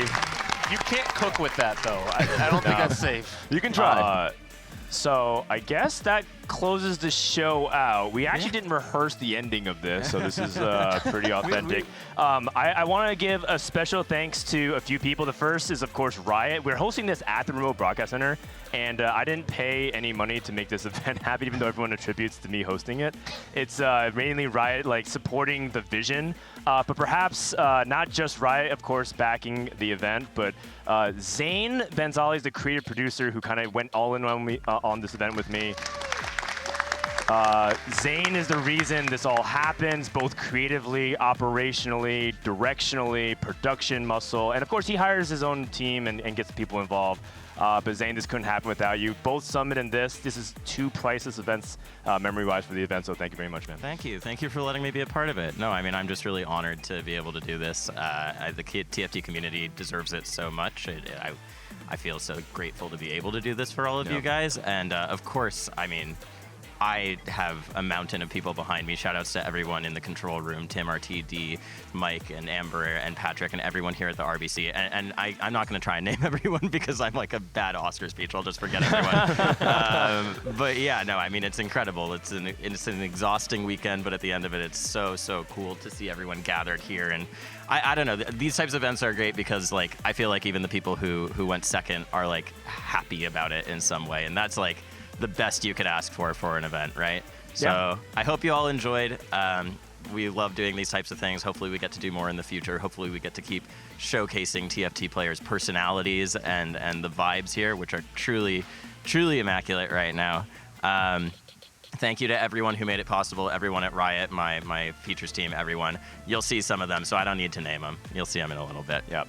My main shout out, thank you to my family for supporting me as well, my lovely wife, my sister-in-law, and all the mothers out there. Happy Mother's Day. I think we should end on that. Okay, I also shout out my wife. My bad. I also shout out my wife. Thank my you, mom. Taylor. I did Thank that you, earlier. Michelle, But, Stacy, Wendy, everybody. Happy Mother's Day. You guys are the true MVPs of everything that make it all possible. Happy Mother's Day. But we're done here. I think we all can agree TFT can be pretty damn fun sometimes. From Frodan, Mort, CLE, Panda, everyone part of the RBC, thanks for watching, and we'll see you next time for more TFT action. Good night.